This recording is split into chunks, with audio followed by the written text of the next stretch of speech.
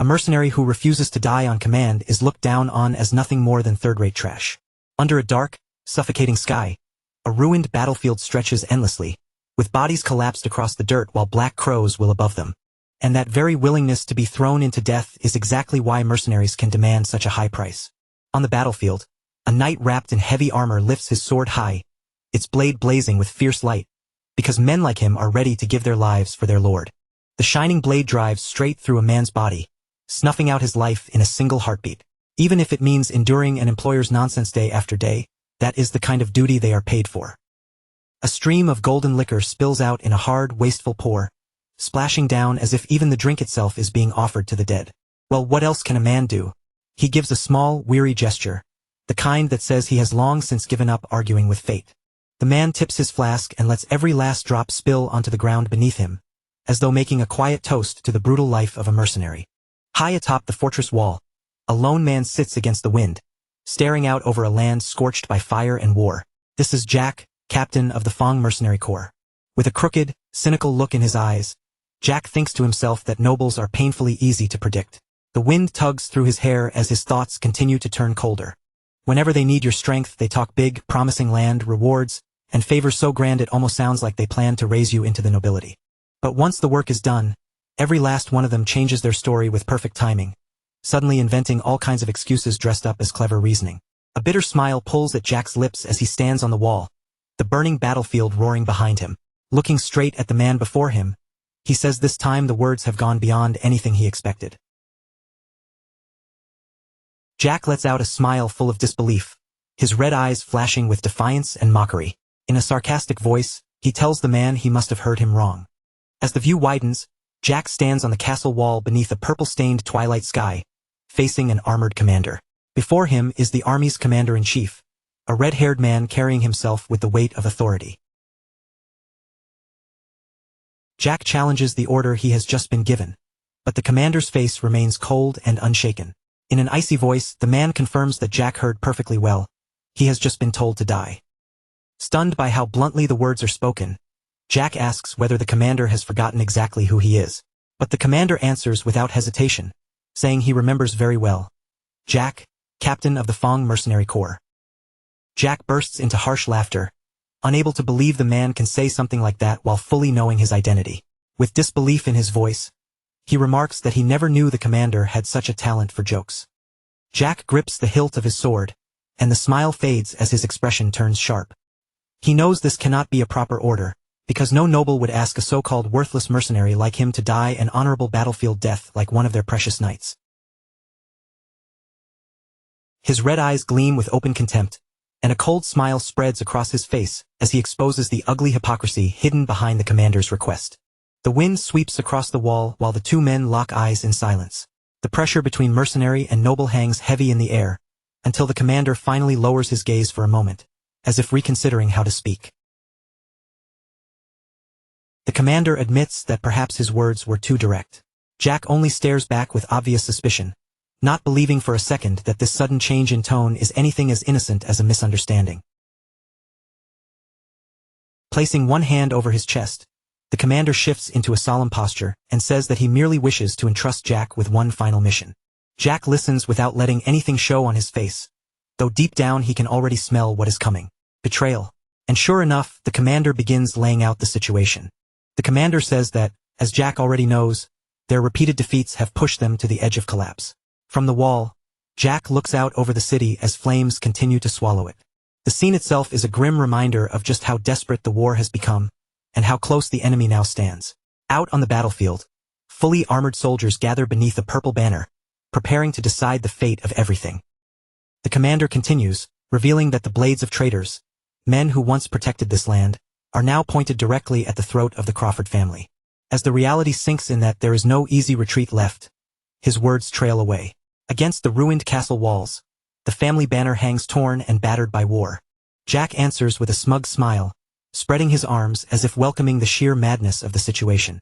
Given the circumstances, he says, he understands exactly where this is going. With a toothy, malicious grin, Jack tells the commander he understands perfectly.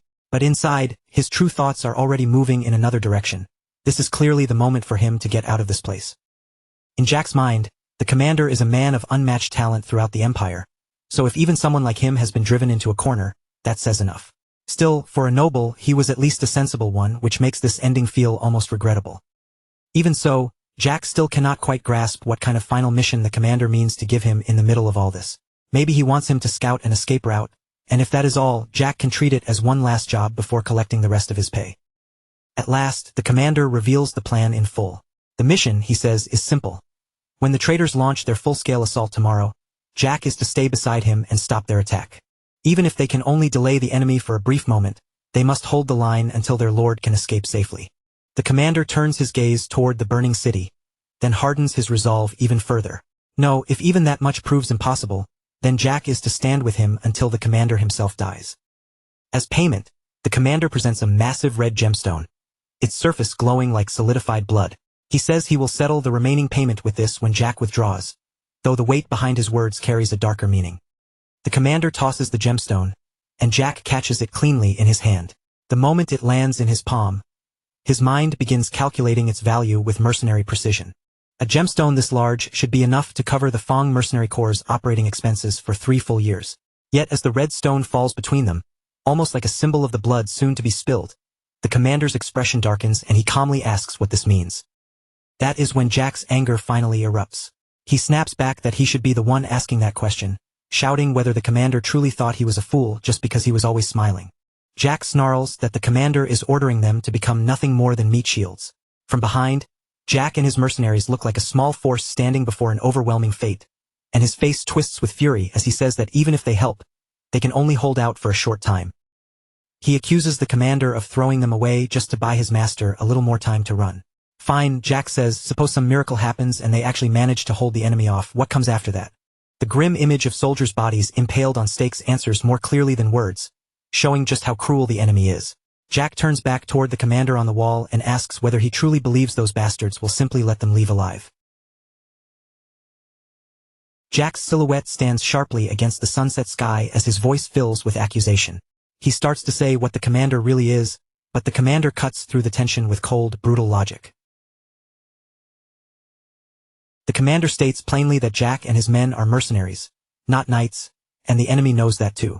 Once the commander dies, the army will collapse, at which point Jack breaks into almost manic laughter and agrees that, yes, that is exactly how it works.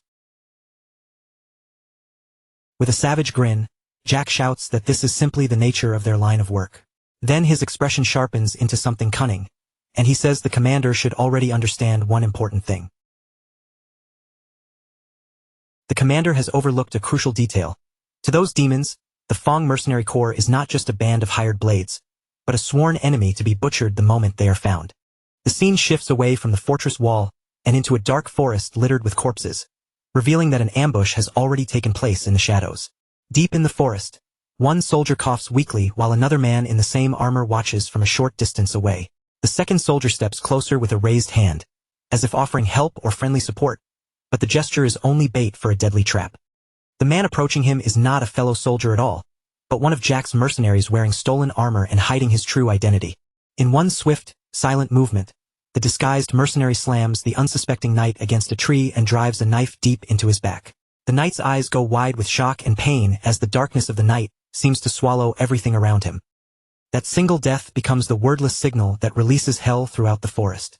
Jack's ambush has finally begun, and from that moment on, the massacre spreads fast, as the unsuspecting knights are cut down one after another by mercenaries wearing the armor of the dead. One knight watches his comrades collapse around him, and horror finally dawns in his eyes. He gasps that it is a trap, just as Jack's voice cuts through the darkness from behind his helmet, his red eyes glowing fiercely beneath the visor. Panic rips through the ranks as the soldiers realize the men beside them are not allies at all. Someone screams that they are the Fong mercenaries, but the warning barely leaves his mouth before his voice is silenced forever, while a furious commander roars from atop his horse. The mounted commander snarls at them, calling them bastards for daring to disguise themselves as their fallen soldiers. He spits that they know absolutely nothing about honor. But before his condemnation can fully leave his mouth, Jack's side answers with brutal contempt, as if honor is nothing more than a word fit for dogs. In the very next instant, A sword cuts through the air with a sharp whistle and slices cleanly through the commander's neck. His severed head drops to the ground with a heavy, sickening thud, and with that one merciless blow, the battle is brought to a savage close. Jack stands amid the aftermath, his helmet stained with blood as he surveys the carnage with terrifying calm. Through the narrow slit of his visor, one red eye shines coldly in the darkness. Back on the fortress wall, the red gemstone now lies abandoned on the stone floor between them. Jack explains to the commander that he has already taken the heads of several enemy commanders, so the man should understand exactly how the Fang Mercenary Corps has survived this long. As he speaks, he steps closer with a mocking smile tugging at his lips. Right now, those traitorous bastards are far more eager to tear Jack and his men apart than to waste their strength chasing after the commander's lord. The commander's jaw tightens, his composure visibly shaken by the scale of Jack's move and the sheer audacity behind it. Jack mocks the man's plan, asking if he truly expected the Fang Mercenary Corps to draw all the enemy's attention so neatly. The commander forces himself back into control and warns Jack in a cold voice to focus on completing the mission. Otherwise, he says, killing Jack and taking command of the Mercenary Corps will be the only choice left, and as those words fall, his hand moves to strike. With one swift, violent motion, the commander attacks, sending Jack flying across the wall before smashing him hard into the battlements. Jack hits the ground wounded, his body aching against the stone, yet his eyes burn with disappointment and rage. He says he truly believed the commander was at least a little different from other nobles, only to realize he is the worst kind of scum after all. From the other side of the wall, the commander offers an apology, telling Jack that he means it sincerely. But with his hand already resting on the hilt of his sword, Jack answers that there is no need for any apology. In fact, Jack says, his voice turning colder, this outcome may actually be better for everyone involved. After all, if he were to take the head of a bastard like the commander and offer it to the demons lurking outside, Jack doubts he would feel even the slightest regret. The commander immediately reads Jack's intention and asks if he plans to hand over his head to the traitors and beg for mercy. Then, almost as if answering for him, he admits that Jack would gladly surrender him and flee if he could, but he is certain Jack has already prepared some way to keep his men from being stopped. His eyes sharpen with a reluctant respect for Jack's cunning. And if that is the situation, then as the commander of this army, he must carry out his own duty until the very end. The rebels will be satisfied if they receive the heads of 2 commanders, and in exchange for that blood price, they will spare the lives of the commander's men. Jack freezes, staring at him in disbelief as he repeats the word 2. Then the terrible meaning sinks in. This man intends to save his subordinates by offering his own head as well, just as an open box reveals the severed head of the enemy commander. It is the commander whose men Jack's mercenaries killed in the forest, the proof of that bloody ambush laid bare before them. The commander's gaze grows distant, heavy with melancholy, as he speaks of all those people. His soldiers, the men he dragged along with him to this doomed place.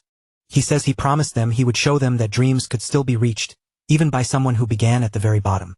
With a faint glimmer of respect in his eyes, he continues, saying they believed in him and followed him all the way here.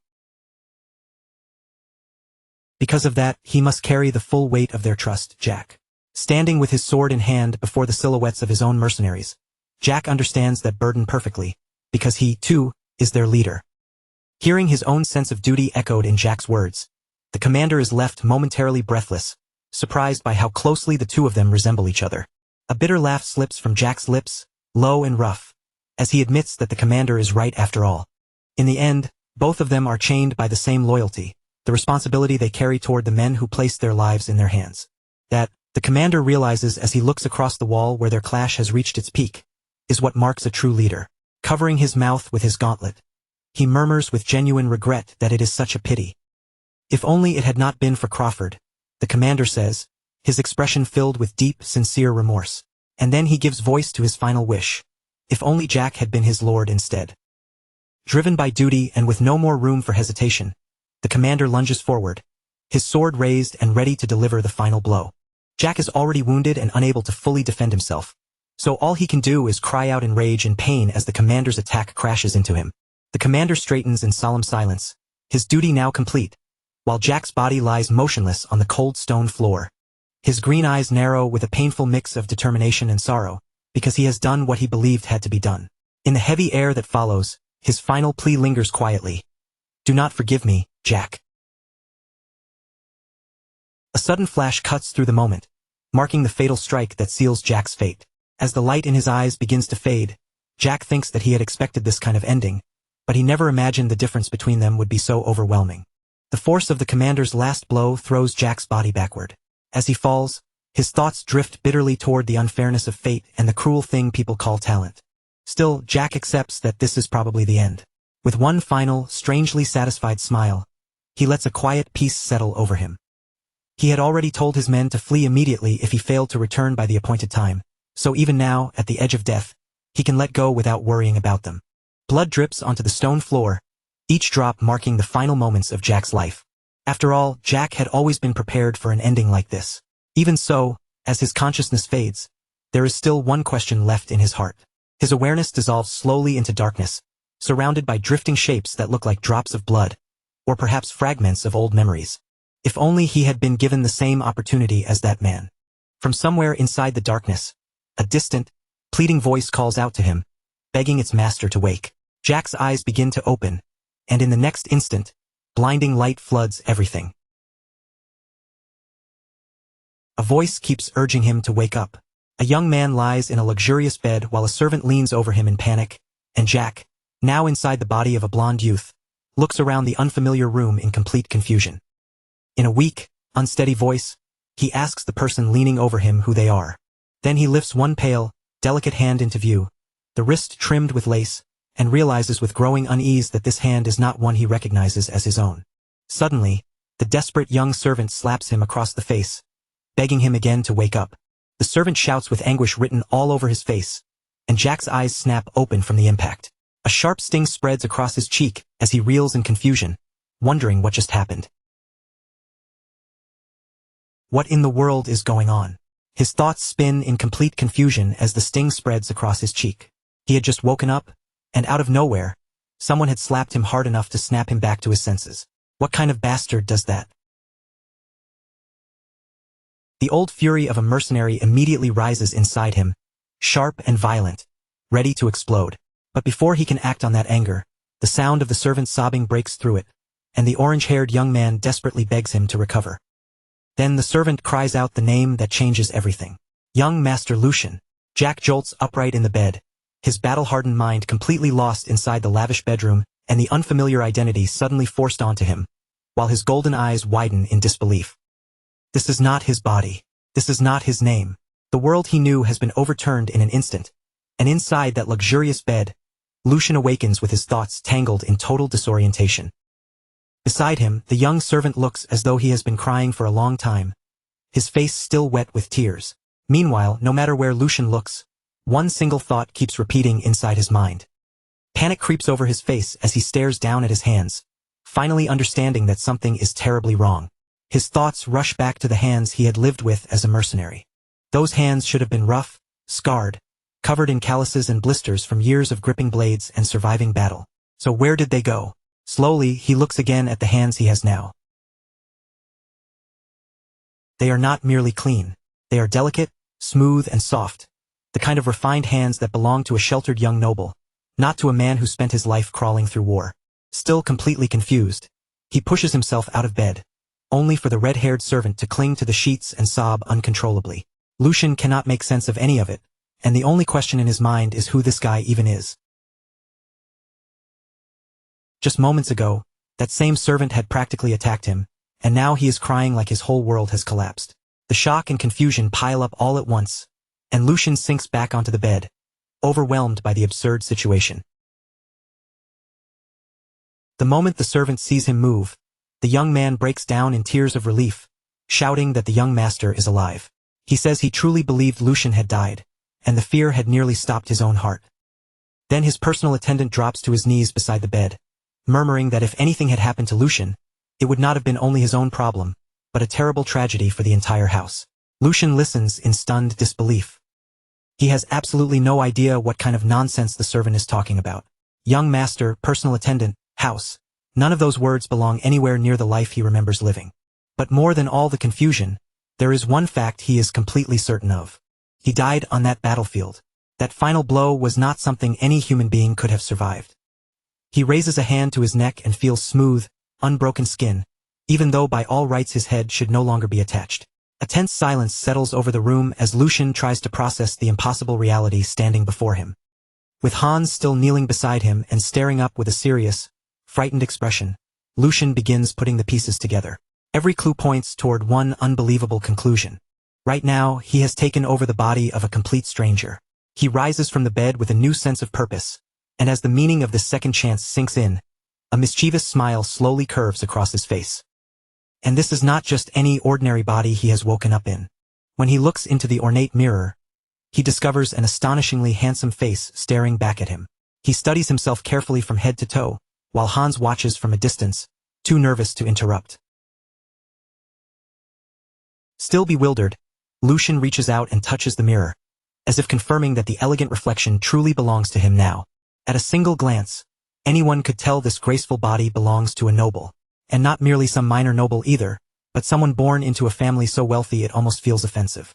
Taking in the expensive furniture, the refined room, and the overwhelming luxury surrounding him, Lucian turns his gaze toward Hans. First, he needs to understand exactly what situation he has landed in. Clearing his throat, he addresses the servant and tells Hans that there is something he needs to ask. Hans flinches at being spoken to so directly, but his eagerness wins out immediately, and he assures Lucian that he may ask him anything at all. Lucian goes straight to the most important question first and asks what year it is. Hans looks surprised by such a strange question, but assumes the medicine must still be clouding his young master's mind. So with a nervous smile, he answers that it is the year 846 of the imperial calendar. The answer strikes Lucian like a blow. He can barely process the words, and in a low whisper, he repeats the question in disbelief. As the truth slowly sinks in, the realization hits him with terrifying force. The year 846 is 15 full years before the day he died. He understands then that this is not only a reincarnation into someone else's body. Somehow, he has also been thrown back through time. Lucian lets out a heavy sigh and runs a hand through his blonde hair.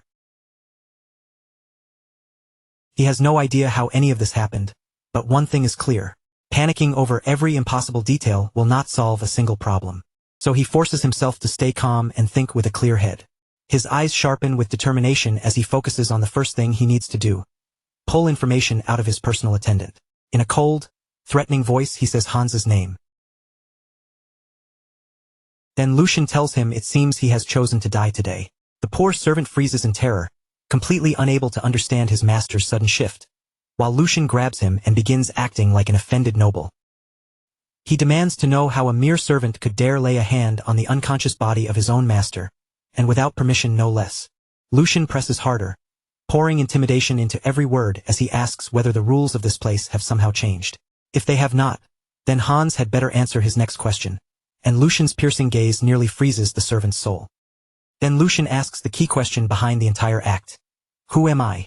Hans's eyes go wide with pure panic and confusion, and, terrified by the question itself, he bows deeply before him.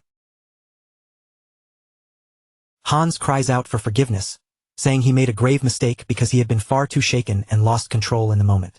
Through frantic sobs, Hans finally reveals his master's identity. He says Lucian is young Master Lucian Waldeck, the third son of the esteemed House Waldeck, and the moment those words reach him, Lucian freezes. The name Waldeck echoes through his mind, and with it comes a flood of memories from the life he lived before. In his thoughts, a banner bearing the golden lion emblem of Waldeck rises clearly before him. Impossible. The Waldeck family. The image of an unbelievably opulent mansion follows next, shining in his memory. It is the very same House Waldeck he once knew as a mercenary. The emblem of House Waldeck burns vividly in his mind, belonging to one of the most powerful noble families in the entire empire. He remembers their prestige clearly. A noble house that has long stood beside the emperor as one of the empire's great pillars, so distinguished and influential that its power could even rival the imperial family itself. Lucian, who had once lived as Jack, knows the affairs of that family far too well, because 15 years ago, he spent several years working as a guard at House Waldeck. The irony is almost cruel. After dying, he has awakened in the very place where he once worked as a hired guard. Then reality hits him all over again. He has not only reincarnated into the family he once served, he has become the third son of House Waldeck itself. A small, ironic smile pulls at his lips. This is ridiculous, he thinks, because the situation is too absurd to accept calmly. Memories of his past life return, especially the miserable position he once held in the world, despised and humiliated by nobles who tossed coins at him as if he were no better than a dog. He remembers enduring every kind of hardship imaginable, walking alone and bloodied through cemeteries filled with the bodies of fallen comrades. And now, after all that suffering, he has been handed an opportunity. The timing itself feels almost bitterly ironic, and the question he once carried comes back to him with a sharper edge than ever. All his life, he had wondered how far he might have climbed if he had ever been given the same opportunities as those born above him. And now, it feels as though fate itself has finally placed that answer right in front of him, daring him to see how far he can go. The image of his old self cracks apart in his mind, and with it, the heavy chains that had bound him to his former life fall away. Accepting this impossible new reality with cold resolve, he makes a silent vow to fate. If this is the chance you have decided to give me, then watch closely and do not look away. With fresh determination burning in his eyes, Lucian opens the door of his room, ready to step into this second life. He walks out onto a balcony drenched in warm sunlight, the bright air wrapping around him like the first breath of a new beginning. With a confident smile, he makes a promise to himself and to the world waiting beyond those walls. Just watch and see how high I can climb, and what kind of life I will carve out with these new hands. As the view pulls farther back, the full grandeur of the Valdic estate comes into sight. A vast palace so magnificent that it makes everything Jack once knew seem small and crude by comparison. Now dressed in refined, noble clothing, Lucian walks beside Hans through the dazzling corridors of the estate. As expected of House Valdic, he thinks the wealth on display here is almost overwhelming. He has been to countless places in his years as a mercenary, from noble residences to battlefield camps. But this mansion is easily the most extravagant and shamelessly luxurious place he has ever laid eyes on. As he quietly watches the servants moving through the halls, Lucian realizes that this is the world he will have to blend into from now on, and he will need to adjust quickly. However, his sharp mercenary instincts soon catch something strange hanging in the air. Ever since he stepped out of his room, every servant they passed has been looking at him with an odd mixture of surprise and unease. Soft whispers ripple behind hands and lowered eyes, with some servants murmuring in disbelief, asking if that is truly young Master Lucian. Others stare from the corners of the hallway, muttering that he has finally come outside and wondering just how long it has been since anyone last saw him. The shock on their faces is impossible to miss. Lucian feels the weight of the household staff watching from the shadows, their gazes filled with curiosity, caution, and quiet confusion. He turns to Hans and asks whether it is only his imagination, or if the atmosphere around them feels strange. Hans explains that it is only natural, because the young master locked himself away for an entire year and 2 months, seeing no one except him. That revelation lands heavily, and a grim image flashes through his mind. The original Lucian lying collapsed on the floor of a dark room stained with red. Lucian cannot understand it at all. To shut himself away for more than a year, what could the son of a duke possibly lack so badly that he would destroy himself in such a pitiful way? Even if Lucian does not fully understand how nobles think, it should still have been impossible for a young master to behave so freely in a household this strict, especially with the head of the family being who he is. Archduke Sigmund is a giant among men, someone known for protecting the empire with unshakable principles and convictions that no one could easily bend. Lucian knows there is no way a man like the Archduke would casually allow his own son to rot away in some corner of the mansion. In his mind, the image of the Archduke watching over a bedridden Lucian surfaces, and from that, Lucian reaches a cold, logical conclusion. Either the original Lucian was such a troublesome son that he stood on the verge of being disinherited, or there was some powerful reason that forced the Archduke to look the other way. Until he uncovers the truth, Lucian decides he must avoid the Archduke at all costs. But at that exact moment, someone steps into their path and blocks the way. An older man approaches with calm composure, saying that it seems the reports of Lucian's complete recovery were true after all. Both Hans and Lucian stop at once, caught off guard by the sudden appearance. The man before them is the chief butler, a gray-haired gentleman wearing a gentle smile.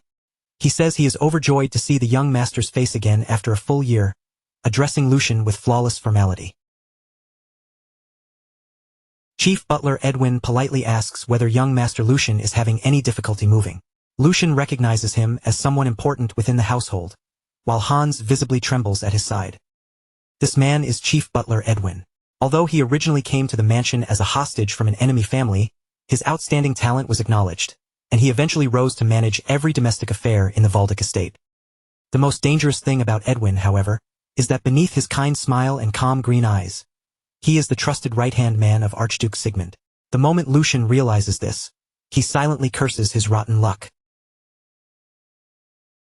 This is bad. Of all the people he could have run into, Edwin is one of the very last he wanted to face. A man that Sharp would immediately notice the rough manners of someone who had lived on the streets and battlefields. Lucian's thoughts race quickly.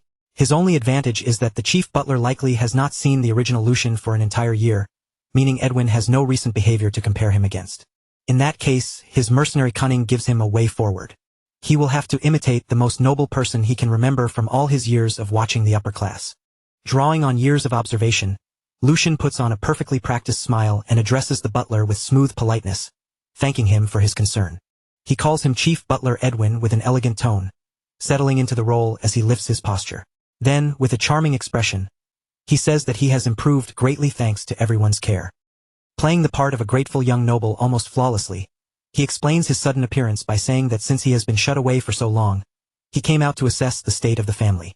Then, with a light and graceful turn of conversation, he adds that running into Edwin must be a sign the gods are smiling on him. Cleverly shifting the focus away from himself, he asks whether the family has been well. Edwin watches him in silence for a brief moment, as though carefully measuring every word and gesture. Then he answers with a courteous smile, saying, "Yes, young master, House Valdick remains as strong as ever, and it is a relief to see that both Lucian and Hans are well." Inside, Lucian laughs in relief. Thinking about it now, how could there possibly be a problem in this household with someone like Edwin overseeing everything? From Edwin's reaction, Lucian decides the butler does not seem suspicious. Believing he has safely passed the first test, he prepares to withdraw, saying it seems he was worried for nothing and that he will now take his leave in peace. He adds that since this is his first time outside in a long while, he is already feeling exhausted. But before he can escape, Edwin's calm voice stops him cold, asking forgiveness for speaking bluntly while requesting that he delay his return. Lucian feels his blood run cold. His escape route has been cut off before he can take it. With a serious expression, Edwin delivers the very news Lucian did not want to hear. "Archduke Sigmund wishes to see you immediately, young master." Lucian slowly turns back, panic flickering in his eyes. The one person he had just decided to avoid at all costs is now calling for him directly. The next moment, the scene shifts to a vast, imposing office where Lucian stands alone before his father's enormous desk. Sitting beyond that desk in a chair that looks almost like a throne is Archduke Sigmund, an overwhelming man whose mask conceals part of his face. A heavy silence fills the room before the Archduke finally calls out to his son, "Young master." Lucian stands stiff and motionless before the most powerful man he has ever faced, unable to relax even a single muscle.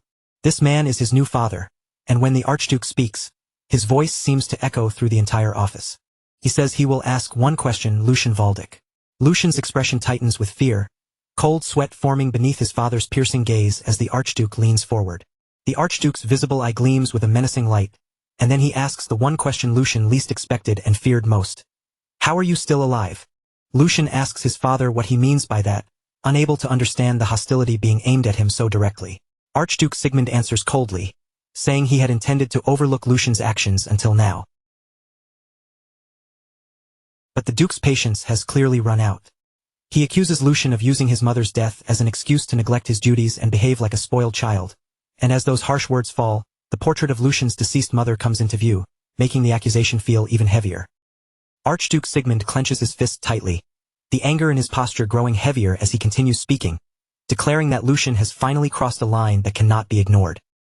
He accuses Lucian of staging a protest by shutting himself away for more than a year, and his fury reaches its peak when he says Lucian treated his own life as if it were something cheap and meaningless.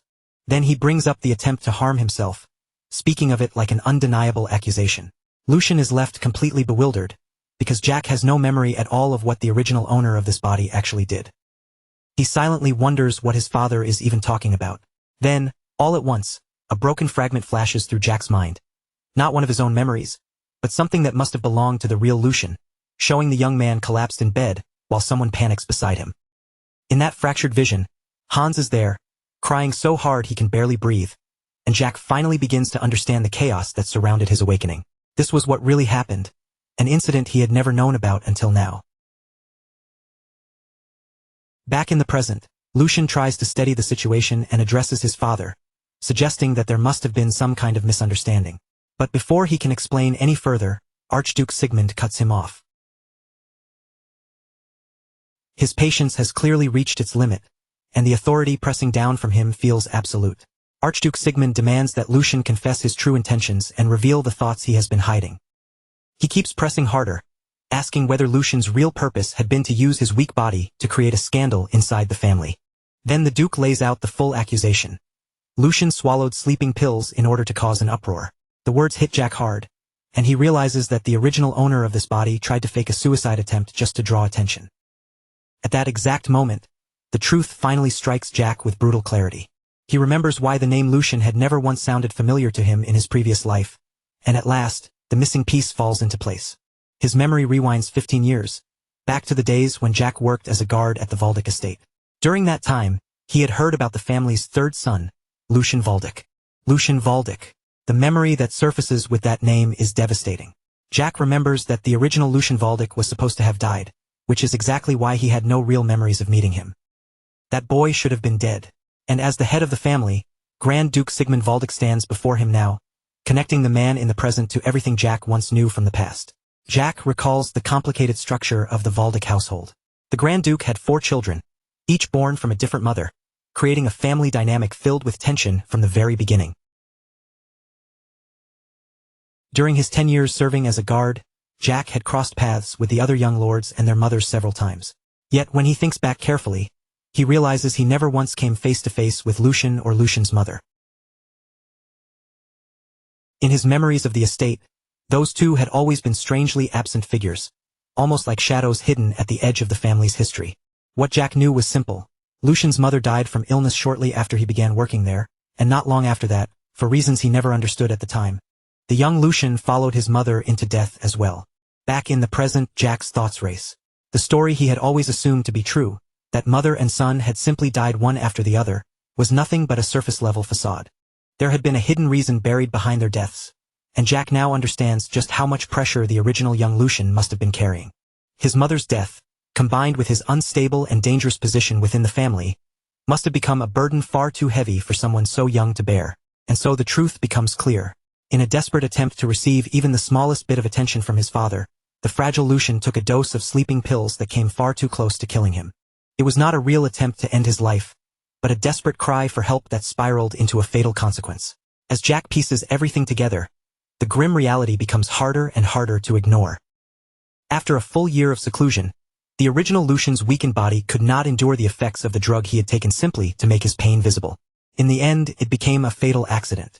The young Lucian died there quietly, his desperate plea for help ending in a death he never truly meant to choose, and Jack finally grasps how complicated the situation really is.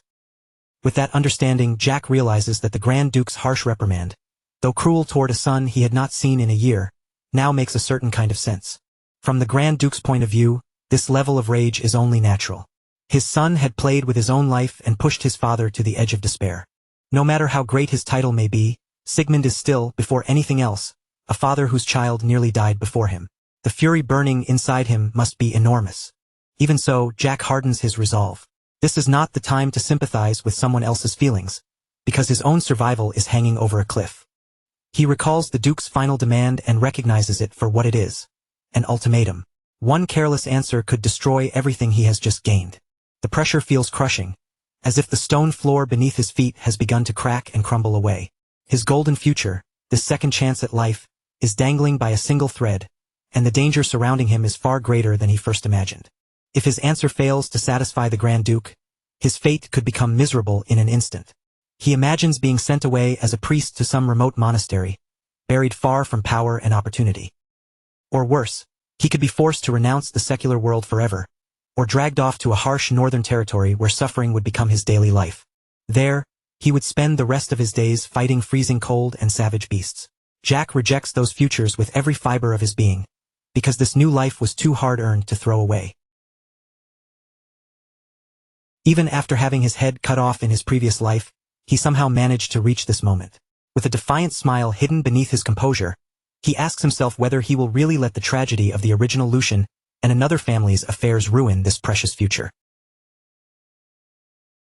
Once his decision is made, Lucian faces his father directly and begins by saying that he will speak exactly as he was asked to. First, he apologizes for staining the name of Waldeck with his foolishness and for causing his father such great worry. Bowing his head with one hand over his heart, he offers a sincere apology, wearing the face of a remorseful and respectful son. Meanwhile, Edwin the head butler watches everything in silence, visibly surprised by the sudden change in the young master's attitude. Lucian continues, declaring that the fault belongs to him alone and that he will make no excuses, accepting whatever punishment his father decides to give. But right after that, he shifts his approach. He argues that saying such things now cannot change what has already happened, and because of that, this is the moment when they should look toward what comes next. Boldly, he asks his father whether it would not be right to rejoice from the heart that the son he believed he might lose is still alive. The Grand Duke seems caught off guard by the sudden turn, quietly repeating Lucian's idea that what has already happened. Lucian says the past cannot be reversed. Then he steps forward with confidence, insisting that instead of binding a life saved from the brink of death to yesterday's mistakes, they should move on. He brings his heels together with a new sense of determination, ready to declare the purpose of this life. In a clear, steady voice, he proclaims that he intends to live diligently for the future waiting ahead of him. Then, with a sly smile carefully hidden beneath respectful words, he makes his bold request. He asks Sigmund not as the Grand Duke, but as a father, to offer him just one word of encouragement. Sigmund listens in silence, his expression hard and unreadable as he measures every word coming from Lucian's mouth. Lucian then presents his final and most manipulative argument, claiming that a father's duty is to willingly embrace a child who has sincerely repented, appealing directly to the bond between parent and child rather than rank or authority. He finishes by framing his audacious request not as disrespect, but as a sacred duty joining father and son beneath the laws of heaven. Edwin, standing nearby, is left completely stunned by what he is witnessing. Incredible, Edwin thinks, unable to process the transformation before his eyes. He had sensed that something about Lucian's aura had changed, but this goes far beyond his expectations, especially when the Lucian he remembers was always a child trembling under fear and anxiety.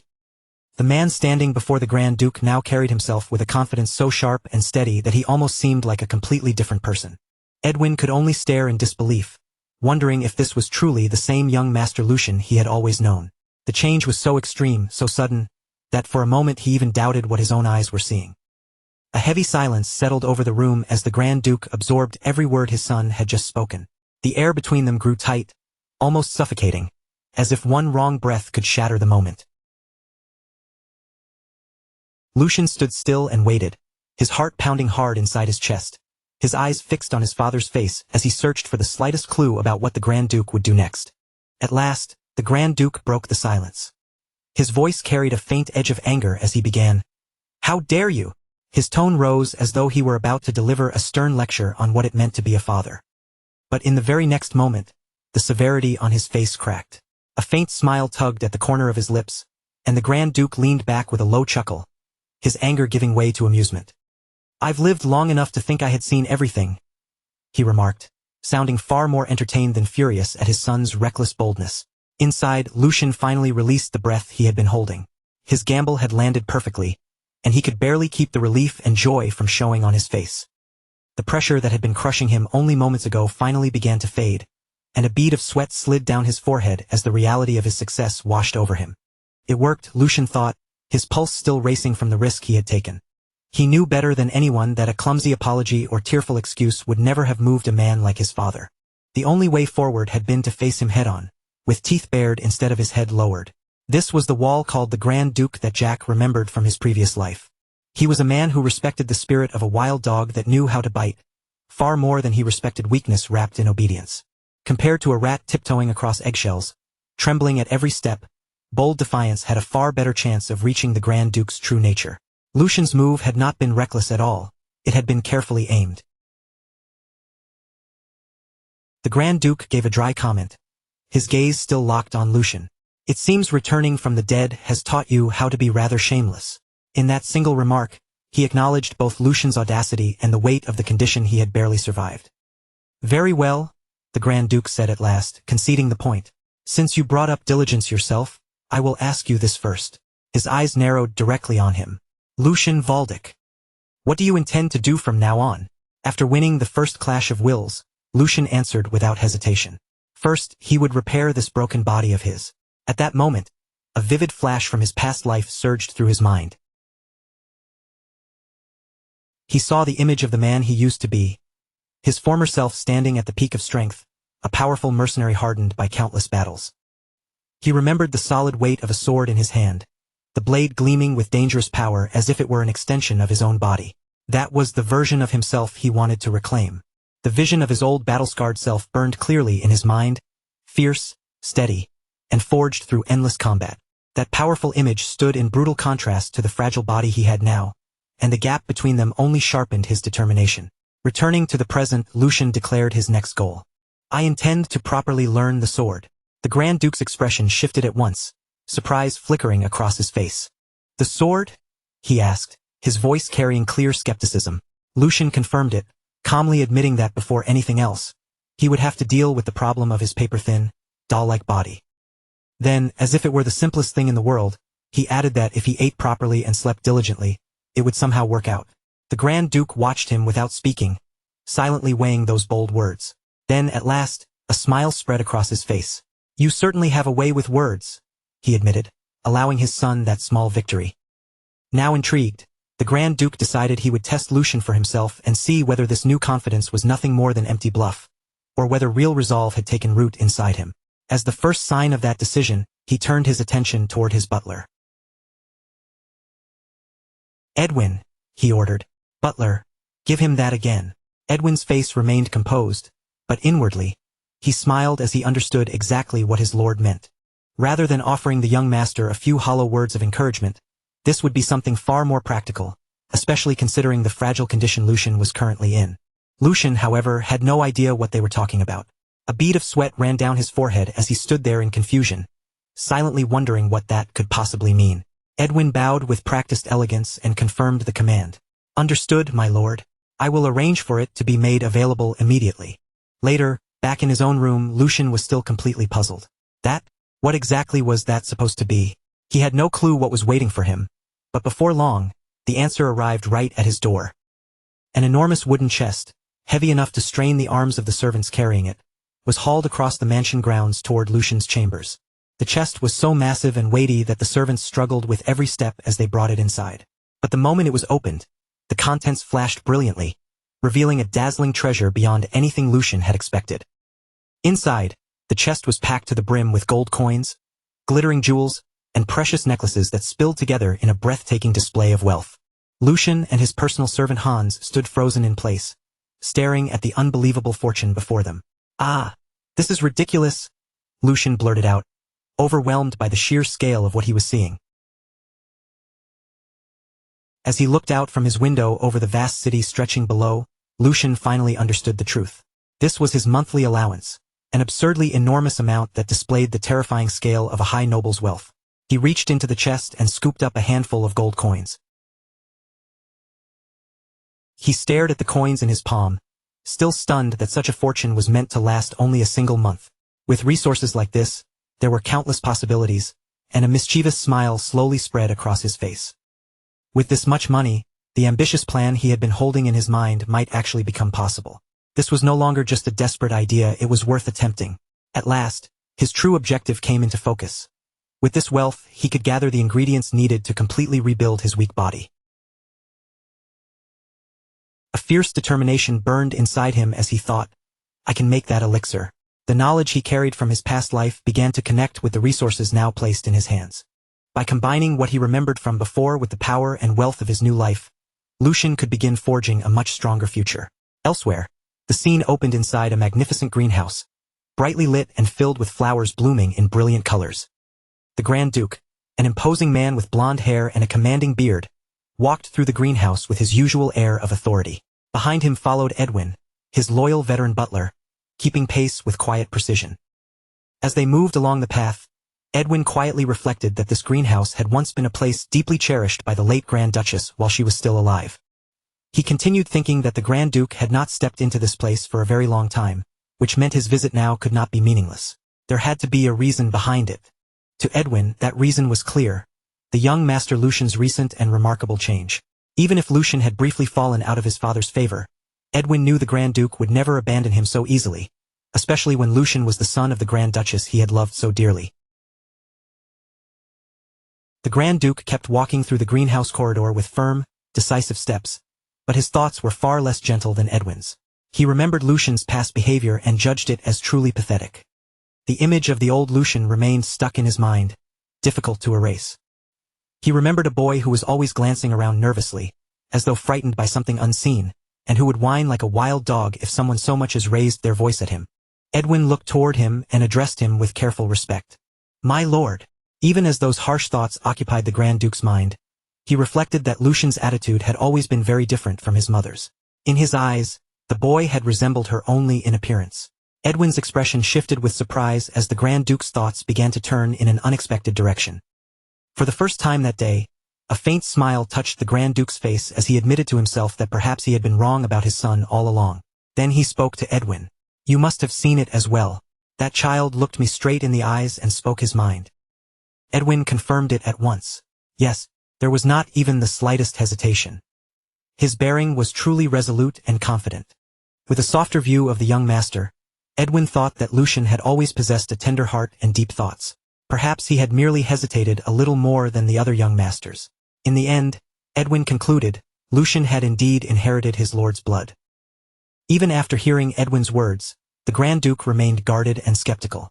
"That remains to be seen," he replied simply.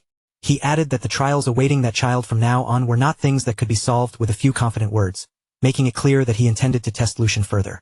But then, wearing a worried expression, Edwin interrupted his lord's thoughts. "My lord, however, there is a problem." The Grand Duke turned his gaze toward him, intrigued. "A problem?" Edwin explained that although the support funds for young Master Lucian had been reinstated, it had been confirmed that certain details surrounding them had leaked outside. The scene then shifted to reveal the culprit behind the matter. After an investigation, it appeared that the second young master, Geordie, was involved, and he stood there burning a letter with a malicious smile on his face. Edwin explains that Geordie has already removed the head maid who had been serving Lucian and quietly replaced her with someone from his own trusted circle. The move makes his true intention painfully obvious. He wants Lucian watched at every moment. Hearing this, the Duke clicks his tongue in mild irritation, admitting that while Geordie is undeniably capable, his thinking is far too narrow and petty. A shadow settles over the Duke's face as he falls into thought. He understands Geordie's feelings well enough, especially the deep resentment Geordie carries toward Lucian because of the tangled matters involving their maternal families. Even so, the Duke had not expected that grudge to drive him this far, or to make him cling to Lucian so persistently. Edwin carefully asks whether they should prepare a separate countermeasure, but the Duke cuts him off before he can go any further. No, he tells the butler, they are not to interfere in this matter. Edwin cannot completely hide his concern, and he questions whether that decision might be too severe for someone who has only just begun taking his first real steps forward. The Duke's gaze lowers toward the pawn before him, as if Geordie's little scheme is nothing more than a minor move on a board. To him, this kind of pressure is merely a small trick. He coldly states that even this is part of the price Lucian must pay for failing to come to his senses sooner. In the Duke's mind, the past year of Lucian's wasted time cannot simply be ignored, and this situation may serve as the perfect trial for his newly awakened resolve. With a calculating look in his eyes, he decides that the problem may actually be useful. Let's see how that child deals with this, he thinks.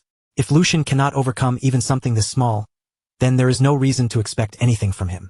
After all, real strength has to be shaped and seized with one's own hands.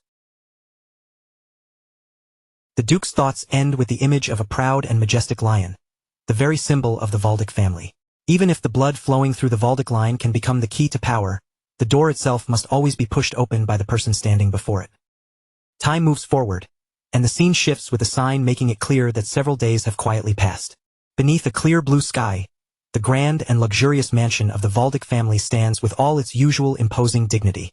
Inside the corridors, two maids whisper among themselves while glancing toward Hans, who remains stationed like a guard outside Lucian's room. One of them quietly wonders just how many days that man has been standing there. The maids continue murmuring, saying that the young master has locked himself inside his room yet again. A closer look at Hans reveals his tense face, burning with anger and stubborn resolve, making it clear that no matter who comes near, he has no intention of letting anyone disturb his master. Hans' thoughts drift back into recent memories, and in that memory, he appears almost overwhelmed with panic and disbelief. It has now been 3 days since the support funds, which had once been cut off, finally started arriving again. In the memory, Lucian calmly assures Hans that the support had been restored because his conversation with the Grand Duke had gone well. Beside a large chest, both Hans and Lucian are shown visibly relieved, their faces softened with happiness as the weight on their shoulders finally begins to lift. When the chest is opened, it is not filled with gold coins alone. Glittering jewels and valuable treasures gleam inside as well, enough to show that this is a truly considerable fortune. Even so, Hans looks toward Lucian with worry still lingering in his eyes. Hans understands better than anyone that, with the strained relationship between father and son, that conversation could never have been simple or comfortable for his young master. Facing the Grand Duke must have taken far more than a casual request. At that moment, Hans realizes that Lucian must have gathered an incredible amount of courage to stand before his father like that. The warmth in Hans' expression makes his loyalty and deep affection for Lucian impossible to miss.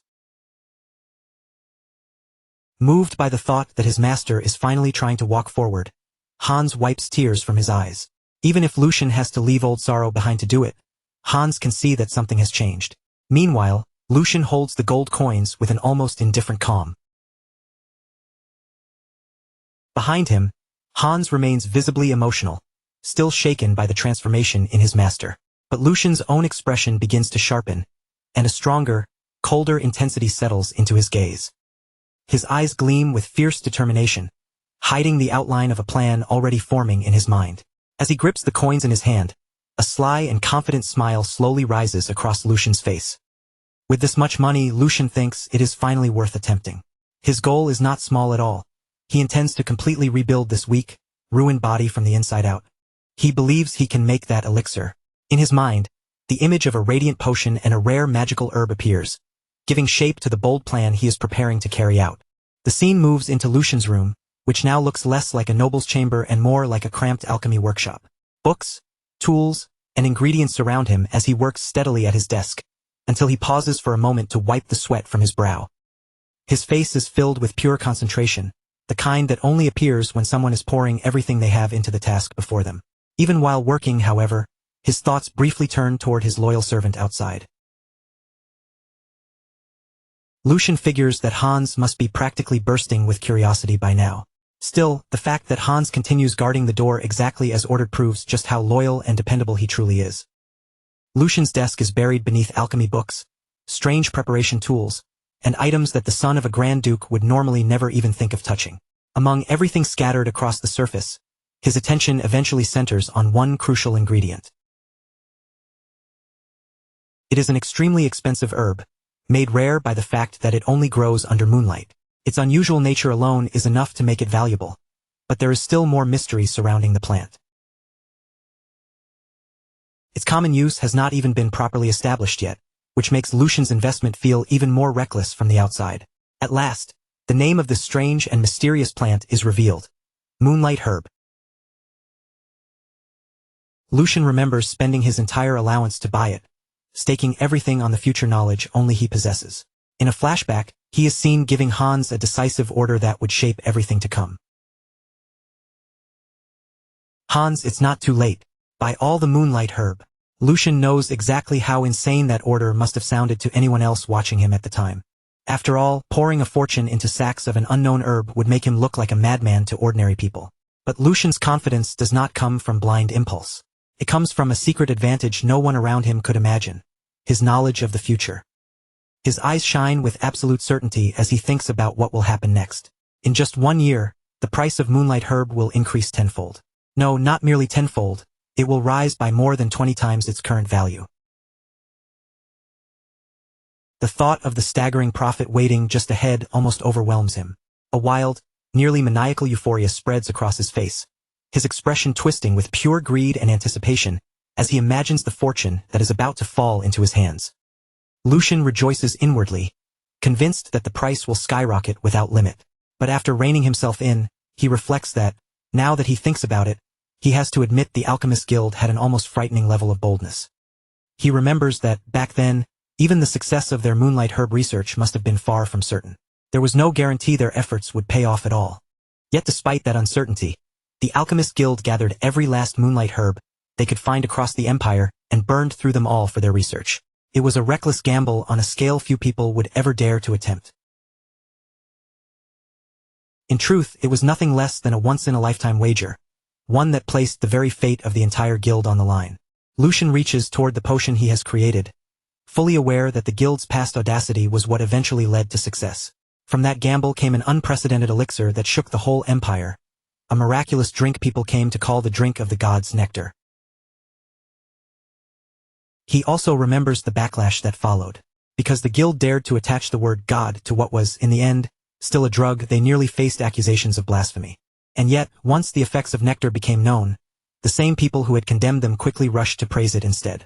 The previous accusations vanished as if everyone had agreed to forget they had ever existed. Lucian smiles with smug satisfaction, because he knows the entire story behind that miracle and understands exactly what kind of power he is about to use. Nectar had shattered a fundamental belief that had stood firm for more than 1,000 years. For ages, everyone believed that a martial artist's realm was decided at birth. That limit was treated like an absolute law no one could challenge. A person's innate nature was their destiny, and their constitution was something that could never truly be changed. That belief was as unyielding as iron chains wrapped around the entire world. And the thing that broke those chains, the thing that overturned that supposedly unbreakable common sense, was none other than nectar.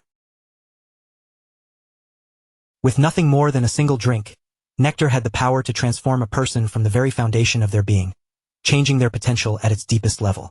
Even someone born with absolutely no talent could be reshaped into a swordsman useful enough to stand on the battlefield.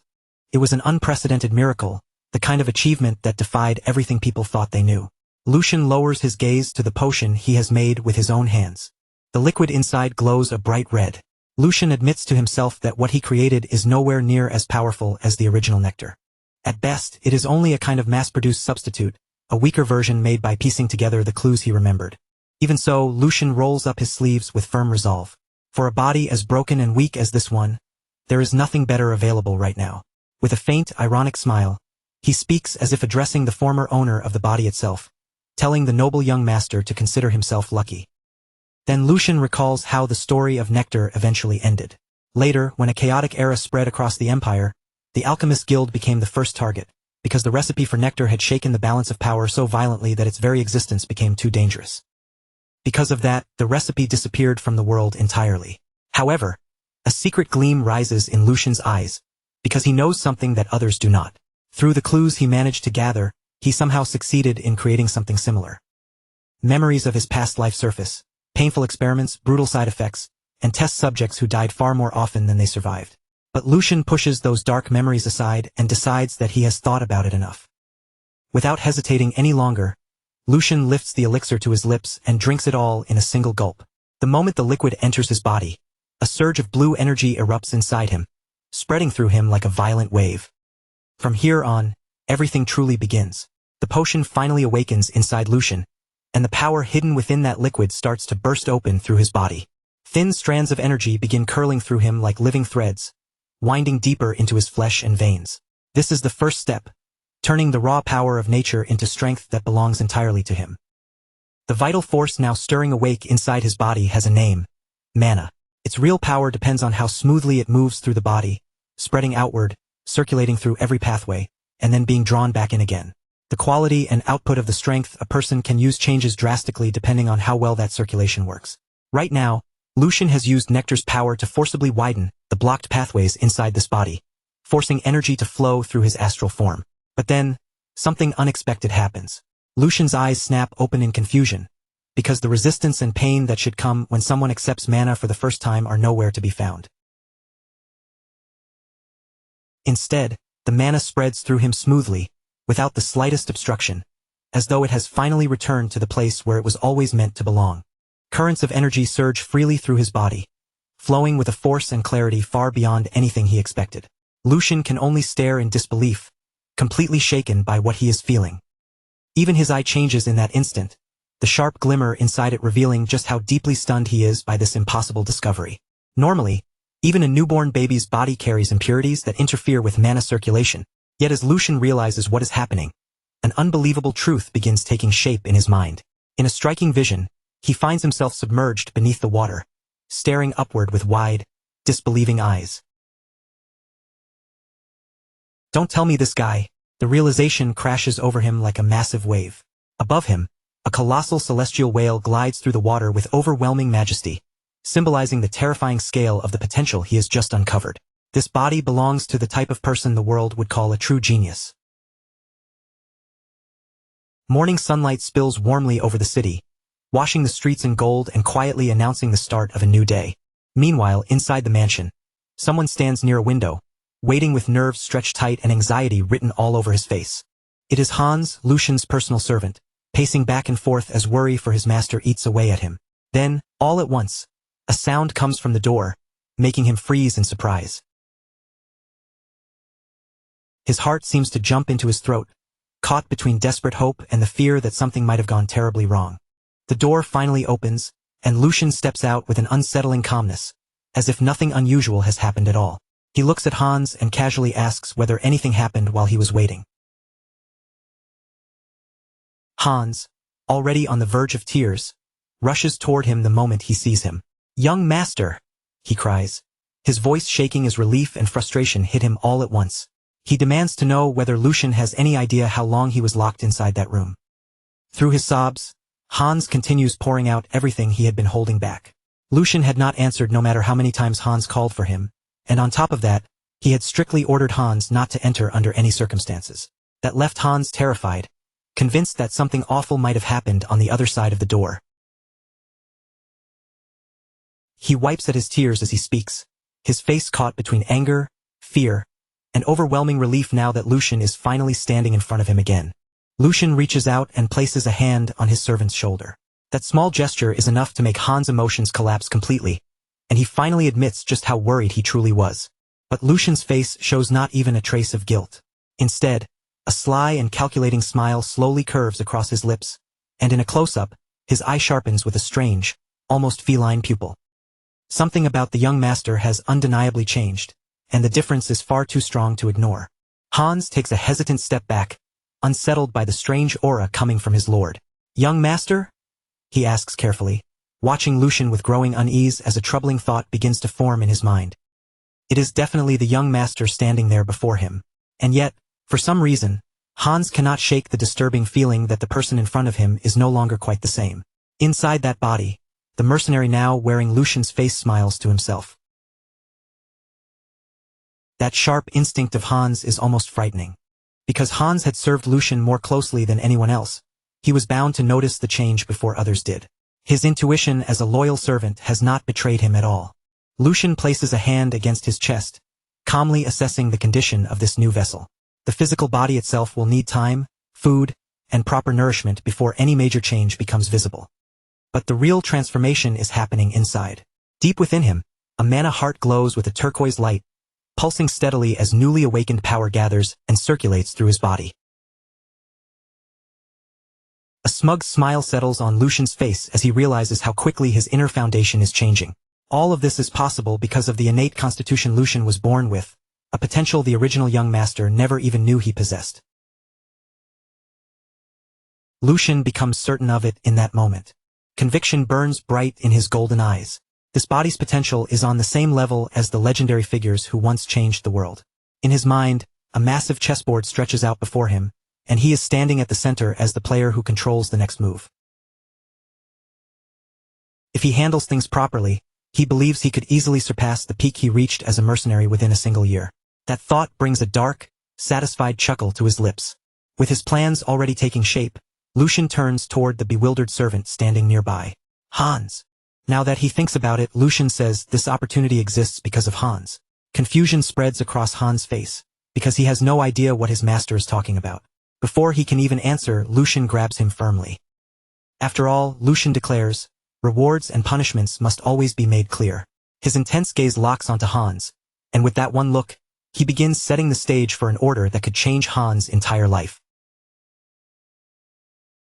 "Listen carefully, Hans. I'm only going to say this once." Lucian's expression grows almost wild, his eyes gleaming with a manic confidence that makes every word feel dangerous. He gives Hans his command. Gather everything he owns, sell even his underwear if that is what it takes, and bet it all on Lucian. Then, with absolute certainty, Lucian promises to guarantee him a smooth path all the way to the top. He says it with explosive laughter, his confidence overflowing so fiercely that it almost feels impossible to argue with him. Then Lucian throws his arms wide in a dramatic flourish and shouts that they should rise to the heavens together, leaving Hans completely frozen in disbelief. Deep inside, the mercenary cannot help but revel in the absurdity of it all. He even finds himself feeling jealous of Hans. Back in his own time, he thinks there were no nobles like this around to bet everything on. Hans, on the other hand, can only stare at him with total confusion, barely managing to call out, "Young master," as he struggles to understand what just happened. 1 week later, the scene shifts to a quiet forest overflowing with greenery, sunlight, and the gentle feeling of life all around them. Lucian and Hans walk along the forest path together. For the first time in what feels like ages, Lucian looks relaxed and genuinely at peace, strolling with his hands behind his head and whistling lightly, while Hans follows behind him with worry still written across his face. This is refreshing, Lucian thinks, a satisfied smile spreading over his face. For once, life feels almost unbelievably easy. He thinks back on the previous week, remembering banquets served with flawless timing and table after table of delicious food brought to him without pause. His room had been cleaned without him needing to lift a single finger, with a group of maids constantly attending to every little detail around him. They had even prepared a soft, comfortable bed for him, the kind of cozy luxury he had never once experienced in his former life. The contrast is almost painful when he remembers how hunger used to be part of his everyday routine. Thinking about it now, a bitter laugh slips out of him. Thanks to that comfortable life, he was able to focus completely on recovering his body. More than that, he finally had time to investigate the one thing that had been weighing heavily on his mind. His expression grows serious as he prepares to face the question tied to his own past. His thoughts turn to Jack, the man who should have been a guard of the Valdic family. That was the version of himself from a previous life, a life that now feels increasingly distant, blurry, and hard to grasp. Still, Lucian had looked into it carefully. He had confirmed it with the captain of the guards. No one matching Jack's description had ever applied for a position there, and even the shift Jack used to work in his memories was now being filled by a complete stranger. In other words, the past Lucian remembered simply did not exist in this reality. He clasps his hands together, quietly accepting the strange truth before him. Honestly, this is probably for the best. Lucian decides there is nothing to gain from searching for that version of himself, because finding him would only become another useless distraction. And right now, he does not have the time or energy to waste on something like that. More importantly, he admits to himself that he does not have the confidence to face his past self anyway. A bead of sweat forms as the thought crosses his mind, and he knows without a doubt that he would probably die from sheer embarrassment. Back in the present, Lucian suddenly comes to a stop. A cold thrill of determination runs through his body, sharpening the air around him in an instant. Hans notices the change immediately and looks toward him, sensing that the atmosphere has turned heavy. Lucian turns around with a firm, unwavering gaze, as if he has already made up his mind. Hans stiffens at once, panic spreading across his face as he nervously stammers, "Young Master Lucian." With his voice trembling, Hans asks whether Lucian is truly thinking of going inside. Ahead of them, the training grounds come into view, brightly lit and wide open, waiting like a place tied to painful memories.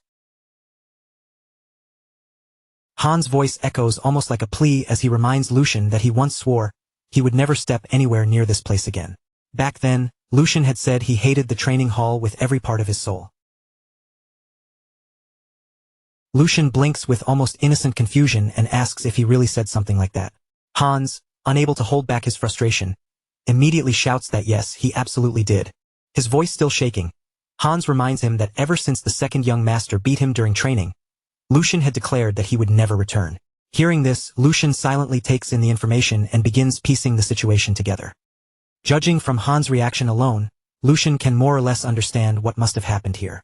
Swordsmanship is a required discipline for the sons of the Grand Duke, which means the training hall would have given the second young master the perfect excuse to torment Lucian under the harmless-looking name of practice. In a flashback, the younger Lucian lies injured on the ground, helpless and unable to stand. From that image, the truth becomes clear. His brother had planted a deep fear of violence inside him. It was the perfect method to make sure Lucian would never willingly set foot in the training hall again. A cruel plan, carried out cleanly and without a single wasted move. Lucian turns to his servant with a calm smile. He says he understands why Hans is reacting this way, but there is no need to worry anymore. All of that, he says with complete indifference, is already in the past. His casual attitude only leaves Hans even more confused and afraid. But Lucian simply moves forward with a malicious smile, telling Hans that all he needs to do is trust him and follow his lead. His resolve leaves no room for hesitation. At last, Lucian and Hans step into the imposing training hall, crossing the threshold into a place filled with old fear and sharpened steel. Inside the hall, two guards are quietly gossiping among themselves. One of them sounds almost unable to believe what he has heard, asking if the rumor is actually true. The other guard confirms it without hesitation, saying he is certain. The third young master is apparently looking around the training hall with his personal servant. Nearby, Hendrik, a man with a twisted mustache, overhears every word. Hendrik strokes his mustache with a look of open disdain, his expression twisting as he wonders what that brat could possibly be thinking by setting foot in this place again. He finds it impossible to believe that Lucian has simply forgotten what happened here. But then, a cruel thought crosses his mind, and his mood shifts. No, he decides this might actually work out perfectly. With that, Hendrik gives an order to his subordinate. He tells the man to go and inform him right away. Then, with a sinister smile creeping across his face, Hendrik adds that by the time that person arrives, he will make sure Lucian is thoroughly cooked. His intention is obvious. He plans to make Lucian's time here as miserable as possible. Meanwhile, Lucian is far too absorbed in admiring the training hall to notice the scheme forming around him. He had expected something impressive, but the place exceeds his expectations by a wide margin. There is not only a generous supply of spare weapons that can be used without fear of breaking them, but also an enormous open space where even the most intense movements would not feel restricted. For the mercenary now living inside Lucian, it feels almost unreal that a single person could own a facility of this scale and quality. A faintly melancholic thought passes through him. If he and his old comrades had been able to train in a place like this, maybe more of his men would have survived. Then the sound of approaching footsteps cuts into his thoughts. Hendrik steps forward with a mocking smile already spread across his face, greeting him with an exaggerated, "Well, well." He continues with oily sarcasm, saying he really was not seeing things after all. To think the third young master himself had come here, it is such a shocking surprise that he honestly could not believe his own eyes. Hendrik's words drip with venom as he says he still vividly remembers how Lucian turned tail and ran without even looking back after his lesson with Nordjordi a year ago. Hans shudders at those words, while Hendrik's cruel smile deepens. He mocks how Lucian fled like a frightened lamb, and then his attention shifts toward the servant. Seeing Hans trembling, he sneers at him as well. With open mockery in his voice, Hendrik asks if that is the reason Hans looks so terrified of this place too. He continues ridiculing them, criticizing Lucian for dragging a servant into the sacred hall of warriors. Embarrassed and uneasy, Hans lowers his head in a shallow bow. Hans quietly greets him, saying it has been a long time and introducing him as Hendrik with humble respect. Lucian, however, only stares at the man without flinching, his eyes beginning to glint with a dangerous edge. Hendrik asks if Lucian remembers how, 1 year ago, he personally instructed him on his stance alongside the second young master. The way he says it makes it clear he is savoring the memory. A flashback appears, showing the original Lucian trembling in fear while clutching a wooden sword, completely unable to defend himself against what was happening. The trauma from that moment is almost visible. Hendrik lifts a hand to cover his mouth, trying and failing to hide the cruel laughter building inside him. He says it was truly a pleasant moment, openly taking pleasure in another person's suffering. But instead of the fear Hendrik expects to see, Lucian's face slowly brightens with a smile. It is a dark, hungry smile that carries an ominous feeling. Lucian's eyes shine with the light of a predator, and as his grin reveals sharp teeth, he thinks about the insolent little runt standing before him. The mercenary inside him reaches only one conclusion: this is going to be fun. A knight is supposed to be the very embodiment of honor and loyalty, a warrior whose name carries dignity and duty. Most of them are born from noble blood, and from a young age, they are expected to master both martial skill and proper etiquette as part of their upbringing. Only after earning merit on the battlefield or through important missions, and only after those achievements are formally recognized, can they receive the title of knight from their lord and finally fulfill the purpose expected of them. But in Lucian's eyes, when all the decoration is stripped away, knights are ultimately no different from house dogs wearing expensive collars. That is why they are obligated to show proper courtesy to the lord who gives them wealth and honor, and to that lord's bloodline as well. Sir Hendrik, however, with his arrogant attitude, seems to understand none of that. Lucian suspects that Hendrik's low family standing may be one reason behind his crude and insolent behavior. But the real issue is not just his background. Hendrik acts this way because he has someone backing him. If Lucian could handle things however he wanted, he would tie the man to a target and throw knives at him until his rotten mindset was reforged through extreme training. He even imagines how Hendrik would tremble if an axe came flying straight toward his face, forcing him to understand fear properly. But his father, the Grand Duke, would not simply stand by if Lucian did that. No matter how unpleasant Hendrik may be, a knight is still part of the family's core military strength and a valuable asset. Punishing him without going through the proper procedure would only create pointless conflict. Lucian clenches his fist and decides that now is not the right time to act. Instead, Lucian shifts the topic and calmly addresses Sir Hendrik. He says it would be foolish to keep avoiding the training hall just because of something that happened in the past. From now on, he plans to come here often, even if it is only to learn the sword forms. Lucian continues, pointing out that, just as Hendrik said, an entire year has already passed. That means he should not waste any more time and must hurry to catch up. Sir Hendrik stares back at him in disbelief. Sword forms, you say? Third young master? Hendrik bursts into laughter, as if Lucian has just told the funniest joke in the world. He mocks him for trying to learn sword forms now when it is already far too late. Lucian calmly asks what he means by too late, and Hendrik leans forward with a smug expression, eager to educate him. He explains that if someone has already passed the age of 15, they can consider it over. Sword forms are secret techniques and legacies created by their ancestors, and simply imitating those movements can grant enlightenment while evolving the body itself. They are the essence of ancestral wisdom. However, Hendrik continues with the same condescending smile. Hendrik continues with complete confidence, explaining that sword forms only have meaning when the path of mana inside the body is still open and able to respond to those movements. According to him, that path closes once a person turns 16. So for Lucian, learning sword forms now would be completely pointless, nothing more than a useless waste of effort. Sir Hendrik finishes his explanation with a smug air of superiority, acting as though he has just delivered an undeniable truth. Without enlightenment, he says, sword forms are only an empty shell, no different from a meaningless dance. Then, wearing a mocking smile, Hendrik steps closer and lowers his voice as if sharing a cruel little suggestion.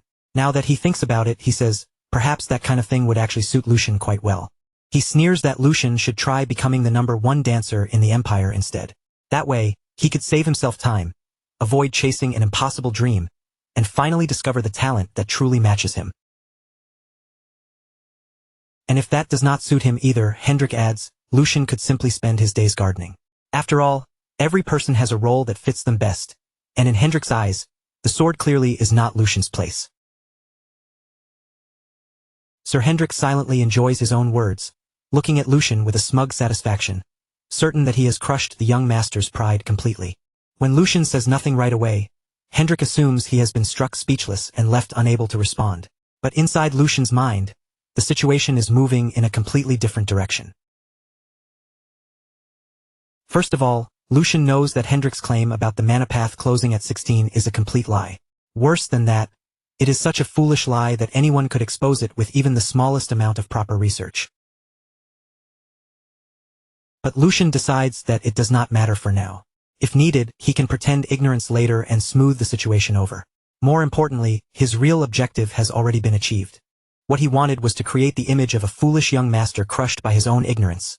Someone unable to offer even a single rebuttal.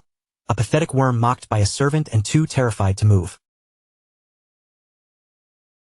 In other words, he wants everyone to see the same weak and pitiful Lucian they remember from 1 year ago. With that act prepared in his mind, Lucian finally begins to speak. Ah, Sir Hendrik. With a calm expression, Lucian says that, for some reason, Hendrik's explanation seems a little different from what he knows. Both Hendrik and Hans are caught off guard, clearly surprised that Lucian is actually pushing back. Lucian continues, saying that the mana path closes around the age of 25, not 16. So from what he understands, there should be no real problem with learning sword forms even now. Then he looks straight at Hendrik and asks if that is not correct. Startled, Hendrik blurts out in disbelief, asking whether Lucian is truly certain about what he is saying at this very moment. Lucian keeps pressing him, calmly suggesting that Hendrik may be mistaken, then asks whether Brother Geordie also shares that same opinion. Now cornered, Sir Hendrik insists that of course Geordie thinks the same way, because it is such obvious common sense. In his mind, Hendrik feels like victory is already his, convinced that Lucian still cannot properly refute him. Lucian immediately lets his act collapse into dramatic despair. Yes, that's right, he says, as if the truth has finally struck him. Even my brother said that. Then, without warning, he grabs Hans firmly by both shoulders and cries out his name. With exaggerated horror, Lucian declares that the Valdic family may truly be doomed. Lucian shouts at the terrified servant, asking if Hans thinks so too, insisting that he must feel the same way. Hans, completely confused and frightened, can only wonder why the young master is dragging him into this mess. Still pulling Hans into the chaos, Lucian clutches his own head as though overcome with despair. He laments that someone could be confused about common sense that even a stray dog should know at his age. He demands to know how such a thing could possibly make sense, then pushes his performance even further. How many talented people, he asks, must have been robbed of opportunity because of such wrong and careless knowledge? Lucian cries out that tears are clouding his vision, horrified to think that his brother might possess a skull so hollow. His theatrical fury erupts so suddenly that both Hans and Sir Hendrik flinch on the spot. "Don't stop me," Lucian roars, throwing himself deeper into the act. If what this knight said is true, then this is not just a small mistake. It is a disgrace to the family and a clear crisis for Waldeck itself. Then, with a malicious smile that briefly exposes his real intentions, Lucian leans toward Sir Hendrik. "Surely," he says, "Hendrik is not trying to deceive him, the son of his own lord." In an instant, the atmosphere turns chaotic. Now completely trapped by Lucian's words, Sir Hendrik begins to panic. Cold sweat pours down his face as the confidence he had moments ago disappears without a trace. He asks what Lucian means by that, his voice rising as he demands whether Lucian is implying that he, a knight, tried to deceive the young master. When Hendrik realizes that simple denial is not enough, he desperately tries to pull his own words back. He asks Lucian to forget what he just said, claiming that he merely misspoke because he could not believe the situation in front of him. Lucian answers with a twisted smile, saying there is no way a knight of the Waldeck family would ever do something so petty. Right, Sir Hendrik? Hendrik is already sweating and stumbling over his own composure. Hendrik can only nod and agree, forcing out that of course he would never do such a thing. Lucian responds calmly, as if he expected that answer all along, and says he knew it. Then Lucian's tone sharpens. In that case, he says, this is not a matter they can simply overlook. Inside, his true purpose is clear. He intends to teach Sir Hendrik exactly what happens when a man carelessly moves his tongue in the wrong direction. Hendrik, still failing to understand how dangerous the situation has become, asks what Lucian means. Lucian explains that if Hendrik had only meant to humiliate him personally, he might have let the matter pass. Continuing the performance, Lucian admits that the reason Hendrik and the others look down on him is due to his own past shortcomings. He had forgotten his duty and wasted time in vain, and he speaks with a false humility that makes his words sound almost reasonable. Lucian then exclaims that, under those circumstances, how could he possibly reprimand anyone for criticizing him? But the moment those words leave his mouth, his tone changes completely. However, he says that is a separate matter. If a knight of the family and his brother, the pillar of the Grand Duchy, are obstructing the recruitment of talented people with incorrect knowledge, then that is something he cannot simply ignore. Lucian argues that such misinformation could create cracks in the military strength of the Waldeck Knights. Strictly speaking, it could even become a serious danger to the safety of the people living in the territory. As someone who bears the Waldeck name, he says, it is only natural for him to be outraged. While maintaining the act on the outside, Lucian thinks to himself that he has finally reached the heart of the matter. He turns his gaze back toward Sir Hendrik, who now stands frozen in place, fear tightening every part of his expression. By now, Sir Hendrik clearly understands just how serious this has become. Lucian lightly presses a hand against his chest and gives him a quiet warning. He tells Hendrik that he had better prepare himself. With a threatening look in his eyes, Lucian delivers the final strike. He declares that he intends to report the entire matter to his father and formally request an internal investigation. The words hit Hendrik like a blade, and panic seizes him immediately. Hendrik's thoughts spiral in disbelief. Wait, he thinks this was the same boy who used to tremble just from hearing his name. So why is he suddenly turning this into such a massive problem? No, Hendrik tells himself, this brat was always like that. Fragile in his fear, as helpless and delicate as a newborn lamb. But now, the Lucian standing before him no longer looks like a lamb at all.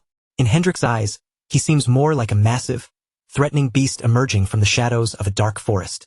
At that moment, a gloved hand calmly adjusts a ring set with a red gemstone, and a new voice cuts through the tension hanging over the training hall. The voice asks what exactly is going on to cause such a loud commotion in this place. Sir Hendrik looks up in shock, his face twisting with both fear and sudden relief. Lucian, however, smiles inwardly the moment he realizes who has arrived. Right on time, Lucian thinks. Jordi Waldeck, the second son of the family, steps forward with an expression filled with cold disdain. Jordy's gaze settles on Lucian, and his voice turns sharp with irritation. "Is it you again, Lucian Valdic?" Sir Hendrik immediately rushes toward Jordy, desperate to explain himself. "Second young master, I'll explain." He stammers, but panic has tangled his words so badly that he can barely form a proper sentence. Hendrik fumbles through his explanation, trying to describe the situation as it stands. But before he can make any sense, Jordy cuts him off with a brusque wave of his hand and a single sharp word. "Stop!" Jordy cuts him off at once, not even allowing Hendrik to finish his excuse. With a cold, condescending smile on his face, he makes it clear that he has no need to hear any explanation. He steps closer, closing the distance until he is practically invading Sir Hendrik's personal space. Then, with his eyes fixed sharply on the knight, Jordy lowers his voice and speaks in a dangerous whisper. He says he saw Hendrik's disgraceful behavior with his own eyes. Sir Hendrik's face twists in fear as those words sink in, and Jordy continues rebuking him without a trace of mercy. To be swayed and cornered by a child who has not even lived half as long as he has, Jordy says, is utterly disappointing for someone wearing the title of knight. Jordy grips Sir Hendrik's shoulder with quiet force, his fingers pressing down like a warning. Then he speaks coldly, telling him to control his expression. Only after that does Jordy release him. He takes out a handkerchief and wipes his hand as though touching Hendrik has dirted it, then warns him not to place him in an even more troublesome position. Jordy turns away from Hendrik and strides toward the two people who have been watching everything unfold. His younger brother Lucian and Lucian's servant, Hans. Hans, terrified by the atmosphere, trembles as he hides behind Lucian's back. Hans whispers nervously that Lord Jordy seems extremely angry, but unlike his frightened servant, Lucian watches the scene with an amused smile, as if this tense confrontation is actually entertaining. To Lucian, his brother's expression is almost a spectacle in itself. The anger, the pride, the irritation. It is all quite interesting to watch. Jordy Valdic, the second son of the Valdic family, stands before them as the proper heir of an old and traditional noble house. He carries himself like a true noble among nobles, and the weight of his background becomes clear at a glance. Rumors say that Jordy began recruiting people from outside the family because his influence had been weakened by the first son's presence. Jordy himself had openly announced that he was the one who brought those people in. His goal is obvious. If he judges the recruits useful, he intends to use them as pieces to shift the balance in the family's power struggle. Lucian keeps up a flawless mask of respect and submission as he faces his older brother. With a bright, polished smile, he greets him courteously as elder brother Jordy Valdic. Jordy's expression immediately sours at that greeting. Even though Lucian's words sound polite on the surface, there is a sharp chill hidden beneath them. Lucian continues smoothly, saying it has been a long time and asking whether the second young master has been well. Jordy wastes no effort on pleasantries and immediately calls Lucian foolish, while Lucian responds with an innocent look, as though he has no idea what his brother means. Lucian asks why Jordy would suddenly say something like that. Jordy then reveals his hand, saying that he watched every word Lucian exchanged with Sir Hendrik, and he had seen it all while wearing a smile. Then he directly accuses his younger brother. Jordy asks whether Lucian truly dared to do something that would damage the dignity of the family. Lucian's eyes widen in exaggerated surprise, as though the accusation has completely caught him off guard. Damage the dignity? Lucian repeats, his face full of practiced confusion. He asks Jordy to explain it more clearly so he can understand exactly what he means. Jordy begins explaining in a condescending tone. Since Sir Hendrik has been away from the front lines for quite some time, he says, it appears the knight made a mistake in what he said. He points out that Hendrik's true mistake was using Jordy's name and causing unnecessary chaos because of it. For that, Jordy says, Hendrik cannot completely avoid responsibility. However, Jordy immediately presents himself as generous and magnanimous, declaring that he has no intention of reprimanding Hendrik too harshly. He claims he understands the knight's loyalty very well, along with how much blood Hendrik has shed for the Valdic family. That praise gives weight to Hendrik's standing, but it also becomes a weapon in Jordy's hands. He casts a contempt-filled glance toward Lucian and then delivers the real strike. Unlike you, Jordy says, continuing his verbal attack as he points toward Lucian. He reminds everyone that Lucian was someone who could not even endure sword training and chose to run away.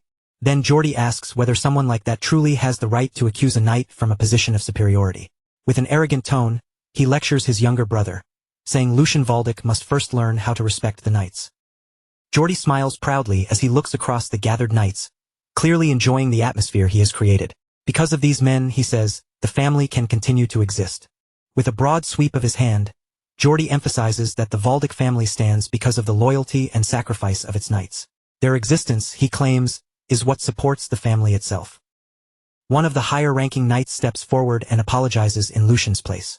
He addresses everyone, asking them to forgive the disturbance today and to show generosity, since it was only the mistake of an immature child.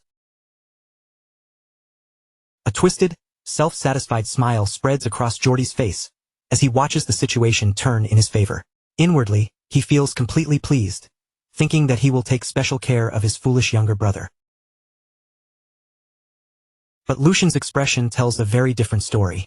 A cunning smile begins to form on his face, and the mercenary mind inside him quietly breaks down everything happening in front of him. So this is how you want to play, Lucian thinks. He understands Geordie's tactic at once. Although Lucian's earlier insults were aimed only at Sir Hendrik, Geordie is twisting the situation to make it look like an attack against everyone present. Lucian continues unraveling Geordie's plan in his mind, seeing how his brother is trying to turn all the knights in the hall into witnesses against him. Geordie is not only subtly provoking Lucian into insulting the knights as a whole, he is also protecting his own dignity at the same time. With a smile so faint it is almost invisible, Lucian decides to play along. Fine, Lucian thinks. If that is what you want, I will gladly give it to you. He begins his performance, looking at Geordie with an expression of false admiration, as if deeply moved by his elder brother's wisdom. Geordie is briefly thrown off by the sudden shift, and for a moment he can only remain silent with one hand placed over his chest. Lucian, however, continues his dramatic speech without hesitation. Lucian says that although there was a misunderstanding between Sir Hendrik and himself, the proper thing would have been for Geordie to scold him for daring to insult his elder brother. But instead, he cries out with exaggerated emotion, clutching at his collar as if overwhelmed. Geordie chose to grant him such valuable teachings instead. As Lucian confesses to his supposed verbal crimes with great theatrical passion, Hans falls into complete panic beside him. He desperately whispers for the young master to please close his mouth, but Lucian ignores him and pushes forward with his false apology. Lucian declares that, in any case, he is deeply ashamed of himself for saying such disgraceful things. Geordie watches it all with a bright, satisfied smile, believing he has completely won this exchange. Then Lucian raises his fist and loudly announces his supposed awakening in front of everyone. Thanks to his elder brother's benevolence, he says, this foolish younger brother has learned another important lesson today. Lucian turns toward the knights and then shouts an order to Hans. He says he must record his elder brother's teachings as soon as possible, and ordinary paper will not be enough. No, teachings this precious should be written on the finest silk. Meanwhile, his true objective sharpens clearly in his mind. Lucian plans to use this moment to wipe away the weak image people still have of him. As Geordie continues smiling smugly, Lucian's thoughts move to the second part of his plan, to leave a clear and unforgettable impression in everyone's mind. His face twists with an almost manic intensity as he inwardly declares the truth he wants carved into the room. The third young master everyone remembers from the past no longer exists. The moment his act ends, Lucian's mask slips away, replaced by a chilling calm that makes the air around him feel colder. He turns as if to leave and asks the stunned Geordie for permission to take his leave. Then, as he begins walking away, Lucian adds one final provocation that makes the divide between them unmistakably clear. After all, he says, there is no benefit for either of them in staying together any longer. Geordie's composure finally cracks. Unable to calmly process Lucian's challenge, he explodes in fury, cursing under his breath before snapping that Lucian truly does not seem afraid. He demands to know whether Lucian thinks he can simply walk away as if nothing happened. A close-up of Lucian's golden eye shows no fear at all, only cold composure. In a steady voice, he reminds his brother of one crucial fact Geordie has forgotten. Lucian lays out his checkmate with calm precision. Their father is watching him closely right now, he says. As for Lucian himself, he has nothing left to lose. The warning is veiled, but its meaning is clear. Any scandal that breaks out here will hurt Geordie far more than it will hurt Lucian. Faced with Geordie's stunned silence, Lucian reads the room perfectly and turns the situation fully to his advantage. Lucian calmly turns around and begins walking away, saying he will take Geordie's silence as permission. Then, with one final dramatic farewell, he drags Hans along with him while the servant remains completely stunned. Lucian politely announces that he will take his leave now, elder brother Jordy. But in the next comedic beat, he hurriedly urges Hans to escape with him, while Hans cries out in panic for the young master to come back. Back in the training yard, the silence left behind is suffocating. Sir Hendrik cautiously approaches the furious Jordy, every step careful as though he is walking toward a blade. With his back turned to the room, Sir Jordy stood completely still. Behind him, Sir Hendrik's voice shook as he carefully asked whether it had really been wise to let Lucian walk away that easily. But Jordy did not respond at all. That silence pressed down harder than any furious shout could have. As the view closed in on Jordy's face, the anger he had been holding back finally showed itself. His eyes burned with a cold golden light, and his twisted expression made one thing clear: this humiliation would not be forgotten. The scene then moved to a quiet path stretching away from the mansion. With every step, Lucian and Hans put more distance between themselves and the conflict they had just escaped, leaving the tense atmosphere behind them. Lucian walked on with his usual calm expression, his posture steady and controlled. Hans, however, looked nothing like him. His shoulders were hunched, his body stiff, and his eyes kept darting from side to side as if danger might leap out at any moment. At last, Hans could no longer keep walking as if nothing had happened. He suddenly stopped, whipped his head back toward the mansion, and stood there trembling, sweat pouring down his forehead as fear swallowed him whole. Unable to hold back any longer, Hans turned toward his master with a pale face and a shaking voice. "Young master, will everything really be all right?" he asked, sounding as though he already feared the answer. Lucian stopped in place and quietly listened as Hans continued, his voice still unsteady. Hans reminded him that no one understood Lord Jordy's cruel personality better than Lucian himself. Hans's panic finally burst out of him like a dam breaking. His fear became a desperate, tearful cry, and in his own terrified imagination, he shrank into something small and helpless, almost like a frightened animal cornered with nowhere to run.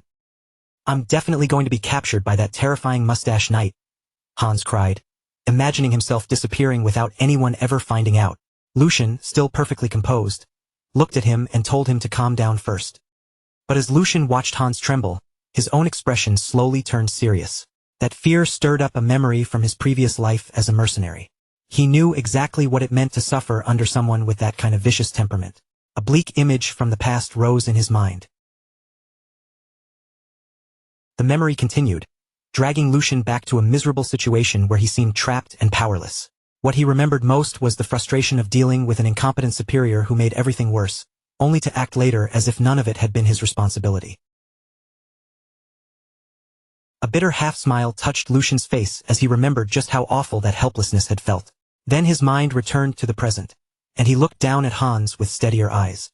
"That won't happen," he assured him. "So get up already." Hans stared up at him with tears still clinging to his eyes. Lucian's voice remained firm as he told him that a mere knight would never dare go that far, and even if he tried, Lucian would not allow it. Lucian bent down closer to the kneeling Hans, and for once, his voice carried a warmth that had not been there before. "You've suffered a lot because of me all this time," he said, while Hans stood there surrounded by a soft, gentle light. Lucian quietly reflected on all the foolish mistakes made by the original Lucian. When a master behaves like an idiot, it is always the people beneath him who are forced to bear the consequences. Then Lucian reached out and gently patted Hans on the head. "Especially since you're my personal attendant," he said softly. "It must have been even harder for you." Overwhelmed by those words, Hans could barely whisper, "Young master." But Lucian's expression had already sharpened with firm resolve. His gaze grew intense, and the air around him seemed to settle as he prepared to make a promise. "I'll promise you one thing," Lucian said, looking straight into the eyes of the servant who had stayed loyally by his side. "From now on, I will never again let my foolish actions cause my people to be looked down on, or leave them trembling in fear because of me." His vow seemed to carry beneath the wide-open sky, quiet but powerful, as if that single promise marked the start of a completely different era for Lucian and those who followed him. Lucian then firmly took Hans's hand in his own. With that simple gesture, he sealed the promise between them and began forging a new bond built on trust, loyalty, and protection. On a bright day filled with sunlight, Lucian and Hans moved through the palace corridors side by side, walking in silence beneath the long stretches of polished walls. Their footsteps rang faintly through the hallway, each quiet echo matching the heaviness on their faces, and the tension neither of them could fully shake off. Ever since the incident at the training wall, a strange uneasiness had settled deep inside Lucian's chest, refusing to fade no matter how calm the palace appeared. The palace had grown far too silent. It was not a peaceful silence, but the kind that felt dangerous, as though something was being hidden just beneath the surface. Lucian knew the second young master, Jordy, better than most people did. Jordy was not the kind of man who would simply swallow humiliation and walk away. He always struck back. And as Lucian tightened his grip around the folded sheet of paper in his hand, his suspicions were finally confirmed. His eyes moved across the document once more, and disgust openly darkened his face. "So this is the trick you've been preparing all this time," he muttered in a cold voice. "Do you have any idea how long I've been waiting for this?" Beside him, even Hans, who was usually timid, soft-spoken, and quick to shrink back, could no longer hold in his anger.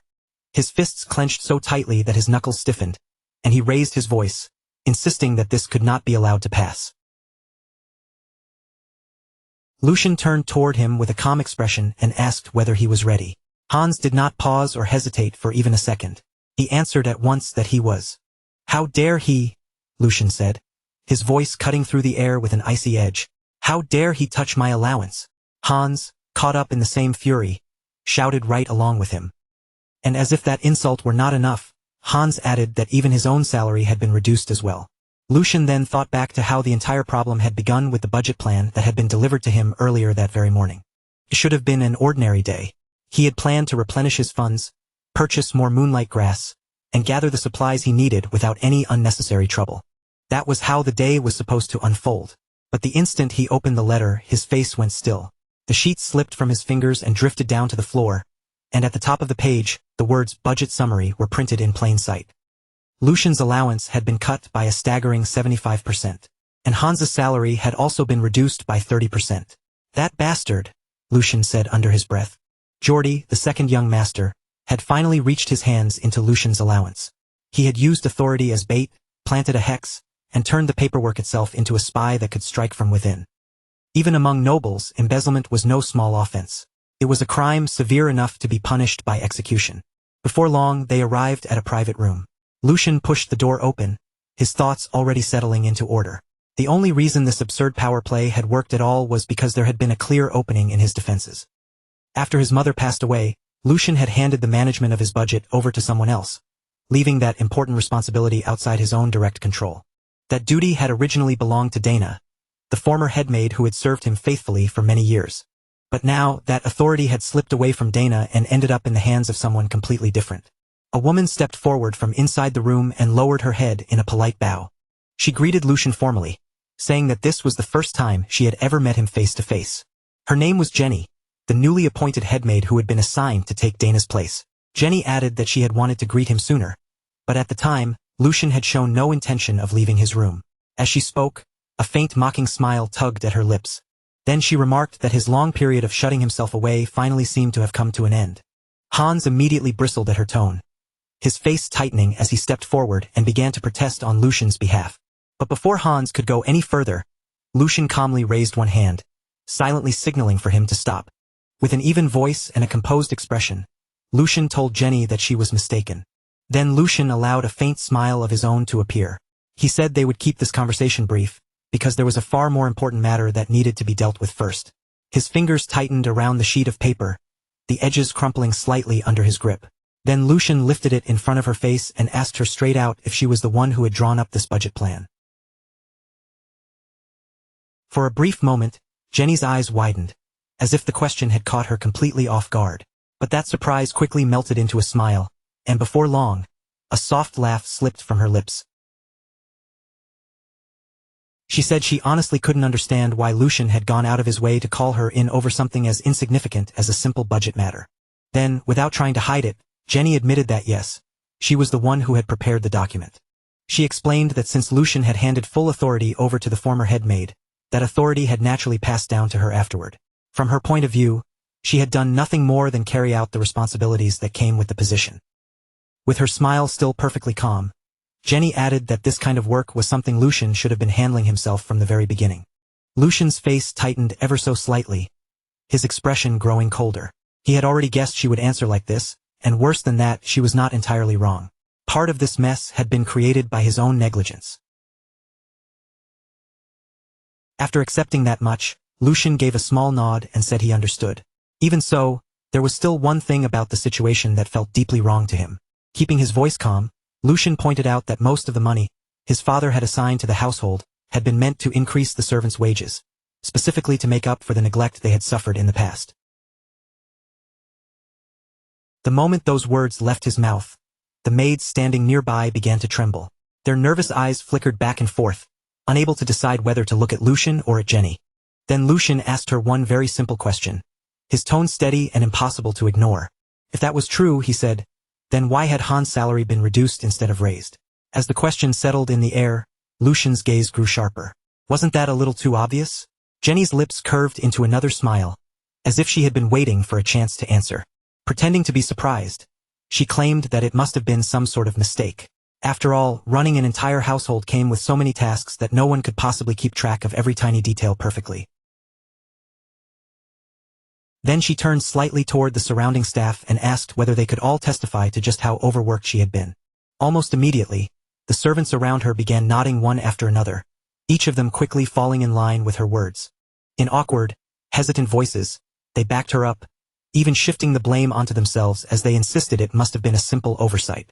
Lucian stayed silent, watching every one of them with a calm, unreadable stare. Then his voice cut through the room. Enough. The word was quiet, but it carried a weight that made everyone understand he was no longer entertaining excuses. In an instant, the entire room went still, and not a single servant dared to make another sound. Lucian stepped forward and said that while the body might appear to belong to one master, its hands and feet were clearly moving according to someone else's orders. He walked toward the door as if he was about to leave, but then he stopped. Slowly, he turned back and fixed his eyes directly on Jenny. He told her he would ask one final question, and warned her to choose her answer carefully. As he spoke, his eyes narrowed with a cold, dangerous focus. Did she know who the master she was truly supposed to serve was? At that question, the smile on Jenny's face finally disappeared. Her answer came out sharp, cold, and without hesitation. If Lucian wanted that answer, she said, then he would have to ask Lord Geordie himself. The scene changed to a dark alleyway, narrow and damp, stretching forward under the gloom like a passage leading into something dangerous. Lucian walked ahead through the alley, his thoughts steady and controlled. Yet there was a ruthless edge beneath that calm surface. Rotting flesh had to be cut away if the rest of the body was going to survive, even if the knife caused pain. With every step, his heartbeat grew heavier, and at the end of the alley, a rowdy bar came into view. Loud voices spilled out from inside, crashing into the street along with the smell of alcohol and sweat. Lucian and Hans entered together, both hidden beneath cloaks and disguises, while Hans looked around with a deep frown. Hans muttered that he thought Lucian had said they were going fishing to clear his head. This place, with all its noise and filth, did not exactly match that peaceful image. Lucian gave him no response. Instead, Lucian's eyes locked onto the center of the bar, where fighters were beating each other brutally as the crowd roared around them. Spectators shouted their bets, screaming for blood, victory, and more violence. Hans gave a faint smile and leaned in closer, quietly saying that this place looked perfect for catching a truly big fish. Together, Lucian and Hans made their way through the noise and headed toward the counter.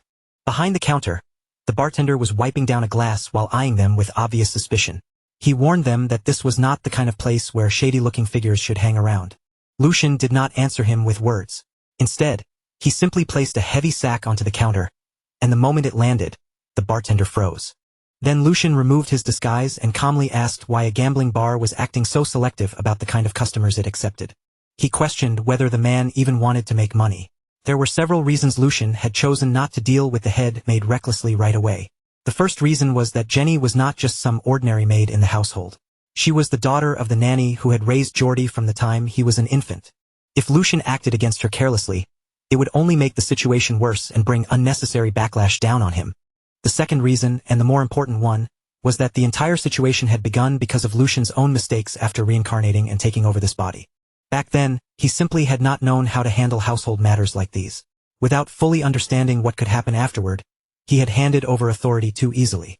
He had assumed that such an unreasonable situation could never actually happen, but reality had proved that assumption completely wrong. Now Lucian understood that this problem had already gone far beyond simple common sense. It needed to be handled properly, and this time he had no intention of showing mercy. More importantly, there was no possible way the Archduke was unaware of what had been happening behind the scenes. In other words, cleaning up this mess was not only necessary, it was also part of a test. And if that was the case, Lucian would make sure the Archduke saw exactly what he could do. While those thoughts moved through his mind, the same staff member from earlier guided him deeper into the bar once again and respectfully seated him at a comfortable table.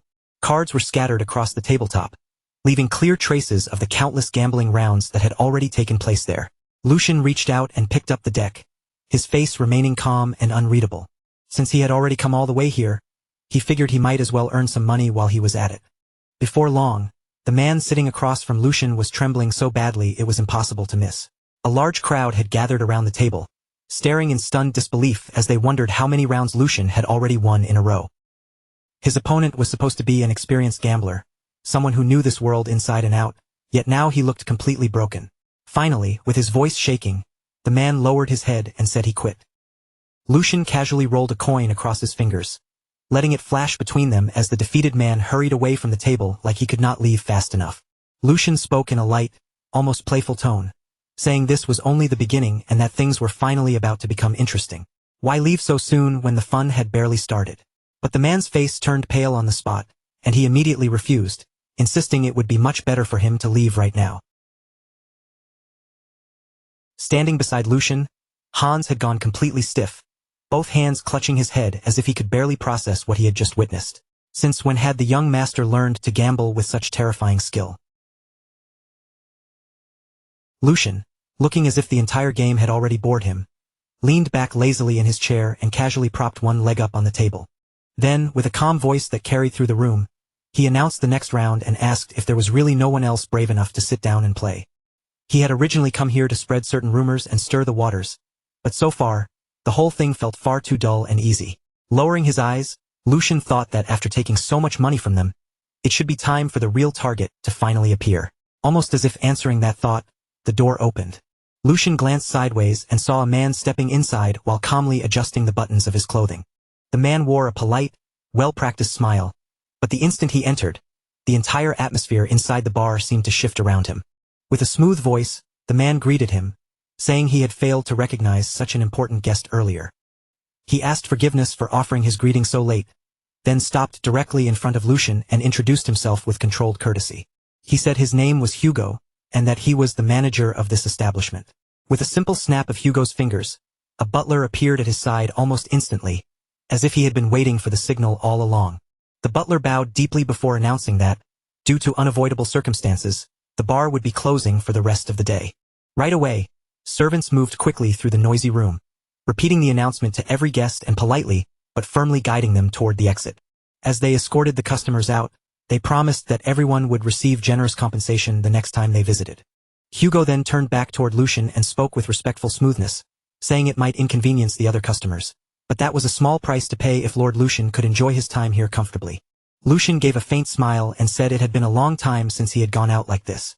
He praised Hugo for having a sharp eye, then added casually that a person needed that kind of instinct to survive in this line of work.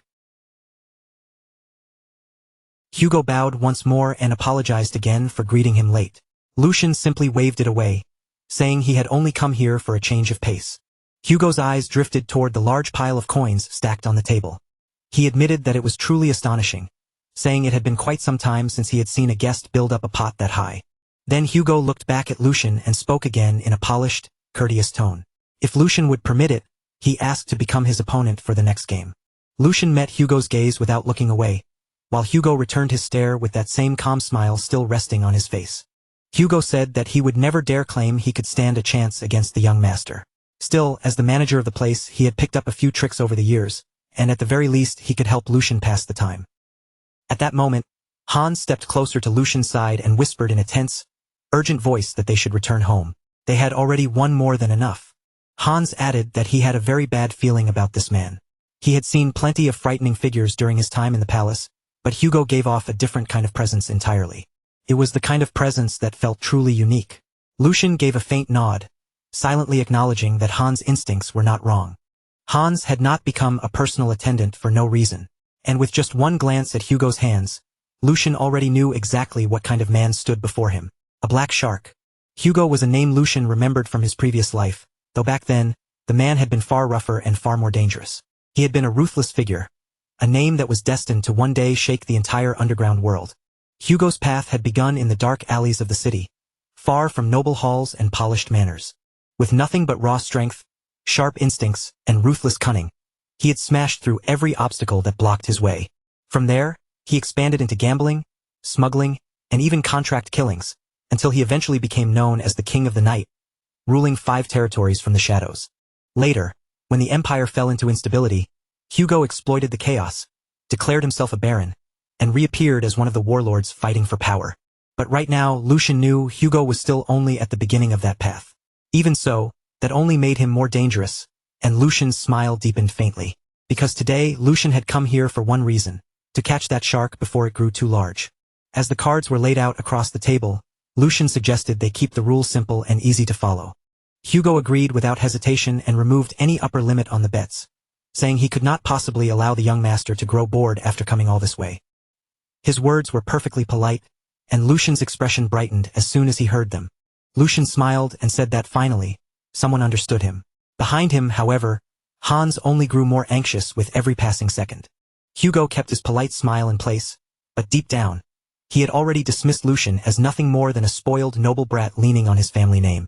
What Hugo did not realize was that the words exchanged at that table would soon become the very foundation of his own downfall. As the dealer began preparing the cards, Hugo thought the timing could not have been better. Even though his plan involving the gambler's losses had not gone exactly as intended, he subtly tapped the table with his finger.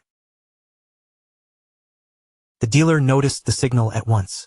Hugo believed that a person like Lucian would only sink deeper into the game the more he lost. He intended to devour Lucian down to the bone. But across the table, Lucian was smiling brightly, looking as cheerful and carefree as if nothing suspicious were happening at all. Hugo, sensing something strange, asked if there was a problem. Lucian answered casually that it was nothing, but before they started, there was one question he wanted to ask. Hugo assured him with a courteous smile that he would answer honestly. Lucian leaned back in his chair, a faint smile resting on his lips. Lucian said that although this was their first meeting, he had to admit he had already taken quite a liking to Hugo. After all, a leader could be judged by the people working under him. To manage an operation of this size, even if it existed outside the law, was not something just anyone could accomplish. And if Hugo had truly crossed a line he should never have touched, then someone would have removed him from the board long ago. Hugo's smile stayed courteous on the surface, but his shoulders stiffened for just a moment. Choosing his words carefully, he said he understood his place and always made sure never to offend those above him. Lucian let out a soft chuckle and told him not to be so tense. Even though he came from House Weldon, that did not mean his family was so rigid that they could not understand certain things. He lowered his eyes to the cards in his hand for a moment, studying them as if this were just casual conversation. Then, in a calm voice, he asked when Hugo planned to begin large-scale production. Hugo froze at once. His polite mask cracked for a split second as he asked what Lucian was talking about. Lucian only leaned back in his chair, a faint smile resting on his face. Lucian told him not to pretend ignorance, because the signs were already there. As he spoke Hugo's name, his gaze sharpened, and the next words carried a chilling weight. Illegal drugs. The moment Lucian let those words fall into the room, the air around the table turned heavy, as if the whole bar had suddenly become harder to breathe in. Even the servants standing nearby began to sweat, their faces tightening as nervous glances passed between them. Hans stiffened at Lucian's side as well, his eyes widening with unease as he realized just how dangerous this conversation had become. Hugo went completely still, his body turning rigid as though an invisible blade had stopped him in place. Trying desperately to keep his composure, he forced another smile and cautiously asked what Lucian meant. Pretending not to understand, Hugo claimed he knew nothing about it and insisted he had never heard of anything involving illegal drugs. Lucian did not answer right away. Instead, he calmly placed more coins onto the table, each deliberate movement making the silence feel even more unsettling. In a soft voice, Lucian told him there was no need to keep pretending. He had already heard enough clearly, so asking again was nothing more than a useless feint. A nearly invisible smile tugged at the corner of Lucian's mouth as he began revealing the truth Hugo had tried to keep buried. Hugo had been commissioned by the Marquis Logren family to shake the stability of Valdic territory by spreading illegal drugs through it. The accusation hung in the room like a blade over his neck. Lucian's eyes turned cold, and with one lazy but decisive wave of his hand, he said that for a marquis family to give such cheap, reckless orders showed a complete lack of respect. Lucian continued that there was a line no one should ever cross, and Hugo had already stepped over it. Then he looked straight at him and asked if he agreed. Hugo could not answer. Sweat slid down his face, and his breathing grew rough and uneven, while Lucian's calm eyes stayed fixed on him without the slightest hint of mercy. Lucian admitted that, in a certain sense, there was something almost impressive about Hugo's behavior. That level of audacity was not ordinary. Smuggling illegal drugs into another city, especially into Valdic territory, required a frightening amount of nerve. But the so-called praise was as sharp as a knife, and Lucian warned him that the moment something went wrong and Hugo was caught, everyone connected to Valdic would tear him apart. Not one of them would hesitate, and not a single person would show him mercy. The pressure in the room grew thicker with every word, while Lucian quietly observed the panic beginning to churn inside Hugo's mind. For Hugo, failure at this point meant only one thing: death. His plan had been exposed before it had even truly begun, and the opponent standing across from him was the Valdic family, one of the most dangerous forces he could possibly provoke. Under normal circumstances, this operation should have stayed hidden for another 2 full years. By the time reports about the drug distribution finally reached the Grand Duke, Hugo would have already escaped the city. But Lucian's experience from his previous life allowed him to recognize the danger long before the situation could spiral out of control.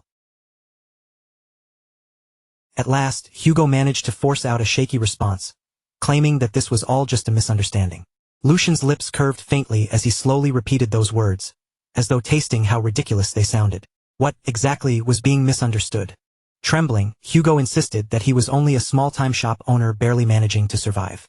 He swore that dealing in drugs made no sense for someone like him, and that a person jealous of his business must have spread a false rumor. He claimed that if Lucian gave him a chance, he would personally track down the source of that rumor.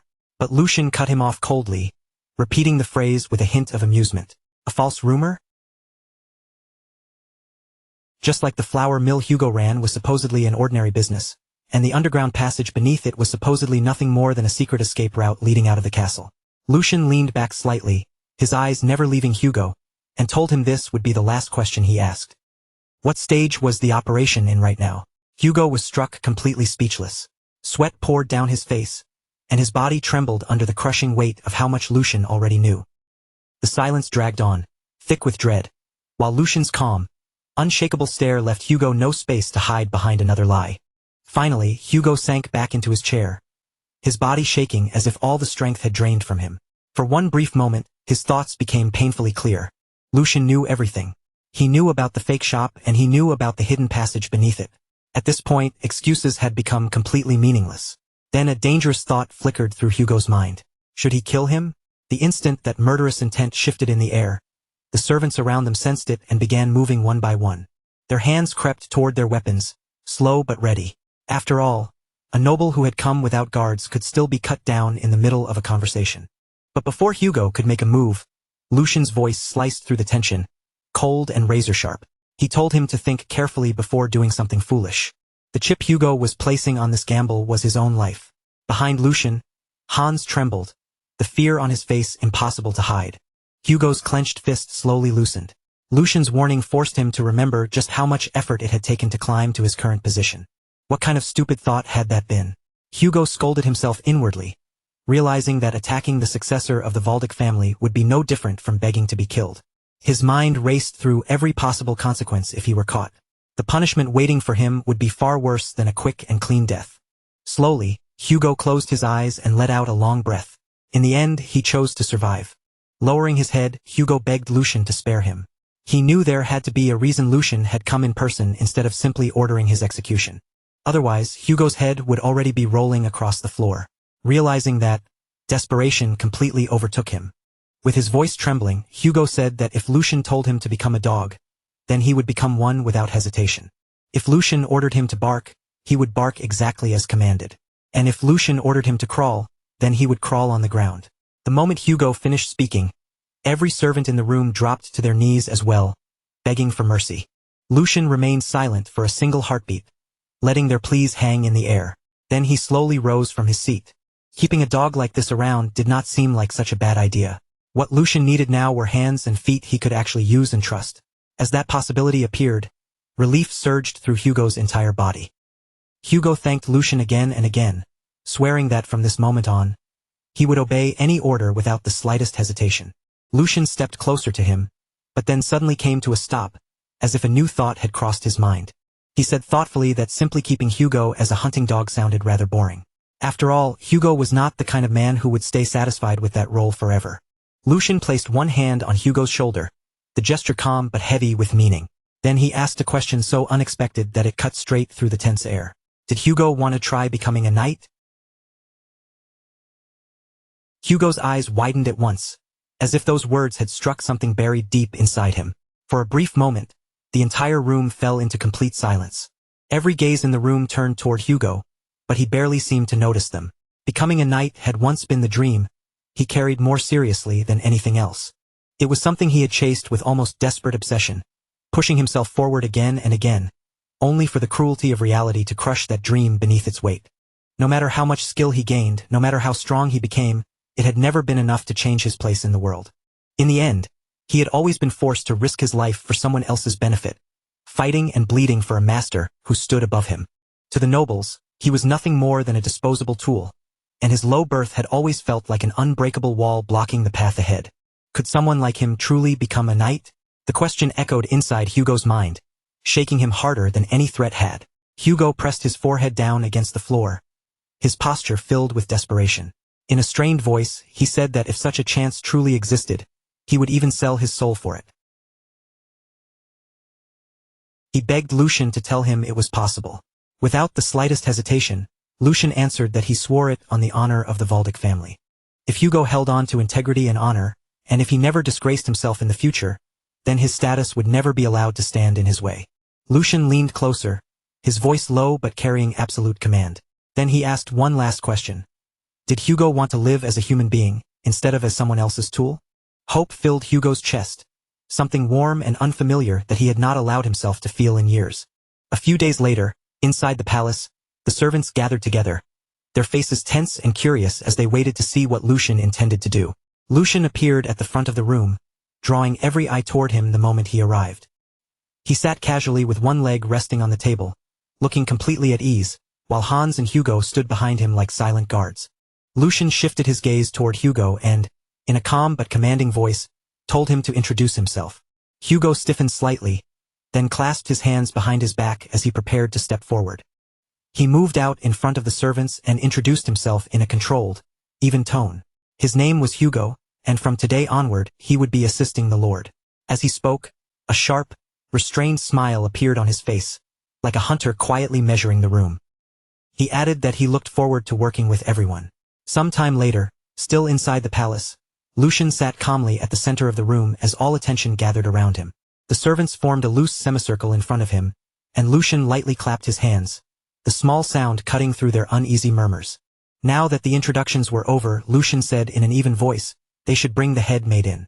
One of the servants hesitated, visibly unsure whether he should speak up or keep his mouth shut. Finally, he asked why the head maid needed to be summoned so suddenly. Lucian answered by casually swinging one finger, as if the matter were obvious. The head maid needed to come and greet him properly, Lucian said. For a moment, his mind drifted back to the previous day, when she had scolded him with no restraint at all. That kind of behavior could not be allowed to happen again. No matter how busy she was, the servants needed to report properly to him first. Lucian quietly watched the servants' faces, observing each small reaction with calm interest. As expected, the servants looked deeply uneasy. The one who had questioned him glanced around nervously and muttered for everyone not to do anything rash. Another servant quickly agreed, saying they did not want to get dragged into trouble. At that moment, Lucian understood that their fear had already gone too deep for simple words to change their minds. In their eyes, he must have looked like a weak and disposable figure, like a rotten rope no one wanted to hold on to. If that was how they saw him, then he would make them understand how wrong they were. A servant stepped forward from the middle of the room and spoke carefully, asking Lord Lucian to consider their position. Lord Geordie, he said, paid special attention to the head maid. What authority could mere servants like them possibly have in a matter like this? As soon as he finished speaking, the others immediately joined in. They nodded and murmured in agreement, pleading with Lucian to understand them and asking why he would deliberately stir up trouble. They said they only wanted to remain quiet and live as they had before. As their overlapping voices grew louder, Hans could no longer hold back his frustration. He clenched his teeth, anger flashing in his eyes, and shouted at them to get a grip on themselves. The master of this palace was Lord Lucian, Hans declared, not the second young master. Not Lord Geordie. Hugo had been watching the entire exchange quietly from the side, a faint smile resting on his lips. Then he stepped forward and calmly told Hans to leave this matter to him. Turning toward the servants, Hugo's voice became sharp and controlled. He said that harsh words were wasted on people like them, because they were not the type to listen through reason alone. Then Hugo looked back at Lucian and said he had already figured out what needed to be done. Lucian raised an eyebrow, a flicker of curiosity crossing his face as he asked if Hugo already had a plan. Hugo's expression turned cold. Dealing with people who did not understand their place was simple, he said. Loyalty could be drilled into them, though the process might be a little rough. Then Hugo asked for Lucian's permission.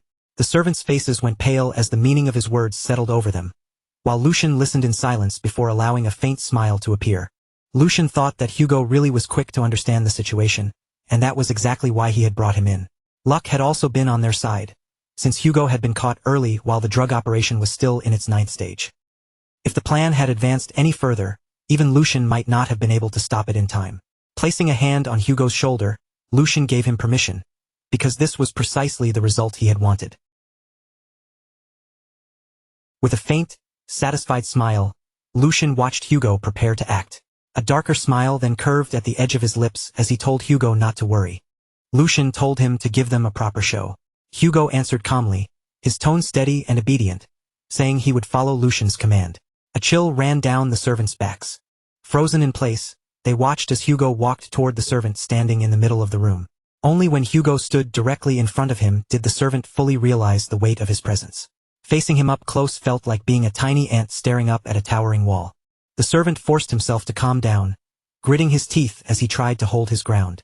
After all, Hugo was only an outsider, nothing more than a newly recruited subordinate. The servant finally forced himself to speak, his voice tense as he warned Hugo not to step forward without understanding the situation he was walking into. If Hugo wanted to survive, the servant said, then he had better choose the correct side before it was too late. Hugo's cold gaze settled on him, heavy enough to make the air feel sharp. In a soft voice, he asked if the servant had any idea just how cruel the people protecting him truly were. The servant scoffed, trying desperately to cover the fear rising in his chest. He sneered that Hugo surely could not be foolish enough to risk his life over a few coins and a newly gained position. Hugo's fist slowly tightened at his side. In a low murmur, he said those were truly pathetic last words. The servant frowned in confusion and barely managed to ask what he meant before Hugo moved. The punch struck with terrifying precision, landing so cleanly and brutally that no one even had time to react. The servant was sent flying across the hall, his body crashing hard against the floor with a sickening thud. His face swelled almost instantly, twisting out of shape, and his consciousness slipped away as the entire hall fell into shocked silence. Hans stood frozen in place, the blood draining from his face as he stared at what had just happened. The remaining servants instinctively recoiled, shrinking back as Hugo calmly walked past the collapsed body like it was nothing more than an obstacle on the floor. At last, one servant shouted out, his voice shaking with both fear and anger. He said this had gone too far, and that violence like this could never be accepted. Even if the young master had brought Hugo here, the servant insisted, that did not give him the right to behave this way. Hugo slowly turned toward him, his heavy gaze filled with cold irritation, and told them to listen carefully. In a low, lethal voice, Hugo said he had more than enough authority to act. His specialty was educating mad dogs who had forgotten their place. The servants backed away without realizing it, their bodies shrinking under the pressure of his presence. Moments later, heavy footsteps began echoing through the hall. Before anyone could fully react, the large doors at the far end of the room were thrown open with sudden force. Two servants dragged someone inside between them. It was the head maid, and she struggled violently against their grip, shouting for them to let her go. She snapped at them, demanding whether they truly thought they could get away with treating her like this. One of the servants sharply told her to shut her mouth and follow quietly, adding that if she still failed to understand the situation, then she really was a fool. Fury flashed in her eyes as she turned toward him. But the instant she looked into the hall, every word she had been about to say died in her throat. Servants were kneeling on both sides of the room, bruised, trembling, and completely subdued. Near the window, Lucian stood with his back to everyone, calmly gazing outside as if nothing unusual had happened at all. One servant hurried forward and reported that, as instructed, they had brought the head maid before him. Lucian slowly turned around, his expression composed, with only the faintest trace of a smile touching his lips. He said she had finally arrived, his tone light and almost casual. He had merely asked the servants to bring her over, though it seemed they had become a little too enthusiastic while doing so. The head maid's shock quickly twisted into fury, and her eyes burned as she glared straight at him. She demanded to know what the meaning of all this was. Did Lucian really think he could get away with such behavior? She forcefully pulled one arm free and raised it threateningly, declaring that Lord Geordie would never allow this. Lucian's voice stayed cold and controlled as he gave a single command for her to stand. The head maid straightened her posture, forcing herself to look composed, then sharply told him that if he stopped now, she would make sure today's incident ended right here. Lucian smiled, completely unmoved, and calmly asked who had ever said anything about ending this. Then he reached toward the table and picked up a whip. He gripped it firmly in both hands, and the leather gave a faint creak as he lifted it into view. Lucian said evenly that this was only the beginning. The moment the head maid saw the whip, the confidence on her face shattered. Color drained from her cheeks, her lips began to tremble, and she hurriedly spoke in a cracking voice, saying he could say whatever he wanted. She took back everything she had said earlier, but Lucian's smile vanished completely, replaced by a cold, emotionless stare with no hesitation and no mercy. In a quiet voice he said that today she would die right here. The word hanging over that moment was execution, and it carried a weight no ordinary punishment could match. Since ancient times, execution had never been used lightly. It was a public punishment, meant to carve a warning into the hearts of everyone who witnessed it. It was efficient, brutal, and impossible to forget. More importantly, it always came with a clear reason. It had a defined target, a clear purpose, and above all, it left behind a lasting impression. For Lucian, that alone was enough. At that same moment, Lucian began walking straight toward Jenny. Instinctively, she took a step back, her body reacting before her pride could stop it. The two of them locked eyes face to face in complete silence. An unnatural calm settled between them, so heavy and cold it felt as if even breathing too loudly would disturb the room. But beneath that outward stillness, the tension on Jenny's face was impossible to hide. Her lips parted, and she forced herself to speak again. She said that with this, she could inform the Grand Duke that the weak, useless third prince no longer existed. Lucian gave her no reply. Instead, he simply lifted one hand and gestured calmly. A servant was summoned to his side, and the meaning behind the order became clear immediately. Lucian wanted Jenny to be properly taught how someone should stand before their master. Without hesitation, the guards moved in, seized her, and forced her down. Her knees struck the floor with a dull thud, and the pressure on her shoulders remained firm as they held her in place. Even then, Jenny did not panic right away. She lifted her head and spoke again. She told the young master that he should think this through carefully. He had said he would kill her, but if he harmed her even a little, did he truly believe Lord Geordie would remain quiet? Her voice was low and calm, almost indifferent, with no obvious fear in it. Then she continued slowly, choosing each word with deliberate weight. More importantly, her mother was Lord Geordie's wet nurse. And since she was that wet nurse's child, Jenny said, she was technically like his sibling. Those words settled over the room, heavy and dangerous. It was a single sentence meant to challenge everyone there and stop them from taking another step. After hearing her out, Lucian finally answered by asking if that was all she had to say. Even at the very end, he said, she still repeated the same excuse. As he spoke, the temperature in his voice dropped sharply. The coldness was unmistakable as he asked whether it was not pathetic to keep bringing up her so-called brother while she was dying. If she had anything else to say, he told her, she should say it now. Hearing that, Jenny froze completely. Her confidence shattered in an instant, her eyes widening as her expression changed. Panic flashed clearly across her face, breaking through the pride she had tried so hard to hold on to. So, as I was saying, Lord Geordie, before Jenny can force the rest of her words out, Lucian steps in closer. The space between them disappears little by little, until his silent pressure alone feels heavy enough to choke her. Then, in a low voice, he cuts her off. Do you? No. You seem to have made a very serious mistake about your situation. He continues, his tone calm, even, and merciless. I already have more than enough reasons to put you to death right here. Insulting a noble, abandoning your duties, stirring up disorder, embezzling money, and plenty more besides. As he lists each crime, his gaze grows sharper, like it is piercing straight through her defenses. But somehow, you forgot where you stand, all because you happen to be raised by the same wet nurse. Lucian leans forward just slightly, his shadow seeming to press down over her. Do you honestly believe the Geordie you keep throwing around can protect you from me? His voice drops even colder. At most, he might strike me a few times. And after that, everything would simply end there. Then, with a cruel calm that makes the entire room feel colder, Lucian adds, or perhaps, for your sake, it would be even worse. His words stop halfway, but the silence after them is more frightening than any direct threat. If father becomes involved, Geordie will not even be allowed to do that much. Lucian lets the words hang in the air for a brief instant. Then, almost as if correcting himself, he continues. Rather, father might even reward me. As he speaks, the expression on his face begins to change, only a little at first. Whatever faint trace of warmth had remained in his eyes slowly disappears. In its place comes something colder, something brutally detached. After all, I would simply be taking proper action against a troublesome person. His eyes settled directly on Jenny, pinning her in place. Geordie is only one of the heirs, nothing more. The person standing in front of me is the same. Each word from Lucian feels heavier than the last. I already gave you your chance. But you were the one who chose to walk toward this ending. By then, Jenny can no longer keep herself composed. Her hands shake violently, trembling as if all strength has left them. Fear rises from deep within her chest and swallows every last bit of pride she had left. Her breathing breaks apart, turning quick and uneven, until panic finally bursts out of her. I was wrong, young master, she cries, her voice desperate and shaking. Please forgive me. Lucian gives her no answer.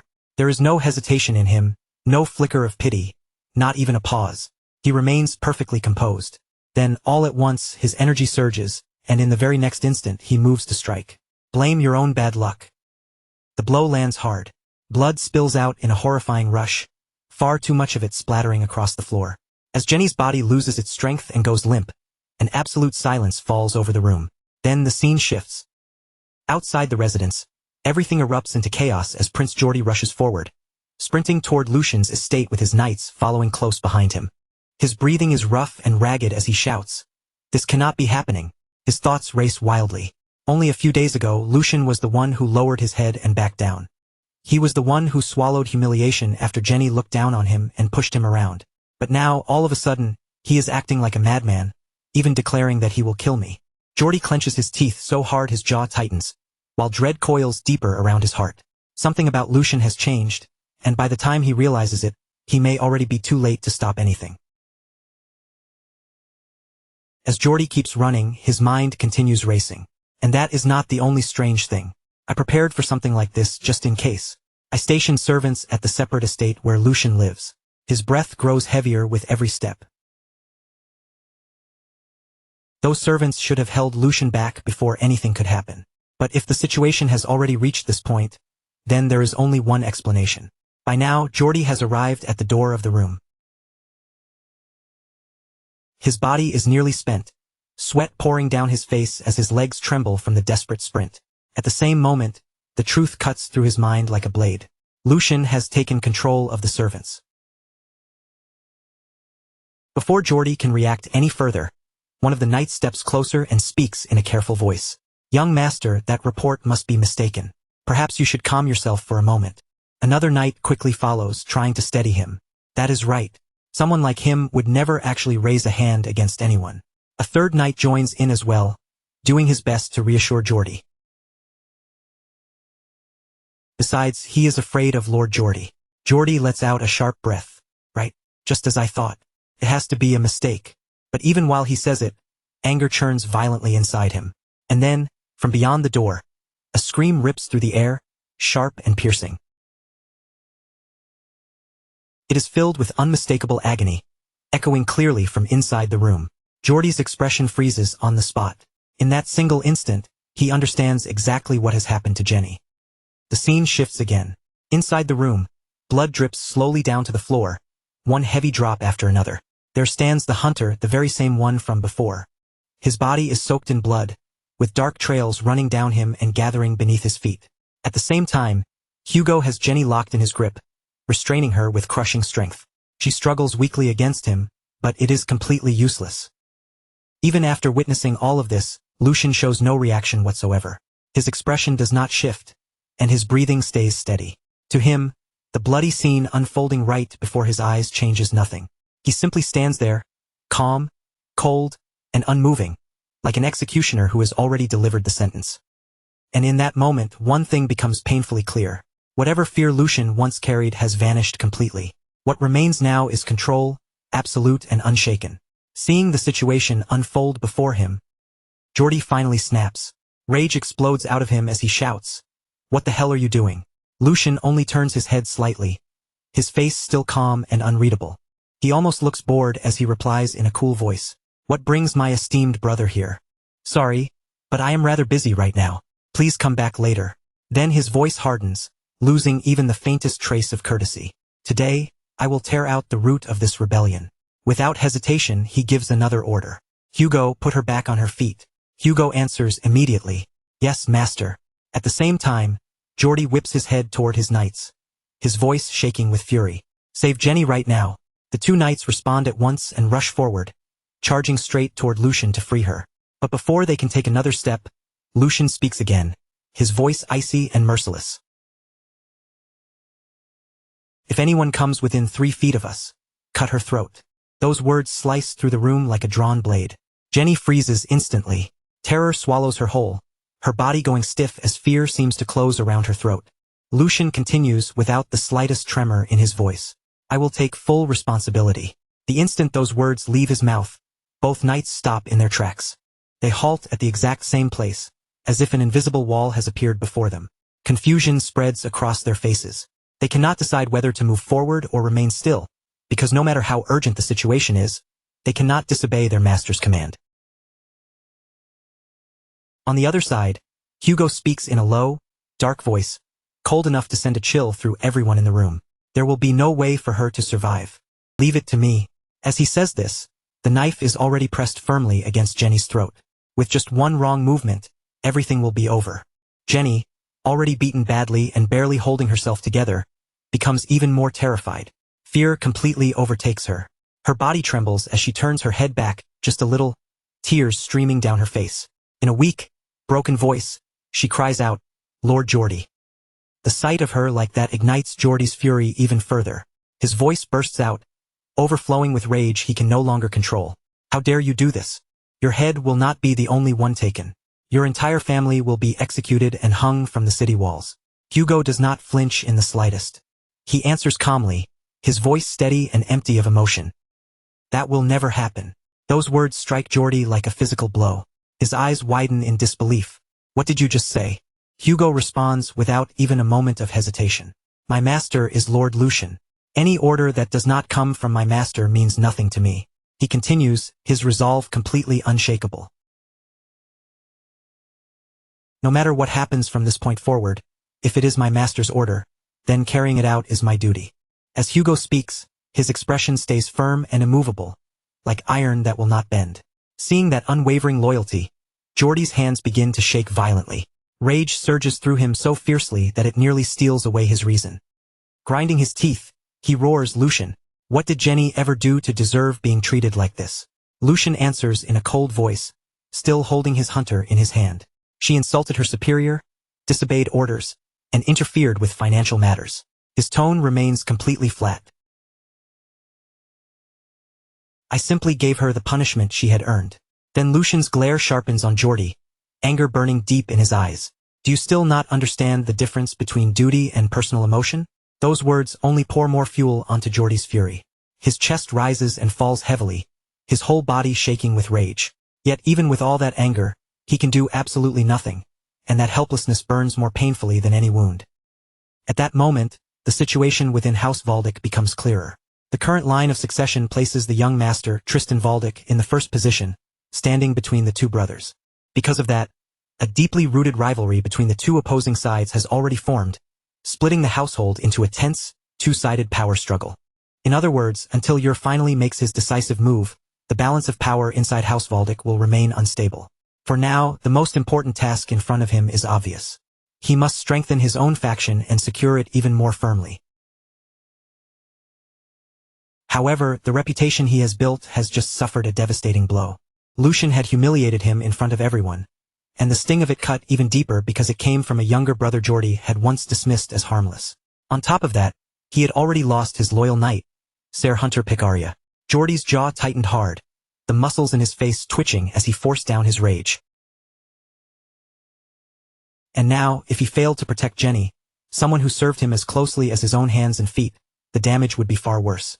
His authority would begin to crack, and this moment would almost certainly become the turning point where his position started to shake. Once that happened, distrust would slowly spread among the people who had chosen to stand behind him. The thought alone made Jordy's fist curl tighter in frustration. In the end, there was no clever escape left for him. This was checkmate. He had been driven completely into a corner. With every path cut off, Jordy had no choice but to lower his pride. From a distance, he finally gave in, his voice carrying across the hall as he shouted, "You win. Let her go." The moment those words left his mouth, everyone knew he had surrendered. One of Lucian's men immediately broke into a smug smile, savoring the sight as if he had been waiting for this exact moment. Meanwhile, Jordy's followers stood frozen in place, stunned that their master had actually been forced to admit defeat. The young servant standing beside Jordy could not hide the shock on his face. His expression twisted with disbelief and despair as he watched the master he trusted bow under pressure. The reason Jordy had yielded was Jenny, his loyal maid, while Hugo stood at the center of the hostage situation. Lucian's hired kidnapper held Jenny firmly in place, keeping a dagger pressed close against her throat. Tears streamed down her frightened face as she trembled, too terrified to move even an inch. And Lucian, the one who had orchestrated this entire humiliation, simply walked away with the calm arrogance of someone who had already won. A cruel smile curved across his face as he looked back and mocked Jordy's surrender without the slightest trace of mercy. "That is not even funny?" Lucian sneered, his tone dripping with scorn. "Do you seriously think this can all be swept under the rug with one single word?" He kept pressing the accusation, dragging Jenny's supposed crime into the open. According to Lucian, she had plundered someone else's precious means of survival, and that was not something he intended to let disappear quietly. Lucian's eyes glittered with contempt as he scoffed at his brother's attempt to talk his way out of this. "What? Do you think your tongue is coated in gold just because you are a noble?" Then, with biting sarcasm, Lucian turned fully toward Jordy and put on an expression of exaggerated innocence. "What are you even talking about, brother? Winning?" Jordy ground his teeth so hard it looked as if his anger might burst through his restraint at any second, while Lucian continued his performance without shame. "I merely carried out my duty as the third young master. Besides," Lucian added coldly, "embezzlement is a crime that no one can escape, no matter what status they hold." He stamped his foot against the floor, using the sharp sound to reinforce his authority throughout the hall. "If we simply covered this up and moved on, what would everyone here think?" Lucian looked down at his defeated brother as if he were speaking out of sincere conviction, pretending every word came from righteous passion. "Since my respected brother is begging so desperately, I would personally like to end the matter here." But as those words left Lucian's mouth, a dark smile slowly spread across his face, exposing the malice he had been hiding beneath that polished tone. With a look of false regret, Lucian delivered the final blow. "Unfortunately, I simply do not have the proper justification to do that." Jordy clenched his fist until his knuckles turned pale white. His fury was barely being held back now, swelling beneath the surface like it was about to explode. Unable to endure another second of this humiliation, he finally forced himself to ask what Lucian's price was. "Stop beating around the bush," Jordy snapped, his voice rough with anger. "Speak plainly." Before revealing the outrageous amount he wanted, Lucian first made Jenny understand exactly what kind of punishment was waiting for her. He raised a whip where everyone could see it, his expression ice-cold as he said that, since ancient times, people who dared to lay their hands on another person's property were usually disciplined in ways like this. Jenny shook violently the moment she heard it, her fear clear in every trembling breath. Then Lucian demanded that Jordy return several times the amount supposedly stolen as compensation. The price was so absurd that Jordy could only grind his teeth in powerless fury, completely humiliated in front of everyone. Surrounded by the glittering scatter of gold coins, Lucian smiled triumphantly and continued to mock his brother. "So tell me, brother," Lucian asked with a faint, taunting smile, "what price did you have in mind?" The scene then shifted away from that humiliating confrontation and moved to the magnificent palace of the Grand Duke, the true center of power within the Valda family. Inside a lavish study filled with the weight of authority, the man who ruled the household waited in silence. Grand Duke Balk sat there with a stern, calculating gaze, as though he had already measured every move being made beneath his roof. As the father of both Lucian and Geordie, the Grand Duke watched the situation unfold from the shadows of power, observing everything that happened within his domain without needing to step forward himself. Later, Chief Butler Edwin appeared before the Grand Duke to give his report. After explaining how the incident had ended, he stood respectfully while the Grand Duke examined the written account with an unreadable expression. The Grand Duke lifted his gaze from the report and fixed his loyal servant with a sharp, piercing look. "Is everything written here accurate?" Chief Butler Edwin bowed with proper respect and confirmed the truth of the matter. "I have personally verified it." He then began explaining the humiliating result forced onto the second son, making it clear that Master Geordie had paid young Master Lucian. The amount was 10 times the value involved in the dispute, handed over as compensation. Edwin also continued with another important detail, reporting on how quickly Lucian had acted after the incident. "Young Master Lucian has also brought in an outsider known as Hugo," Edwin explained, "and used him to swiftly remove the spies that had been planted inside his annex." The Grand Duke listened quietly as the report neared its conclusion. Because of Lucian's actions, his annex was now guarded more heavily than any other area in the estate. The Grand Duke slowly turned his gaze toward the window, and for a moment, Lucian's reflection seemed to overlap with his own in the glass. He silently reflected on the bold moves made by his youngest son. His expression became thoughtful, as if he were weighing not only Lucian's actions, but also the sudden shift taking place in the family's balance of power. After hearing the entire report from beginning to end, the Grand Duke made his decision. Without hesitation, he ordered that his son be brought before him. "Bring him in." The doors opened, and Lucian stepped into what felt like the lion's den. With measured composure, he entered the study and presented himself before his father. The Grand Duke turned to face him, his expression cold and controlled, wearing the full weight of authority and scrutiny like a mask. Lucian stood in the vast study, surrounded by the heavy silence between father and son. The tension in the room was thick enough to feel against the skin, and Lucian could immediately sense that something had changed. "What is this?" Lucian wondered to himself. His father's gaze felt different from before, sharper and far more focused than the distant look he had been used to. For the first time, his father was not looking at him like an afterthought. He was looking at Lucian as someone who had entered the game. Then the Grand Duke spoke first, his voice carrying the weight of command. "You have caused quite a stir recently, Lucian." Lucian did not flinch. Instead, he answered calmly, "It was nothing extraordinary. I simply disciplined servants who failed to recognize their own master." The Grand Duke placed one hand on his desk, and his gaze hardened. "However, as a result, you disgraced your brother." Then he pressed Lucian directly, throwing the challenge in front of him without softening a single word. "He will not forget this for a very long time," the Grand Duke warned. "Are you prepared to bear the consequences?" From across the room, Lucian's answer came back as cold and firm as steel. His confidence did not waver at all. "No, there is nothing for me to bear." Lucian defended his actions with chilling logic and complete certainty. To him, this had simply been a matter of putting the hierarchy back in its proper place. Standing tall, with a faint, defiant smile, he framed his ambition as nothing more than duty. "If I avoided such an obvious responsibility just because I feared retaliation," Lucian said, "then how could I ever dare to claim the name of Valda?" The Grand Duke listened in silence as his youngest son spoke with unexpected boldness. "I merely made the choice that would not bring shame upon our name." At that, a faint smile appeared on the Duke's face, though whether it came from amusement or genuine approval was difficult to tell. Then the Grand Duke revealed the true rules of the succession struggle, laying out the battlefield that would decide their futures, while the family crest stood as a silent symbol of their bloodline. "If Geordie continues to provoke you," the Grand Duke said, "then you are free to strike back." With those words, the Grand Duke officially granted Lucian permission to fight for his own place in the family. But that freedom was not given without limits. Lucian listened closely as his father continued, sensing the condition hidden behind the approval. "However, I warn you now, if the conflict grows too large and causes damage to the family, I will side with Geordie, no matter who is right or wrong." Lucian was visibly taken aback by the unfairness of the condition, his composure cracking for a brief moment.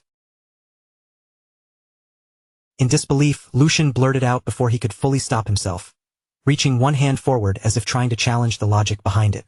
"Father, what the hell? But the Grand Duke cut him off immediately, his expression carrying something almost mocking. "Why does that surprise you so much?" Sigmund asked, his voice calm but cutting. He laid out his reasoning without emotion, turning Lucian's attention toward Geordie's long-standing role in the family. Geordie might have a reckless streak, but over the years, the results he had produced for the house were not small by any measure. Then Sigmund's words shifted sharply toward Lucian himself, dragging up the image of his past weakness and wasted days. Compared to Geordie, Lucian had spent an entire year doing nothing but idling away, and Sigmund delivered that fact with cold, merciless logic. As the head of this family, choosing the one who has actually contributed is only natural, is it not? Lucian said nothing for a moment, standing in silence as he absorbed the weight of his father's ultimatum. But after that brief silence, the corners of Lucian's lips slowly lifted. A sly, knowing smile formed on his face, as he finally caught the true meaning hidden beneath his father's words. In Lucian's mind, that order no longer sounded like a restriction, sounded more like a challenge. "If I am not mistaken," he thought, "you are basically telling me to crush my brother underfoot and rise above him." As if confirming Lucian's interpretation, Sigmund continued in a steady voice.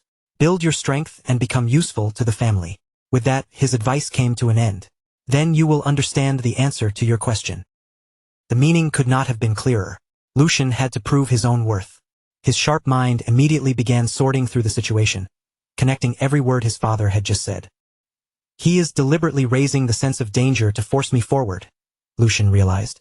And if Sigmund was speaking this decisively, then there had to be an even deeper implication behind the warning. It meant the structure of the succession would soon be decided. As that conclusion settled in, a smile filled with complete confidence slowly spread across Lucian's face. At that moment, Lucian understood his father's game with perfect clarity. That was why Sigmund wanted him to move quickly and seize the opportunity before it slipped out of reach. Lucian almost found it amusing, seeing how his father pushed him forward through pressure and manipulation. With an ironic smile, he wondered whether all fathers were usually this troublesome. Then, reaching into his jacket, he pulled out a document and thought that if his father cared so deeply about his son's future, he would have to live up to those expectations. Drawing Sigmund's attention once more, Lucian spoke. "By the way, father." Sigmund's eyes shifted, clearly not expecting him to have anything else prepared. Lucian boldly placed the document on the desk before him and asked, "What if I have already prepared my move?" Then Lucian's smile sharpened with triumph as he added, "And it is a very big one." Without the slightest warning, Sigmund snatched the paper straight from his son's hand. The instant his fingers closed around the document, he crushed it into a tight ball, then tore it apart with ruthless force. The scraps scattered down to the floor like falling snow, but the air inside the study only grew heavier.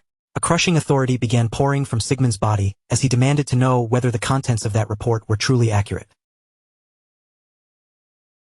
If this was nothing more than an overexcited, foolish attempt by Lucian to act like he was serving the public good, then Sigmund ordered him to admit it immediately. Sigmund's voice remained controlled, yet each word carried the weight of absolute command, the kind that made deception feel impossible. Lucian did not shrink back. He met his father's gaze directly and answered in an even voice that there was not a single lie in the report. Under the guidance of the writer, Lauren, the investigation had already moved far beyond its beginning stages. Several insiders involved in the drug distribution had been secured, and the testimony and evidence they provided were strong enough to be verified right away. At that instant, an immense blue aura erupted from Sigmund's body, surging through the room like a violent wave. The pressure slammed outward so suddenly that Lucian's instincts reacted before his thoughts could even catch up. His body stiffened in place, every muscle tightening as though an invisible mountain had dropped onto his shoulders. Sigmund's expression darkened, and his gaze sharpened into something terrifyingly close to a death glare. The name Bernhard surfaced in Sigmund's mind, the shameless son of a marquis. Rage boiled up inside him as he thought about the audacity of allowing such filth to corrupt and defile the lands of Valdic. The pressure in the room grew even stronger. Sweat began running down Lucian's face, and each breath became harder to pull into his lungs. Every inhale felt heavier than the last, as if the air itself had turned solid around him. But Lucian recognized the sensation almost immediately. This was not simply anger. His father was testing him. It was the same invisible weight carried by those who protected the empire, the overwhelming force wielded by the sword of the walled family and the terrifying presence of its master. Lucian understood that if this continued much longer, his body might not be able to remain standing. Even so, he forced his pounding heart to calm and asked for permission to make one final point. Sigmund paused for a moment, studying him in silence, then gave a short nod that allowed him to continue.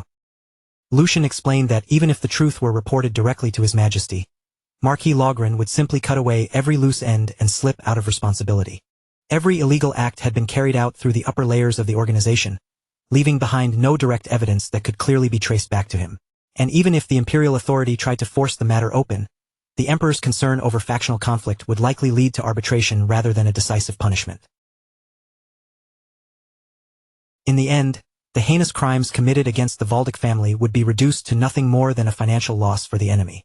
Lucian spoke calmly, saying that losing money alone was nowhere near enough. A crime of that scale demanded a much greater price. After those words, silence settled heavily over the room. Sigmund watched his son closely, genuinely surprised by the sharpness of Lucian's judgment. He found himself wondering when Lucian had become capable of reading power, consequences, and political movement with such clarity. After a brief pause, Sigmund told Lucian to explain exactly what he had in mind. Lucian then revealed that he had already secured a method to stop the enemy from escaping. Earlier, an insider had surrendered to him, and this was not an ordinary man either. He possessed a noble title, had earned Logren's deep trust, and had climbed all the way to an executive position within their organization. At that, Sigmund recalled the head butler's earlier report about Lucian bringing in an outsider named Hugo. The pieces began to connect in his mind, and understanding slowly dawned on him. This Hugo had to be the insider Lucian was talking about. As each piece fell into place, Sigmund realized the current situation matched the third scenario he had once considered. It was a path he had hoped would never need to be used, but now it seemed almost impossible to avoid. Lucian's strategy had already been anticipated. He intended to use the traitor as bait, turning what looked like the enemy's advantage into a reverse trap. From Logren's point of view, it would be unthinkable that the executive responsible for handling the drug operations would ever betray them. Lucian had arranged the details carefully, making sure the negotiation plan appeared to be moving forward smoothly, without even the smallest sign of danger. Sooner or later, Logren's core figures would have no choice but to step out into the open themselves.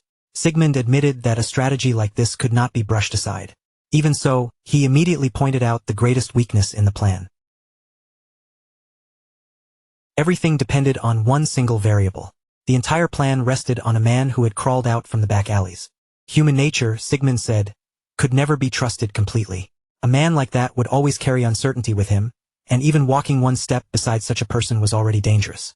Lucian went quiet for a moment, letting his father's warning hang in the heavy air between them. Then he answered calmly. He was not trusting the man himself. What he trusted was the man's desire, and that desire was not weak or vague. It was a burning ambition. That ambition was to become a knight, to spread his name across the empire, and to carve proof of his existence into history. Sigmund was struck by how familiar those words sounded. They were old words, almost forgotten, yet they belonged to something Sigmund himself had once believed in. Lucian explained that such a dream was exactly the kind of thing a man could cling to with obsession. He had chosen to believe in that dream, just as he had once done in his previous life. To Sigmund, the reasoning sounded sentimental, but there was also a sincerity in it that could not be dismissed. That sincerity explained why Lucian was willing to place so much on this gamble. Sigmund then asked what Lucian intended to do if everything collapsed and the plan failed. Lucian answered without a moment of hesitation. He had no intention of running from responsibility.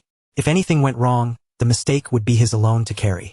He was prepared to pay the price himself, even if that meant putting his own title on the line. After hearing that, Sigmund finally gave his decision. Once Lucian's body had fully recovered, he was to report to the training ground. Lucian accepted the order immediately, without protest or delay. Then Sigmund revealed what would come next. Sigmund would personally teach Lucian the lion's heart sword, the very swordsmanship that symbolized the blood and pride of their house. With that single decision, Lucian was no longer treated as an overlooked third son. He had been formally recognized as one of the candidates who could one day become the next head of the household. Night fell quietly over the estate, wrapping the grand residence in a deep, still silence. Inside his chamber, Sigmund stood alone near the window, reading in the pale moonlight. The silver glow spilled across the floorboards and reached into the corners of the room, leaving everything around him cold and dim. The head butler entered with soft, careful steps and lowered himself into a deep bow, his face heavy with shame. He lamented that such disgraceful acts had taken place in Melheim, the very heart of the Valdic family, right under their watch. But Sigmund stopped him before he could blame himself any further. He took the responsibility onto his own shoulders, admitting that he had ordered the butler to focus entirely on matters at the border, and because of that, the family's internal defenses had grown weaker.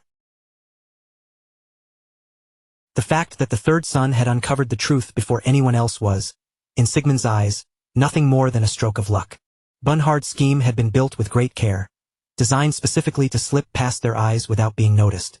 The head butler added that Bernhard's real goal had never been profit or expanding his territory. What he truly wanted was to stain his master's honor. Sigmund gave a quiet agreement, already seeing the shape of Bernhard's intentions.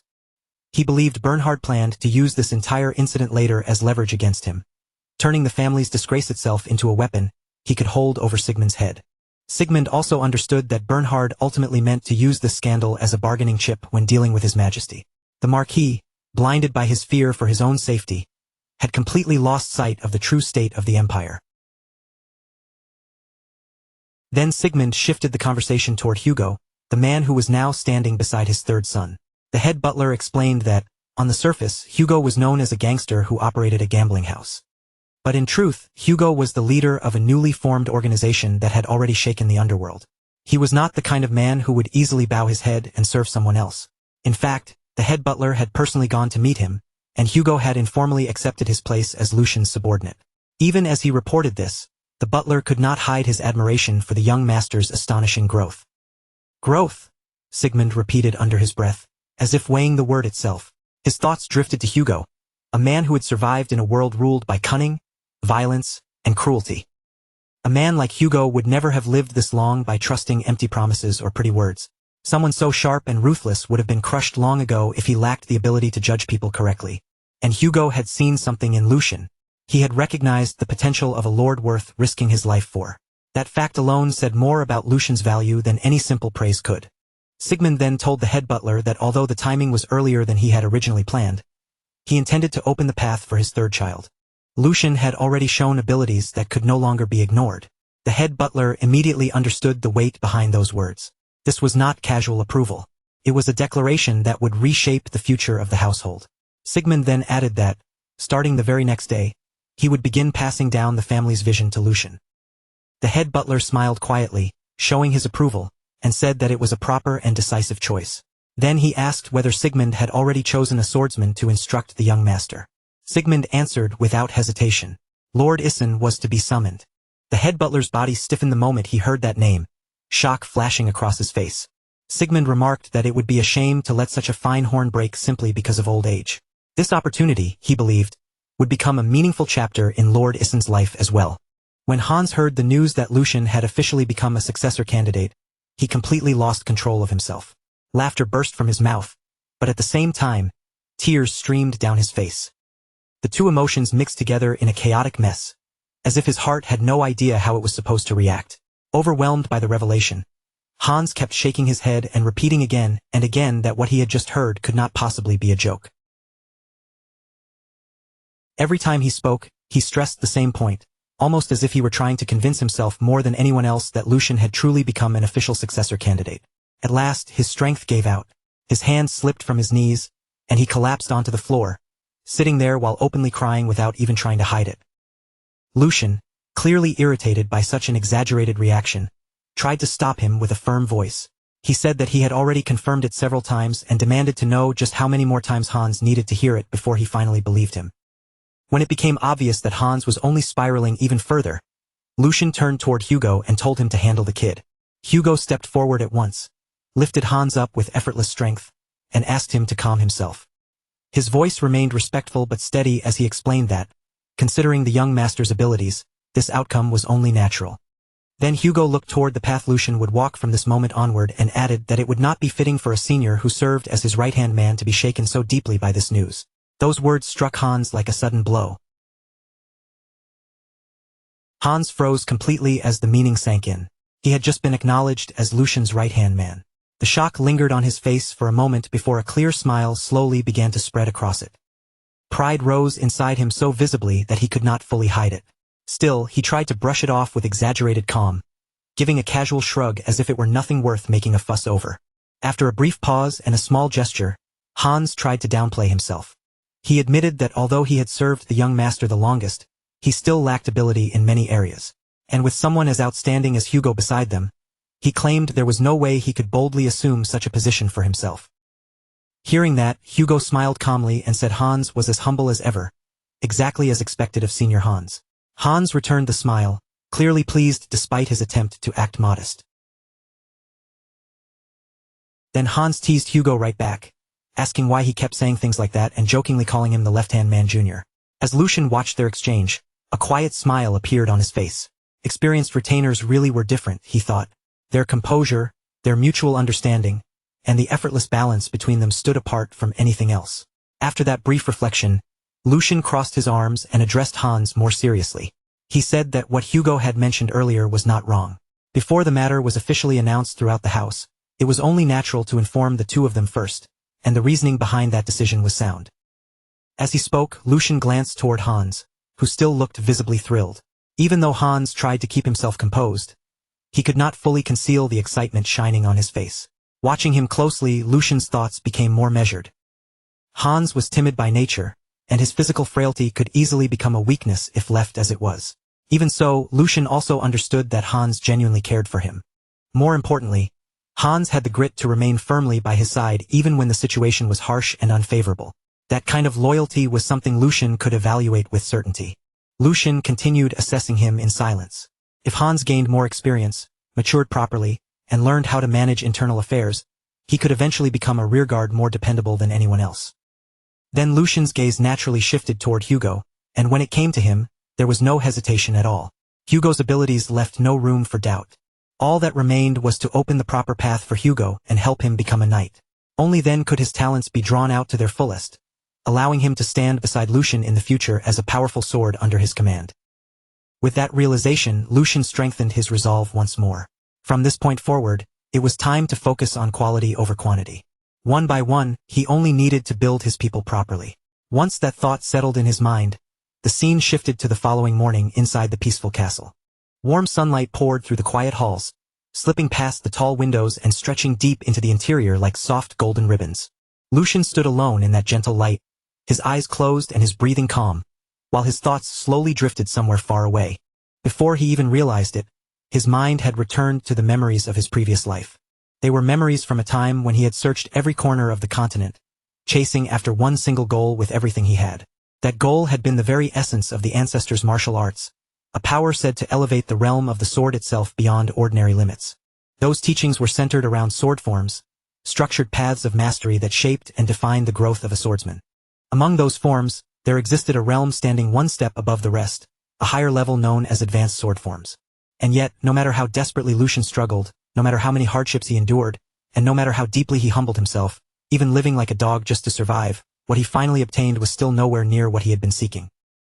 He had never obtained the advanced sword forms he had dreamed of for so long. In fact, he had not even managed to reach the intermediate sword forms that were normally reserved for knight captains. What he finally managed to get his hands on was nothing more than a degraded version, a lower form meant for apprentice knights who were still standing at the very beginning of the path. But in truth, for someone like him, a mere mercenary without noble blood, even learning any sword form at all should have been impossible from the start. Being granted even the smallest chance to touch a sword form was already something close to a miracle. And yet, even with that miracle in his hands, reality had still treated him with merciless cruelty.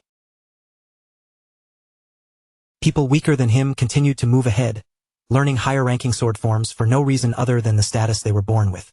One after another, they surpassed him, and on the battlefield, they crushed him with techniques he could not copy, could not understand, and could not properly defend against. Every time that gap kept him from protecting the members of his squad, his hunger for true sword forms carved itself deeper into his heart. That longing never faded. It only sharpened, growing more painful with each failure until it became a constant torment he could never escape. As those old memories rose back to the surface, Lucian unconsciously clenched his fist.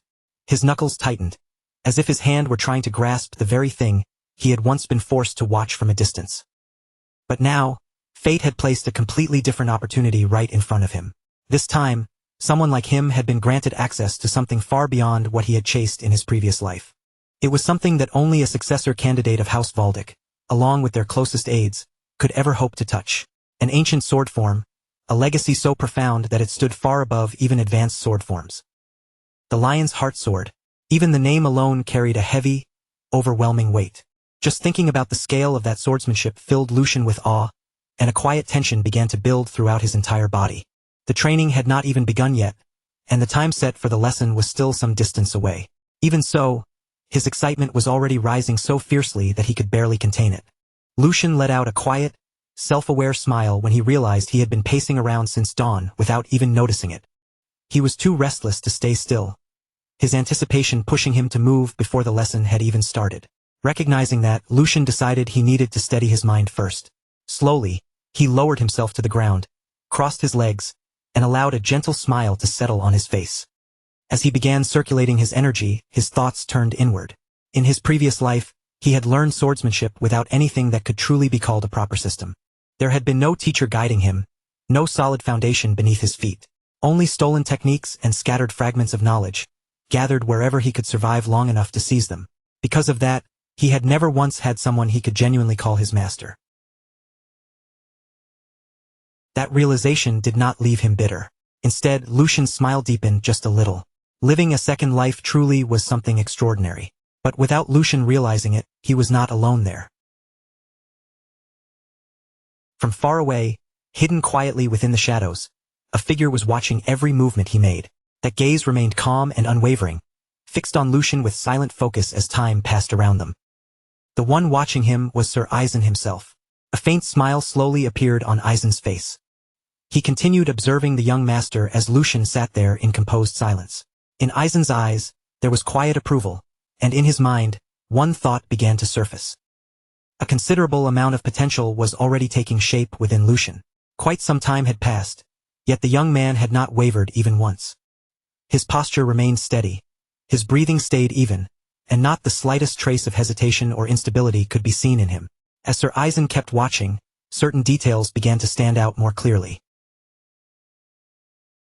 There were subtle signs in Lucian's composure and control that were impossible to overlook. They were qualities worth paying close attention to. Eisen found himself thinking that guiding this young master would not only be meaningful, but might also provide a brief source of amusement for him. When Sigmund had made the request earlier, Eisen had listened calmly and acknowledged that if the Duke himself was asking for this, then Lucian's talent could not be ordinary. But Sigmund's thoughts had gone even further than that, making it clear that this matter was not simply about talent alone. What had truly surprised Sigmund was Lucian's mindset. It was something entirely unexpected, something that could not be measured by skill, bloodline, or natural ability. Sigmund believed Eisen would understand the weight of those words the moment he saw Lucian with his own eyes. And now, standing there in the present, that belief was beginning to prove true. The great sword saint, Eisen Breitner, watched Lucian closely from where he stood. From a distance, he continued to observe in silence, his sharp gaze never leaving the young man for even a moment. Then, little by little, a proud smile formed on his face. That expression was not simply a recognition of Lucian's talent. It was also an acknowledgement of his unwavering resolve and extraordinary inner strength, qualities that could never be forged through ordinary training alone. A sword saint was an existence born only when one pushed their circulation to the absolute limit, refining both body and mana to the farthest possible edge. It was not merely an impressive title.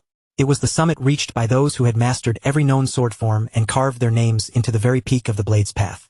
Across the Empire's long and blood-soaked history, figures like that were spoken of with reverence, almost like gods standing among ordinary swordsmen. And now, that very being was standing before Lucian. For a brief moment, Lucian forgot how to breathe. He remained rooted where he stood, eyes slightly widened and lips parted as that immense presence settled over him. The pressure was unlike anything he had ever felt before. It was not violent or suffocating like the aura of a veteran forged on countless battlefields. Instead, it was calm, vast, and seemingly endless, like standing alone beneath a boundless night sky. It was overwhelming, yet strangely tranquil. A living legend stood within arm's reach, and that man offered Lucian a gentle smile filled with quiet dignity. Placing one hand over his chest, he gave a respectful bow. It has been some time, third young master. The last time we met was several years ago, during His Grace's birthday celebration.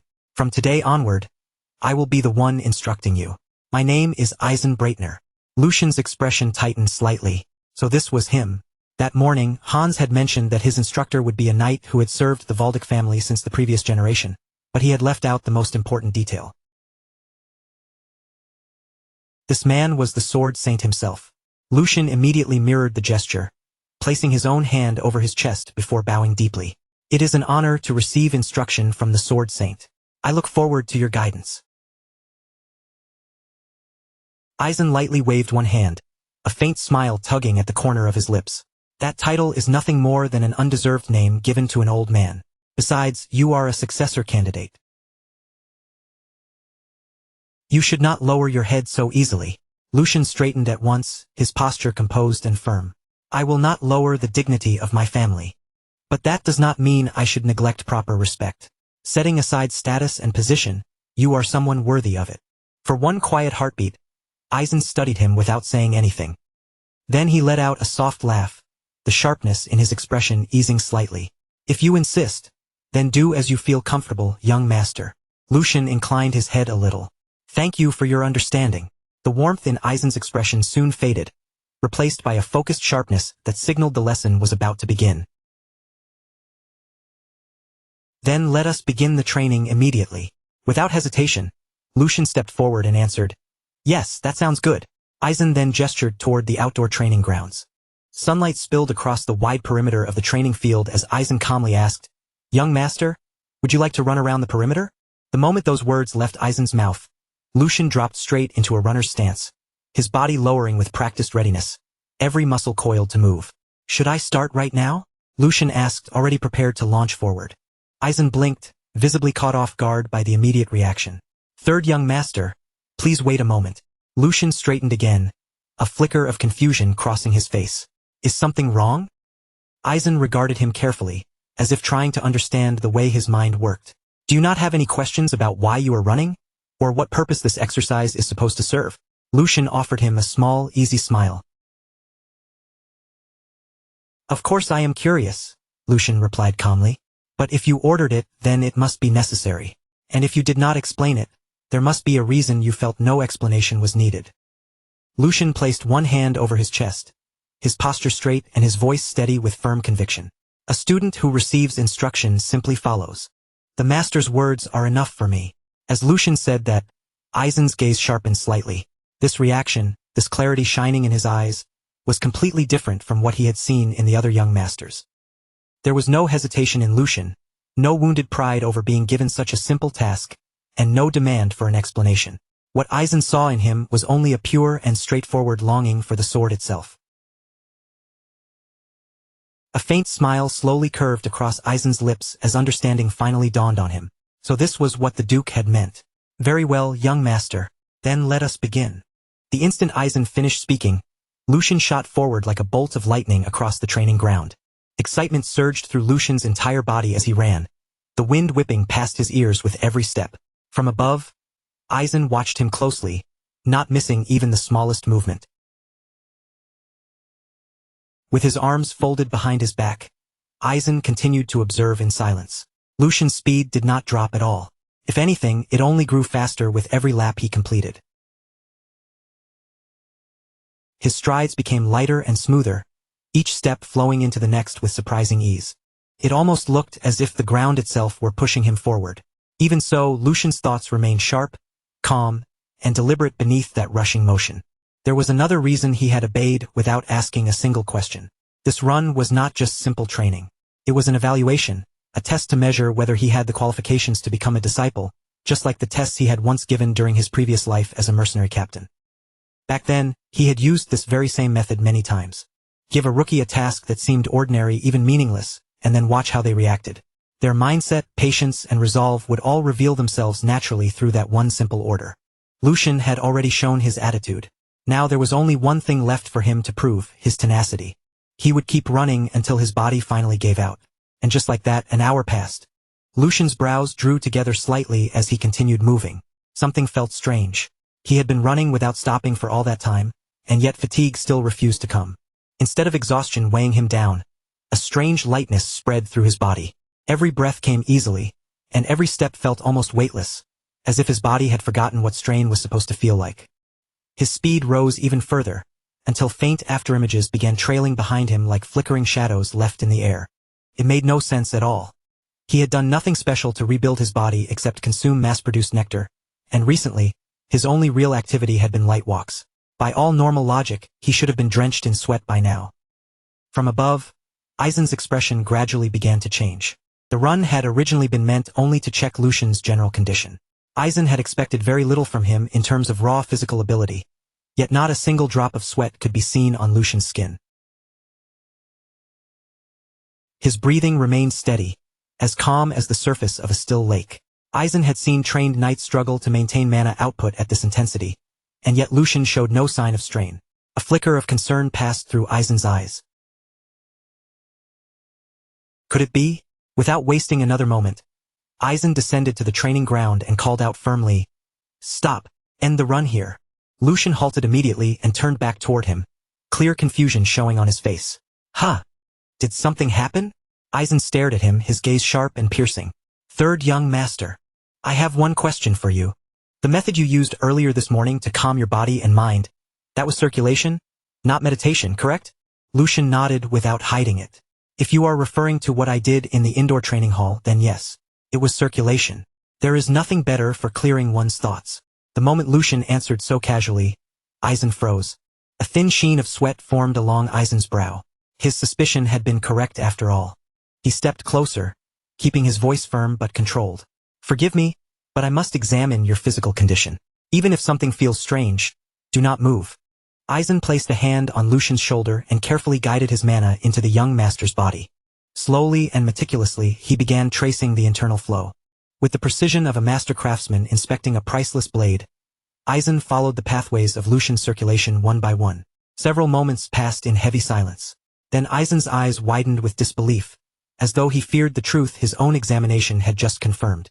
Lucian had already reached the very end of circulation, the absolute limit that most martial artists spent their entire lives chasing. But the discovery did not stop there. Aizen's thoughts halted for a moment. What exactly was this? What lay within Lucian was not merely the perfected state Aizen himself had once attained. It stretched even beyond that. The sensation was so vast that it almost overwhelmed him. It felt like standing before an endless ocean with no horizon in sight, or beneath a roaring waterfall powerful enough to swallow the world whole. The flow inside this child was not simply complete. It was still expanding, pushing outward into a realm Aizen himself had never touched. Lucian was not walking a known road. He was opening an entirely new path. Sir Aizen took the third young master's hands and examined them in silence, his fingers pressing lightly along the veins, as he sensed the smooth and powerful flow moving beneath the skin. His sharp eyes narrowed as he processed what he was feeling. Then, in a low voice, he asked when this had first begun. The sudden question caught Lucian off guard. He had expected training and instruction, not a look of doubt from his master. Before Lucian could answer, Aizen asked again, this time more directly. "When exactly did you reach the end of circulation?" Lucian's expression went blank. The end of circulation? He did not understand what Aizen meant by that, so he asked him to explain more clearly. Aizen responded calmly, telling Lucian that he had just examined the condition of his body. The purity of Lucian's mana was like fresh snow spread across a winter field, clean and untouched by the slightest impurity. The internal structure of his body allowed mana to move with perfect efficiency, like a water wheel turning without even the smallest resistance. This was not ordinary talent. It was a level only a handful of martial artists could reach after devoting their entire lives to cultivation. Lucian kept his expression steady, but his thoughts began moving rapidly. From the very beginning, he had always sensed that something about his circulation was unusual. It had felt too smooth to be natural. Still, hearing that truth confirmed by a sword saint made his heart tighten. His condition was far closer to perfection than he had ever imagined. And if that was truly the case, then there was no longer any point in hiding it. Lucian had questions of his own about what was happening inside his body. Unless someone stood at the level of a sword saint, no one could properly explain his condition. Lowering his head slightly, Lucian decided to answer honestly. It had been about a month since he first began practicing circulation. From the very start, all of his mana paths had already been open. There had been no struggle, no resistance, and no barriers he needed to break through. Everything had flowed freely from the beginning. Aizen's eyes opened wider, and for a brief instant, clear shock passed across his usually composed face. Lucian went on, saying that everything he had heard about mana circulation made it sound painful and difficult. People spoke of veins burning from the inside, energy channels clogged with resistance, and pathways so damaged they felt almost broken. But for Lucian, none of those symptoms had ever appeared. From the very beginning, his mana had flowed through him smoothly, almost as if his body already knew the route and had simply been waiting for him to awaken it. A heavy silence settled between them. Aizen's thoughts moved rapidly beneath his calm expression. Even he had needed decades of discipline, pain, and relentless training before reaching such a level. And yet this young man had touched that same kind of state in only a single month. For the first time in a long while, Aizen found himself wondering if the ancient swordsman from old tales, the one said to split mountains and cut the sea itself apart, had not been exaggerations after all. Maybe talent that overwhelming truly did exist in the world. Maybe there really were people born with bodies made for the sword. After hesitating just long enough for Lucian to notice the change in his expression, Aizen finally spoke again. His voice came out low and heavy, carrying the seriousness of a man who understood exactly how bold his next words would sound. He said there was something he wished to ask, even though the question might come across as rude or disrespectful. Then Aizen asked it directly. Would Lucian be willing to abandon his position as a successor candidate of House Valdic? For a moment, the entire world seemed to stop around them. Lucian's eyes widened in stunned disbelief. He had never imagined those words would come from Aizen's mouth. Above their heads, the sky spread wide and bright, without a single shadow darkening it. A soft breeze drifted through the courtyard, carrying dry leaves as they scraped and tumbled across the stone ground. For a few seconds, everything around Lucian felt strangely far away, as though sound itself had been pushed into the distance. Aizen's request kept ringing in his ears. Give up the successor position. His confusion quickly twisted into unease, and that unease sharpened into fear. His voice grew tense as he demanded to know what Aizen meant. Aizen met Lucian's anxious stare and immediately understood the storm tearing through the young man's mind. Lucian was already imagining the worst. Was something wrong with his body? Was he unable to learn proper sword forms? Would the mana inside him one day turn against him? Lucian's thoughts began spiraling from one dreadful possibility to the next, each one darker than the last. But Aizen answered him with steady calm, saying it was the exact opposite. Lucian went still. The opposite. Aizen looked straight at him, his gaze firm and completely unwavering. Then, with absolute clarity, he told Lucian the truth. Lucian's body was an ideal vessel for the sword. It was not only capable of drawing out the full efficiency of both mana and physical strength. It held the potential to go even further, to step beyond the limits that most warriors could never even approach. If Lucian chose to devote his entire life to the sword and nothing else, then becoming the next sword saint would not be some impossible dream. For him, Aizen said that path would be within reach. Those words struck Lucian like a bolt of lightning. A sword saint. He slowly lowered his gaze to his own hands, staring at his fingers as he flexed them one by one, as if seeing his own body in a completely new light. Could he truly reach that realm? From the moment he awakened in this body, Lucian had known it was extraordinary. He had felt its balance, its natural power, and the flawless way mana moved through it. But hearing that it surpassed even his own expectations left him momentarily breathless. Until now, he had already considered himself incredibly fortunate simply to have inherited this body and the opportunity that came with it. After all, he had gained access to the ancient sword form known as the Lionheart Sword. Just that alone had been enough to change everything for him. Through the Lionheart Sword, Lucian believed he had finally found a road leading toward the height he had once longed for in his previous life. That alone had felt like a miracle beyond measure. Yet now Aizen was telling him there was an even greater peak waiting ahead. Not just mastery, not just excellence. The very pinnacle of the sword itself. But a road like that would demand everything from him. Talent, no matter how monstrous, would never be enough on its own. It required absolute focus, a life without distractions, and a heart that carried no divided loyalty. Lucian slowly raised his head and met the old swordsman's eyes. His voice was quiet, but it did not tremble as he asked if that was the real reason behind Aizen's request. Was it because he could not walk both roads at the same time? The path of House Valdic's successor and the path that led toward becoming a sword saint? Aizen nodded without the slightest hesitation. That was exactly right. To be more precise, the problem was time. Even though mana circulation still allowed him to stand straight and move with strength despite nearing 100 years of age, there was a limit he could not deny. Aizen could not ignore the slow decay already taking hold of his aging body. His sword was still sharp, and his power had not yet faded into weakness. But time was merciless. If he wanted to pass down everything he had mastered before death caught up to him, then the years he had left were already far too few. Even if the third son abandoned every other duty and focused only on the sword, the training schedule would still be painfully tight. Lucian's eyes widened slightly as that truth sank in. 8 years. If his memory was correct, that was all the time the Sword Saint had left before death finally claimed him. The realization settled heavily in Lucian's chest. Aizen was not exaggerating. There truly was almost no time left. In an ideal world, Lucian knew what he should do. He should accept the offer without hesitation and give himself completely to the blade. It was the kind of chance he had longed for across 2 lifetimes. The chance to chase the summit without restraint, to stand at the highest peak of swordsmanship, and to carve his name so deeply into history that no one could erase it. But the future Lucian remembered was not something that could be survived by strength alone. The coming years would plunge the world into chaos. Nations would collide, alliances would crack apart, and power would shift like sand beneath a violent storm. The ones who endured would not simply be the strongest fighters. They would be the ones with legitimacy, names that could command loyalty, positions that could gather armies, and authority that gave others a reason to rally behind them. Martial strength could win a battlefield. But strength by itself could never control the entire storm. This was the dream Lucian had once held closest to his heart, to pursue the ultimate realm of the sword and live for nothing but the blade. Yet dreams were not the only things that mattered anymore. Lucian lowered his head respectfully and apologized to Aizen. He said he wished to remain a Valdic until the very end. The offer was far greater than someone of his position deserved, and he was sincerely grateful for it. But even so, he could not accept.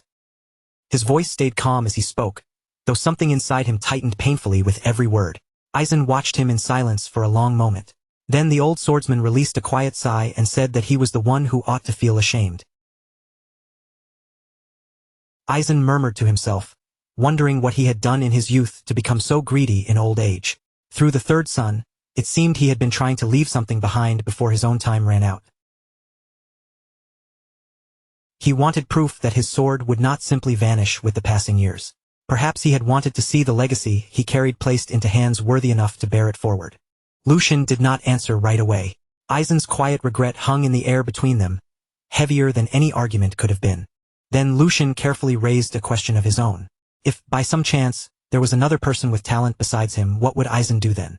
Far away from that quiet courtyard, the scene shifted beneath the blazing sun to a wide field prepared for riding practice.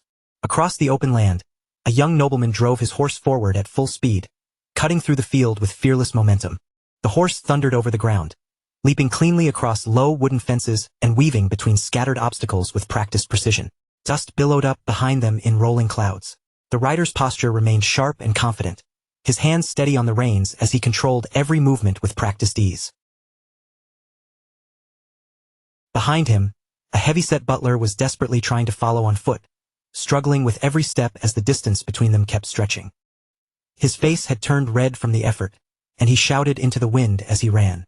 The news about the third son had been confirmed. The rider yanked sharply on the reins, forcing the horse to come to an abrupt stop. He turned back with disbelief written clearly across his face. So those ridiculous rumors had actually been true. That fool had really been recognized as a new candidate in the succession. This young noble was Joshua Valdic, the fourth son of House Valdic. Joshua climbed down from his horse and took a towel, wiping the sweat from his face as his expression remained tight with irritation. The butler, still catching his breath, confirmed that everything matched the rumors. The Archduke had officially added the third son to the line of succession. And that was not all. Lucian was now receiving direct guidance from Sirius and had already begun formal training in swordsmanship. Joshua's expression darkened more and more as he listened. Lucian had become a serious obstacle. Even before this, gathering support had never been easy for him. With 2 older brothers already casting long shadows over him, Joshua had been forced to earn every ally carefully and persuade every neutral faction one by one. But now, those same people had another option to consider. His anger finally flared beyond control. Joshua snapped his arm out and threw the towel aside, letting his frustration show plainly across his face. Could Lucian not have just stayed tucked away in the corner of his room like he always had, quiet and harmless where no one had to think about him? Would it really have been so impossible for him to remain useless, silent, and out of Joshua's way? The butler quickly lowered his voice and urged Joshua to be careful with what he said. But that warning only poured more oil onto Joshua's anger. How was he supposed to stay calm when the fragile loyalty he had barely managed to gather could start shaking at any moment? Political support was no different from delicate glass held in trembling hands. The moment even one crack appeared, it could never be restored to its flawless original form. And the mere act of calling Lucian his brother was enough to make Joshua's blood burn with disgust. They had only been born a few months apart, a difference so small it should have meant nothing. Yet now, that tiny gap suddenly carried real weight. Joshua forced air into his lungs, trying to steady himself, because blind rage alone would not solve this problem. He lightly bit down on his nail, his mind racing as he realized he could not simply sit back and do nothing. There had to be a way to deal with this. Then, in the middle of that restless silence, an idea took shape, and his eyes grew sharp. Since Lucian had started learning swordsmanship, it would only be natural for him to need someone to spar with soon. After all, training with a blade could not continue forever without a proper opponent. Joshua turned his gaze toward the butler and gave a cold order, telling him to prepare 2 sharp swords at once. He did not mean wooden practice blades or harmless training weapons, but real live steel meant for actual combat. The butler froze on the spot, stunned by what he had just heard, while Joshua's lips slowly curved into a thin, controlled smile. All he needed was to teach his dear brother one simple lesson. The scene then shifts to Lucian standing with the sword saint.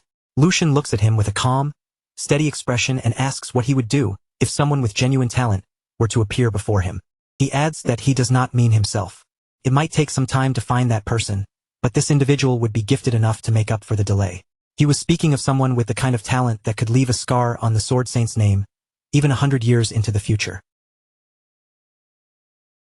When the sword saint hears those words, a faint smile slowly appears on his face. Then he answers in a gentle voice, carrying a tired softness beneath it, saying that his heart feels heavy, almost as if he is leaving behind a burden for someone else to carry. He tells the young master that he is already more than happy just knowing Lucian thinks so warmly of an old man like him. So he asks Lucian not to trouble himself with such matters any further, and with quiet sincerity, thanks him for his kind words. After hearing him speak, Lucian only answers softly, calling him sir, but deep inside, his thoughts continue moving far beyond that simple reply. Just as Lucian expected, the sword saint clearly believed the whole thing was nonsense. Even a famous swordsman would not be enough to catch his attention so easily. So it made sense that he would doubt Lucian's words, especially when those words came from someone who had only recently begun training, yet was already claiming that he could present him with a disciple. Even so, Lucian believed the sword saint could still look forward to it. If Lucian himself was a heaven-sent vessel acknowledged by the sword saint, then surely there had to be another person chosen by the heavens as well, someone born with a true gift for the sword. In truth, even though that person would have a frail body and his swordsmanship would still be far below others for now, his talent alone would one day allow him to become the very embodiment of the blade. He would become a figure who swept across the battlefield like a storm made of steel. Sword Demon Felix. In time, he would become Lucian's most powerful follower, and the disciple who would inherit everything the sword saint passed down. After some time passes, the scene changes once again. Lucian and Eisen have arrived at the training grounds. The air around them is calm, but there is a quiet tension hanging over the open space as Eisen begins speaking in a steady, instructive tone. He says that before they begin the lesson on swordsmanship styles, they should first check how much Lucian has improved. He instructs the young master to face the wooden training dummy in front of him. Eisen tells him to perform vertical, horizontal, and diagonal strikes. And if Lucian has truly practiced mana circulation, then he should also be able to control and manipulate mana through the sword. He carefully lays out every point Lucian needs to show, making sure no important detail is left unsaid. Then, after a short pause, he adds one final instruction. He tells Lucian to show him a strike infused with mana. Hearing that, Lucian quietly turns his thoughts inward. This would be the first time he had ever held a sword using Lucian's body, so he knew he had to control his strength carefully. But since Lucian had apparently studied swordsmanship before, that thought helped steady his mind a little. With that decision made, Lucian prepares himself, his fingers tightening firmly around the sword's hilt. His stance lowers and settles into place. Then, without a trace of hesitation, he brings the blade down in a clean vertical strike, making the wooden dummy tremble slightly from the impact. Right after that, he follows through with a precise horizontal slash, then a sharp diagonal cut, each movement connecting more smoothly and naturally than the one before it. At last, Lucian draws in a quiet breath and concentrates, letting mana flow into the blade in his hands. A powerful surge of energy begins gathering around him, but it is not only the sword that reacts to the force. A fierce light seems to flare inside his eyes as well, as though the energy itself is burning behind his gaze. In the very next instant, he steps forward and releases the final attack. The mana-filled blade cuts through the air with a force far beyond an ordinary swing. The training statue standing before him cannot endure the impact.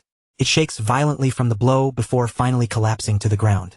Brought down by the sheer power behind Lucian's strike, the fallen training dummy lies at his feet as a faint smile slowly spreads across his face. At that moment, Lucian feels as if he has performed quite well, especially considering this was his very first attempt using this body. Inside, a quiet sense of satisfaction rises in him. Since this was his first try in Lucian's body, he admits to himself that his movements were still somewhat lacking. Even so, he wonders if his form was decent enough for a beginner, and whether Sir Eisen had expected anything more than that. A small flicker of doubt begins slipping into his mind, though he still believes his performance was fairly good. A short distance away, Eisen watches him closely, his gaze calm and unreadable, as if he is measuring something much deeper than simple technique. After a brief silence, Eisen finally speaks. He says he had suspected Lucian possessed ability, but once again, the young master has surprised him, if only for a fleeting second. Lucian feels a spark of pride rise in his chest at those words, but it is extinguished almost immediately by what comes next. Eisen states plainly that, to put it simply, the performance was pathetic, and the blunt judgment lands harder than any sword strike. Lucian's eyes widen in complete shock, his earlier confidence breaking apart in an instant. Unable to hide his disbelief, he asks what Eisen means by that. Eisen meets his gaze without hesitation, his expression unchanged, and tells him that he did not mishear. The Sword Saint continues in the same steady voice, mercilessly honest. He says he does not know the reason, but terrible habits are clouding every swing Lucian makes. By ignoring the fundamentals, his sword resembles that of a mercenary desperately struggling just to survive. He explains that Lucian is focusing only on power and speed, while there is no proper balance between his body and his mana. Because of that imbalance, even a sharp sword becomes dull in his hands, and openings appear in every movement he makes.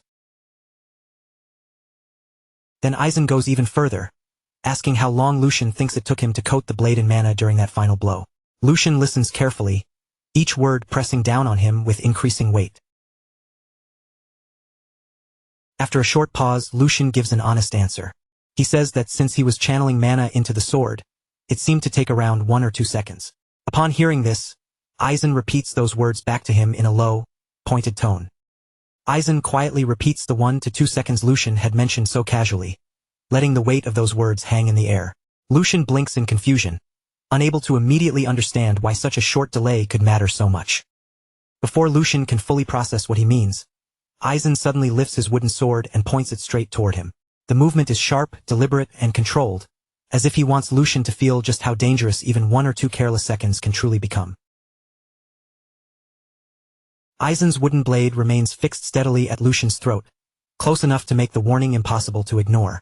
Then he finishes in a calm voice, telling him that this amount of time is more than enough for an enemy to kill him. His voice is not loud, and there is no anger in his expression. But that calmness only makes the truth sink in even deeper. Eisen tells him that this lesson must begin with understanding the weight of that burden. An enemy would never let such an opening pass by. As Lucian feels the wooden sword's tip resting lightly against his neck, the realization finally hits him. He had not even sensed when Eisen moved, and that cold fact echoes sharply through his mind. He had not noticed anything until the blade was already touching his neck. The thought makes him feel foolish, and a deeper chill follows right after. He could have died without even realizing his head had fallen, and yet somehow, he is still thinking with frightening calm. Fragments of old memories begin to rise in his mind, pieces of battles, brushes with death, and moments where survival had balanced on the thinnest edge. Between staying alive and being defeated, the difference could be nothing more than a single heartbeat, or 1 careless second. Slowly, Lucian lowers his gaze in acknowledgement before looking up again with a much more serious expression. He firmly says that he will keep Aizen's words in mind, and that before anything else, he will correct both his bad habits and his mindset. In front of him, Aizen watches quietly, measuring not only Lucian's skill, but the resolve now forming behind his eyes. After hearing Lucian's determination, Aizen speaks once more, his voice firm and unwavering. He tells the young master that even a naturally talented body cannot accomplish everything, and that physical strength alone will never be enough to defeat an experienced mana user. He continues by explaining that if the body cannot properly support the mana, then all that energy will simply be wasted and create openings. And on a battlefield, those openings are nothing less than an invitation for death. Every word carries the heaviness of experience as Aizen explains how to draw out the sword's true power. As he speaks, mana begins rising from his blade, not wildly or explosively, but with a smooth current-like flow beneath perfect control. The air around him tightens as the energy gathers, and he states that internal strength and external strength may be different, but they must move together as one single flow. Aizen says true greatness is born from harmony. The moment those words leave his mouth, he steps forward and releases a mana-charged strike toward the training dummy. At first glance, the attack looks almost ordinary, clean and simple, without a single unnecessary motion. For a brief moment, it even seems as if nothing has happened at all, and the dummy remains standing there completely untouched. Then, without the slightest warning, the entire dummy collapses into fine dust. The particles scatter through the air as if the target had never truly been solid in the first place. Aizen calmly lowers his sword and turns his steady gaze back to Lucian. He tells the young master that this is the path of the sword he must walk from now on. A few days later, the training continues in a new scene. Inside the training hall, the swordsmen have locked themselves in for another grueling round of practice. The session is intense from the very beginning, and the atmosphere feels heavy, filled with the sharp, repeated echoes of blades clashing against one another. At the center of the hall, Lucian and the Sword Saint continue their practice. Aizen speaks firmly, his voice calm yet commanding, instructing the third young master that the flow of mana must never be interrupted. He explains that just as training the body allows each movement to become precise, mana control must also be refined until it can reach that same level of accuracy. Aizen's words remain steady, each one carrying the weight of long experience. In front of him, Lucian is clearly struggling, forcing his body to keep up while exchanging blows with a master far beyond him. Their swords collide again as Lucian launches another attack, only for Aizen to block it effortlessly. Without missing a beat, Aizen continues his lesson as if the exchange itself is part of the explanation. He tells Lucian that when reinforcing the entire body with mana, he must still leave enough power to circulate separately, so it can be released in the right place at the right moment. Aizen's blade moves with flawless precision, every motion controlled and every strike calculated. Lucian grits his teeth, gathers his strength, and then unleashes an incredibly powerful attack, driving all of his force forward. The force behind Lucian's blow is overwhelming, yet the Sword Saint calmly blocks it and redirects its energy straight back toward him. With that single exchange, Aizen displays complete dominance over both swordsmanship and mana control, and as the clash settles, his unwavering voice continues. He tells Lucian that only when all of these factors mesh together into proper balance will he truly understand the power of the sword. Lucian lands skillfully a short distance away, managing to keep himself from being completely thrown off. Even under that immense pressure, Lucian steadies his stance. Sweat runs down his face, his breathing rough, but he raises his sword again and prepares himself for the next exchange. Across the hall from him, the Sword Saint stands in silence. His blade now radiates an immense and terrifying energy, far stronger than before, and even the air around him seems to tremble beneath it. With sharp focus in his eyes, Aizen declares that Lucian must now apply what he has just learned and try to defend himself. Then he adds that this time, they will introduce a slightly more advanced step. With those words, master and disciple face each other once again, and the tension between them rises as the next stage of training is about to begin.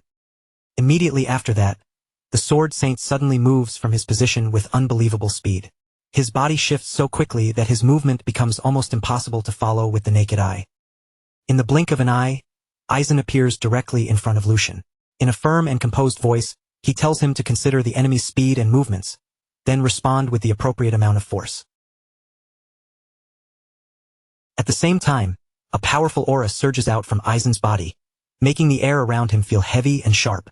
He raises his sword in one smooth motion, and in the very next instant, releases an extremely powerful and terrifying attack. As Lucian sees that monstrous wave of energy rushing toward him, his mind begins racing. Even in that critical moment, he remembers the core of Sir Aizen's teachings. He thinks to himself that the essence of Sir Aizen's instruction lies in naturalness, moving like the flow of water. And while that thought passes through his mind, the attack is already closing in dangerously fast. Even so, Lucian's thoughts continue moving at high speed. Through that flow, he can overcome the gap, reduce the loss of power, and draw out the greatest possible force.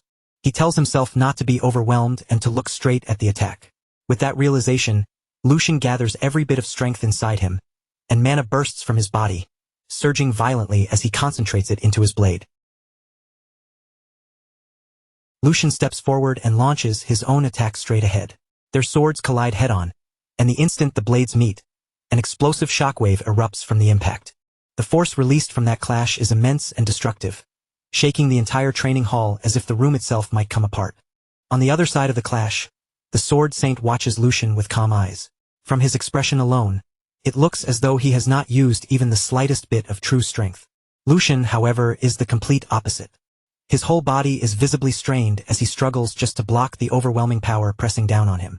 After holding the clash for a brief moment, the Sword Saint finally pulls his blade back and lowers it.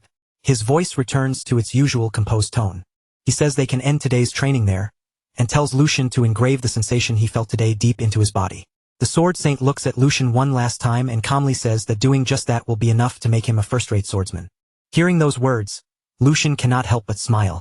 His body is exhausted, his breathing is heavy, and his arms are still trembling from the intensity of their clash. Even while he struggles to steady himself, there is clear satisfaction in his eyes, the kind that only comes after pushing himself past his limits. Lucian then lowers his head respectfully and thanks Aizen for the lesson. With that, the day's training officially comes to an end.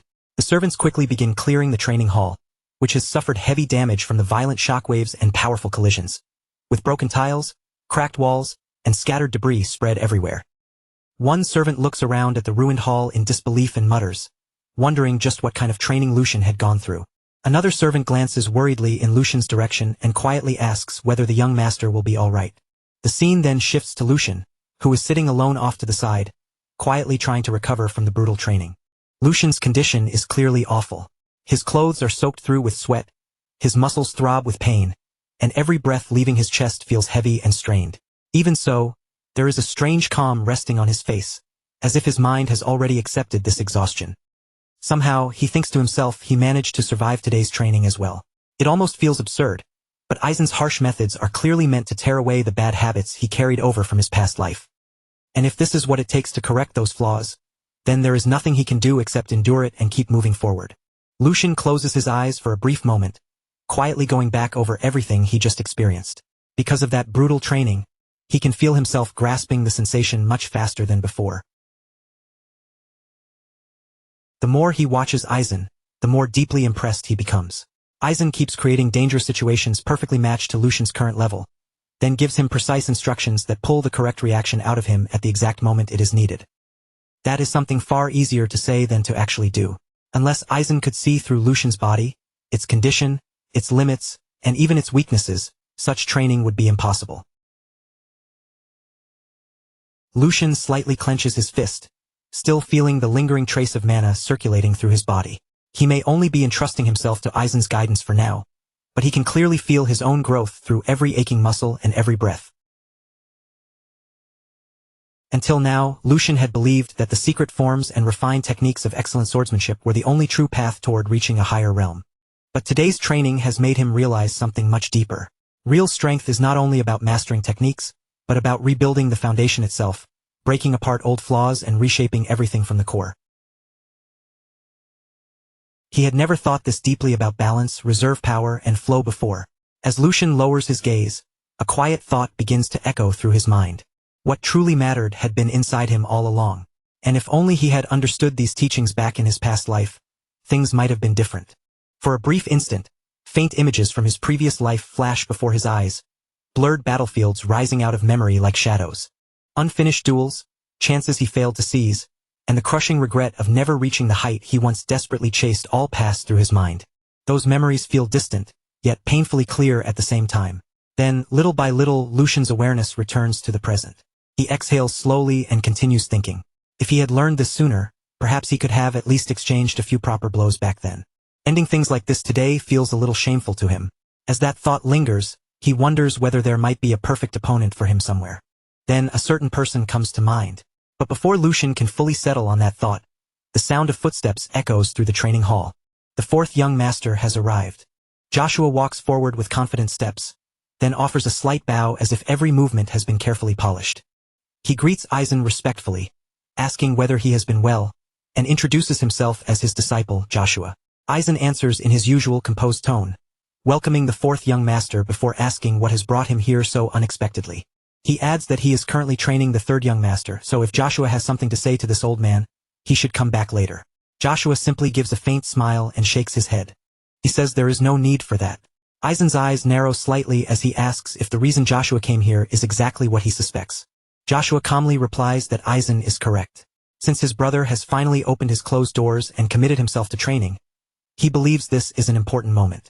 As the younger brother who began learning first, Joshua says he wants to help with Lucian's training. Then his gaze shifts toward Lucian, a subtle spark of competition gleaming in his eyes as he asks what he thinks. Brother Lucian, the perfect opponent, has just walked in on his own. The air inside the training hall changes at once. What had been quiet exhaustion only moments ago now turns into sharp tension, and Lucian slowly raises his head.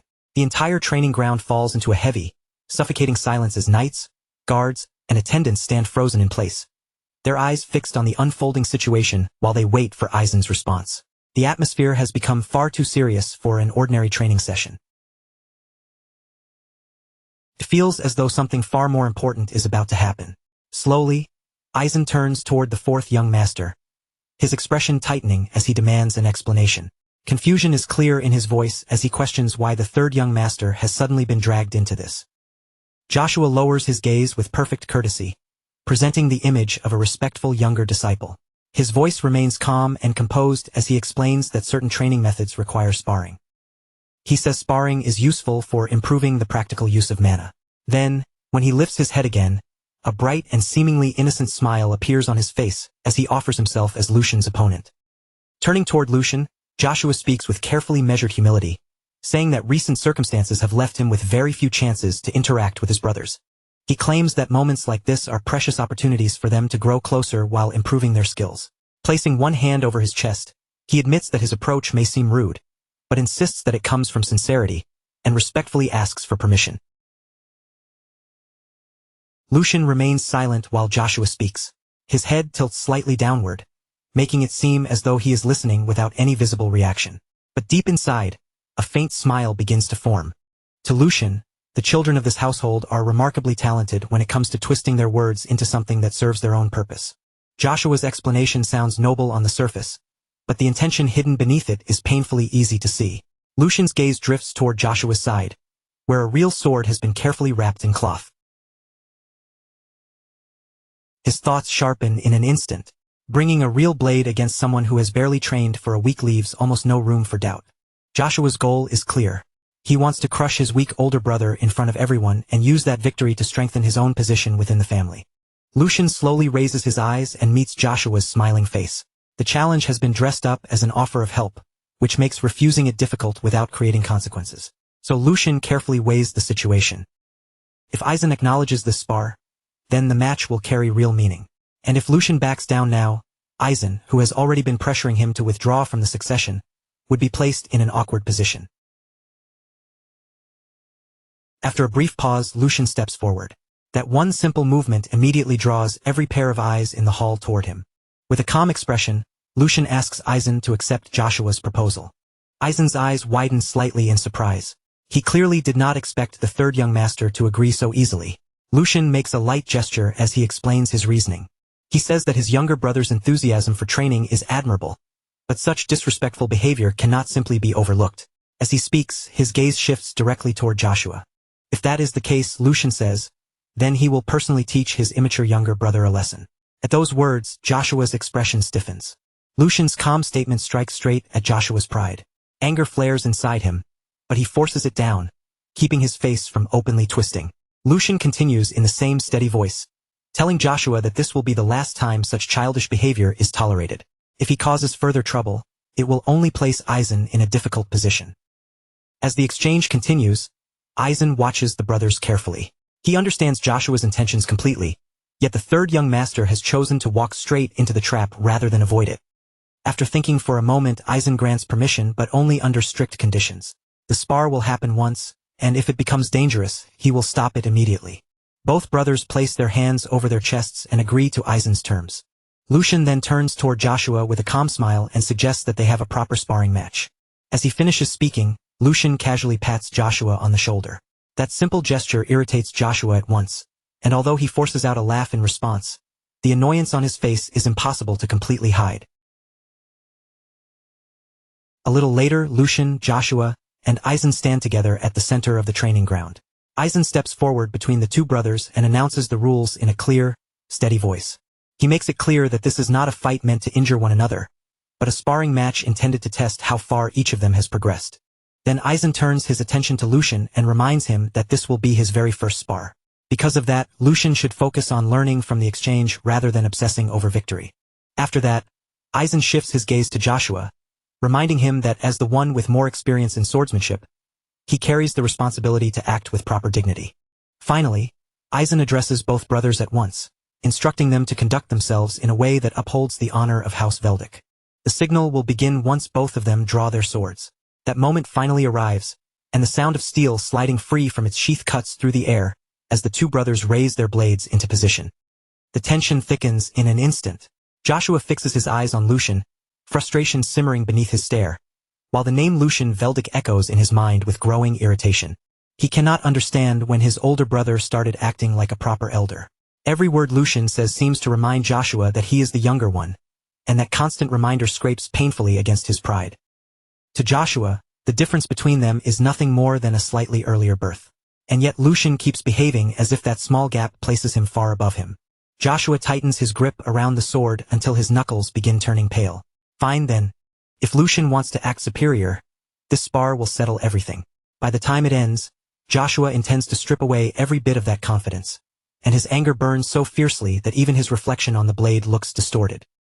In Joshua's mind, today will prove who truly stands above the other.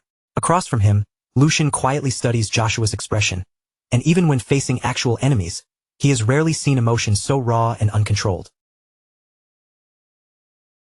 Lucian adjusts his grip, feeling the cold, familiar weight of the sword settling into his hand. It has already been 2 months since he last held a sword properly like this. For a brief moment, memories from his previous life rise to the surface, memories of ruthless battles where survival and victory mattered far more than honor. A faint smile touches his lips, but today is different. Today, he is not standing here as the man he used to be. He is standing here as the third young master of House Veldic. His gaze briefly moves toward Aizen. If he uses techniques from his past life, the Sword Saint will undoubtedly notice, so Lucian quietly reminds himself to stay cautious. Joshua may be arrogant, but in the end, he is still a child, and more than that, he is now Lucian's younger brother. So Lucian decides he will restrain himself within reason. That decision falls apart the moment Joshua suddenly lets out a mocking laugh. Joshua glances around the training ground and taunts Lucian, asking where all his earlier confidence has gone now that real swords are involved. He goes on to say that accidents can happen in actual sparring, but only when both sides are evenly matched. If Lucian is afraid, Joshua suggests they can switch to wooden swords instead. Lucian watches him in silence. Then, without saying a single word, he discards the thought of holding back for the sake of a disobedient younger brother. A proper beating may be the only kind of lesson Joshua will actually understand. Joshua's irritation deepens as Lucian's calm tone once again reminds him of his place as the youngest. His eyes widen with anger, and without waiting any longer, he steps forward and lowers himself into a combat stance.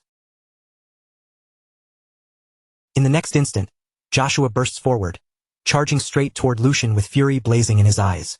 Lucian raises his sword and forms a defensive cross in front of himself. His mind stays completely calm as he begins analyzing Joshua's movement. Joshua has clearly received proper training. His fundamentals are solid, and that alone means he cannot be carelessly underestimated. At the same time, Lucian realizes that most of his own mana has already been drained away by his earlier practice with Aizen. Even so, Joshua's lack of real battle experience is painfully obvious. The fact that he fell for such a simple provocation proves it. Lucian shifts his stance, sliding his rear leg back into position. Mana quietly gathers around it as he applies Aizen's teachings, concentrating his power with precise control while Joshua continues rushing in. Then, in a single explosive instant, blue mana bursts from Lucian's back leg. His body shoots forward with terrifying speed. He vanishes from where he had been standing, leaving streaks of blue light behind him as he closes the distance in the blink of an eye. That sudden burst of speed shocks everyone watching the match. Aizen's eyes widen in surprise, and even the guards around the training ground freeze in disbelief. Joshua barely has time to react before Lucian appears directly in front of him.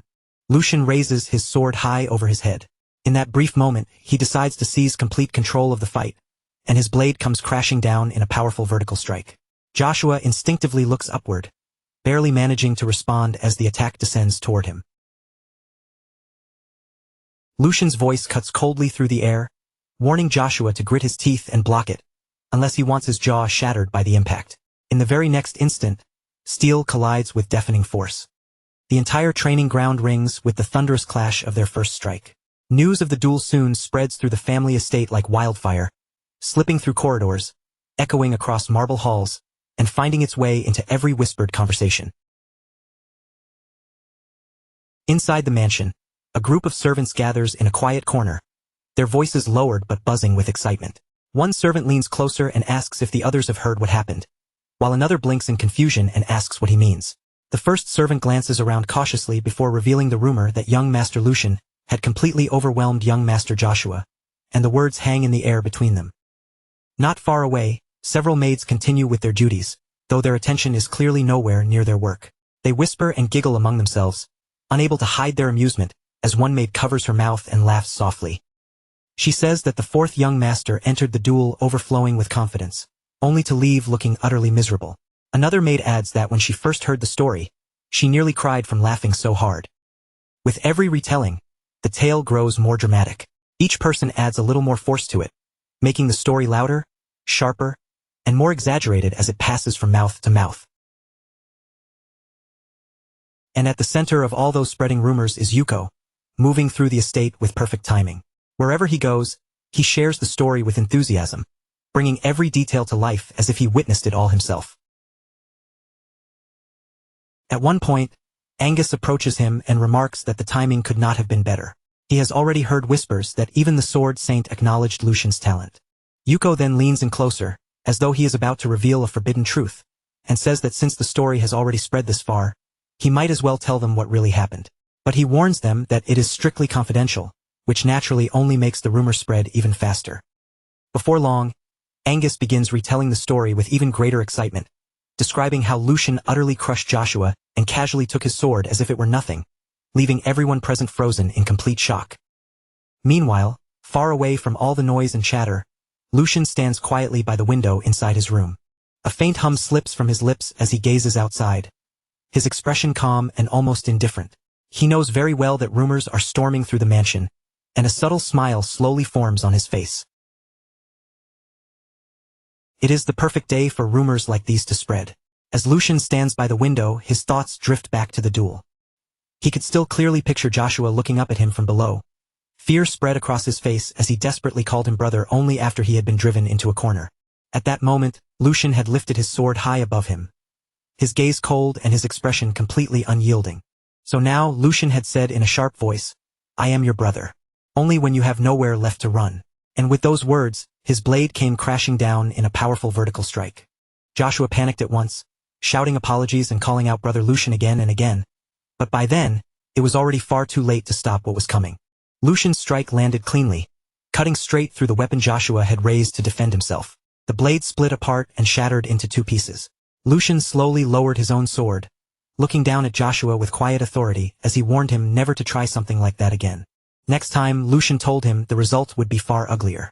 That warning alone was enough to break Joshua's strength, and his legs gave out beneath him as he collapsed to his knees, trembling. Lucian looked down at him with a faint, grim smile and told him to learn his place. If he understood, then he should nod. Joshua immediately nodded in response. He nodded again and again, completely swallowed by fear and unable to do anything else. Back in the present, Lucian's gaze moved away from the window and settled on the document resting on the table. That should be enough to keep the troublesome young masters quiet for a while. With the internal tension temporarily suppressed, Lucian turned his attention toward a far more urgent matter, the issue surrounding Marcus Rogrand's house. Not long after, that same document was placed beneath the Duke's hand as Lucian and his father sat together in the garden. The Duke studied the paper in silence for a moment, his eyes moving across its contents before he finally lifted his gaze toward Lucian. "So this is the letter you received from Yuko," he said. Lucian nodded calmly and explained that within a week, Yuko was expected to meet someone from the Logran faction in the Vestra territory. At the mention of that place, the Duke's brows tightened slightly. The Vestra territory. He tapped one finger lightly against the table as he thought it over. Although the territory had lost much of its former importance, it was still dangerously close to Kalovitz. "Preposterous," he muttered under his breath. Lucian agreed, explaining that the location had most likely been chosen for that very reason, because it sat in a blind spot that could slip past the Duke's notice. The Duke fell silent for a short moment, then looked directly at Lucian. He asked him to state his real reason for bringing this matter to him, reminding Lucian that he had entrusted the entire affair to him. Lucian answered without hesitation. He needed power. The Duke raised an eyebrow at once, repeating the word back to him. "What kind of power?" he asked. Lucian met his father's gaze without looking away. "Catching a beast in a trap," Lucian replied, "does not mean I have the proper tools to finish it." His meaning was unmistakably clear. The Duke leaned back slightly, understanding immediately. "So," he said, "you came to the person who possesses those tools." He studied Lucian carefully before adding that it was a rational choice. However, for someone who claimed he wanted to prove himself, it sounded as though Lucian was relying on his father's authority. Would people truly view the result as Lucian's own achievement? Lucian remained quiet as the Duke continued, his voice growing firmer. "The Duke said that a man earns his reputation by bringing down his prey with his own strength. If he cannot do that, then the result is nothing more than a half-finished achievement." He had given Lucian both the authority and the opportunity to handle this matter on his own, and yet Lucian had chosen the safer path. Suddenly, the Duke struck the table with his hand and demanded to know whether this was truly the best Lucian could do. Lucian lowered his gaze briefly, carefully considering his answer. Then he looked up again, calm and unwavering. "If that path guaranteed success," he said, "then he would take it without hesitation." His voice did not shake in the slightest. The royal road his father spoke of was only open to those with overwhelming power. Everyone else had no choice but to walk through the shadows beneath it. Calling reckless bravery courage was nothing more than arrogance. Even if it succeeded, it would still be reckless, and if it failed, everything would be lost. Lucian paused for a moment, then added thoughtfully that, to him, the essence of a hunt was not the act of killing itself. What truly mattered was what the hunter was trying to protect. As he spoke, Lucian reached out and gently plucked a nearby flower, holding it between his fingers. If he could remove the threat completely, why should it matter if others called the achievement half-baked? That said, Lucian added, he had no intention of pretending to be some kind of saint either. If the person meant to receive the credit could one day no longer even draw their bow, then the one destined to inherit that credit would already be decided. The Duke listened in silence. Then, after a moment, he let out a quiet chuckle and turned his attention back to his cup. "That answer was sufficient," he said. He remarked that he could not remember the last time someone had spoken to him that way, and he certainly had not expected it to come from Lucian. A faint smile touched his lips. "That was a good answer, Lucian." A small sense of relief settled inside Lucian, but the Duke was not finished speaking yet. The Duke said that a man must have conviction in the path he chooses. If he falters just because of a single word, then he will never accomplish anything. Lucian asked whether this had been a test, and the Duke confirmed it without hesitation. He wanted to see whether Lucian would waver under pressure and authority. Hesitating was understandable when someone did not know the answer, he said. But no one would follow a person who could not protect his own convictions. Such a person was unfit to lead and unworthy of being called a man. Lucian reflected quietly, realizing that he had suspected as much from the beginning. There were no shortcuts when dealing with his father. Even so, this conversation had gone well enough. When Lucian tried to ask about support for the operation, the Duke cut him off before he could continue. "It is father," the Duke corrected calmly. Then he went on, saying that he would give Lucian the tools he needed, but a large force would draw too much attention. The Rogrand faction would move quietly. They would act with a small elite group, and Lucian would have to do the same. Lucian nodded in agreement and requested a few skilled knights from within the family. The Duke looked at him for a moment before answering that he would lend him the Black Lions. The Duke leaned forward slightly, his voice carrying a heavy weight. If Lucian wanted to understand the true burden of the one who sat in that seat, then he should go and experience it for himself. 1 week later, Vestra stood as nothing more than a hollow remnant of what it had once been. The city had long since lost its purpose, its streets resting empty beneath a heavy silence while its buildings slowly crumbled after years of neglect, even though it remained dangerously close to Kalovitz. There was no real worth left in this place anymore. No resources to exploit, no living presence to protect, nothing that could still justify keeping it alive. Vestra had once been prepared as a reserve city, but after being left behind by time, only the occasional passing vanguard ever bothered to set foot there. Now, calling it a city almost felt wrong. It was closer to a graveyard made of stone and silence. The air hung too still, so quiet it became unsettling, as if the emptiness itself had been shaped for secrets that were never meant to be seen. Lucian and Hugo moved through the abandoned streets, their steps giving off faint echoes against the cracked stone road. As they walked, Lucian's eyes swept calmly from building to building, quickly catching the most obvious detail of all. There wasn't a single person anywhere in sight. Something about that silence felt wrong. Even for a forgotten place like this, it was far too quiet. Hugo seemed to notice the unease in Lucian's gaze, and without waiting to be questioned, he explained that Vestra had lost its strategic value long ago. That was precisely the reason this place had been selected. No one paid attention to it. No one would interfere here. For setting a trap, there could hardly be a better location. As they continued deeper into the deserted city, Hugo finally could not suppress the question that had been pressing on him. He glanced toward Lucian, his voice edged with sharp curiosity, and demanded to know how Lucian had managed to see through the plan with such terrifying precision. Lucian stopped briefly, then let out a low, amused laugh, as if the answer was hardly worth making a fuss over. He remarked that even Hans had known nothing about it, which meant Hugo's attempts to keep everything hidden had been completely useless in front of him. But Lucian did not continue from there. Instead, he let the matter drop with an almost careless ease, brushing the question aside as though it had no importance right now. He said he would explain it later. For the moment, there were more urgent matters waiting in front of them. Before anything else, they needed to focus on the prey that was about to enter their net. Lucian's gaze shifted forward, calm on the surface but sharpened like a drawn blade, and he asked whether the trap had been prepared properly. Hugo answered without hesitation. Everything inside the plant had been arranged exactly according to plan. The layout, the goods, even the smallest details that had been included in the false reports had all been carefully reproduced. From the outside, nothing would seem strange, and there would be no easy opening for suspicion. Their target would step inside without holding back or doubting a thing. Everything was already in place. The only remaining factor was the reinforcements. Then Lucian's next question came from an unexpected angle. He asked Hugo whether relying on his father's support bothered him. For a brief moment, the question clearly caught Hugo off guard, but he soon shook his head and denied it. He knew exactly how much was riding on this operation, and he understood that this mission was not something they could afford to fail. Even so, when his eyes dropped toward his own hand, a faint trace of frustration appeared on his face. In a quieter voice, he admitted the truth he had been holding inside. He simply was not strong enough yet. If only he had been stronger. Then this entire accomplishment could have belonged to Lucian alone, without needing to borrow anyone else's strength. Lucian listened in silence, never interrupting him. Then, without making the moment heavy, he reached out and placed one hand on Hugo's shoulder. He accepted that feeling, but warned Hugo not to let impatience swallow him. They had only just begun walking this path, and losing their direction now would only delay them further. Strength did not appear overnight, and Hugo still had a long road ahead of him. Then, with a completely casual tone, Lucian added that he assumed Hugo was already around 30. The air seemed to freeze at once. Hugo's expression barely moved, but the mood between them changed instantly. In a flat voice, he corrected him. He was 23. A short, awkward silence followed. Lucian stood there with embarrassment written plainly across his face, while Hugo stared forward with a blank expression.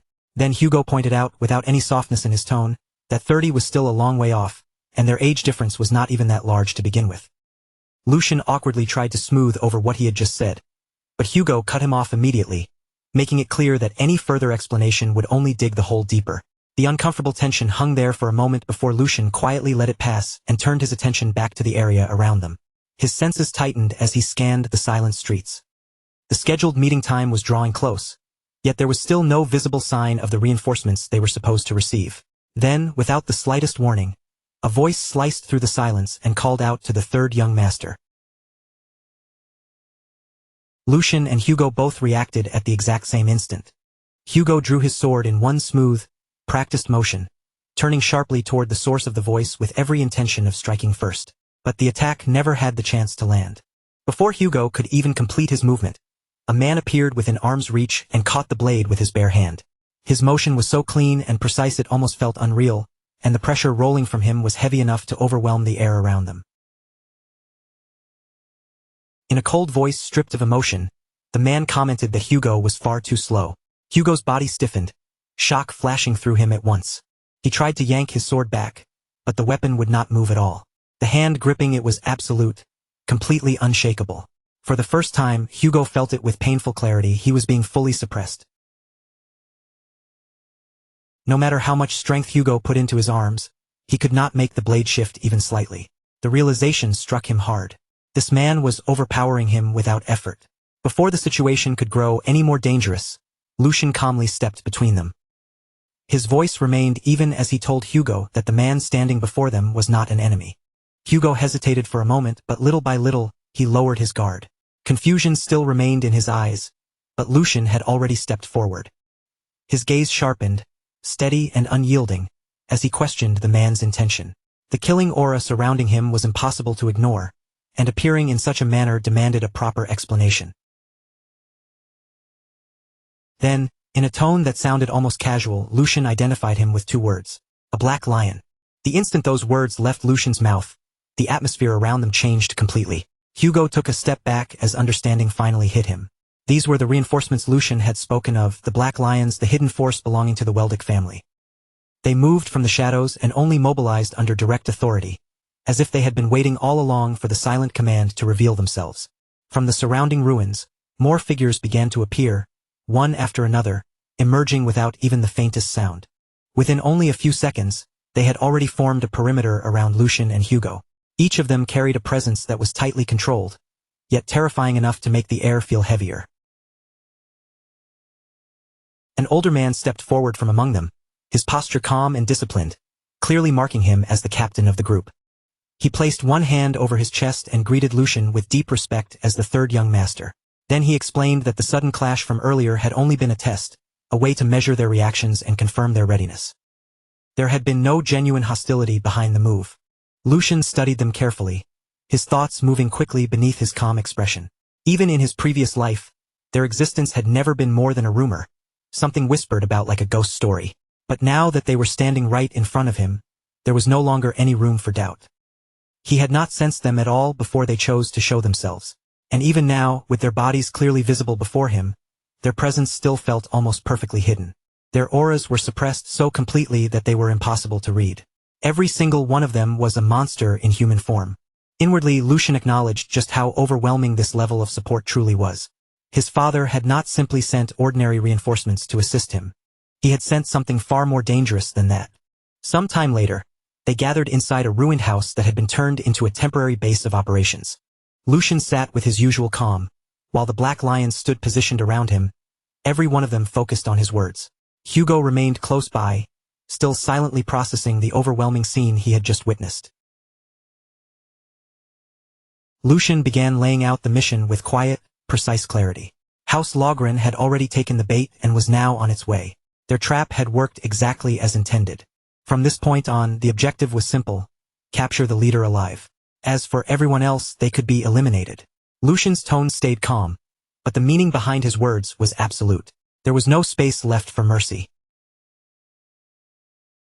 The enemy had been the first to cross the line, and whatever happened next would be the consequence of their own choices.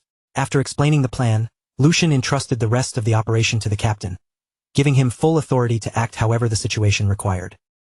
The captain watched Lucian closely as he listened. At first, he had assumed this mission was simply a way to hand the young master an easy achievement. But now, after hearing him speak, the captain understood that assumption had been completely wrong. Lucian was not depending on luck, nor was he hiding behind protection. He was calculating every step, measuring the strength of the people around him, and preparing himself for every possible outcome before the enemy even arrived. There was not a single trace of hesitation in him, not even the slightest flicker of doubt. This was no amateur mistake, and it was definitely not the result of inexperience. Every action was calm, deliberate, and completely under control. A thin smile slowly appeared on the captain's face as the meaning behind it all became clear to him. Something different was starting to form right before his eyes. A new force was quietly rising from the shadows. And without wasting even a breath, he accepted the command. As the sun sank beneath the far edge of the horizon and the last light faded from the sky, the final phase quietly began. A carriage slowly rolled into the lifeless city of Vestra, its wheels grinding against the road and cutting through the heavy silence that had settled over those abandoned streets long ago.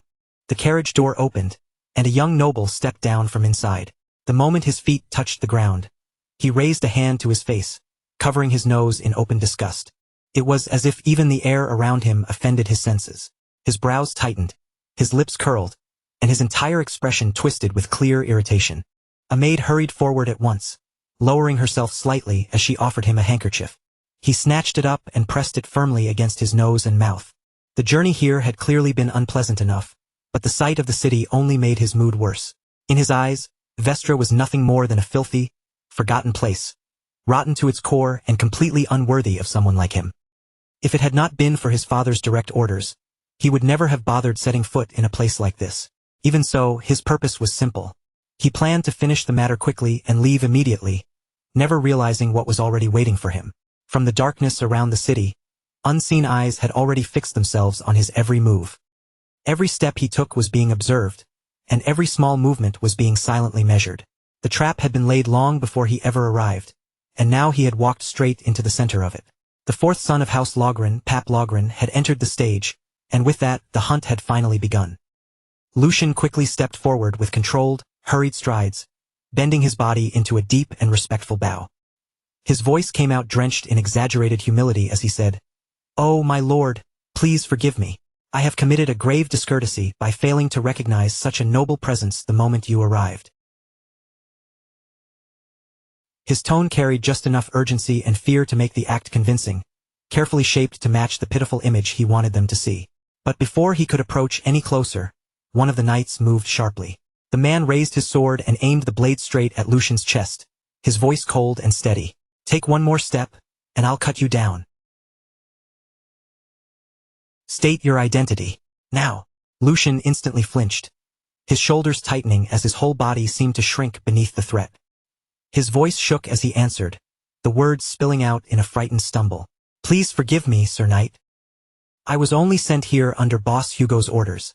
I am just a guide, nothing more than a lowly wretch. I would never dare cause trouble here." A brief silence followed, hanging heavily in the air, before the young master finally spoke. Philip Logren's voice came out thick with disgust. "Put your sword away. It is beneath you to even speak with something like this." The knight hesitated for only a moment before lowering his blade and obeying. Lucian dropped his head even deeper, acting as though he had been overwhelmed with relief. "Thank you for your mercy, my lord," Lucian said softly. Then, without wasting another second, he turned and began guiding the group forward, just as he had intended from the very beginning. Yet behind that trembling, fearful mask, his mind remained sharp, calm, and completely different from the role he was playing. So this was a much bigger catch than expected. That arrogant tone, that complete lack of caution even after stepping into hostile territory, there was no mistaking it. He had to be one of the Marquis's sons. A person like that would never even imagine that danger could be waiting for him in a place like this. As Lucian walked ahead, he quietly studied the group without drawing attention to himself. There were fewer guards than he had expected. Roughly a dozen of them. And they were not just ordinary escorts either. At the very least, they had the bearing of apprentice knights. Trained, certainly, but not enough to become a real problem if everything unfolded the right way. Lucian's gaze shifted ever so slightly. He took in every detail without turning his head too obviously or letting his disguise slip. That man standing beside the brat was the only one who needed real attention. His aura was different from the rest. And then there were the maids. He had actually brought maids with him into a situation like this. Lucian could hardly believe it. Just how careless could someone be? "Why have you stopped?" Philip's irritated voice suddenly cut through Lucian's thoughts like a sharp blade. Lucian immediately started walking again, dipping his head slightly as he answered in a nervous tone. Forgive me, my lord. This is my first time standing so close to someone of your stature. I must have grown nervous without even realizing it. Philip clicked his tongue, his face twisting with annoyance. Pathetic. Lucian kept his head lowered, but for one brief moment, he stole a glance behind him. His eyes flickered toward one of the maids, and the instant he saw her face, something in his thoughts wavered. That face. Why did it feel so familiar? No, that could not be right. It had to be nothing more than a resemblance. Nothing beyond that. Lucian quickly forced the thought aside and continued moving forward, pushing the unnecessary distraction out of his mind. Before long, they arrived at the main location. The moment they stepped inside, Philip's expression twisted once again in disgust. This place is even worse on the inside. The smell alone is unbearable. That commoner Hugo. Did he misuse the funds from my house? The outside was clearly nothing but a display. A calm voice answered him without the slightest hesitation. What matters is what lies inside. Is it not? Philip's gaze snapped toward the person who had spoken. And you are. The man stepped forward slightly, then bowed with measured politeness. Hugo, the one responsible for this place. I offer you my greetings. The item required careful handling, so our preparations took a little longer than expected. Philip looked him over carefully, suspicion clear in his narrowed eyes. Since you are standing here in front of me, I assume you have not done anything foolish. Hugo gave a quiet chuckle, completely calm under that hostile stare. Would I truly throw away the Logren family's leash over something as petty as profit? After all the reports I sent, the fact that you came here in person proves just how curious you were. As he spoke, Hugo's smile deepened slightly. There was a sharpness hidden beneath his polite words, an edge that did not quite match his respectful tone. Curious about the item that could rot Rockelheim from the very core. For a short moment, silence filled the room, heavy enough to make the air feel tense. Then Hugo slowly gestured forward. Please, allow me to show it to you. Standing off to the side, Lucian watched quietly, and a faint trace of approval passed through his thoughts. Hugo really had been the right person to entrust with this. To lie that smoothly, without even the smallest pause or crack in his expression. It was impressive. Meanwhile, Philip's patience was already wearing thin. His face hardened as irritation began turning into anger. What an insolent dog. If this turns out to be a disappointment, you will regret wasting my time. Then he turned sharply, his cold gaze landing directly on Lucian. You, go and bring it. Lucian bowed immediately. Yes, my lord. Without the slightest delay, Lucian stepped toward Hugo and lowered his head. Boss, please bring out the item we prepared. Hugo handed it over in silence. For one brief second, their eyes met, and a silent understanding passed between them. Everything was moving exactly according to plan. Lucian turned back toward the group, holding the object securely in both hands. His posture stayed humble, and his face remained obedient. I have it right here. And then, with one smooth and perfectly timed motion, everything was set into motion. Lucian's words had barely begun to settle in the room when something about him suddenly changed. It was subtle, almost too small to point out, yet impossible to ignore. His body was still bent with humility, and his voice still carried that same submissive edge, but underneath it all, something else had surfaced. There was arrogance hidden there now, a quiet and unshakable confidence that had no place in the face of a frightened guide. The shift was enough to make everyone present tense up. The knights stiffened by instinct, their hands tightening around their weapons, while even Philip felt a strange, creeping dread coil deep inside his chest. And before anyone could fully understand what was happening, Lucian moved. I'll make sure it's delivered. In the very next instant, he hurled the object straight toward them, and the entire room erupted into chaos at once. You bastard! What do you think you're doing? Philip's voice broke into a furious shout, panic mixing with his rage. Have you lost your mind? Do you even know what that is? But the moment had already crossed the point of no return. As the object flew through the air, something struck it midway with flawless timing. The strike was so fast, so clean, and so precise that it was almost impossible to see with the naked eye. The item shattered instantly. From inside it, an overwhelming burst of light exploded outward, flooding the entire space in one violent surge and swallowing everything within reach. The guards reacted on pure instinct, throwing themselves forward to form a protective wall around Philip. Young master, stay behind us. The light did not fade. Instead, it swelled even brighter, growing harsher and more intense with every passing second, until simply facing it became unbearable. Even with their eyes squeezed shut, The brilliance stabbed straight through their eyelids. It swallowed every outline, every shadow, every sense of distance and direction. In just a few seconds, sight itself became completely useless. I can't see. What's happening? Frantic voices burst out from all sides, crashing over one another as confusion quickly turned into panic. But no one could understand what was unfolding around them. The room had become a blinding maze of noise, fear, and helpless movement. In the middle of that chaos, Philip crouched lower, desperately trying to steady himself and figure out where he was. His voice shook with anger and disbelief as he shouted, "You useless fools! I'll have every one of you punished when we return." Why is no one answering me? But no answer came back. There was only the suffocating glare pressing in from every side, and beneath it, the slow, horrifying realization that something had gone terribly wrong. Then, cutting through the panic, a voice suddenly called out, "Young master!" Philip immediately shouted back, his desperation breaking through his pride. "Yes, I'm here. Hurry up and protect me." He forced his eyes open despite the burning pain, but the fading glare still overwhelmed his vision. Only vague shapes began to appear, blurred and twisted, like shadows struggling to form in front of him. Right before him, he could barely make out a figure, indistinct and ghost-like through the haze. The voice reached him more clearly than the image, strained and urgent as it shouted something at him. It was telling him to run, to get away as fast as he could. At that same moment, another voice tore through the confusion, filled with shock and fury. "He betrayed us." Before Philip could even understand those words, a man collapsed right in front of him. The heavy thud of his body hitting the ground sent a jolt of terror through Philip's entire frame. His breath caught in his throat, and his thoughts spun wildly, but there was no time for him to collect himself or react. All around him, one guard after another began to fall. In the blinding aftermath of the light, no one could properly follow the movement, but death was moving through that chaos, swift, silent, and merciless. The members of the Black Lion group struck with ruthless precision, cutting down the disoriented knights before they could even raise their weapons in defense. Philip's mind raced, and broken pieces of understanding started forcing their way through the fear. A flash magic stone. A tool that released a blinding burst of light the instant it was struck or shattered. It was rare, expensive, and difficult to use properly, but in the right hands it was perfect for stealing an enemy's sight in a single instant.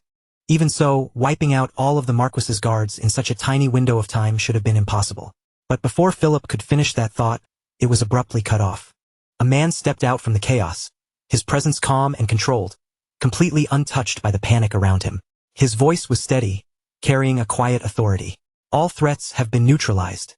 I will escort the women and the one in charge to Kelheim." Not far away, Lucian stood silently. His expression revealed nothing, but his gaze had grown distant as his thoughts turned inward. His father's words echoed in his mind, heavy and unmistakable. "The weight of the seat you occupy, bear it yourself." Lucian slowly exhaled, as if finally letting go of something he had been holding inside for a long time. "I think I finally understand." On the other side, Philip had lost every trace of composure he had left. He stumbled backward, his legs weakening beneath him until he dropped onto his knees. His voice trembled uncontrollably as fear swallowed him whole. Don't come any closer. I said stay back." Even then, his pride clung desperately to the last scraps of his authority. "Do you even know who I am? I am the fourth son of Logren, a noble." A knight stepped toward him, his expression cold and completely unmoved. "Your fate will be decided by His Highness, Grand Duke Valdic. Submit quietly." Philip went completely still. That name struck him like a blow to the chest. What? His voice faltered as realization slowly began to sink in. "House Valdic." His eyes darted around wildly before finally locking onto Lucian. His voice dropped into a trembling whisper. "Then, don't tell me. The one disguised as a commoner is a son of House Valdic." Panic surged through him all at once. If that was true, then being captured was not an option. He spun around in desperation and screamed at the top of his lungs. "What are you all doing? Guards outside. Get in here and protect me. Are they all dead too?" Lucian stepped forward calmly, his voice steady and almost indifferent. "It's over. There are no more threats." But then he suddenly stopped. In the middle of his sentence, his eyes widened, and his gaze snapped sharply toward one of the maids. At that same moment, Philip, clinging desperately to the last fragments of control, shouted, I grant you permission to take up the sword. You should be able to handle this. And then the maid moved. At first, it was only a single step. But something about that movement felt wrong. Too composed, too deliberate, and far too steady for an ordinary maid trapped in chaos. Lucian watched her closely, unable to look away as she moved toward the fallen weapon. His thoughts spiraled as realization came crashing down on him. That face. The resemblance he had noticed earlier. That faint sense of familiarity he had tried to dismiss. Even the atmosphere around her seemed to change the moment her hand reached the blade. Lucian's voice sank into a whisper. It was barely audible, filled with disbelief. This can't be. His eyes remained fixed on her as the truth settled over him, undeniable and overwhelming. Sword demon, Felix, is it really you? Then Philip Logren broke away from the Black Lion and rushed straight toward Felix, stumbling toward him like a man reaching for his last chance to survive. The moment he reached Felix, he pleaded desperately, his voice cracking under the weight of his terror. Get me out of here. If you do, I'll give you whatever you want. I'll make sure no one ever insults you again for the lowly blood of your mother. As those words spilled out, his dignity crumbled even further. He practically collapsed in front of Felix, trembling and begging like a frightened child. Then he continued in a panicked voice, "Say something! Isn't protecting me the reason you exist?" Felix, the sword demon, answered coldly, "Shut your mouth if you want to live." His stance settled, his grip firming around the weapon as he prepared himself for battle. Then, with clear irritation in his voice, Felix added one more thing. "I'm sick and tired of your stupidity, young master." And as that cold reply landed, the others watched in silence. The white-haired knight looked on and spoke with a strange mix of disdain and respect. "Unbelievable. To think you would hide behind a woman without even a shred of dignity. Still, I will commend your will to fight. However, do not throw your life away. Do not mistake foolish bravado for courage. This mercy is something I offer to a child and a woman." Then his gaze shifted forward, and all of his attention settled fully on Felix. At that moment, a terrifying and overwhelming energy began surging from Felix's body. Sensing the pressure rising in the air, the knight muttered, "So that is your choice. Very well." In the next instant, the white-haired knight shot forward with incredible speed, closing the distance between them almost immediately. Their swords collided with a sharp, ringing clash that cut through the room like metal screaming against metal. The knight's blade flashed dangerously close, stopping just short of Felix's eyes as the force of the strike pressed in. Yet Felix did not flinch. Even with the blade flashing so close to his face, there was no fear in his eyes, only a chilling calm that refused to break. With precise footwork and perfect control over his balance, Felix shifted his body at just the right angle, letting the force of the attack slide past him instead of meeting it head-on. He deflected the strike cleanly, guiding the knight's blade away with a smooth motion that made the dangerous attack look almost effortless.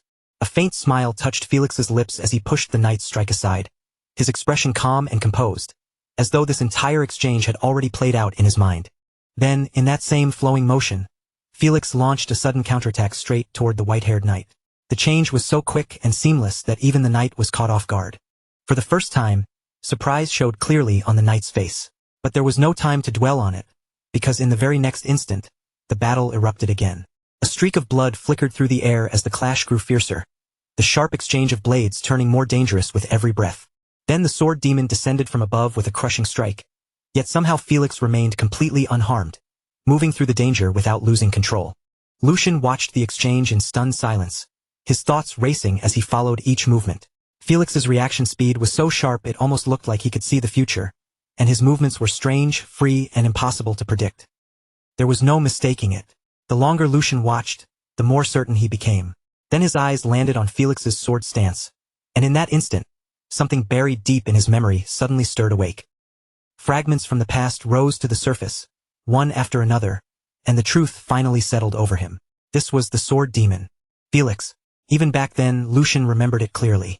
Felix had carried a kind of grace and bearing that never truly fit the harsh, bloody world of mercenaries. Brief flashes of those earlier days crossed Lucian's mind, each one reinforcing the same thought. Felix had always been different from everyone around him. With that slender frame and delicate features that made him impossible to ignore, Felix had always stood out. And then the moment snapped back to the present. The young master, terrified and desperate, pushed forward again, trying to hide behind Felix for protection. Meanwhile, Lucian pieced the truth together in his mind. Now he understood. The illegitimate child, Felicia, had left her family behind and lived under the name Felix, disguised as a man. The focus returned to the white-haired knight as he steadied himself after their fierce exchange. His expression had turned serious as he admitted. If my defense had been even a moment slower, my head would already be rolling on the ground. I still have a long way to go. To think I underestimated her without even noticing the fangs she had hidden. His tone changed as he spoke, his pride giving way to a colder and sharper resolve. Then his voice rose with intensity. I will swallow my pride and treat you as a true enemy. At that moment, an overwhelming and terrifying surge of energy began pouring out from the white-haired knight, making his presence heavier with every passing second. Across from him, Felix continued to face him head-on, but his body trembled under the immense pressure pressing down on him. Deep inside, Felix accepted the brutal truth. This was a master several levels above him, an opponent he could not overcome with his current strength. He could not even depend on luck anymore. And to make things worse, there was another swordsman of the same caliber waiting upstairs. His gaze instinctively shifted upward toward the leader, and the weight of the situation became even clearer. Above even those two, there was someone who surpassed them. There was no real chance of surviving this. For one brief moment, that truth felt absolute and impossible to escape. And yet, instead of fear, a quiet resolve settled within Felix. If this was the final strike he would be allowed to make, then he would pour everything into it and leave not a single regret behind. With that thought burning inside him, Felix steadied his stance, tightened his grip on the sword, and prepared himself for one final attack. Watching from above, the leader's voice cut through the tense air with open admiration. Amazing! She is not wavering, even in this situation. Beside him, another voice agreed without hesitation, adding, furthermore, she is taking Nixon's killing intent head-on. Even they began to ready themselves, fully aware that the next exchange below would decide how everything unfolded from here. Below them, both fighters moved at blinding speed, charging straight toward each other with unstoppable force. Their movements became so fast that the eye could barely follow them, turning their figures into flashing shadows across the battlefield. In the next instant, their swords crashed together, and a violent surge of energy burst outward, rippling through everything around them. Every eye in the area locked onto the two of them, unable to look away as the clash grew more intense.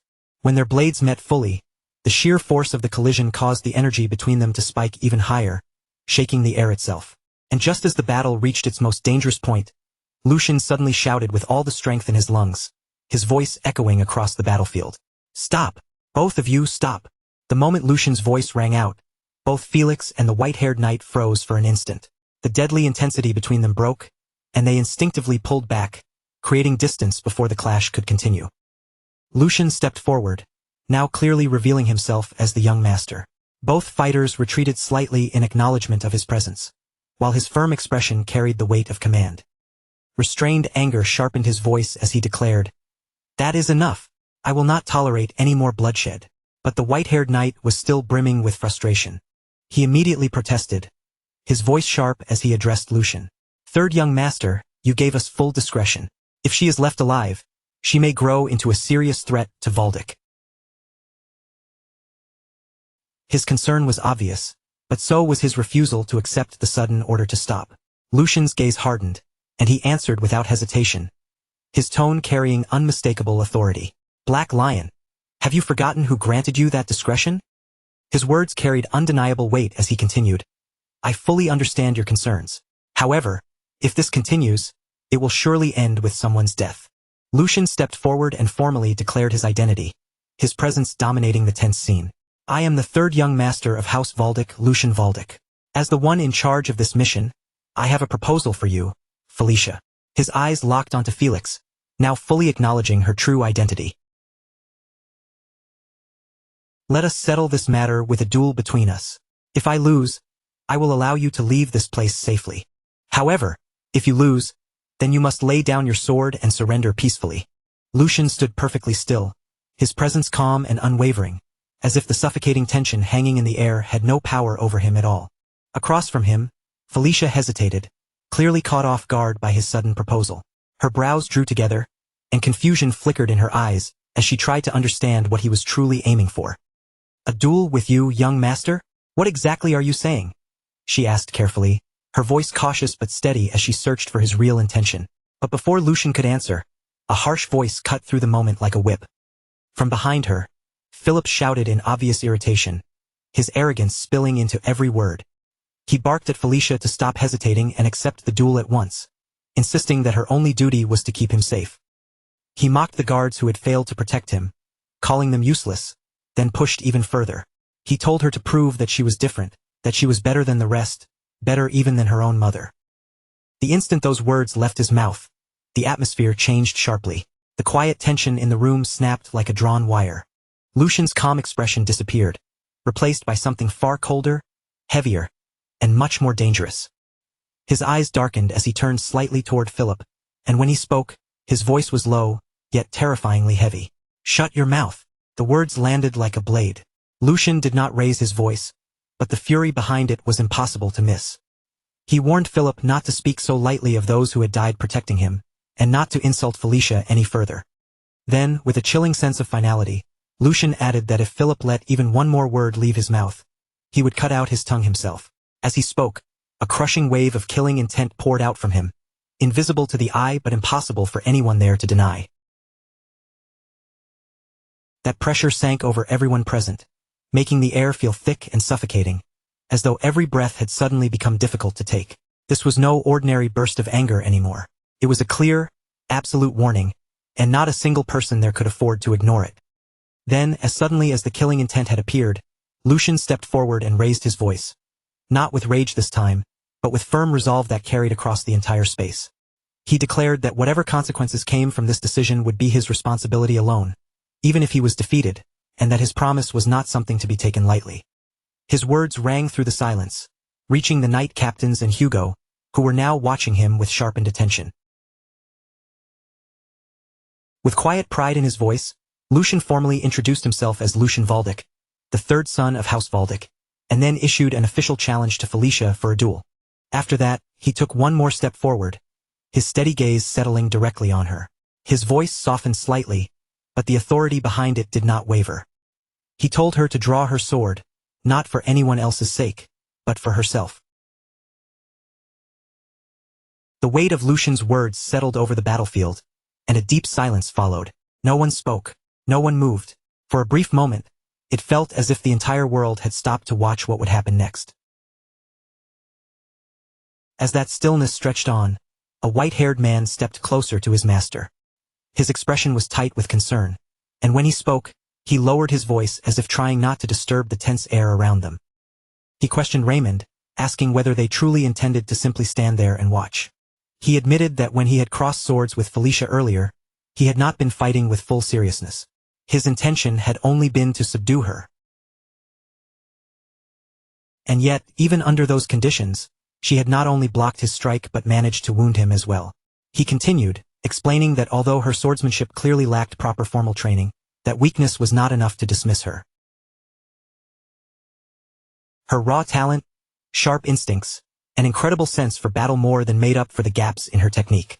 In his eyes, her natural ability was so overwhelming that those shortcomings barely mattered at all. He paused for a moment, glancing between Lucian and Felicia, and the concern in his eyes only deepened. Judging from the third young master's current level, he believed there was no real chance of victory. Lucian's courage and decisiveness were certainly worthy of praise, but courage alone could not decide a duel. Combat was another matter entirely, and if they were going to intervene, that decision had to be made now. Raymond stayed silent for a moment, his gaze fixed on the scene unfolding ahead. When he finally answered, his voice was calm, controlled, and surprisingly firm. He agreed with the man's judgment, but even so, he chose to keep watching. Just this once, Raymond said, they would observe how events unfolded with their own eyes. The white-haired man frowned, clearly unable to understand what Raymond was trying to say. What did that even mean? Raymond's eyes shifted slightly, thoughtful but certain. He explained that when Lucian had borrowed his sword earlier, Lucian had already spoken about the exact things the white-haired man had only just realized. During that brief clash with Felicia, Lucian had already noticed her extraordinary talent and her terrifyingly sharp instincts. That meant he was not acting out of ignorance. He understood exactly what kind of opponent was standing in front of him. And because of that, Raymond concluded they would wait. They would watch this through without interfering. They would see what kind of outcome the third young master was trying to create, and what role Felicia would play in that result. As those words lingered in the air, Felicia quietly repeated his name in her mind. Lucian Valdic.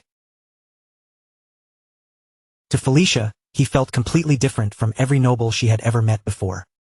He had disguised himself as nothing more than a servant in order to observe Logren's forces, and now he was willingly stepping forward to fight a duel that, by all common sense, seemed completely unnecessary. Nothing about him made sense to her. The more she tried to understand his intentions, the more impossible they became to grasp. Still, no matter how strange he was, one conclusion remained firm in her mind. Lucian was not someone who could defeat her. Even so, Felicia straightened her posture and spoke with quiet respect. She thanked him for giving someone like her such an opportunity, and promised that if she managed to subdue him, she would accept her shame and disappear without leaving a trace. She would vanish as though she had never existed at all. But Lucian did not hesitate for even a second. His reply came immediately, his voice cold but steady. If he was the one who subdued her instead, then she would come with him to Helheim. His gaze remained fixed on her as he spoke, never wavering. It was as if, in his mind, everything had already been decided. He added that it seemed she had already made her own resolve as well, and with those words, the silence around them deepened once more. This time, that silence carried the unmistakable weight of a clash about to begin. The air between Lucian and Felicia grew sharp as they stood face to face. Their eyes locked on one another. Their bodies remained perfectly still, but both of them looked ready to explode into motion at any moment. This was no longer a conversation. It had become a battle waiting to happen. Inside her mind, Felicia made her final decision. She did not want to leave any unnecessary wounds on him. She would neutralize him with a single strike. Her eyes sharpened, and a cold glint flashed through them as her focus reached its peak. In the very next instant, Felicia moved. Her figure blurred forward with incredible speed, closing the distance between them in the span of a single heartbeat. Her blade sliced through the air, aiming a precise and decisive attack straight toward Lucian. But Lucian reacted just as quickly. With perfect timing, he lifted his sword and met her strike head-on, blocking the attack before it could reach him. A flicker of surprise crossed Felicia's eyes. He blocked her attack. The thought echoed sharply in her mind, but she did not allow herself to freeze. The moment Lucian tried to counterattack, Felicia immediately leapt backward, creating distance between them in one smooth and fluid motion. Her landing was light and controlled, her stance already prepared for the next exchange. Not once did her eyes leave Lucian. The duel had only just begun, but the intensity between them had already reached a level where neither side could afford to underestimate the other. As the clash continued, a sharp and unsettling thought echoed through Felicia's mind. His breathing and reaction speed should not have been able to keep up with her movements at all. So how had he blocked her sword? That question stayed with her, refusing to disappear as doubt slowly crept into her thoughts. But before she could find an answer, her eyes widened slightly. In the very next moment, Lucian was already right in front of her, closing the distance with terrifying precision. His sword came down without hesitation. Caught off guard, Felicia barely managed to raise her blade in time, struggling to block the incoming strike. The impact jolted through both of her arms, forcing her to tighten her grip and steady her stance.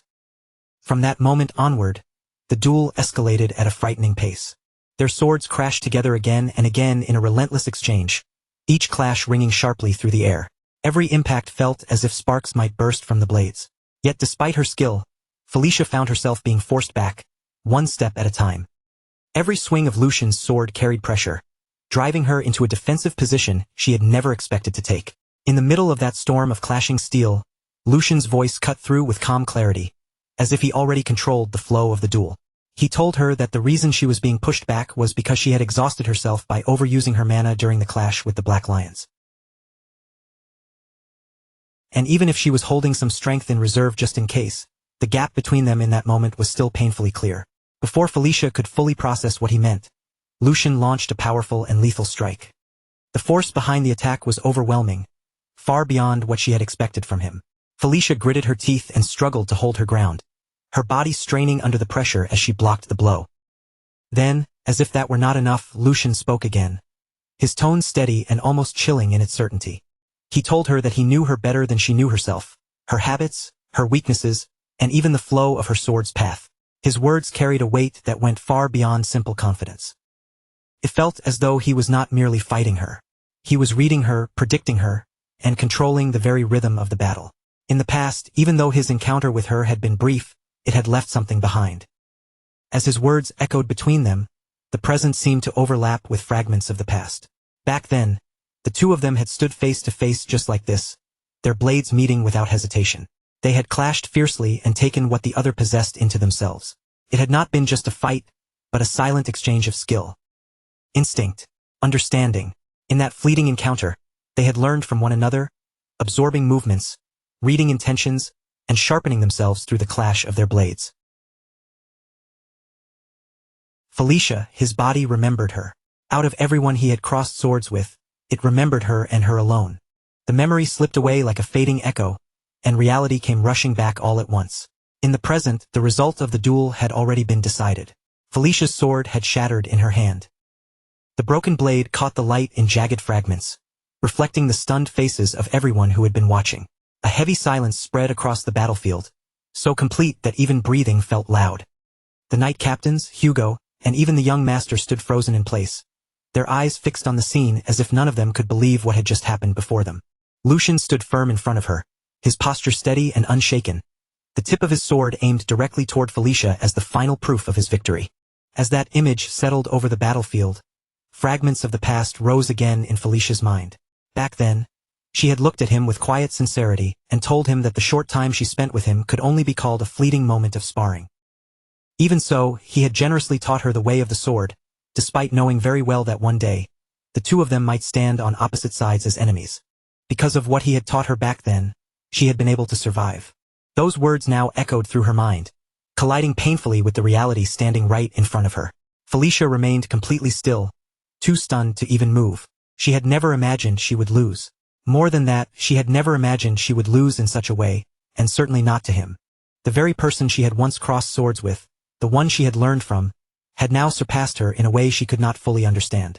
Meanwhile, inside Lucian's mind, a quiet thought surfaced, calm and resolute.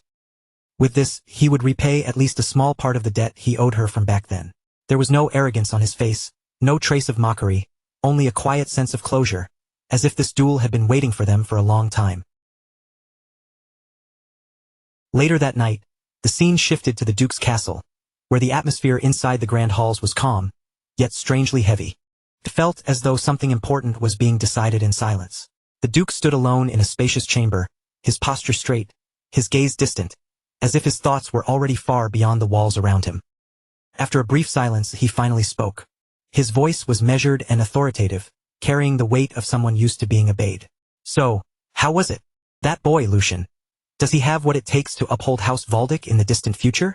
At that moment, a man stepped out from the shadows. It was none other than the captain of the Black Lion, who approached with proper respect. He lowered his head slightly before answering in a calm but firm tone. He possessed an unwavering core.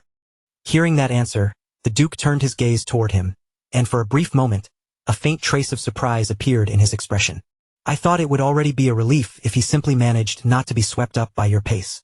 To think I would hear such an unexpected answer instead. The Black Lion captain hesitated for only a moment before speaking again, his tone careful. Your Highness, could my assumption be correct? In response, the Duke slowly stepped forward, his presence growing heavier with every measured step. The reason I deployed all of you for this mission was because the matter was that grave. It is still too early to make judgments regarding the succession. Realizing he had overstepped, the captain immediately bowed his head even deeper. I misspoke. The Duke dismissed it with a calm expression. It is fine. If there was no exaggeration in your report, then it must have been quite an impressive sight. As the conversation drew to a close, the scene lingered on the Duke, who now held a sheet of paper in his hand. His eyes moved carefully across its contents, his expression unreadable, as if the weight of the future itself rested within those written words. After that, the Duke walked straight up to the Black Lion captain and placed a firm, almost familiar hand on his shoulder. His voice softened slightly as he said, "If only for your sake." Hearing those words, the captain let out a faint breath before replying. I suppose I can humor the boy for a little while. The Duke's expression eased slightly as another thought crossed his mind. Come to think of it, it has been quite some time since you and I last shared a drink. I recently acquired some fine liquor. Would you care to join me? It is the vintage you have always enjoyed, so it should suit your taste well. At those words, the Black Lion captain gave a small, knowing smile and answered, Your Highness, you may soon regret saying that. A single night will not be nearly long enough to hear the full story of this mission. The scene then shifted to the following morning. Lucian's entire team had already departed, beginning the journey back after successfully completing their mission. The mood grew quieter and more reflective as Lucian looked back on everything that had happened. Right after her duel with him came to an end, Felicia collapsed from exhaustion, her body finally giving out from the strain of excessive mana circulation. To help her recover, Lucian sent Felicia and her maids ahead to a nearby city. Meanwhile, in another part of the group, Philip Logren was drowning in his own dark thoughts. Philip's face was pale as dread filled his mind. No, at this rate, he was definitely going to be cast out of the family. The thought clung to him like a weight he could not shake. As for that man who had displayed the deep-rooted arrogance of a noble until the very end, Lucian forced him to dig the graves of his own vassals with his own 2 hands. What followed was a grim and silent sight. Rows of graves stretched across the land, each one standing as a marker for the soldiers and knights who had lost their lives. The air was heavy with silence and loss, the weight of death lingering over the scene.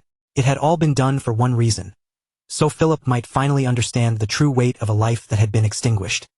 Lucian calmly rode ahead on his horse, leading the group forward as they continued their journey. The morning air was quiet around them, but that peace did not last for long. Suddenly, from behind, a loud and furious voice shattered the calm. It was Philip Logren, shouting at the top of his lungs, his anger completely unrestrained. "Hugo, you bastard! I will never let you get away with this. Did you truly think you could betray us and survive? Young Master Lucian, I demand to be treated as a formal prisoner of war. How can you treat a son of House Logren with such disrespect?" His voice was sharp and grating, overflowing with arrogance and outrage until it began to irritate everyone around him. Yet even then, he refused to stop. "Are you truly determined to make an enemy of us?" Hearing all of this, Lucian slowly turned his head back, his expression calm but cold. A single thought passed clearly through Lucian's mind. Philip still had not understood the weight of what happened the night before. After a brief pause, Lucian finally spoke, his voice low, controlled, and carrying an unmistakable warning. "I will give you one piece of advice. If you wish to keep breathing even a second longer, you would be wise to watch what comes out of your mouth." There was no need for anger in his tone. The quiet authority and danger behind it were enough. Then, with unwavering composure, Lucian continued, making the situation painfully clear. "This is a place where even your high and mighty father would not dare set foot so carelessly. This is Kelheim, the heart of House Valdic." After that, the scene shifted forward, and the view that unfolded before them was nothing short of breathtaking. Ahead stood a vast and magnificent city, overflowing with life, grandeur, and strength. Elegant buildings lined the wide streets, and the lively atmosphere reflected the power and pride of House Valdic. At the entrance rose a massive gate, towering over everyone with an imposing presence. Slowly, it began to open, releasing a deep echo that rolled through the air. Lucian was the first to move forward, riding his horse with calm confidence as he passed through the opening gates. Behind him, Hugo and the knights followed, escorting the captured prisoners along with them. The moment they entered, the city's calm broke apart under the rising cheers of the people. Crowds gathered along both sides of the street, their voices rising higher and higher with excitement and admiration. "It's Lord Lucian, the third young master has returned. He wiped out the crimes committed by House Logren and, instead of letting the mastermind escape into the chaos, captured the ringleader alive for all to answer for." The crowd's excitement swelled like a wave as people shoved closer from every side, craning their necks just to catch even a single glimpse of him. Voices rang out over the street, calling, "Lord Lucian, please look this way." Their eager cries quickly spread through the gathered citizens, and others began shouting even louder, their faces flushed with pride, admiration, and overflowing excitement. The lion had returned at last. The lion of House Valdic. Hugo had come back before the people, standing beneath their roaring welcome. Hugo, seeing the entire city react like this, could only look around in stunned disbelief. Unable to hide the confusion on his face, he turned toward Lucian and asked, "Young master, what in the world is happening here?" Even with the cheers crashing around them from every direction, Lucian kept his expression calm and steady. He answered in a composed voice, "I did send Father a letter asking for a chance to expose House Logren's atrocities, but it seems he chose to support us far more openly than I expected. So lift your head and accept this welcome with pride. After all, this is the first major achievement you have earned for yourself." The moment Hugo heard those words, warmth rose in his chest. His eyes trembled with emotion, and pride slowly filled him as he finally allowed himself to take in the cheers surrounding him. While the procession continued moving through the city streets, surrounded by celebration and countless watching eyes, the view slowly shifted away from the parade. Far above the crowded avenue, from the top of a tall tower, the Duke quietly watched everything unfold beneath him. He stood beside his butler, gazing down at the victorious procession with a thoughtful look in his eyes. In a low voice, he remarked, "I suppose I really must be getting old, throwing a victory parade simply because my son asked for one." The butler remained respectfully at his side, but his reply came without the slightest hesitation. Did young Master Lucian not accomplish something grand enough to deserve it? In my view, this procession is more than justified. And beyond that, young Master Lucian's letter was not written merely to strengthen his own standing. The butler continued in a calm, perceptive tone, explaining that it was also a calculated move to show the people of their territory House Valdic's firm resolve, while sending a clear warning to both the imperial family and House Lochran. And your highness understood that as well, which is why you allowed it. As those words reached him, the Duke kept his eyes fixed ahead, but the look on his face grew heavier, as though his thoughts were sinking into something far more serious. The unsettling movements aimed at the Empire were growing harder to ignore. Even the sun that had once seemed eternal, and even the lion's claws that had once looked impossible to break, were now beginning to show cracks that could no longer be denied. If I want to avoid being swallowed by that tide, then I will have no choice but to sharpen my blade more keenly than ever before. He spoke those words while staring far into the distance, as if his eyes were trying to pierce beyond the present moment and reach the uncertain future waiting ahead. With that quiet thought lingering in the air, the view gradually faded away. The scene then moved to Lucian's room, where the noise of the celebration finally gave way to silence. The moment Lucian returned, he dropped straight onto the bed without even trying to keep up his noble composure. His body sank into the mattress, finally releasing the tension it had carried all day, and he let out a soft breath before murmuring, "I finally feel alive again. I never thought I'd miss this so much just because I got used to living like a noble."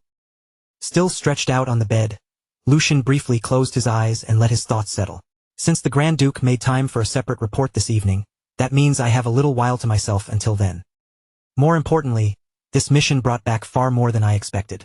As he lay there, Lucian began sorting through everything that had happened, starting with the fact that Felicia had been secured much faster than planned. Then there was the victory parade, which had washed away the negative rumors and impressions around him in a single stroke. On top of that, it had given Hugo a powerful reason to keep moving forward. And beyond all of that, he had even managed to establish a connection with the Black Lions, a force that could become extremely valuable from this point on. One by one, the scattered pieces that had seemed separate at first were beginning to fit together in his mind. Together, they were forming a single stepping stone, small but solid enough to help him move just a little closer to the seat of power that had once felt hopelessly far away. As that thought passed through his mind, Lucian briefly remembered the life he used to live, back when he was nothing more than a mercenary fighting from one battlefield to the next. A faint, almost amused smile tugged at his face as he muttered under his breath, "If those guys could see me right now, they would be absolutely horrified." After a short pause, Lucian suddenly pushed himself up from the bed. The lazy look in his eyes disappeared, replaced by the same sharp focus as before. "That's enough organizing my thoughts. Now then, should I start preparing for my next move?" His mind immediately began turning again, already moving beyond the success of the mission and toward what he needed to gain next. With a faintly calculating tone, he wondered aloud what would come after this, then murmured to himself, "I suppose the first thing to figure out is what I can wring out of the Grand Duke. Comey comes first." After that, the scene changed once more, bringing us into an elegant dining room where Lucian and the Grand Duke were seated together for dinner. The room was refined and quiet, every detail polished with noble elegance, yet the calm atmosphere carried an unmistakable weight. Sitting across from Lucian, the Grand Duke spoke in a composed, authoritative voice and praised him for the outcome of his mission. He said that Lucian had been blessed with remarkable luck on his very first assignment. After carefully cross-checking the information, they had confirmed that the child Lucian captured alive was indeed the offspring of the Marquis family, making that child the clearest and most decisive evidence they could have obtained.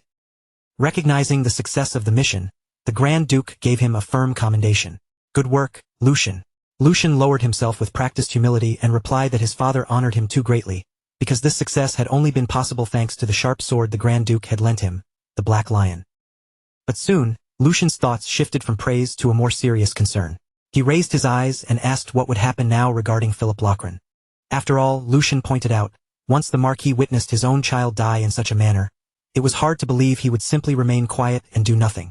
The Grand Duke, however, did not appear shaken in the slightest. He simply answered in a calm, unreadable tone that they would have to wait and see. He described Bernhard Lohengrin as a snake-like man, the sort of person who would calmly place even his own child on one side of the scale and the interests of his family on the other.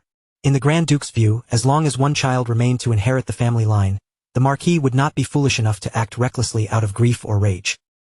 He then brushed aside Lucian's concern, telling him there was no need to trouble himself over what came next. As far as the Grand Duke was concerned, Lucian had already done more than enough.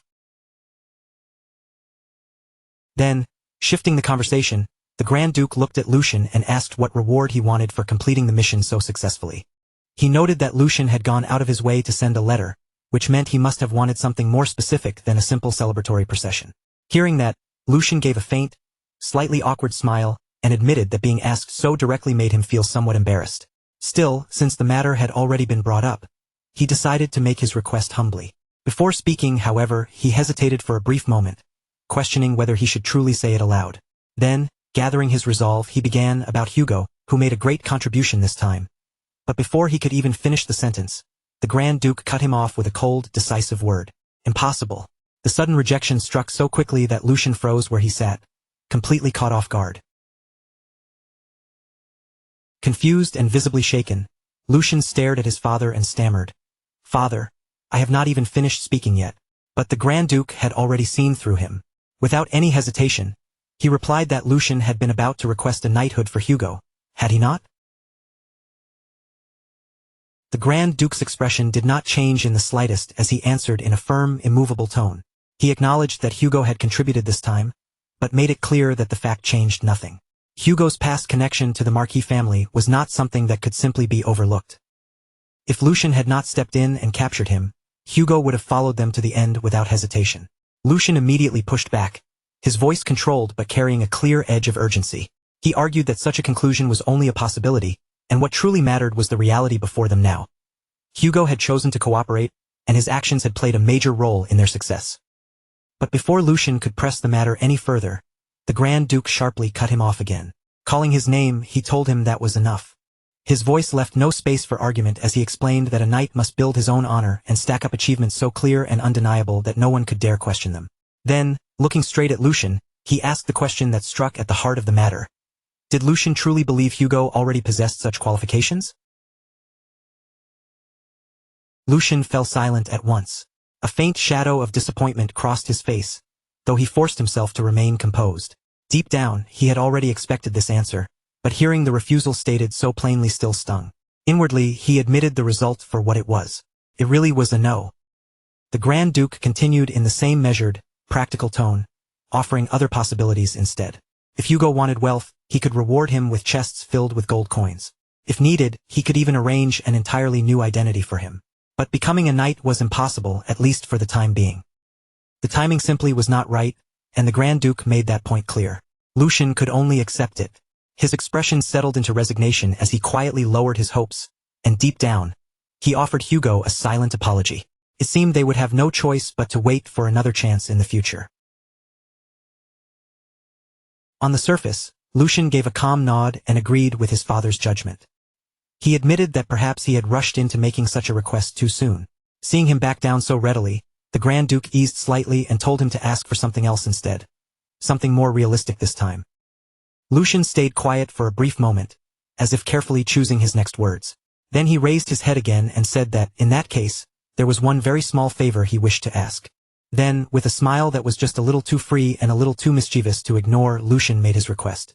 He asked the Grand Duke to allow Felicia to meet the Sword Saint. The instant those words came out, even the Grand Duke could not hide his reaction.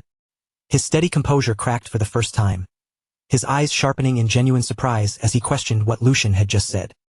Before that sudden tension could fully settle over the room, the scene shifted away in an instant. The story moved to a completely different place, a guarded prisoner camp with a far colder and heavier atmosphere.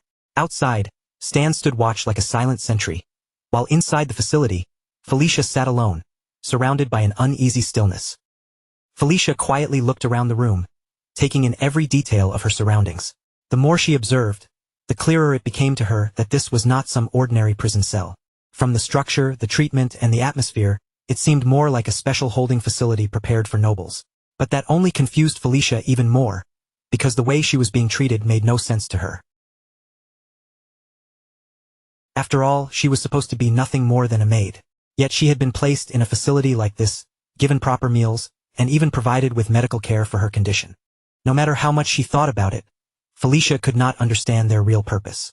Why would they go this far for someone like her? What could they possibly be hoping to gain? But after sitting with those thoughts for a while, the hardness in her face slowly faded. Perhaps, she told herself, this outcome was not entirely bad. As the quiet room settled around her, Felicia's eyelids gradually lowered, her expression softening as she slipped deeper into her own thoughts. In that silence, her mind drifted back over everything she had endured.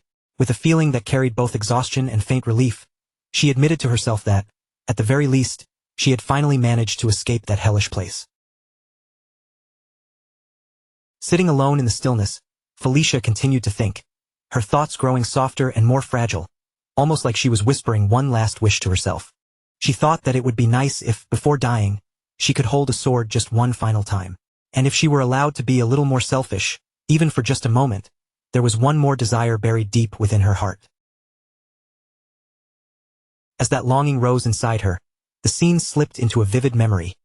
The fierce sparring match she once shared with Lucian, where every movement had burned itself into her mind. The ringing clash of blades, the swift footwork, the sharp pressure between them, and the tension of every exchange returned to her as clearly as if it were happening right before her eyes again. Watching that memory unfold within her mind, Felicia quietly admitted the truth to herself. If she could ask for anything, she wanted to cross swords with him one more time. But almost as soon as the thought appeared, she rejected it herself, calling it absurd, as if such a wish could never be granted. And right then, a voice from outside suddenly cut through the silence. The voice stated that, according to the physician's assessment, her mana control was still unstable. Then the speaker became clear it was Lucian. In a calm, even tone, he continued, adding that she was also suffering from severe malnutrition and accumulated fatigue. His voice remained steady but direct as he asked whether her body felt any better now, and whether she was strong enough to hold a sword again.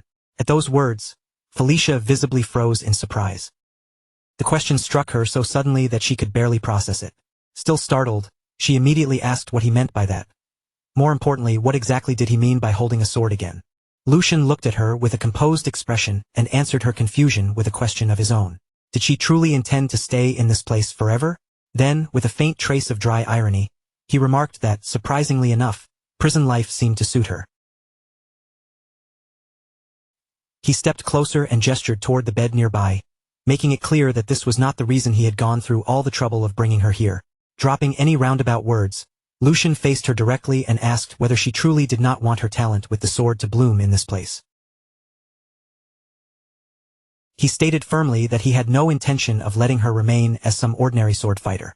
What he had in mind for her was far greater than that, and at last, he revealed his plan. Lucian intended to recommend Felicia as a disciple of the Sword Saint. The moment those words reached her ears, Felicia was left completely stunned, as if the entire room had gone silent around her. Her disbelief appeared immediately on her face. She stared at him sharply and demanded to know whether he was mocking her. To Felicia, the idea itself was not merely unexpected. It sounded ridiculous, almost impossibly absurd. She pointed out that even becoming a sword fighter was already unbelievable for someone like her, a mere maid and a woman. But to go even further and speak of becoming the Sword Saint's disciple, such a thing, in her eyes, crossed far beyond the limits of reason. At last, her frustration spilled out through a firm voice that nearly trembled. She declared that her status might be low, but she was not such a fool that she failed to understand where she stood. Seeing her react with such force, Lucian fell silent for a moment and reflected inwardly. He realized he might have moved too fast. He had been hasty, and Felicia's refusal was only natural given everything she had lived through. After all, even though she carried the blood of the Marquis, she had been born as an illegitimate child, and a woman on top of that. Because of that, she had never even been allowed to hold a sword, much less receive proper training in how to wield one. Instead of being given a chance, she had faced envy, jealousy, and endless persecution from her own siblings. Those harsh circumstances were what eventually shaped the existence known as the Sword Demon, Felix, the one who abandoned House Logren. Returning his thoughts to the present, Lucian spoke to her again, this time in a calmer voice. He told Felicia that he understood why she could not trust him, and that she could take as much time as she needed before making any decision. Felicia looked at him with confusion still clouding her face and asked what he meant by that. Lucian answered without hesitation, explaining that he was leaving the choice entirely in her hands. He even told her that, if she wished, she could leave as soon as today. But before ending the conversation, he gave her one final message. She should never give up on the sword. Lucian told her that the moment she held a sword in her hand was when she became her truest self. Those words did not fade quickly. They stayed with Felicia, pressing quietly against her heart. Felicia, shaken more than she wanted to show, repeated those words softly to herself. Was she truly her real self when she held a sword? The thought felt almost impossible, especially when even her own blood relatives had stripped that right away from her. Then, raising her voice just a little, Felicia turned back to Lucian and asked something far more personal. Did she really have the right to do that? Was it truly all right for her to devote herself only to the sword, without being chained down by anything else? Lucian met her uncertainty without the slightest hesitation, his gaze steady and certain. He told her that if this was what her own will desired, then he swore it would become so, and he placed that promise on the name of Lucian Baldic. At that moment, the story briefly slipped into the past. Lucian was seen speaking casually with Felix, asking him what his dream was. While many people spoke of living comfortably or proudly showing off their success to others, Lucian seemed to sense that Felix was different. Lucian remarked that Felix did not seem like the kind of person who desired such ordinary rewards. He even suggested a few possibilities, asking whether Felix wanted to become a knight captain or perhaps earn a noble title. But Felix's answer was something else entirely.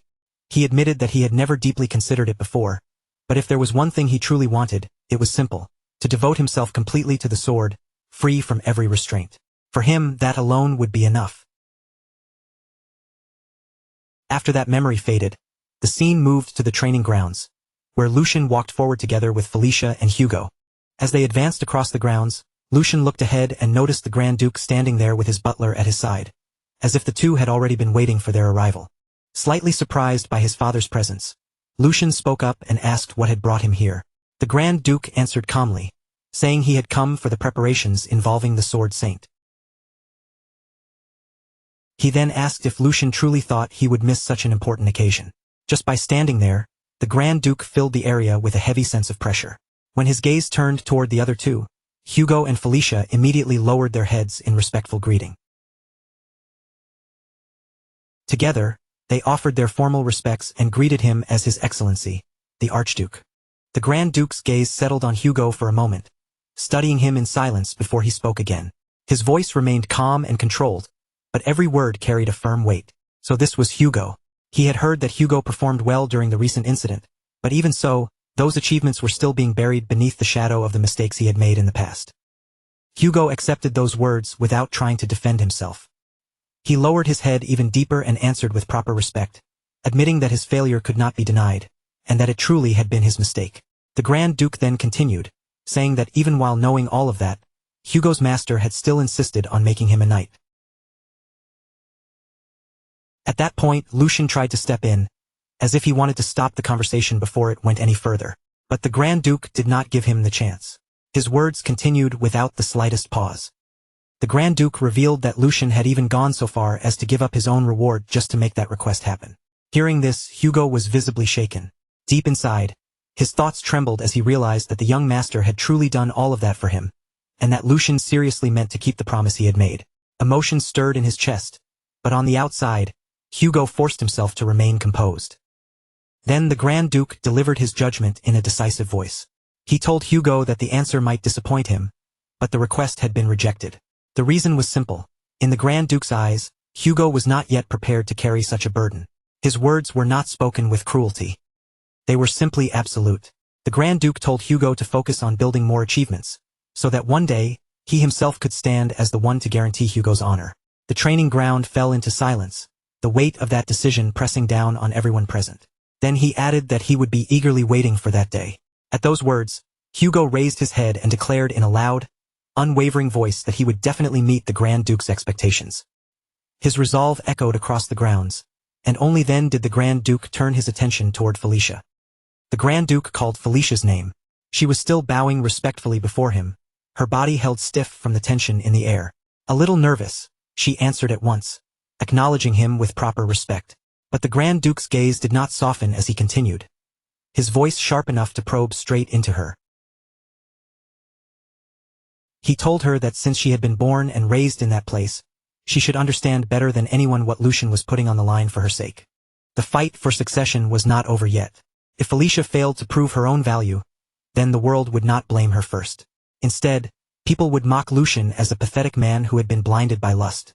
The Grand Duke's words cut into the air, and then he pressed her even harder, demanding an answer. Did she truly believe she was worth that much? Felicia was just about to answer. Her lips parted slightly as she tried to gather the courage to respond. But before even a single word could leave her mouth, Lucian stepped in first. He said he would answer in their place, and then looked straight at his father as he replied with firm certainty. Of course.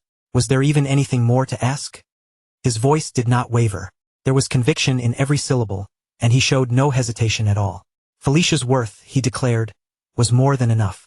Even if everyone doubted his choice and called him a fool, he would not take those words back. Even if Felicia herself still felt uncertain about it, that doubt would end today. Lucian kept his eyes fixed forward as he continued, because from this moment on, everyone would finally see the truth for themselves. Felicia was a diamond in the rough, someone held back only because of her low status and because she had been born a woman. Then Lucian turned slightly toward her, his tone growing more direct, almost as if he were pushing her to step forward herself. He asked what she was waiting for and urged her to hurry up and say that she was certain. In that moment, a realization suddenly struck him. This was not some simple coincidence. The Archduke had truly been waiting here for them, watching everything unfold with his own eyes. The Grand Duke remained silent for a short while, his expression giving away almost nothing, though his thoughts ran far deeper than his face revealed. He had come to see for himself the vassal his son had chosen, hoping that Lucian's first attempt to spread his wings would be given even the slightest wind to lift him higher. That was the real reason the Grand Duke had appeared at the training ground. Then he finally broke the silence and spoke firmly to Lucian. If Lucian was that certain, then they would witness the result with their own eyes. He ordered them to prepare to face the Sword Saint. Lucian's eyes sharpened the moment he heard those words. Without even a second of hesitation, he thanked his father for granting permission, and his expression made his determination unmistakably clear. His posture, his gaze, and even the air around him carried the same silent meaning. He was truly grateful to his father, and with that feeling lingering between them, the scene shifted. On the training ground, the Sword Saint stood waiting. He stepped forward with a calm presence that still felt overwhelming, and a faint laugh slipped from him. Not only had the third young master come in person, but even the Duke himself had appeared. His words trailed off slightly as the Grand Duke approached him. The Grand Duke stepped up and greeted him with a firm handshake. In any case, he said, this was an important event for their family, and as a gentleman, he simply could not suppress his curiosity. Then he told the Sword Saint not to worry about his son's reputation and to evaluate him with full rigor. Lucian also moved forward, facing his master with the same unwavering determination in his eyes. Lucian said he wanted the same thing. Only if the evaluation was strict would the promise they had made carry true meaning. Hearing that, a memory briefly passed through the Sword Saint's mind. He remembered Lucian once telling him that he would bring a perfect student, someone worthy of receiving his teachings. After a brief pause, the Sword Saint gave a slight nod. If both of them insisted on it, then he would take the matter very seriously. And before him, Felicia stood waiting. Her body was tense, and a faint hesitation showed in the way she held herself. The Sword Saint's gaze remained fixed on her, heavy, sharp, and impossible to ignore. A moment later, Felicia and the Sword Saint stood directly across from each other. Inside her mind, Felicia felt the full weight of the man before her. There was no doubt about it. This was truly the Sword Saint. Just standing in front of him made her feel as if the very air around them had changed. Gathering her courage, Felicia straightened herself and spoke with respect. She said it was an honor to meet the Sword Saint, and then introduced herself properly as Felicia. But before she could continue any further, the Sword Saint slowly raised his sword, holding it with calm authority as he cut her off. His voice was cold, sharp, and completely absolute. He told her that her name did not matter. Her sword would speak for her. A brief silence followed, and his piercing gaze seemed to pass straight through her. He told her that her name could wait until later. For now, she was to wield the wooden sword. At those words, the focus shifted slightly to the side, where Lucian and the Grand Duke stood watching in silence. The tension over the training ground tightened, as if everything had been building toward this one moment. Lucian quietly thought to himself that the test had now begun. Keeping calm, Lucian began to assess the situation in his mind. If Felicia gathered her mana into the tip of the wooden sword and pushed it in deeper, it should work. But if she tried to depend on raw strength alone, then this would become difficult. With proper mana circulation, there should not have been any major problem. Even so, a trace of uncertainty still lingered in Lucian's mind. What would happen next was something they could only watch and find out. Across from the Sword Saint, Felicia tightened her grip around the wooden sword. A bit of nervousness still remained inside her, but her determination burned even stronger. She knew this was a chance that might come only once in her entire life. She told herself that she had to be careful. Taking a steady breath, Felicia focused inward and began concentrating mana into her hands, just like Philip had done. Slowly, she guided that energy through herself, following the method she had learned. And then it worked. She had done it. The mana moved without any obvious problem, and for a brief moment, surprise flickered through her mind. Relief washed over her for just an instant, but that feeling quickly turned into uncertainty as she wondered what she was supposed to do next. Just as that question rose in her mind, the Sword Saint suddenly spoke. He said that was enough and that there was nothing more to see. Felicia was caught completely off guard, her eyes widening in confusion at the sudden declaration. She stammered in shock, asking what he meant. She had done exactly as he ordered and had drawn the sword. But before she could explain any further, the Sword Saint stepped forward and firmly took hold of her hand. His grip was steady and unshakable. He told her the reason was obvious, his voice calm yet absolute, as though the answer should have been clear from the very beginning. The Sword Saint tightened his hold slightly as he looked at her, his expression growing even more serious. Her circulation showed that she had ignored her internal condition because she feared pain, and her mana management had completely disregarded the actual state of her own body. His voice grew sharper, and each word landed with heavy force. This, he said, was the typical result of arrogance, the kind often seen in people who relied on talent alone. The Sword Saint paused for a brief moment, his eyes never leaving Felicia. Then he continued in the same steady voice, acknowledging that she stood before the Black Lions with the body of a woman, and for that alone, there was no denying that she possessed genuine talent. But talent was not the only thing he judged. His tone grew even colder as he told her that flaws rooted in a person's character were far harder to correct than any lack of skill. Then, with his gaze still fixed on her, he asked whether that explanation was enough. He told her to go back and properly understand the words of the master who had taught her. The first lesson she needed to learn was how to listen. Then he turned slightly away, as if the matter had already been settled, and said he had nothing more to tell her. But just as he was about to end it there, Felicia's voice suddenly cut through the air. She admitted that she had never even had the chance to learn under a teacher. Her words stopped him in place, and there was no arrogance in her tone. Only honesty, embarrassment, and a quiet shame she could not hide. She lowered her voice and confessed that she was ashamed to say it, but she did not understand anything he had just told her. Terms like circulation and mana management meant nothing to her, because no one had ever properly explained them. Felicia's gaze dropped slightly, and her fingers tightened around the sword in her hand. She said she had only copied what she had seen with her own eyes. She called herself foolish, then asked him to show her properly. For the first time, the Sword Saint's composed expression wavered. He turned back toward her, his eyes narrowing as he asked what she had just said. Was she really claiming that she had done all of that by herself, simply by watching someone else? Without any guidance at all? His brow furrowed deeply, and he rejected the idea at once, saying that such a thing should be impossible.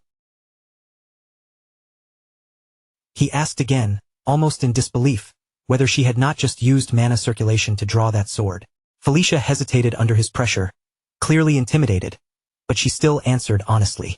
She said she had merely copied what her brother had shown her during their sparring match, because she could feel the weight and speed of his sword changing. The Sword Saint's eyes narrowed a little more, disbelief and confusion beginning to mix together. Felicia kept trying to explain in her own awkward way, saying that whenever that blue energy in her brother's body pulsed strongly, she could sense the change happening. But to the Sword Saint, her explanation sounded completely absurd. Inwardly, he thought she was speaking nonsense, unable to make sense of what he was hearing. An hermana was not something a person could simply see whenever they wished. And at that moment, his gaze slowly shifted toward Lucian. His thoughts remained unsettled as he stared at Lucian. Even he could not perceive an hermana without making physical contact. So how could this girl have manifested something so close to a sixth sense purely through her own will? His eyes narrowed as a question formed in his mind. He turned to the third young master and asked who exactly this girl was. Lucian met his master's gaze calmly, his expression steady and confident. Had he not already said it? He had promised to bring someone with extraordinary potential. To Lucian, Felicia was a true masterpiece of fencing talent. There was not the slightest hesitation in his belief, only a quiet certainty that seemed impossible to shake. And with that unspoken confidence hanging between them, the moment finally arrived. The match between them began. Felicia was the first to move, launching herself forward with startling speed. She circled rapidly around the Sword Saint, her eyes darting across his stance as she searched desperately for even the smallest opening. Every step she took was sharp, quick, and relentless. Her movements were driven by urgency and fierce determination. But the Sword Saint remained perfectly still in the center of it all, calm and unmoving, as if her speed and pressure meant nothing to him.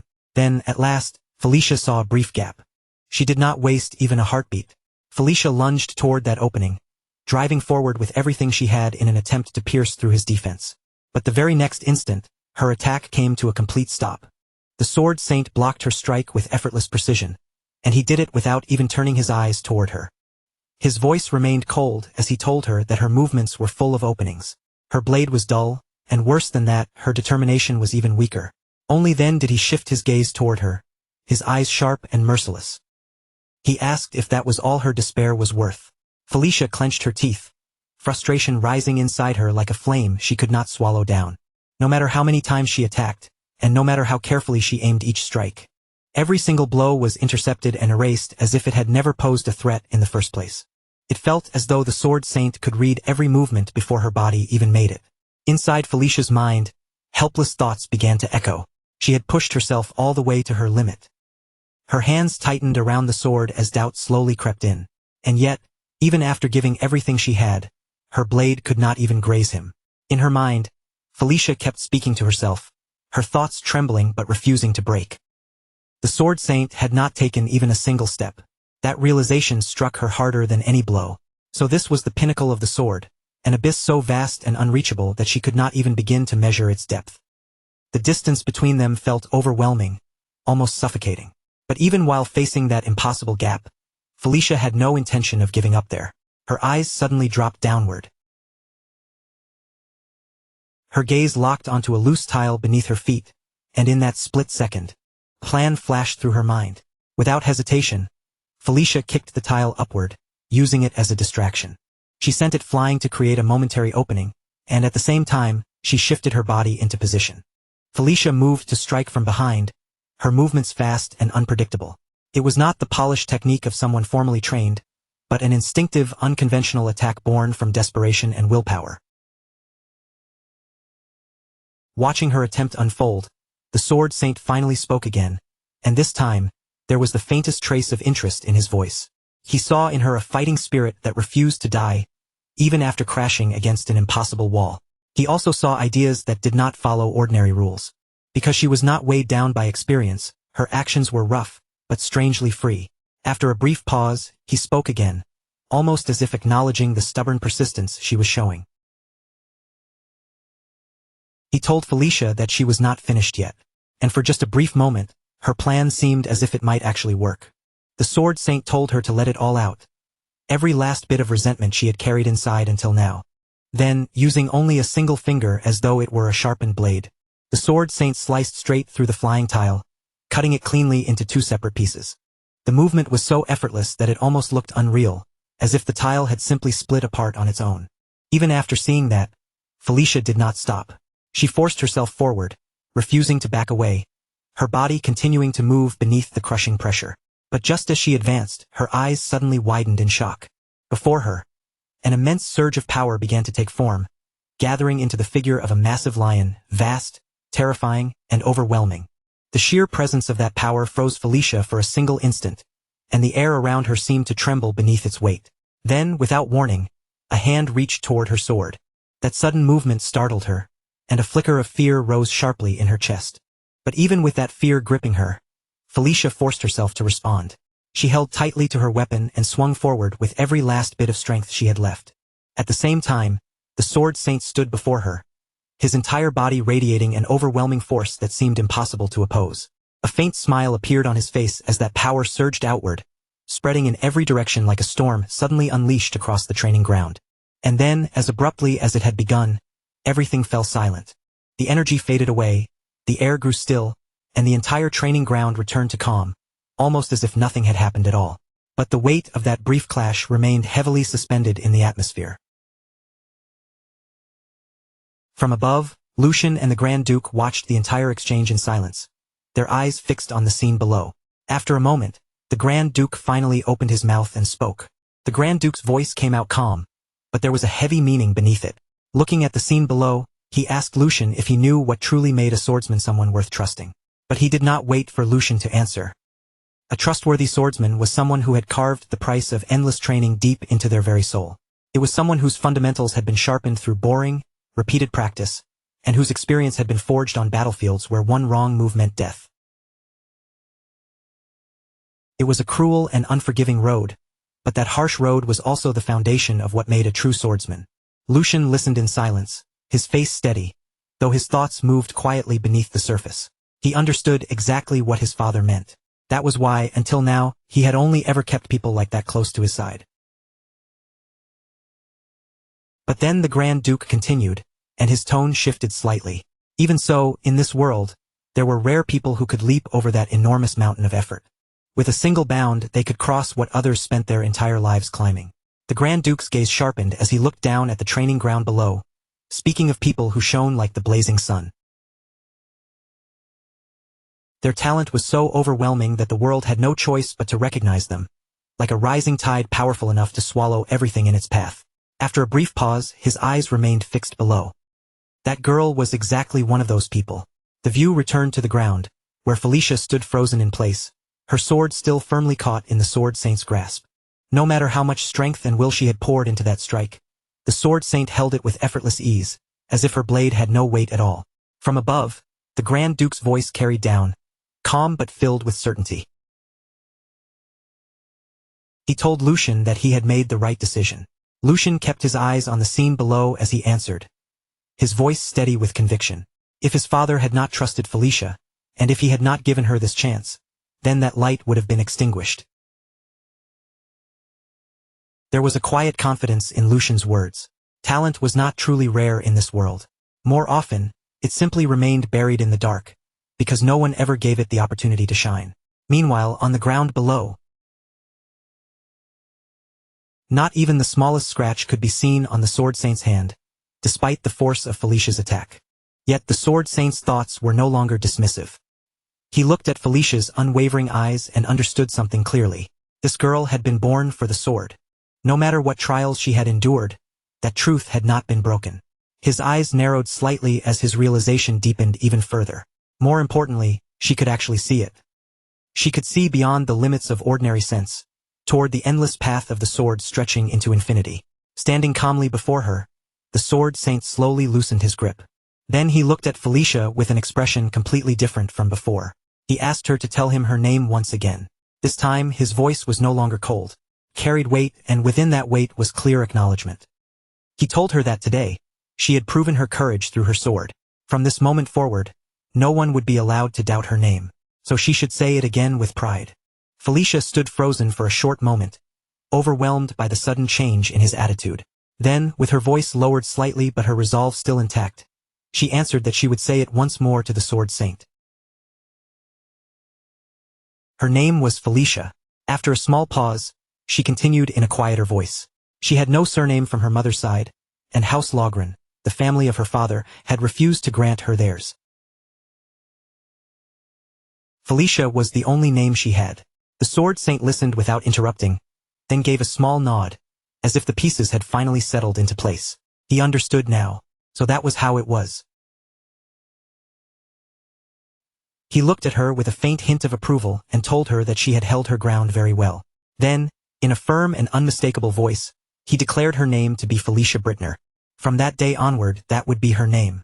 Felicia's eyes widened slightly as he continued, declaring that he would take her as his adopted daughter. He would teach her everything, not only swordsmanship, but even the etiquette required of a noble. His voice remained steady, and there was no uncertainty in it. The training would be exhausting, and not a single moment of it would be easy. Then he asked her if she was truly prepared for that. Felicia did not hesitate for even a second. She dropped to her knees before him, and the sword saint gently placed one hand on her shoulder. His voice lowered, carrying a rare sincerity that had not been there before. He told Felicia that he was a stubborn old man. He had judged her character too quickly and spoken too lightly. After a brief pause, he admitted that there would surely be days when his pride and rigid beliefs clashed against her free spirit. Then he looked straight at her and asked if, when that happened, she would convince him with her sword. A faint smile touched his face as he said that he, too, would try to accept her sincerity through the blade. Their paths until now had been different, but their hearts both beat for the sword. His hand tightened slightly on her shoulder, as if sealing the bond between them from that moment forward. He told her that they would walk this path together. His voice carried the weight of an ending and the promise of a new beginning as he called her by her new name, Felicia Brittner. After that, the night fell over the land, and rumors began moving through the darkness. As always, whispers spread fastest from the places closest to the truth. In a dark, secluded area, a man urgently handed a letter to another person. His face was tense as he ordered him to deliver it to the family elders. The future of House Toledo depended on that letter, so it had to reach them as quickly as possible. Hearing the seriousness in his lord's voice, the man receiving the letter looked confused and could not help but ask what exactly he meant by that.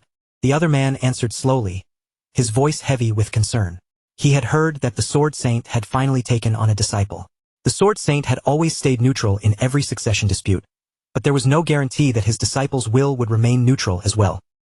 If the child backed by the Sword Saint chose to support one side, then it would only be a matter of time before the balance within House Baltic was completely overturned. He paused for a moment, and when he spoke again, his voice had turned colder. If the ship they had boarded, the one named Geordie, could no longer carry House Toledo to greater heights, then it would be wiser to abandon it before it sank entirely. Instead, they should move toward the one who had recently earned merit and managed to bring the Sword Saint's disciple onto his side. That person was Lucian Baltic. The moment Lucian's name was spoken, the scene shifted once again. This time, the view moved into a room inside the Baltic mansion. Inside the luxurious chamber, the Grand Duke sat calmly while his butler stood respectfully nearby and delivered a report. In a composed tone, the butler explained that everything had unfolded just as his grace predicted. Not only had the elders continued sending letters filled with concern, but even the maternal relatives of the young masters had begun sending letters of their own. The head butler continued his report, his voice carrying a trace of worry. He had already taken measures on his side, but those people were not the type to simply stand still and watch. Because of that, he wondered if it would be better to act before those sparks spread any further. Even after hearing those concerns, the Grand Duke remained perfectly calm.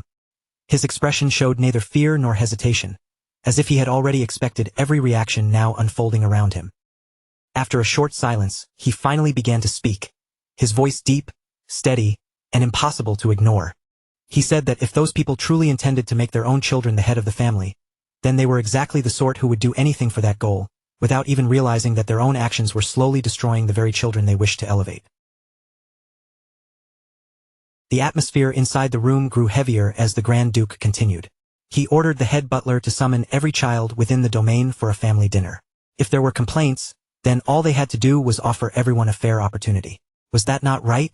A cold, imposing aura spread from him as he spoke. A true man, he declared, had to know how to open doors with his own strength. And if someone carried the name of Baltic, then he had to speak with his own blood. They would see who truly possessed the lion's fangs.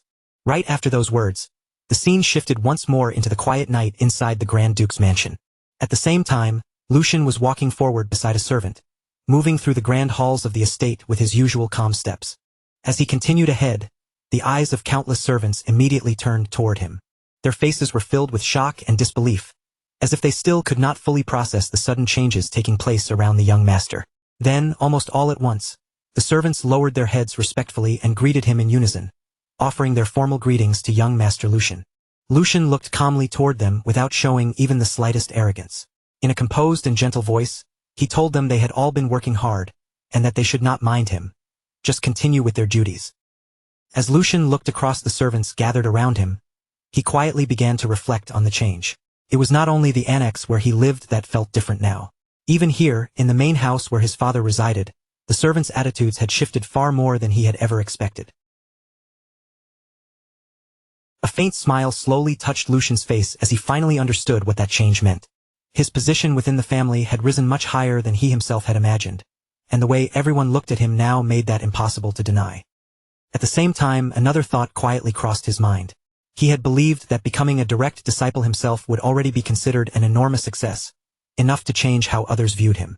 But the treatment he was receiving now went far beyond even that achievement. This was not simple respect anymore. It was a clear sign that his influence had begun to spread through the entire mansion. And now that Felicia had met the Sword Saint, Lucian could not even begin to imagine what kind of monster she would eventually become in the future once her talent truly started to bloom.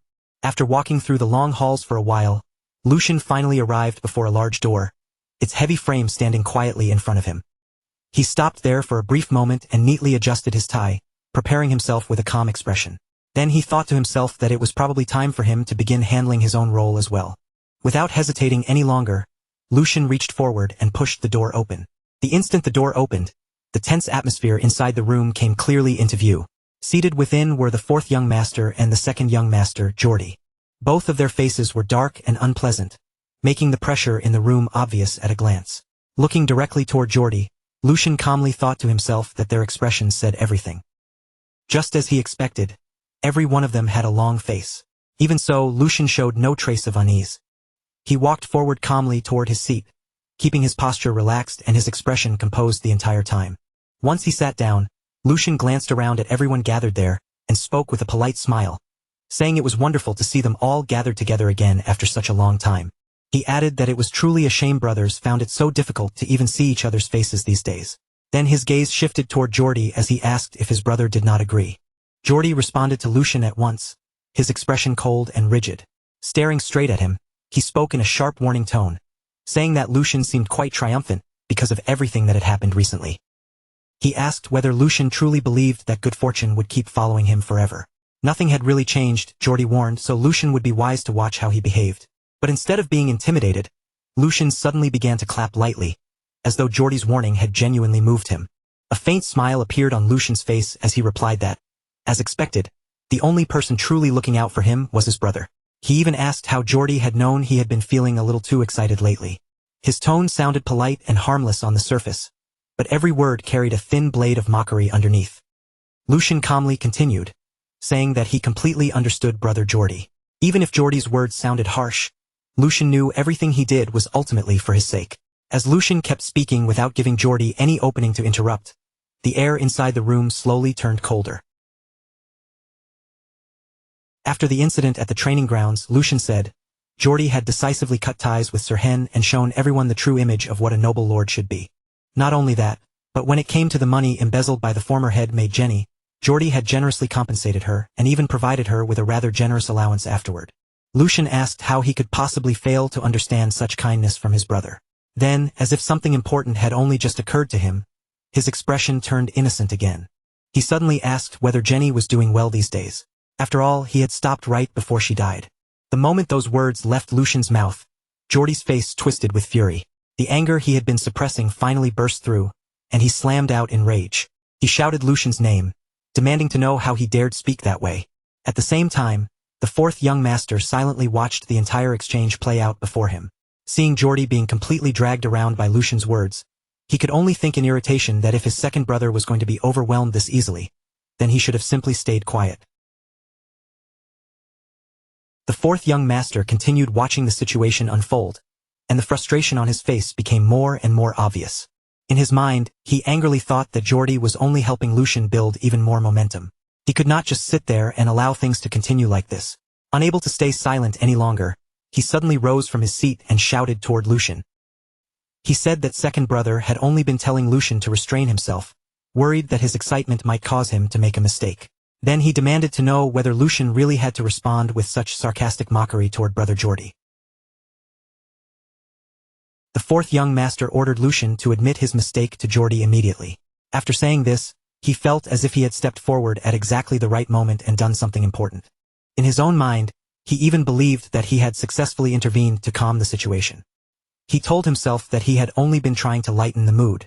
But before that thought could even finish forming, Lucian's cold voice cut across the room like a drawn blade. He said this was exactly why being nice to people never paid off. The instant those words landed, the fourth young master's entire body stiffened.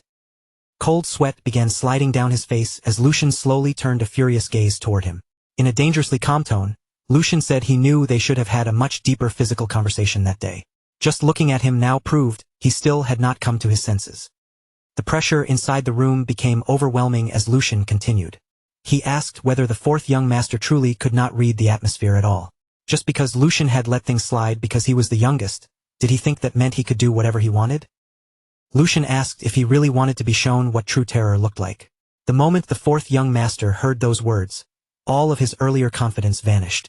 Fear spread clearly across his face as he instinctively shrank back and nervously muttered for his brother. And at that exact moment, the door to the room suddenly opened. Before anyone could react, a heavy voice echoed through the room. It said that all of them seemed to possess an excessive amount of vigor that they were unable to properly control. The Grand Duke slowly entered the room, and an overwhelming presence seemed to follow with every step he took. The moment he appeared, all three young masters immediately straightened themselves and bowed respectfully, greeting him as their father. The Grand Duke calmly swept his gaze across the entire room before speaking again. He remarked that seeing them raise their voices even during a rare family dinner proved that they had plenty of vigor. And yes, that kind of vigor was certainly necessary. Then, without the slightest change in his expression, he continued, saying that he had already been planning to send all of them to the battlefield anyway. The instant those words were spoken, all three young masters froze in shock. None of them had expected such a statement to come from the Grand Duke's mouth, and for a moment, their faces were completely overtaken by disbelief. A short while later, everyone was seated around the grand dinner table, and the atmosphere was thick with tension. Candlelight flickered across polished silverware and noble faces, but despite the elegant setting, no one dared to be the first to speak. At the head of the table, the Grand Duke calmly looked over the young masters before finally breaking the silence. He asked if they were all aware of the Empire Liberation Alliance, and the moment that name left his mouth, the mood in the room grew even heavier. The Grand Duke continued in a cold, steady voice, explaining that they were remnants of former vassal states. They were rebels who had gathered together with the goal of freeing themselves from the Empire's rule. Across various regions, they had been stirring up local rebellions and spreading unrest. They had even gone as far as assassinating nobles without hesitation. The Grand Duke compared them to a thorn lodged beneath a fingernail, small at first glance, but far too painful and dangerous to ignore. Everyone at the table listened in complete silence as the Grand Duke went on. A few months earlier, traces of their activity had been discovered in the border region of Bornholm. Because of that, he had dispatched the firstborn, Tristan, to crush the rebellious movement before it could spread any further. Since then, there had been numerous clashes, both large and small, though none of them had been serious enough to completely destabilize the region. As the Grand Duke spoke, the expressions of the three young masters gradually stiffened. Among them, the second and fourth young masters looked especially troubled, as if they had already sensed that the situation was far more serious than it first appeared. Even after hearing all of that, the Grand Duke's face did not so much as twitch. His expression stayed perfectly still, as if the heavy atmosphere around the table had no power to shake him at all. But then his voice dropped lower than before. Recently, he said, he had received a report serious enough that it could no longer be dismissed or pushed aside. In an instant, every sound around the table faded away. Only after the silence fully settled did the Grand Duke reveal the real reason behind his concern. A monster migration. The first warning signs had already begun to appear in Bornholm. The instant those words reached Lucian's ears, his eyes widened before he could stop himself. A cold, sharp sensation slid down his spine, making his entire body tense. A monster migration. Just repeating the phrase in his mind was enough to make his expression harden. This was not some ordinary disturbance. This was far more dangerous than anything he had expected. A monster migration was the kind of disaster that began when one species of monster increased far beyond its natural numbers. Once their population grew too large for their original territory to contain, the monsters would abandon their habitats and move together in enormous waves, driven by hunger as they searched for food, prey, and new ground to overrun. Wherever that flood of monsters passed, peace could collapse into chaos almost overnight. The true danger depended entirely on how large the outbreak became and what kind of monsters were involved. If the scale was small, a few remote villages might be wiped out before help could even arrive. But if the migration grew into something larger, entire cities, borderlands, and defensive territories could be crushed beneath an endless tide of monsters. Even veteran knights and seasoned soldiers dreaded monster migrations, because once the monsters began moving in full force, stopping them was never simple. And now, the first signs of that nightmare had appeared again. The worst migration ever recorded had been so devastating that an entire castle and 10 nearby villages were erased from the map as if they had never existed. Thousands of people had lost their lives in that catastrophe, and the ruined lands remained empty for years afterward, abandoned out of fear and still tainted by the lingering presence of monsters. The Grand Duke allowed those grim facts to sink into everyone at the table before speaking again. His tone calm but impossible to ignore. However, he added it was still too early to declare this a full-scale monster migration. At once, every gaze returned to him. A monster migration, he explained, normally followed a cycle of roughly 50 years. Bornholm's previous outbreak had been suppressed only 20 years ago. According to every known pattern and every piece of logic they had, another migration should not be happening this soon. Lucian listened quietly as his father laid out the situation. Then his eyes narrowed in thought. Even so, he said with care, if there was even the slightest chance that an unexpected variable had appeared, then eldest brother must already be carrying a tremendous burden, especially while he was also dealing with the rebels at the same time. The moment those words left his mouth, Lucian seemed to grasp the real meaning hidden beneath his father's earlier statement. So that was it. That was why father had said he intended to send one of them to the battlefield.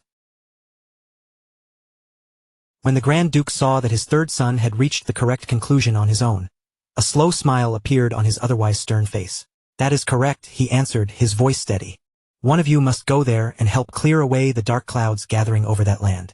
The Grand Duke's eyes moved across his sons one by one. So tell me, is there anyone among you willing to step forward and help your eldest brother resolve this matter? That single question was enough to tighten the entire atmosphere around the table. The air, which had already been heavy, now felt even more difficult to breathe. Geordie, the second young master, visibly stiffened the moment the word volunteering entered the discussion. His brows drew together, and his expression turned uncomfortable as countless thoughts rushed through his head. A volunteer? The word sounded generous on the surface, but to him it was hardly a real choice at all. He understood exactly what kind of situation this was. None of them would actually be able to take command away from eldest brother, not when Tristan already controlled the battlefield. At most, they would be sent there as supporting figures, useful enough to stand beside him but powerless in any meaningful way.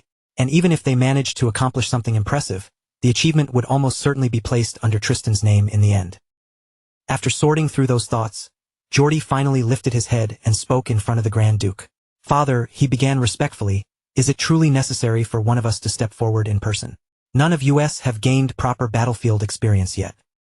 Rather than involving ourselves directly in such a dangerous and uncertain situation, Geordie continued, I believe it would be far more efficient to send our knights to support eldest brother instead. Then, as if seeking agreement, he turned his gaze toward the youngest sibling seated nearby. Don't you think so as well, youngest? Under the sudden pressure, the fourth young master hesitated, his posture growing noticeably tense. After a brief pause, he answered cautiously, yes, father. If I could truly be of help, I would of course want to step forward myself. But I also believe second brother's suggestion is the more reasonable choice. Before the conversation could continue in that direction, however, Lucian suddenly cut in. That will probably be impossible. Lucian's voice remained calm as he began explaining the reason. If we move additional troops from here at this point, the lords surrounding Bornholm will be the first ones to react. And if we are careless, they may start suspecting that we are using the rebel problem as an excuse to hide some other intention. The moment Lucian said that, the fourth young master's face twisted into a frown of clear dissatisfaction. He clearly did not like the implication behind Lucian's words. Other intentions? He repeated sharply, his voice rising with disbelief. Are you saying they would actually think that? That House Valdic is using the rebels as a convenient excuse to invade their territories? Irritation colored every word he spoke. How could they dare look at House Valdic and entertain such absurd suspicions? Even if they complained about something so ridiculous, would a simple warning from us not be enough to silence them? We have no reason to tread carefully around people like that. Lucian, however, did not lose his composure. Of course, he replied evenly. What you are saying is not entirely wrong. However, we still have to consider every possible outcome. As he spoke, his gaze grew slightly sharper. What if His Majesty the Emperor himself were to hold that same suspicion, even for just a moment? And beyond that, what if the Marquis's faction used this opening to twist the situation for their own advantage? Those words landed heavily over the table, and the atmosphere immediately grew darker. The Grand Duke gave a slow nod, showing that he agreed. Lucian is correct, he stated in a firm voice.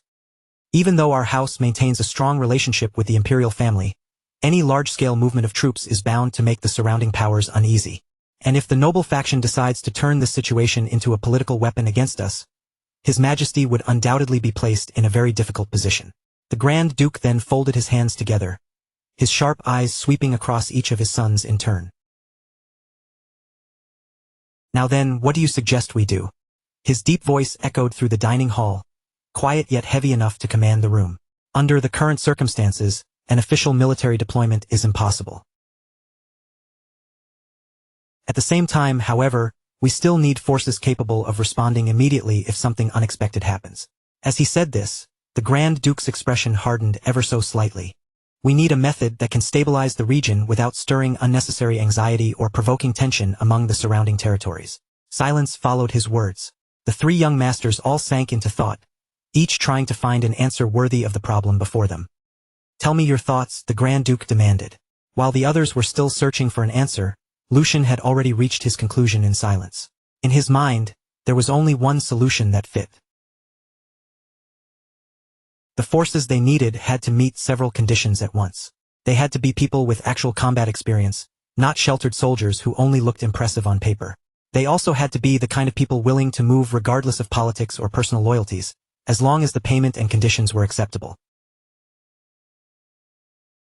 More importantly, they had to be locals who belonged to the region itself. They needed an armed force that could act without causing unnecessary suspicion, controversy, or political backlash. And once Lucian considered all of those requirements together, only one group matched them perfectly. We must make use of Bornholm's mercenaries. As Lucian said this, his eyes narrowed slightly, and he continued organizing the rest of his thoughts. Even if the goal was only to gather those unruly groups under one banner, the blood of House Valdic would still be needed to make it happen. I volunteer for that position, Father. Lucian's voice rang clearly through the dining hall, and unlike the others, there was not even the faintest trace of hesitation on his face. If anything, he almost looked energized by the opportunity placed before him. The Grand Duke watched his third son in silence for a moment. 1 week later, the scene shifted to a large ship cutting through the cold sea on its way toward Bornholm. The wind roared over the deck, waves slammed against the hull, and Lucian stood quietly beside Hugo as the long voyage continued. Even aboard the ship, with the cold spray of the sea in the air, Lucian remained lost in thought. The only thing that could make mercenaries move was money. That much he understood perfectly. But money alone was never enough to truly bind people like them. Coins could attract mercenaries, but they could not guarantee loyalty. A faint smirk tugged at Lucian's lips as memories from this life and his previous ones rose in his mind. Mercenaries were the type to change their words whenever the situation demanded it, tossing away yesterday's contract as casually as if it had been nothing more than a joke told today. That was the kind of creature known as a mercenary, and Lucian understood that breed far better than most nobles ever could. After all, he himself had once lived as a mercenary. Even knowing that, he still found their way of thinking strangely impressive. To mercenaries, survival always came before pride, loyalty, or reputation. If a situation turned hopeless, abandoning even the employer who had hired them was not treated as shameful. Among mercenaries, that kind of cold decision was often seen as the proper instinct of someone who knew how to stay alive. Lucian's gaze drifted out toward the distant horizon. Of course, troublesome personalities were nothing new to him. Managing a mercenary group itself was not the true problem waiting in Bornholm. Then his eyes narrowed a little. There was only one real reason Father had sent him all the way out here. And as soon as that thought crossed his mind, the image of one particular man surfaced clearly. The first young master, Tristan Valdic. The moment Lucian thought of his eldest brother, his expression tightened with open annoyance. That bastard had absolutely no flexibility whatsoever. Painful memories from his previous life began resurfacing one after another. From the exact design of the guards' uniforms to the precise timing of every break, Tristan was the kind of person who enforced every rule with unbending strictness. Even the smallest violation was enough to bring immediate disciplinary punishment. Dealing with him back then had been exhausting to a level Lucian still remembered far too clearly. Lucian released a quiet sigh. Considering Tristan's personality, there was no chance he would willingly sit down and negotiate with mercenaries who were trying to squeeze profit out of the Empire's crisis. But at the same time, Lucian understood the mercenary side just as well. Their choices, their greed, and their timing all made perfect sense to him. And there was no way those mercenary groups would ignore an opportunity like this once they noticed how the situation was moving. A dangerous battlefield, political instability, the threat of monsters, and desperate nobles willing to pay enormous sums for armed support. Everything about Bornholm was exactly the kind of storm mercenaries would flock toward. To mercenaries, it was the perfect battlefield to squeeze profit from. And the more Lucian thought about it, the more amused he became. In the end, this entire crisis was nothing more than a grand banquet laid out specifically for him. A strange grin slowly crept across Lucian's face. It really has been a long time since I had the chance to properly show what I can do. His eyes began to gleam with a sharp, eager light. Just wait for me, you mercenary bastards. Hugo, who had been standing nearby, quietly stared at his master with a deeply confused look on his face. He could not understand why Lucian had suddenly started smiling like that. What in the world happened to him all of a sudden? Not long after, the ship finally reached the port, slowing down as it came to a heavy stop against the dock. As Lucian stepped down from the vessel and onto the port, a familiar figure was already waiting there to greet him with proper respect. Sir Raymond, thanks to you, the journey here was extremely comfortable. Lucian recognized the man at once. Standing before him was none other than the captain of the Black Lions. Lucian gave him a small nod before speaking. I heard you personally volunteered to accompany this mission as well. At that, the captain smiled with quiet confidence. Since you accepted such an important assignment, I believed you would need an escort suited to the task, Sir Raymond replied. Then he smoothly continued with his report. The members who handled the Vestra mission with you have already arrived ahead of us. They are currently gathering information and checking the situation in the area, so they will join up with you later at the appointed rendezvous point. After finishing his brief report, Sir Raymond lowered his head slightly and asked with formal respect, "For now, would you like to head directly to the first young master?" Lucian answered with a light smile, as if that had been his plan from the beginning. Yes, please. But before they could take even a few proper steps forward, loud shouting suddenly erupted from the nearby streets, cutting through the port's busy noise. It's the bastards from the Empire Liberation Alliance. Don't let them escape. Catch them no matter what. A group of men was sprinting desperately through the streets, while armed soldiers chased after them from behind with fierce urgency. Panic spread through the area in an instant. Civilians gasped and hurriedly threw themselves out of the way, clearing the street as the chase rushed past them. Among the fleeing rebels, one man looked toward his leader with desperation written across his face. Squad leader, at this rate they'll catch us soon. I'll stay behind and buy time, so please escape while you still can. But the squad leader rejected him immediately, without even slowing his pace. Don't say something so foolish. How long do you think you can last against House Valdic soldiers by yourself? Just then, both men suddenly looked ahead. In the distance stood a young boy with an unmistakably noble appearance, accompanied by only 2 escorts. One of the fleeing men stared at him and muttered darkly, "There's a kid up ahead who looks like a noble. We'll deal with his escorts and take that brat hostage to buy ourselves some time."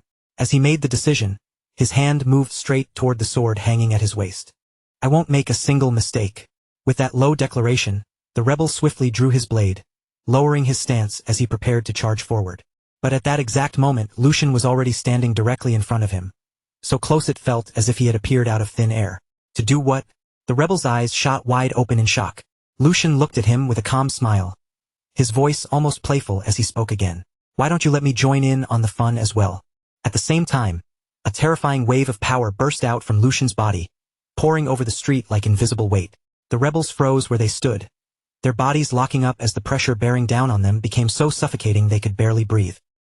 After that single instant, the lingering mist of force continued to spread slowly across the battlefield, rolling through the air while Lucian remained standing calmly in front of everyone. His sword rested quietly in his hand, yet the stillness around him made him look even more dangerous than if he had been swinging it wildly. The very same man who had tried to attack him moments earlier could now do nothing but stare in complete shock at what had just happened. At that same moment, the situation around them froze. The team leader tightened his grip around his sword and shouted in confusion, "What is the meaning of this?" But before anyone could properly respond, Another man behind him called out nervously, "Team leader." The tremble in his voice alone revealed the fear already taking hold of him. Meanwhile, deep inside his mind, the team leader had already understood the horrifying truth. Lucian was not an ordinary child at all. That realization sent a chill racing down his spine, especially after seeing their squad leader subdued in one strike without even being given the chance to react. And worse, Lucian had done it with only a scabbard. He's a monster. The air around them became unbearably heavy as the reality of Lucian's overwhelming strength finally began sinking into everyone present. On the other side, Lucian quietly lowered his gaze toward his sword, calmly sensing the immense power surging through every part of his body. A faint smile slowly formed on his lips as he muttered to himself. So this is what it feels like. His eyes sharpened little by little as he continued following the sensation. My body moves exactly the way I want it to. My fully recovered heart is burning as fiercely as a volcano. And in response, mana spreads through my entire body, flowing into every limb and unleashing a level of power that cannot even be compared to what I had before. The pressure around Lucian continued rising higher and higher with each passing second.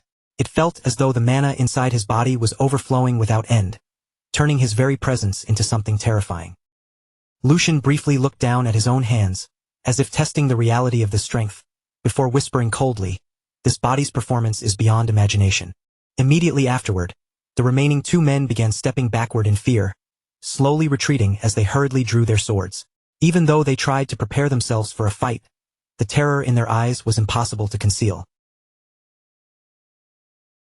Their hands shook so badly that their blades trembled in the air, and neither of them could understand how they were supposed to face someone like Lucian. Seeing their fear, Lucian slowly lifted his gaze toward them and asked in a calm, overpowering voice, "Are you still unable to grasp the situation?" The instant those words left his mouth, an incredibly powerful aura exploded from his body. The air itself turned crushingly heavy under the pressure of his presence, making it difficult for everyone nearby to even breathe. Fear swallowed the two men completely as Lucian stared straight into their eyes and declared coldly, "There will be no more warnings." His terrifying pressure continued to crush them, and his cold gaze alone shattered what little fighting spirit they still had left. Then, in a calm voice filled with absolute authority, he ordered, "On your knees. All of you." The moment Lucian's command echoed across the street, the two men dropped their swords to the ground at once, not daring to hesitate for even a heartbeat. The sharp metallic sound of their weapons striking the earth rang heavily through the suffocating silence. One of the men lowered his head, trembling violently as he thought in desperation, "He's an opponent we can't endure for even a moment. For the sake of our great cause, we have to survive first."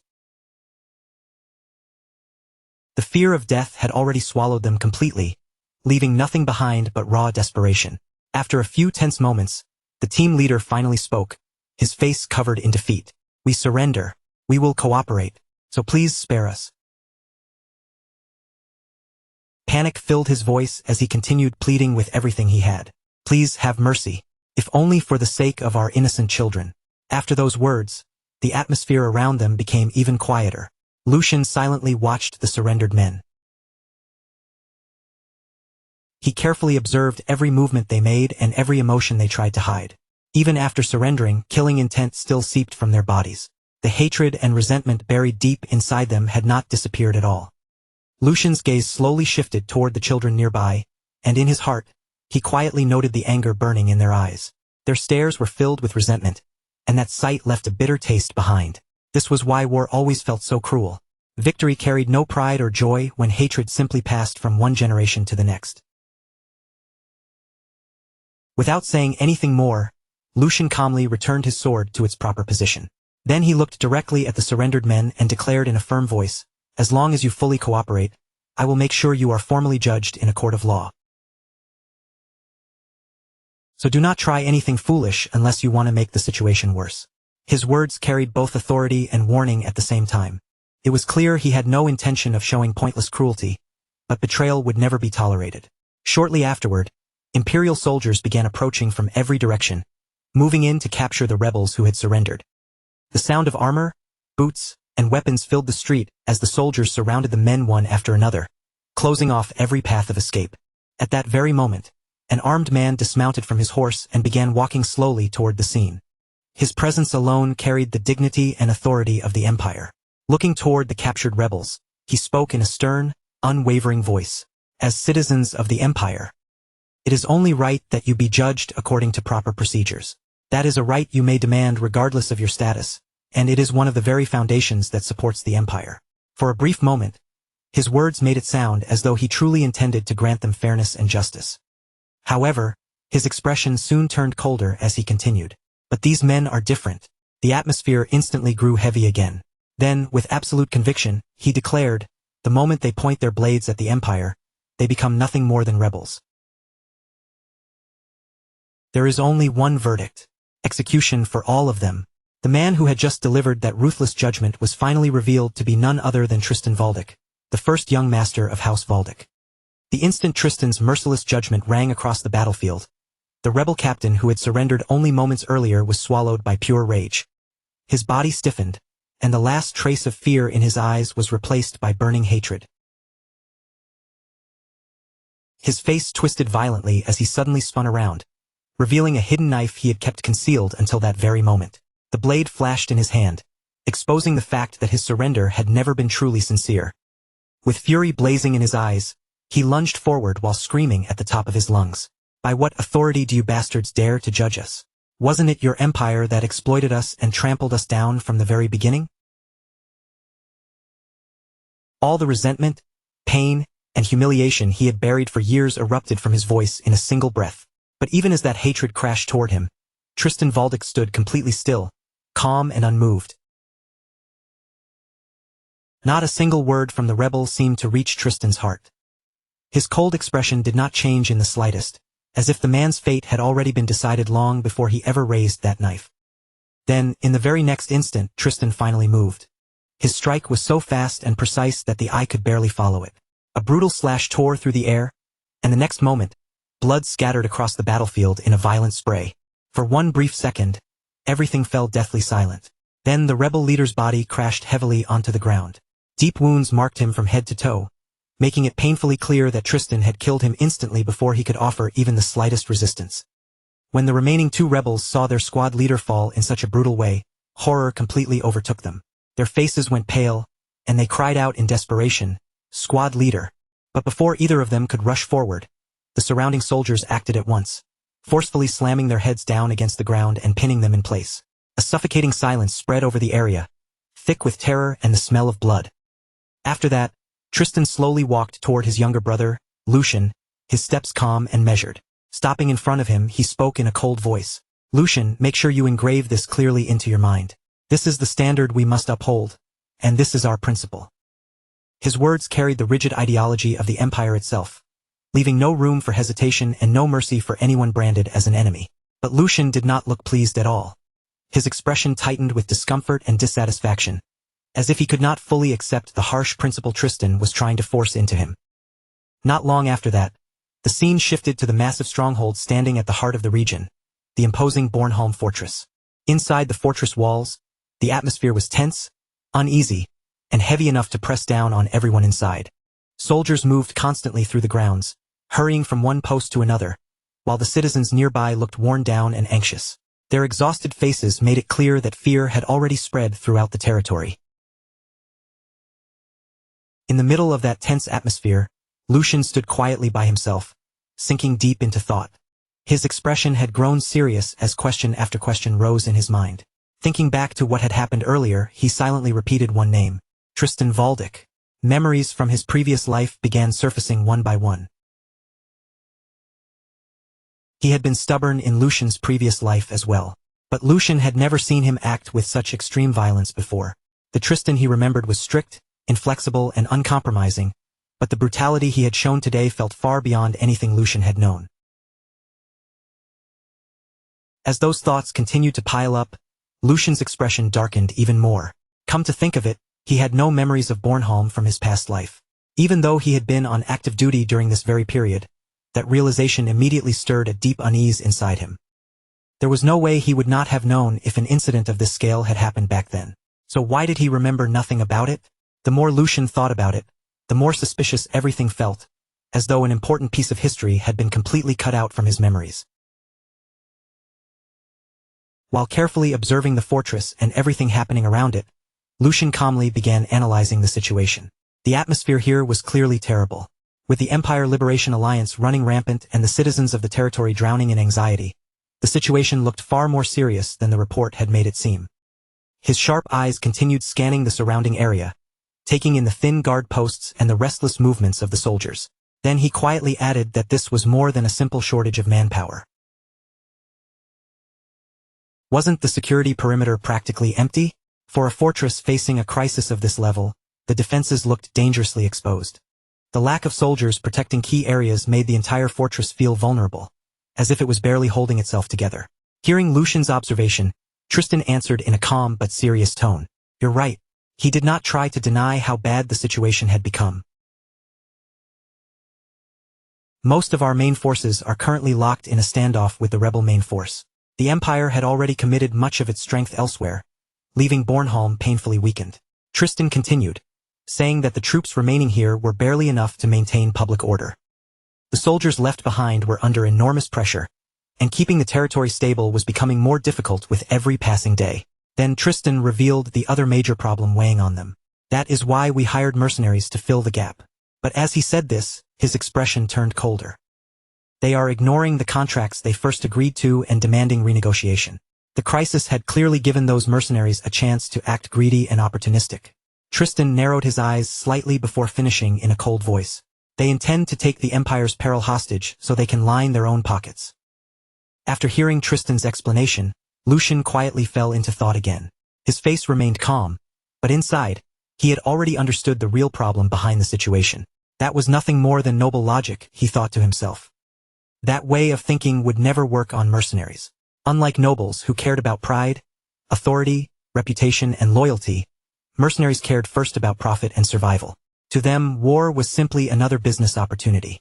Lucian slowly turned toward Tristan and calmly voiced his conclusion. To them, it probably just looks like a chance to make a fortune, especially because they do not know that you have no intention of negotiating with them again. Brother, Tristan replied immediately, without even the slightest pause. At least not here where I am in command. His tone remained cold, firm, and completely unshakable. Even in the middle of a crisis, Tristan had no intention of compromising the Empire's authority just to satisfy greedy mercenaries. After saying that, he looked directly at Lucian and added bluntly, even with things as they are, I do not expect much from you. His words were direct and dismissive, making it clear that he still did not fully trust Lucian's abilities. Tristan continued in a practical tone, saying that Lucian had probably been half-forced to come all the way down here anyway. To him, it seemed obvious that Lucian had only arrived because of their father's order or some political arrangement. Then Tristan explained the role he expected Lucian to play. Just keep an eye on the mercenaries and stop them from running away if things turn bad. The Empire's situation was already unstable enough, and if the mercenaries abandoned them in the middle of battle, the fortress could collapse into complete chaos. Tristan then added that as long as Lucian was placed in nominal command, the mercenaries would not be able to act recklessly so easily. That was all he expected from him. In other words, Lucian's value was mostly symbolic. Tristan only saw him as a figure of authority who could restrain the mercenaries by name. But after listening to all of that, Lucian calmly met his older brother's gaze and replied, You seem to be mistaken about something, eldest brother. Tristan's eyes narrowed slightly. Mistaken? Lucian answered without changing his expression. First, I was not forced to come here. I volunteered to go. The moment those words left his mouth, the air between the two brothers shifted, because there was not even the smallest trace of hesitation in his voice. Then Lucian continued, Second, I know how to resolve this situation. At the same time, he took out an official letter and held it forward. The document carried an authority that could not be denied. Looking straight at Tristan, Lucian declared that since their father had entrusted him with full authority over the mercenaries, from this moment on, all negotiations and control involving them would fall under his jurisdiction. His calm confidence made it clear that he had already prepared for this from the beginning. Then, with complete assurance, Lucian finished by saying, So please put your mind at ease. Immediately after that, the scene shifted again, and Lucian's thoughts grew quiet and focused. His eyes had turned sharp and determined, while one firm thought echoed powerfully in his mind. Because I will definitely resolve this. After that, the scene moved to a completely different place, where a large group of mercenaries had gathered together and were spending the night in loud celebration. Food and drinks were spread out everywhere, and the atmosphere grew more cheerful and rowdy with every passing moment as laughter and drunken shouting filled the air. In the middle of the gathering, a red-haired mercenary raised his cup high and shouted for everyone to eat and drink as much as they wanted, because they would be able to squeeze plenty of money out of the noble lord. The moment he said that, the surrounding mercenaries burst into loud laughter and cheers. They lifted their cups over and over again, shouting, "Long live the captain! Long live the captain!" Their voices echoed through the night as they celebrated without the slightest worry. Amid all the excitement, a green-haired mercenary looked toward the captain with obvious admiration in his eyes. He could barely hide how impressed he was. Grinning widely, he said, "Captain, you really are amazing. Having the guts to act like this against House Valdic. There's probably no one else in the entire empire who could do it." To him, openly provoking such a powerful noble house was something almost no one would dare attempt. But their captain was treating the whole situation as if it were nothing at all. Hearing the compliment, he calmly lowered the cup in his hand and responded with an easy confidence that stood out from everyone else around him. "Because we are not the ones sweating bullets. The higher-ups are already on the verge of clashing with the Empire Liberation Alliance, and on top of that, the movements of the demonic beasts have been unusually strange lately. For mercenaries like us, an unprecedented boom has arrived." His voice carried absolute certainty. The empire was being pressed by problems from multiple directions, and that made mercenary groups more valuable than ever. The nobles needed manpower badly, and the mercenaries understood exactly how much leverage that gave them. The green-haired mercenary quickly understood what the captain was getting at. Leaning forward with interest, he asked, "So that means we just have to hold out until they can't stand waiting anymore?" The captain's expression immediately shifted into a satisfied smile, as if the man had finally understood the entire plan. With a confident nod, he replied, "Right on. When they finally come carrying bundles of money in their hands, that is when we slowly open the door for them. I have already coordinated things with the other mercenary groups in this area, so from here, it is only a matter of time." The confidence in his voice made it clear that, in his mind, everything was unfolding exactly according to plan. The mercenary groups had already reached an understanding with one another, and now all they had to do was wait until the nobles became desperate enough to accept their demands. But outside the entrance, two silent figures were already standing in the darkness. The campfire's glow barely reached them, leaving only faint outlines and long shadows visible from afar. Those two figures were none other than Lucian and the captain of the Black Lions. After that, the green-haired mercenary suddenly seemed to notice that something was off. His gaze shifted toward the entrance, and before he could even open his mouth, the slow, deliberate sound of clapping echoed through the noisy gathering. The cheerful mood inside the camp instantly began to fade, and several mercenaries turned their heads toward the source of the sound. One of them frowned, narrowing his eyes as he muttered, "What's with that crazy bastard? There are some guys at the door I've never seen before." The sudden arrival of strangers immediately put everyone on edge. But before the mercenaries could make any real move, the newcomer calmly stepped forward. Ignoring the suspicious stares locked onto him from every direction, Lucian walked into the gathering as naturally as if the place already belonged to him. His expression stayed perfectly composed as his gaze settled directly on the mercenary captain. Then, in a calm tone that sounded almost approving, Lucian spoke. "Despite how you look, you actually have quite a talent for this. If I were a mercenary captain, I probably would have done something similar. Anyone leading a group should know how to grab an opportunity the moment it appears. However, that only applies before a contract has been finalized." As he said this, Lucian came to a stop directly in front of the captain, standing there without the slightest hint of fear. His words sounded like praise at first, but every mercenary present could feel the sharp edge hidden underneath. Lucian did not look away from the captain for even a moment. Then he continued in the same steady voice. "Once you have taken the money, you should at least pretend to work. Red Blade Sven." The moment that name left Lucian's mouth, the captain's expression changed instantly, and the relaxed look that had been sitting on his face vanished. For just a brief moment, his face went still before something far more serious replaced his earlier amusement. Around him, the air seemed to tighten. The other mercenaries immediately tightened their grips around their weapons. Swords, axes, and spears were quietly readied one after another as they prepared themselves for the possibility of a fight breaking out at any second. The festive mood that had filled the camp only moments earlier disappeared completely. In its place came a tense silence, so sharp and unstable that it felt ready to explode with the slightest spark. However, instead of showing anger, the captain suddenly began to smile. His grin spread wider and wider, as though Lucian's arrival had turned the situation into something amusing. Looking around at his men, he spread both arms and called out, "Everyone, pay your respects. It seems House Valdic has brought us bundles of money. Thank you, noble lord. His voice was soaked in mockery, and the surrounding mercenaries immediately caught his meaning, breaking into rough laughter among themselves. The captain continued with a sarcastic smile. Thanks to you, we'll be eating well tonight. If only there were more noble lords like you, life would be wonderful. Throughout his mocking remarks, Lucian remained perfectly calm. He did not interrupt, and he did not show even the smallest reaction to the ridicule being thrown at him.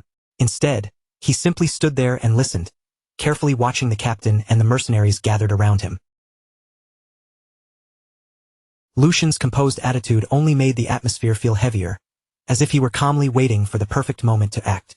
Meanwhile, the captain kept that mocking smile on his face, behaving as though he were welcoming an honored guest rather than facing someone he had tried to cheat. Then the captain casually spoke again. It is going to be a long talk, so why don't you wet your whistle first? His tone sounded friendly on the surface, but everyone there could sense the hostility buried underneath. The lively drinking party had already turned into a direct confrontation. The captain kept his smile firmly in place and continued the conversation as if he were being completely reasonable.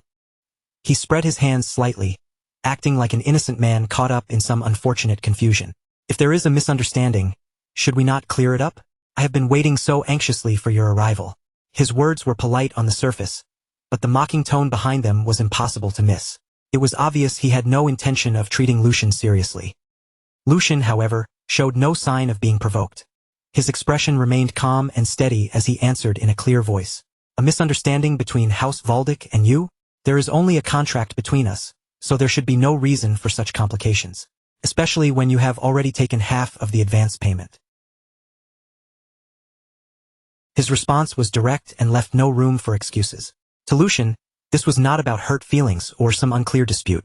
It was simply a business agreement the mercenaries had willingly accepted, then refused to honor.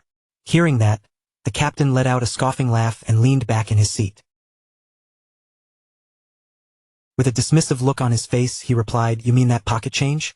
I thought it was just charity tossed to poor, lowly commoners, because it was far too pathetic for a dangerous mission like clashing with rebel forces." The moment he finished speaking, loud laughter erupted all around him. His subordinates immediately joined in, treating the advance payment like nothing more than a joke. The captain kept mocking the amount and added, "Shouldn't it at least be enough to cover our meals?" At that remark, the mercenaries laughed even harder. Then the captain turned toward his trusted subordinate with a grin and asked, "Isn't that right, Vice Captain?" Without missing a beat, the green-haired mercenary eagerly played along. Nodding dramatically, he answered, "That's right, Captain Sven. With that little money, I can't even afford to feed my elderly mother back home." His exaggerated response triggered another wave of laughter from the gathered mercenaries. To them, this entire negotiation had become entertainment. Once the laughter finally eased, Captain Sven spoke again. His tone became slightly more measured, but the greed hiding beneath his words was still painfully obvious. However, as citizens of the Empire, we cannot just ignore this matter completely either. Wouldn't it be best for everyone if things became mutually beneficial? Let's take it easy, young master. His real intention was now perfectly clear. He had no interest in honoring the original agreement. Instead, he was trying to exploit the desperate situation around the ongoing conflict and pressure House Valdic into paying even more money. Lucian silently watched the captain and the mercenaries around him for a brief moment. Their arrogance, their confidence, and the way they openly mocked the contract made their desire obvious. Then, without showing even the slightest anger, Lucian calmly reached into his belongings and pulled out a heavy bag filled with money. The sight of the bag immediately drew every eye in the camp. Holding it in his hand, Lucian looked straight at Captain Sven and said, "If that is the case, then there is no need to talk in circles. Problems that can be solved with money are the easiest ones to handle." As soon as he finished speaking, Lucian casually loosened his fingers and let a coin slip from his hand. Clink! The sharp metallic sound echoed clearly through the gathering as it struck the ground. Instantly, Captain Sven and every one of his subordinates turned their attention toward it. Their eyes locked onto the coin, and the mocking smiles that had covered their faces only moments ago slowly began to fade. The camp that had been filled with laughter and ridicule suddenly grew strangely quiet. Lucian calmly looked at them and said, "Captain, is this not a Wilhelm the Great Birth commemorative coin?" A single one of these should be worth well over hundreds of gold coins. Can you really be satisfied with only that much? His voice stayed calm and composed, as though he were discussing something perfectly ordinary. Yet the effect was immediate. The mercenaries stared at the coin in disbelief. Before anyone could answer, Lucian casually dropped another one onto the ground. Then another. One by one, the priceless coins fell, each sharp clink striking the silence like a hammer against the mercenaries' hearts. As the coins scattered across the ground, Lucian continued speaking in that same calm tone. You should make sure your lives are properly compensated. On the surface, his words sounded perfectly reasonable. But paired with the sight of those valuable coins, they carried a temptation that was almost impossible to resist. Captain Sven watched the scene unfold, and his thoughts shifted almost immediately. The confidence and arrogance he had been displaying began to crumble beneath the weight of pure greed. Inwardly, he could not help thinking that this young noble was a complete pushover. With that much money, they could live more comfortably than the lord of a small castle. The sheer amount of wealth being tossed so casually onto the ground was far beyond anything Sven had expected. Almost at once, Sven's attitude flipped completely. The hostility disappeared from his face, replaced by an exaggerated look of respect. Rising from his seat, he spoke in a tone entirely different from before. I have committed a grave discourtesy by speaking so arrogantly to such a generous and broad-minded young master. From now on, I will put my life on the line for whatever task you give me. With just one word from me, all the mercenary groups in the area will gather. His sudden change was so dramatic that anyone watching could have laughed. Only moments ago he had mocked Lucian and demanded more money. Now he was behaving as if he had been Lucian's most loyal supporter from the very beginning. As he spoke, Captain Sven even extended his hand forward, as though he intended to shake Lucian's hand and officially seal their partnership. But before he could actually do it, he suddenly bent down toward the ground. His eyes never left the scattered commemorative coins as he reached toward them with open greed. While lowering himself, he said, "But first, please allow me to tidy up these precious coins." Captain Sven had only just managed to pick up one of the platinum coins when Lucian's calm voice suddenly rang through the gathering. "In the name of Valdic, I issue a request to all of you. Kill Red Blade Sven. The reward will be all of these platinum coins." The entire camp fell silent in an instant. No one moved. Every mercenary stared at Lucian in disbelief, wondering if they had truly heard him correctly. Then Lucian glanced around at the crowd and continued in a composed tone. "You clearly heard me stake my family's name just now, did you not? And this is none other than House Valdic." The meaning behind those words was unmistakable. Lucian had just made an official public declaration under the name of House Valdic. This was no joke, and it was certainly not an empty promise. The mercenaries slowly looked at one another, and then their gazes drifted back down to the platinum coins scattered across the ground. A heavy silence spread through the camp. The temptation in front of them was overwhelming. The moment Captain Sven realized what was happening, the blood drained from his face. The greed that had filled his eyes only seconds earlier instantly turned into alarm. He stared at Lucian in disbelief and shouted, "What kind of trick are you trying to pull? What kind of trick are you trying to pull here?" Lucian met his gaze without the slightest hint of emotion. "A trick? I am simply solving this with money, just as you wanted. Use this opportunity to learn properly. A mercenary without credit is nothing more than—" Lucian paused for a brief moment before finishing in a cold voice. "And you have lost your credit." Those words struck harder than any blade, because for a mercenary, reputation was their greatest asset. Contracts, trust, and reliability were the foundation of their profession. By taking the advance payment and then refusing to honor the agreement, Sven had destroyed the very thing that gave him value in the eyes of other mercenaries. Without saying another word, Lucian casually picked up a mug of alcohol from nearby, as if he were simply joining the party. Then, with the cup resting in his hand, he said calmly, "You have until I finish this drink. The moment this mug is empty, the reward will be cut in half." The mercenaries' eyes immediately began moving back and forth between Sven and the pile of platinum coins scattered across the ground. Their expressions changed little by little. The hesitation in their faces faded away, and in its place rose the same ugly greed that had swallowed Sven only moments earlier. This time, however, that greed was aimed directly at him. Feeling those murderous gazes closing in around him, Sven's heart nearly stopped in his chest. "You idiots, you do not actually believe him, do you?" His voice shook as he desperately tried to regain control of the room. "I am Red Blade Sven. The first one who comes near me dies." But not a single mercenary stepped back, and not one of them looked afraid. They kept staring at him with cold, hungry eyes, as if Sven had already become a corpse waiting to be claimed. Meanwhile, Lucian simply continued drinking at his own pace. That calm, unhurried sight pushed Sven even deeper into panic. Turning back toward Lucian, Sven shouted desperately, "Young master, please withdraw your request." No, I will work for just a third of this money." But Lucian did not answer him. He merely kept drinking, while sweat poured down Sven's face in thick streams. As the alcohol in Lucian's mug steadily sank lower and lower, Sven's desperation grew unbearable.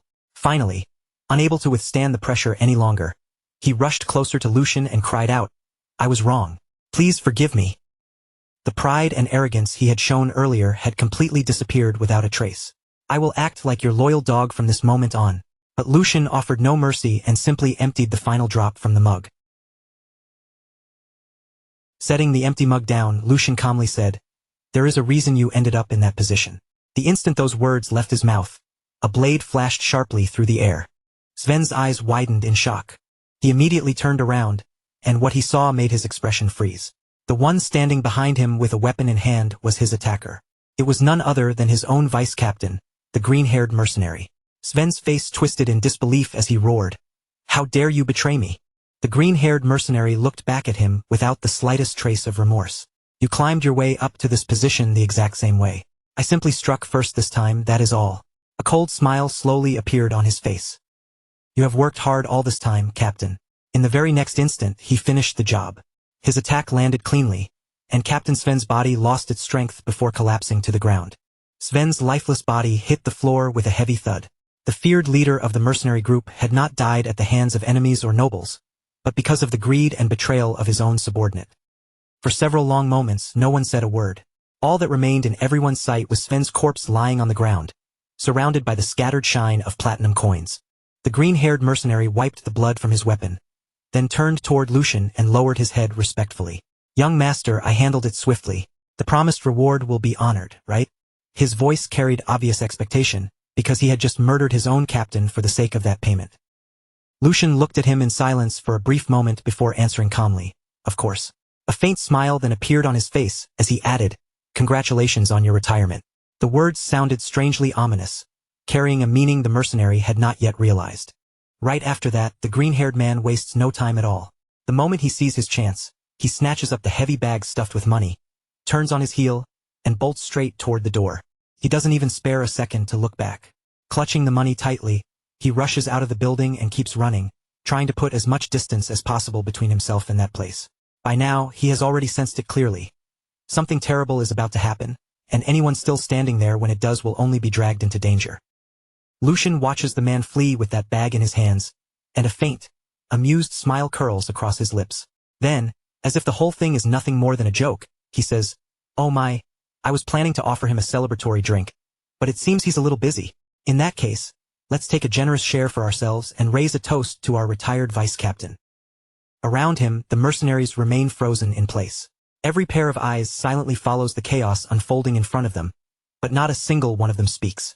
For a while, the room is swallowed by a heavy silence.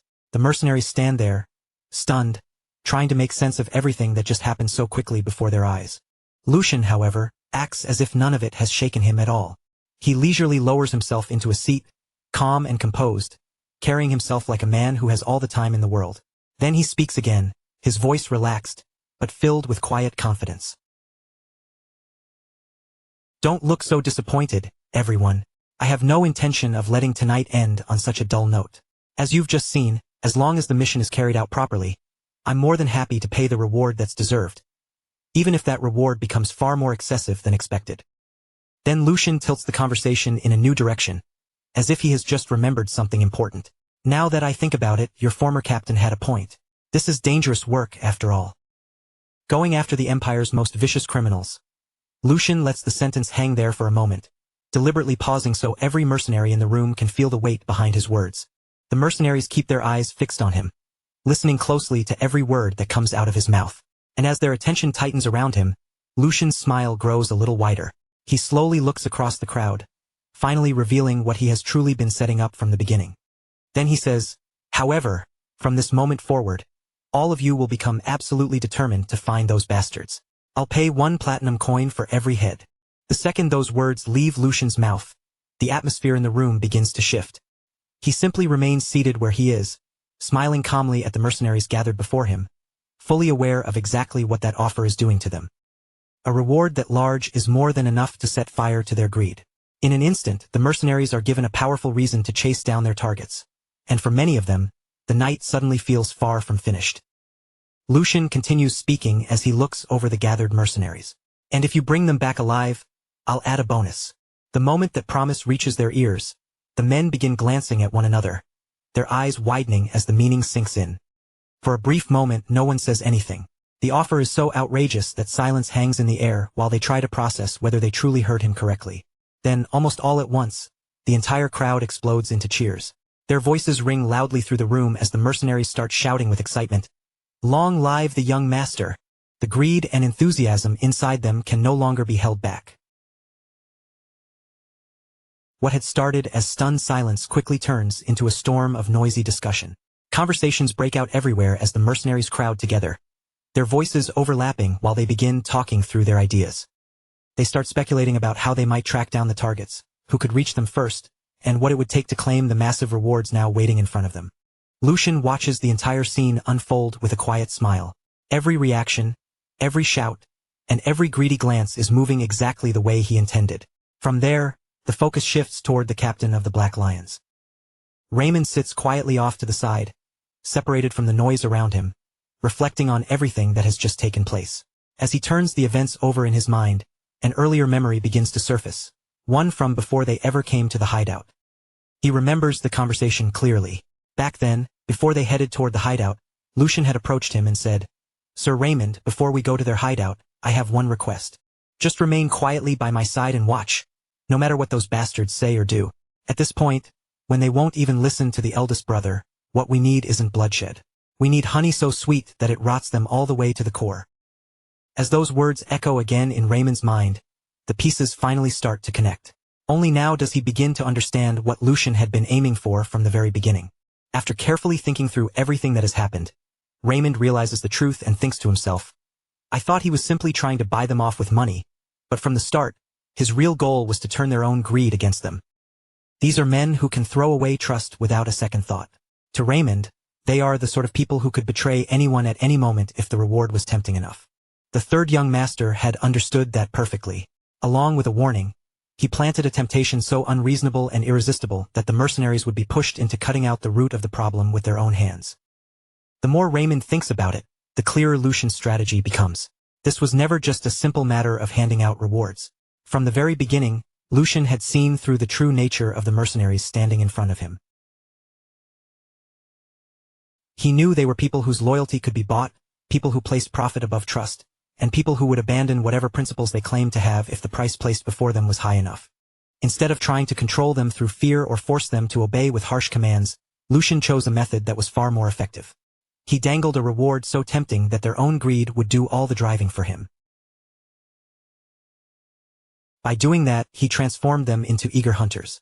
They would chase the targets with far more hunger and determination than any direct order could ever produce.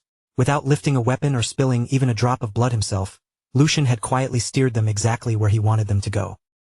And now, those mercenaries were already walking down the path Lucian had prepared for them from the very start. As the realization settles in, Raymond quietly murmurs to himself, "The third young master. He's far more interesting than I expected. Rougher, too, cruder than I imagined. But beneath all of that, he is chillingly meticulous."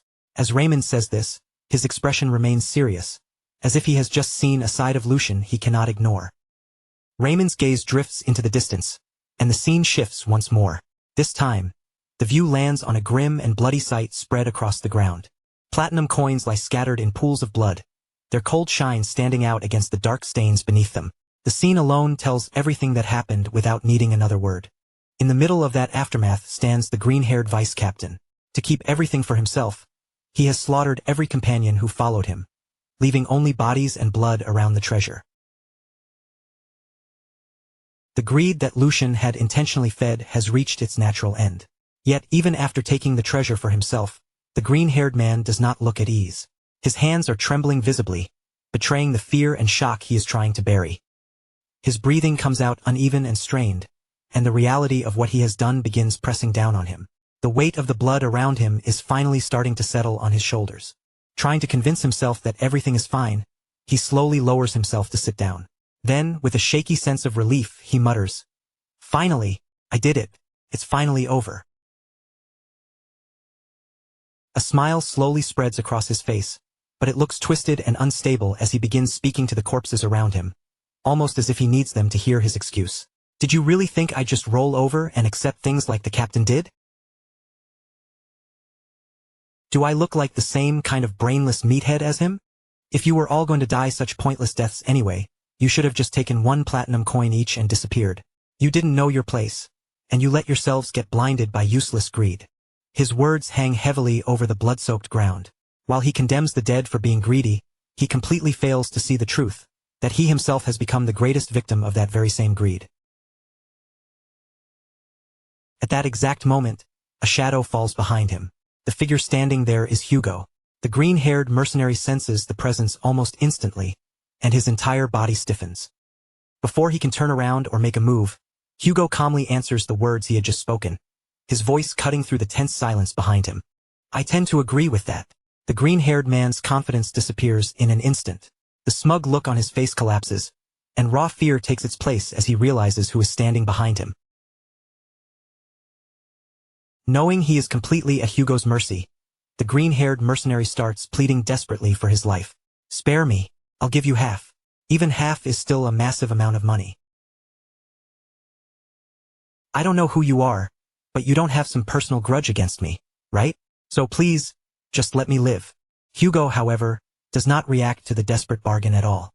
His expression stays cold and unchanged as he gives his answer. "I've never entertained such soft thoughts." The moment the green-haired mercenary hears that, he understands there is no way out anymore. A bitter smile appears on his face as he accepts what is coming. "So I messed with the wrong guy, huh? Figures. There was no way my life would actually turn out this well." In the very next instant, Hugo makes his move. The attack comes so fast that the green-haired mercenary has no chance to resist, and the encounter ends almost as soon as it begins. With the last obstacle finally cleared from his path, Hugo calmly collects the scattered money along with the belongings that had been taken back. Without drawing any more attention to himself, he gathers everything together, turns away from the scene, and slips out of the area in silence. After some time has passed, Hugo reaches the place he was heading for. He steps inside and sets the recovered money bag down on the table with a quiet thud. Waiting there in front of him is Lucian, who had clearly been expecting his return. Everything has gone exactly according to the original plan, with the mission completed cleanly from beginning to end. As Lucian looks down at the bag that has finally been returned, his expression softens, and his voice carries a rare sense of sincere gratitude. Lucian admits that he owes Hugo a tremendous debt. It is a brief statement, but the weight behind those words is impossible to miss. After all, Lucian's plan had cleverly pushed the mercenaries into tearing each other apart, but when it came to making sure the matter ended without loose ends, it was Hugo who brought everything to a perfect close. The greed Lucian had planted as bait ended up swallowing every single person who reached for it. One by one, they were destroyed by their own desire.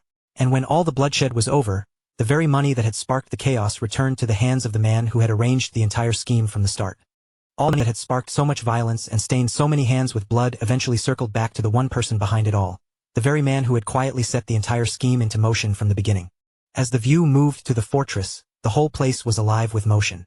Soldiers marched through the grounds, workers hurried between stations, and mercenaries carried out their duties with practiced efficiency, filling the fortress with a tense but orderly sense of purpose. From a higher position overlooking the fortress grounds, Tristan and Lucian stood side by side, quietly watching the busy scene spread out beneath them without saying a word. For a while, Tristan simply observed in silence. Then, after taking in the movement below, he was the first to break the quiet between them. His tone stayed steady and controlled as he spoke, carrying the calm authority of someone used to being obeyed, and he acknowledged that the work had been handled exceptionally well. Tristan went on to say that if Lucian had let his hunger for recognition, personal glory, or easy merit cloud his judgment and damage the operation, he would have made him answer for every consequence without hesitation. But since the plan had unfolded smoothly and the results were exactly what they needed, there was no reason to punish him. Then Tristan said something Lucian had never imagined hearing from him. From this point on, the mercenary command would be placed in Lucian's hands. The moment those words reached him, Lucian lowered his head at once and answered with proper respect. He calmly replied that he understood, addressing Tristan as his brother. On the outside, Lucian looked perfectly composed, obedient, and collected, but beneath that controlled expression, his thoughts were already spinning in chaos. A storm of questions rushed through Lucian's mind as he tried to make sense of what had just happened. After all this time, he could hardly believe that the very person whose approval he had chased for so long was finally acknowledging his ability. But instead of simple pride or satisfaction, Lucian felt a strange confusion rising inside him. He wondered if Tristan truly believed that giving up part of his own accomplishments was still worth it, as long as it meant gaining something far greater in the end. The whole situation felt unsettlingly unnatural to Lucian. In a succession struggle, no matter how gifted or powerful a candidate might be, one defeat could be enough to flip the entire balance of power. A single mistake, made at the wrong moment, could wipe away years of effort and completely change everything in an instant. With that in mind, Tristan's decision made even less sense. He had not only handed over the mercenaries, but had done it during a period filled with uncertainty and danger. The longer Lucian thought about it, the harder it became to understand what his brother was truly planning. After a short silence, he pushed those thoughts aside and turned his attention to another issue. Lucian looked back toward Tristan and brought up the report that had arrived the previous night. He explained that several details in it did not sit right with him and needed clarification. Tristan shifted his attention to him and calmly told him to speak, so Lucian gave a small nod and began laying out his concerns. He started with the old and unchanging relationship between predators and prey, between those who hunted and those who were hunted. Across history, the roles of humans and demonic beasts had never been fixed in one direction forever. At times, humans hunted the beasts down, and at other times the beasts turned their fangs on humans. But even when their positions shifted, one truth had never changed. The blood-soaked cycle between the two sides had never once been truly broken. Their relationship had always been built on conflict, fear, and the struggle to survive. For generation after generation, humans and demonic beasts had continued killing one another, and everyone accepted that brutal reality as one of the laws of the world. That was exactly why the report felt so impossible to believe. According to the information they had received, the members of the Empire Liberation Alliance had somehow established a camp deep inside territory occupied by gnolls and kobolds. That fact alone was already shocking enough, but the report did not stop there. It claimed that the Alliance members were not simply hiding in that dangerous region or avoiding the demonic beasts from a distance. Instead, they were actually living alongside them. As Lucian silently reviewed those details, his expression grew even more serious. After a brief pause, Lucian looked straight at Tristan and asked a careful but pointed question. He wanted to know whether Tristan was completely certain that the report did not contain even a single false detail. Tristan remained calm, his expression showing no sign of being shaken. He said he understood exactly what Lucian was trying to ask, but assured him that this matter had not been judged based on rumors or unreliable second-hand accounts. His own aides, people whose skill and loyalty he trusted without question, had verified the details personally. And besides, the situation was not as impossible as it seemed at first glance. Tristan explained that there were reasonable ways to interpret what had been observed. Gnolls and kobolds were demonic beasts with incredibly sharp senses of smell, and much of their ability to detect intruders depended on scent. Because of that, anyone carrying certain magical tools or ancient relics could conceal their presence and keep those creatures from noticing them. With the right methods, it would be possible to move through their territory, avoid their attacks, and prevent serious losses. In Tristan's view, the rebels had most likely used those kinds of magical methods to settle themselves in the area. But his explanation did not end there. He also pointed out that while different monster species did not commonly mix together, such things were not completely unheard of during a large-scale monster migration. Orcs and goblins, for example, were often seen moving together under certain conditions. Based on that precedent, Tristan argued that the reported coexistence was certainly unusual, but not entirely beyond possibility. Lucian listened without letting his face reveal much, but inside, his doubts only grew stronger. Tristan's explanation sounded reasonable on the surface, yet something about it felt deeply wrong. In Lucian's mind, this way of thinking did not match the Tristan he knew, because his brother was normally far more meticulous and never willing to ignore inconsistencies. And yet now, Tristan seemed strangely ready to accept an outcome that should have been highly improbable. Lucian carefully weighed the examples his brother had used. Orcs and goblins were different species, but their relationship had a very specific structure. Their groups often operated through a clear master and servant hierarchy, which allowed them to travel and act together.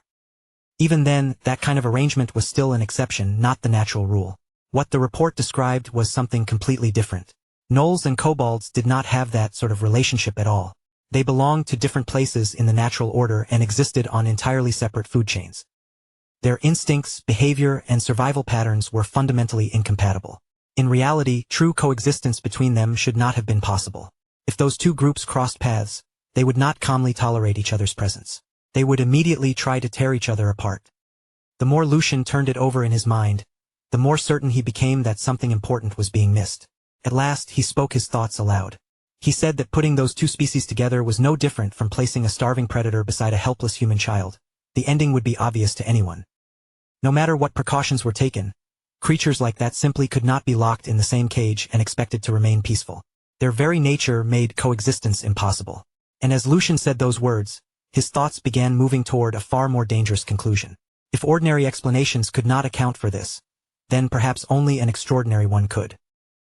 His eyes narrowed slightly as a new possibility formed in his mind, one with implications far beyond a simple rebel encampment. After a short pause, he looked toward Tristan again and spoke in a more cautious, measured tone. In that case, there was another possibility they could not afford to ignore. If creatures that should have been natural enemies were somehow living side by side without ripping each other apart, then perhaps some outside force was controlling or influencing them. A force powerful enough to twist instinct itself and bend the natural order out of shape. With that possibility in mind, Lucian finally asked the question that had been forming in his head. Could mages be involved in this rebellion? That single question carried terrifying weight. Magic was not simply another kind of strength. It was a forbidden field of study, one that defied the natural order and forcefully twisted the very causality of the world. It was a power that existed outside the ordinary laws governing life, nature, and reality itself. Only an incredibly small number of people could even begin to understand it. Only those born with extraordinary spiritual sensitivity, along with the rare ability to perceive the flow of natural energy, could grasp the principles needed to wield magic. And the power held by a true mage was terrifying beyond ordinary imagination. Once a mage reached a certain level of mastery, they were no longer simply a person with unusual abilities. They became a walking disaster, capable of destroying an entire castle alone and changing the outcome of wars through their existence. 300 years earlier, mages had dragged the Empire into one of the darkest eras in its history. A rebellion led by them had driven the Empire to the edge of collapse, shaking the very foundations of imperial rule beneath the chaos they unleashed. The Empire had only survived through desperate struggle and sacrifice on a massive scale. Since that day, it had never forgotten the kind of danger mages represented. For 3 full centuries, mages had been officially treated as enemies of the state, on the same level as the masterminds behind subversive acts against the Empire itself. Their very existence was seen as a threat to imperial stability, which meant anything connected to them was handled with absolute severity. If even the smallest trace of evidence suggested mage involvement, the Empire would mobilize every resource it possessed without hesitation. Armies would move, noble houses would be called upon, and entire regions could fall under military control. Even if everything on that land had to be erased, the Empire would never allow such a threat to grow unchecked. The moment Tristan heard Lucian's speculation, his expression hardened. He warned Lucian to choose his words carefully. His voice remained calm, but beneath that calm was a clear and dangerous warning. Careless, baseless suspicion could bring down a disaster far beyond Lucian's ability to control. The seriousness in Tristan's tone made it obvious this was more than a simple scolding. He was warning his younger brother about the consequences of letting such suspicions spread, especially when the entire empire was already caught in unrest. In times like these, Tristan said, one small spark could grow into a raging inferno before anyone had the chance to stop it. His gaze stayed fixed on Lucian as he continued. The authority their father had granted Lucian only extended to managing the mercenaries. His duty was straightforward. Lead them properly and make sure the fortress could be defended if an emergency occurred. Then Tristan's voice became even firmer. Everything that happened here, he said, would be resolved under the name of Valdic, no matter what. The meaning behind his words was clear. Any matter within this territory would remain under House Valdic's control, and no outside power would be given a reason to interfere. At last, Tristan asked if Lucian understood. For several long moments, Lucian did not answer him at all. He simply stared back at Tristan, and the silence between the two brothers stretched thin and heavy. Neither of them looked away, and the air around them seemed to tighten. Lucian's eyes searched Tristan's face carefully, as if trying to find something hidden beneath that composed expression and those controlled words. Then, after a long pause, he finally lowered his gaze. Lucian admitted that he had spoken out of turn, calling Tristan brother in a respectful and apologetic tone. Since this was his first deployment, he said, His eagerness must have gotten the better of him. A faint smile touched his face, though whatever he truly thought remained impossible to read. After all, he added, there was no way a mage would be in a place like this. On the surface, the words sounded like an admission that he had been mistaken. But deep down, Lucian's doubts had not fully vanished. And before Tristan could continue pressing the matter, Lucian smoothly shifted the topic and prepared to leave. Then I'll be the one to go and deal with that rabble personally. By that, Lucian meant the mercenaries now forced under his command, the kind of unruly troublemakers who only needed the slightest gap in discipline before they started causing problems again.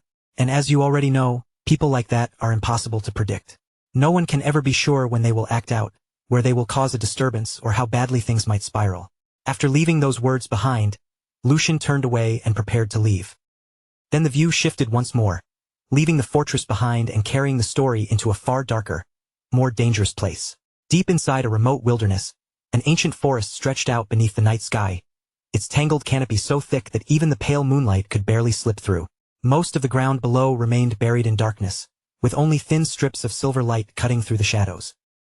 Everything around the forest was strangely quiet, almost too quiet, as if the entire place were holding its breath. Yet beneath that silence, there was an unsettling pressure in the air, the kind that made it feel as though countless unseen eyes were staring from every direction within the dark. And not long after, those hidden gazes finally began to reveal themselves. One pair of glowing eyes appeared between the trees, then another. Then more and more began to flicker open from the bushes, the branches, and the pitch-black gaps between the trunks. Some burned a deep red, others shone yellow like wild predators, while a few gave off an eerie green glow that looked almost unnatural. As the faint forest light slowly exposed the shapes behind them, it became horrifyingly clear that the entire area was crawling with monsters. Gnolls, kobolds, and all kinds of demonic beasts were lurking throughout the forest, scattered among the trees like silent hunters waiting for prey. Their mere presence would have been enough to send any normal person running for his life. But in the middle of that nightmare, one man moved forward with careful steps, weaving through the monsters as though this path was already familiar to him. Even then, no matter how practiced he seemed, the tension in his body made it obvious that he was anything but calm. Cold sweat slid down his forehead as he continued inching deeper into the forest, each step measured and cautious. He clicked his tongue softly, trying to steady himself, then muttered under his breath that no matter how many times he came to this place, it still felt like his heart was about to stop beating. After all, even if he had been here more than once, walking through a forest packed with demonic beasts was enough to make anyone feel as if death were breathing down their neck. Before long, he reached the appointed meeting location, stopped in place, and quietly recited the familiar phrase, "When lightning descends from the heavens, it shall punish the sinners seated upon the throne. I am Squad Leader 2, Crone, and I request an audience with a comrade." After he spoke, the forest remained still for several tense moments, with only the darkness pressing in around him. Then, from within the shadows, another figure finally stepped out. The newcomer did not speak right away. Instead, he looked Crone over with a sharp, measuring gaze, as though making sure the man before him was truly who he claimed to be. Then he addressed him directly. "Squad Leader Crone, what brings you here in the middle of the night, especially when our cause is already right before us? At a time like this, we cannot afford even the smallest careless mistake." Crone immediately moved closer, his face tense and urgent. "That is exactly why I came here, comrade. Our cause is already beginning to twist out of control even as we speak." Hearing that, the other man's expression instantly grew heavier. Out of control? His eyes narrowed. "What exactly are you talking about? Explain everything to me in detail." Crone did not hesitate for even a second. He quickly reported that the recently appointed Lucian of House Valdic had turned into a serious obstacle for their plans. According to Crone, that young noble had taken the mercenary sabotage issue and completely resolved it in just a single night. And because of that one achievement alone, the security across the entire fortress had grown far stricter than it had ever been before. Patrols had become tighter, movements were being watched more closely, and as a result, reconnaissance missions and intelligence gathering were becoming harder by the day. But the worst part had not even ended there. Rumors had also begun spreading that Squad 4 had been completely wiped out because of Lucian's actions.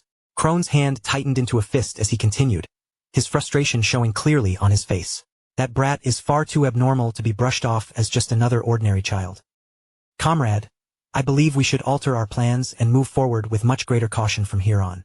The other man remained silent for a moment, listening without interrupting, before he suddenly shifted the topic and asked a different question.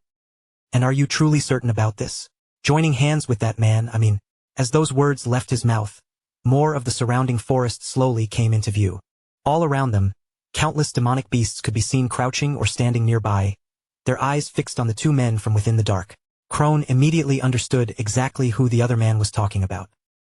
Even if these are only low-level demonic beasts, using magic to bend them into submission is not something normal people can do. I doubt someone like that is truly worthy of our trust. The other man gave a slow nod, acknowledging the concern. I understand why you would feel that way, comrade. To be honest, I do not trust either of them myself. His gaze drifted toward the monsters gathered around the clearing, watching them in silence. However, the situation has already changed. The elite forces of Valdic have arrived. With our current strength alone, we no longer have enough power to carry this through. So as long as our objectives continue to point in the same direction, we have no option but to make use of one another. As he said that, a faint smile slowly formed on his face, thin and unsettling in the darkness. And that is precisely why the plan must remain unchanged. Crone's brows drew together at once. What do you mean by that? The mysterious man's smile widened even further, as if he had been waiting for this very question. Because this is a golden opportunity. In the dim forest light, his eyes began to gleam with open malice. A golden opportunity to eliminate both of Valdic's lion cubs at the exact same time. But the instant those words slipped from his mouth, another voice suddenly echoed through the forest from somewhere nearby. The voice was calm, almost casual. Yet the moment it reached them, it sent a chill straight down everyone's spine. I thought this would be easy, but of course it couldn't be that simple. There was even a trace of amusement in the tone. Bad feelings really never missed their mark. In that instant, both men went completely still. Crone's eyes flew wide open in shock, and he snapped his head toward the direction of the voice at once. How in the world? Panic spread across Crone's face as he struggled to understand what was happening. I was extremely careful. I made sure no one was following me. Even the other man, who had seemed composed until now, finally lost his calm. And how did he get past the gnolls and kobolds to reach this place? His voice hardened quickly, filling with anger. You bastard. Stop hiding like some rat and show yourself. For a brief moment, the forest fell silent again, the shadows still and heavy. Then, from behind a massive tree, a figure slowly stepped into view. Moonlight spilled across his face, revealing none other than Lucian. Somehow, he had slipped all the way into the very heart of the enemy's secret meeting place, without alerting the countless monsters guarding the area. Even surrounded by enemies and demonic beasts on every side, his expression stayed completely relaxed, almost as if this dangerous forest was nothing more than a casual stroll. You do not need to rush me. Lucian continued walking forward at an easy pace, his posture calm and unshaken. I have business with you people as well. His eyes moved across the two men standing before him, weighing them both in a single glance. Though I suppose I do not need to waste time talking to everyone here. A cold smile curved across his face. First come, first served. One person should be enough. At that very moment, a powerful aura began to surge out from Lucian's body, spreading through the dark forest like a sudden pressure in the air. His energy gathered and took on the shape of a massive wolf, its terrifying form looming behind him with a presence fierce enough to make the monsters themselves seem less threatening. At the same time, Lucian calmly lifted his dagger and pointed its sharp edge straight forward. At the exact moment, he thrust his dagger forward, the blade aimed straight ahead like he was drawing a line in the air. By then, the fight between Lucian and the squad leader had already erupted, and neither side showed any intention of backing down easily. From the very first exchange, Lucian kept stepping back in a steady rhythm while the squad leader drove forward, hammering at him with one brutal attack. Again and again, the squad leader swung with heavy force, but every strike was answered cleanly by Lucian, who mirrored his movements without missing a beat. Lucian's precision was almost frightening, each response sharp and controlled, and as their duel dragged on, the pressure between them only grew heavier. The two fighters clashed with rising ferocity, their weapons crashing together again and again until bright sparks scattered through the air around them. Before long, the squad leader began paying the price for looking down on Lucian, as thin cuts started appearing across his exposed skin. Small wounds opened around his neck and across different parts of his body, and while none of them were fatal, each one was enough to sting his pride. The sight of his own blood pushed him over the edge, and his expression twisted darker as anger began to take over his face. His strikes suddenly became faster, rougher, and far more vicious, but that reckless burst of aggression was exactly what Lucian had been waiting for. The instant the squad leader stretched too far and left himself open, Lucian's eyes caught the mistake without the slightest hesitation. In that split second, Lucian moved like lightning, closing the gap before the squad leader could even pull himself back. With one fluid motion, Lucian unleashed a devastating counterattack, pouring all of that waiting tension into a single clean strike. The blade flashed, and in one horrifying instant, the squad leader's hands were severed, forcing a raw scream from his throat as his composure shattered. Lucian did not waste even a breath on hesitation, immediately rushing in before the squad leader could gather himself again. Before the man had any chance to recover, Lucian followed with another decisive attack, and within seconds, the fight ended as the squad leader dropped lifelessly to the ground. Not far away, Karen watched the entire scene unfold with disbelief frozen across his face, unable to accept that squad leader one of their strongest fighters, had been completely overwhelmed. To Karen, it seemed impossible, and he could only wonder who Lucian truly was. Meanwhile, Lucian stayed calm, thinking that everyone would panic if they knew he had come here alone. But to Lucian, taking that risk had been necessary, because nothing sharpened the senses more effectively than standing in real combat where one mistake could cost everything. And with the danger now approaching, this was no longer something that could be handled by pretending to act like a proper noble. After hearing him speak, Karen fixed his gaze on Lucian and said coldly that he understood now. Lucian was nothing more than a hunting dog kept by House Valdic. But Karen refused to yield, asking if Lucian truly believed this alone could stop their cause, before declaring that Lucian would never get anything out of him. Lucian let out a quiet laugh, almost as if the word itself amused him, then mocked their so-called cause and said they had no idea how completely it would devour this land. The confidence in Lucian's voice sent a cold shiver through Karen, and his expression trembled as he stared back and asked, with his voice unsteady, what Lucian meant. Lucian's eyes turned icy as he answered that what was about to unfold in Bornholm from this point forward would be nothing short of hell. The moment the Imperial family discovered the mage's existence, the Imperial army would move at once, and under the pretext of eliminating the source of trouble, they would destroy an entire city without hesitation. Lucian looked straight at Karen and continued calmly, but every word landed with undeniable weight, because the Empire's hatred toward mages went far beyond anything Karen could imagine. Even if their plan somehow succeeded perfectly, Lucian warned that it would still be no different from stepping straight off a cliff, because once the collaborator hiding behind them achieved their true objective, that black mage would erase every one of them without leaving a trace. Black mages were beings feared even by other mages, and Lucian asked if Karen truly believed such a monster was sincerely cooperating with them, when in reality they were nothing but prey waiting to be consumed. The air grew heavy after those words, but Karen still refused to back down, glaring at Lucian as he clenched his fist and accused him of trying to deceive him with a silver tongue. Karen admitted it was impressive that Lucian had uncovered the mage's existence, but insisted they were different from the Empire and had only joined hands with a mage for the sake of liberation. He claimed they had not sunk so low as to rely on a foul being like a black mage, yet beneath his firm tone, a faint uncertainty slipped through, and Lucian noticed it immediately. Lucian stepped forward, his cold gaze locking directly onto Karen's eyes, and told him not to look away but to face reality head-on as his voice cut through the silence like a blade. He brought up the totem magic circles and asked whether Karen truly believed they could control demonic beasts on that scale with only those methods, reminding him that magic was never omnipotent. Every miracle, every mystery, and every impossible power demanded a price, Lucian said, and when that power was connected to life itself, the cost became unimaginably high. Lucian's expression darkened as he pressed further, asking that if such a simple method really existed, then why had Karen and his people been forced to shed so much blood? The question struck Karen like invisible arrows, forcing him to confront the doubts he had buried, while Lucian continued, certain that the bastard had contacted them first. They had approached Karen by claiming their goals aligned, offered him power, whispered exactly what he wanted to hear, and promised the strength he needed to reach his dream. For the first time, Karen's confidence visibly shook, and Lucian narrowed his eyes as he delivered the harsh truth that the bastard had chosen them only because they were useful. They had never respected Karen or believed in his cause, Lucian said. They had only seen pawns who could not refuse, tools to manipulate and discard once their purpose was served. A suffocating silence fell, and Lucian added that this time, it had simply happened to be Karen's turn, finally crushing the last pieces of resistance inside him. As the terrible truth sank in, Karen's grip loosened around his sword until the weapon slipped from his hand and dropped heavily onto the ground, the sound echoing through the tense silence. Karen's face had gone pale, disbelief filling his eyes as he stared at Lucian and asked if they had truly been played from the very beginning. Then he asked what Lucian's real goal was, why he would reveal all of this to an enemy, and admitted that if things continued like this, they were clearly headed for ruin. For a brief moment, Lucian said nothing at all, and then, without rushing, he slowly revealed his face to Karen.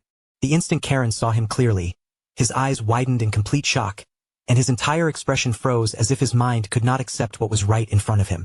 That revelation hit harder than anything Lucian had said before, and Lucian looked directly at him with a calm but firm voice, saying this was not the outcome he wanted. He told Karen to choose. Would he keep being used until he disappeared in misery? Or would he cooperate with Lucian and stop the disaster about to strike Bornholm? The question hung heavily in the air, leaving Karen speechless as he struggled to process everything that had just been revealed to him. Then, as the weight of that choice still lingered, the story shifted to a completely different place, where Lucian now stood inside a large building. Lucian stood quietly near the window, the scenery outside stretching out beyond the glass, while several sheets of paper rested tightly in his hand. Those papers were filled with the information he had gathered one piece at a time, and as his eyes stayed fixed on the far distance, countless thoughts began linking together inside his head. At last, every scattered clue in Lucian's mind locked into place. He had finally uncovered the truth behind the entire incident, including the real enemy hiding in the shadows behind the Empire Liberation Alliance. His gaze turned razor-sharp, and the papers crumpled slightly as his grip tightened. "We're going to catch that bastard." The moment Lucian said those words, the nearby members of the Black Lion group reacted at once, their bodies stiffening as their leader stepped forward with a grave look on his face. "Third young master, could you explain what you mean in more detail? Who exactly is this real enemy?" But before Lucian could give his answer, Hugo suddenly recalled a strange conversation they had once had. Back then, Lucian had asked him for an unusual favor. "Could you get me some relics that can ward off kobolds and gnolls?" As that memory flashed through Hugo's mind, his eyes widened, and the meaning behind that request finally struck him.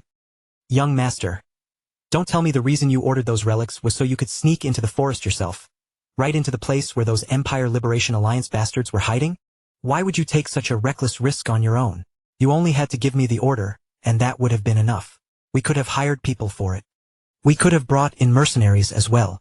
But Lucian barely looked interested in justifying himself. "Hugo, save the nagging for later. Once this mission is over, I'll listen to as much of it as you want." Then his tone dropped, becoming far more serious. "I had to confirm it myself with my own eyes and my own ears, from the unnatural signs behind that massive monster migration, to the real reason a rebellion erupted in Bornholm, a place known across the Empire as an impenetrable fortress." Lucian slowly turned toward everyone gathered in the room. "And now I know the truth." The air tightened in an instant, as if the room itself had gone still. The Black Mage Jude de Grec. Just hearing that name was enough to make several people tense up. He possesses an incredibly abnormal kind of magic, one that lets him control demonic beasts, and even force them to twist together and fuse into something else. The strange movements of the demonic beasts. Everything happening throughout this region right now has been following his design. No one spoke. As the full scale of what Lucian was saying sank in, the silence in the room became heavy and suffocating. Lucian did not hesitate as he continued. To him, even the Empire Liberation Alliance is nothing more than a pile of disposable pawns. His words landed coldly, without mercy. "If we fail to stop him now, this place will soon become the stage for a massacre." Everyone there could hear the urgency beneath Lucian's voice. This was no longer just a rebellion, and it was not merely a monster outbreak either. A true mastermind was hiding behind everything, manipulating both humans and demonic beasts for a purpose none of them fully understood. Then Lucian gave his final order. "From this moment onward, we operate independently." The members of the Black Lions exchanged uneasy looks, but Lucian's expression did not waver for even a second. "Even if that means making an enemy out of Brother Tristan." The room fell into absolute silence. With those words spoken, everyone understood there was no path back. The hunt for the Black Mage Jude de Grec had officially begun, and no matter who tried to stand in his way, Lucian was ready to confront them all to stop the catastrophe closing in. Bornholm had to be saved before it sank into bloodshed and was ruined beyond any chance of salvation. Far away from the others, the night opens deep inside a shadowy forest where silence hangs heavily between the trees. Beneath the vast, star-filled sky, a lone figure in a hooded cloak stands completely still, isolated in the darkness. His gaze never leaves one brilliant star shining through the thick canopy overhead. With unwavering focus, he watches its faint movements and studies every subtle change in its light. That single star is meant to determine Bornholm's final fate. But instead of dimming as it should, its glow grows stronger with each passing second. Hugh slowly lowers his eyes and looks down at the strange mark carved deeply into the center of his palm. A bitter look settles across Hugh's face as resentment flickers in his eyes. He thinks quietly to himself that if he had never entered a binding contract with the old man, Jude de Grec, he would have left this cursed place behind long ago. From the beginning, Hugh had known better than to involve himself in this dangerous affair. Even now, he can only regret stepping into something that was never supposed to concern him. Unease tightens around his heart until it becomes almost unbearable. You cannot stop wondering whether the danger before him is truly as terrible as it appears, or whether there is still even one possible route left for him to escape. Yu grits his teeth, furious at himself for ever getting tangled up with the Empire Liberation Alliance. No matter how desperately he tries to avoid trouble, disaster always seems to find him in the end. As he stares into the blackness between the trees, one final thought rises in his mind. The people standing beside him have no idea what they have truly done. None of them realize that they have entered into a contract with a black mage. To ordinary people, one mage may seem no different from another. But the truth is far more horrifying. Black mages are the closest thing this world has ever known to absolute evil. As that thought settles in his mind, Yu's attention shifts toward a lonely house hidden among the dense trees. Then the stillness of the forest is shattered by terrified cries spilling out from inside the dark house. Inside, a young girl sobs as she begs a man for only one sip of water. Through her tears, she explains that her little brother is slowly losing consciousness. Nearby, the boy trembles helplessly, his weak voice barely audible as he whispers that he is cold. They are only innocent children, yet the man begins walking toward them with a terrifying purpose in his eyes. With nowhere left to run, the sister throws herself in front of her brother and shields him with her own body. She screams apology after apology, begging the man over and over to spare her little brother's life. Desperate to save him, she pleads for the man to take her instead. She tells him he can do anything he wants to her, as long as her younger brother is allowed to live. Her cries ring through the house, raw and desperate, but they do not change his heart in the slightest. Without a flicker of mercy or hesitation, the cold-hearted man kills both children with horrifying precision. When the house finally falls silent again, he calmly kneels beside their lifeless bodies. From them rises a small crimson orb glowing faintly in the darkness, and he collects it without emotion. Fresh blood completely covers his hands. Dark red mana pulses around his body in slow, ominous waves as he studies the glowing orb with empty indifference. After a moment, he quietly remarks that the quality of this harvest is acceptable, but nowhere near sufficient. Even after harvesting every child throughout the entire mountain valley, this pitiful crimson orb is all he has managed to obtain. Without the slightest pause, he swallows it whole. The instant it vanishes into his body, a violent surge of dark red energy bursts outward and wraps around him like a raging aura. His laughter tears through the forest, loud, twisted, and completely insane. With cruel pride in his voice, he declares that true progress has always required sacrifice. And now, at last, the time they have been waiting for is drawing near. The beginning of an event powerful enough to shake the foundations of the entire world is almost upon them. His unhinged laughter continues to echo across the valley as his eyes begin to change. The whites of his eyes darken until they become completely black, while his pupils ignite with an unnatural, demonic crimson glow. The following day, the focus moves to the unforgiving borderlands known as the Halian Front, where an enormous military encampment stretches across the barren land as far as the eye can see. Inside the commander's tactical tent, a military aide stands respectfully before Tristan and delivers the latest intelligence report with careful precision. He reports that every remaining member of the Valdic Knights stationed at Bornholm Fortress has officially departed. According to the current schedule, they are expected to reunite with the main army in exactly 3 days. The aide then delivers another important update. The third young master has recently been purchasing unusually large quantities of specialized relics, all designed specifically to repel gnolls and kobolds. Their investigation also reveals that the young master has personally contacted numerous local mercenary captains. Through those meetings, he has gathered a force far larger than anything that would ever be needed for ordinary peacekeeping duties. Every move he has made suggests that he is acting entirely on his own. After considering all the evidence, the aide concludes that the third young master has already uncovered the hidden truth behind everything. Tristan listens to every word without showing even the slightest surprise. After a long silence, he calmly remarks that the boy has managed to uncover that much after all. To Tristan, it is only natural. He carries the proud blood of the Valdic family, and someone born with that blood could never possess the submissive nature needed to return home empty-handed. Tristan simply orders his aide to leave the third young master alone.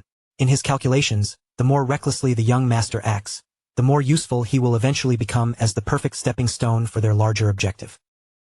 The aide respectfully lowers his head, accepting the order.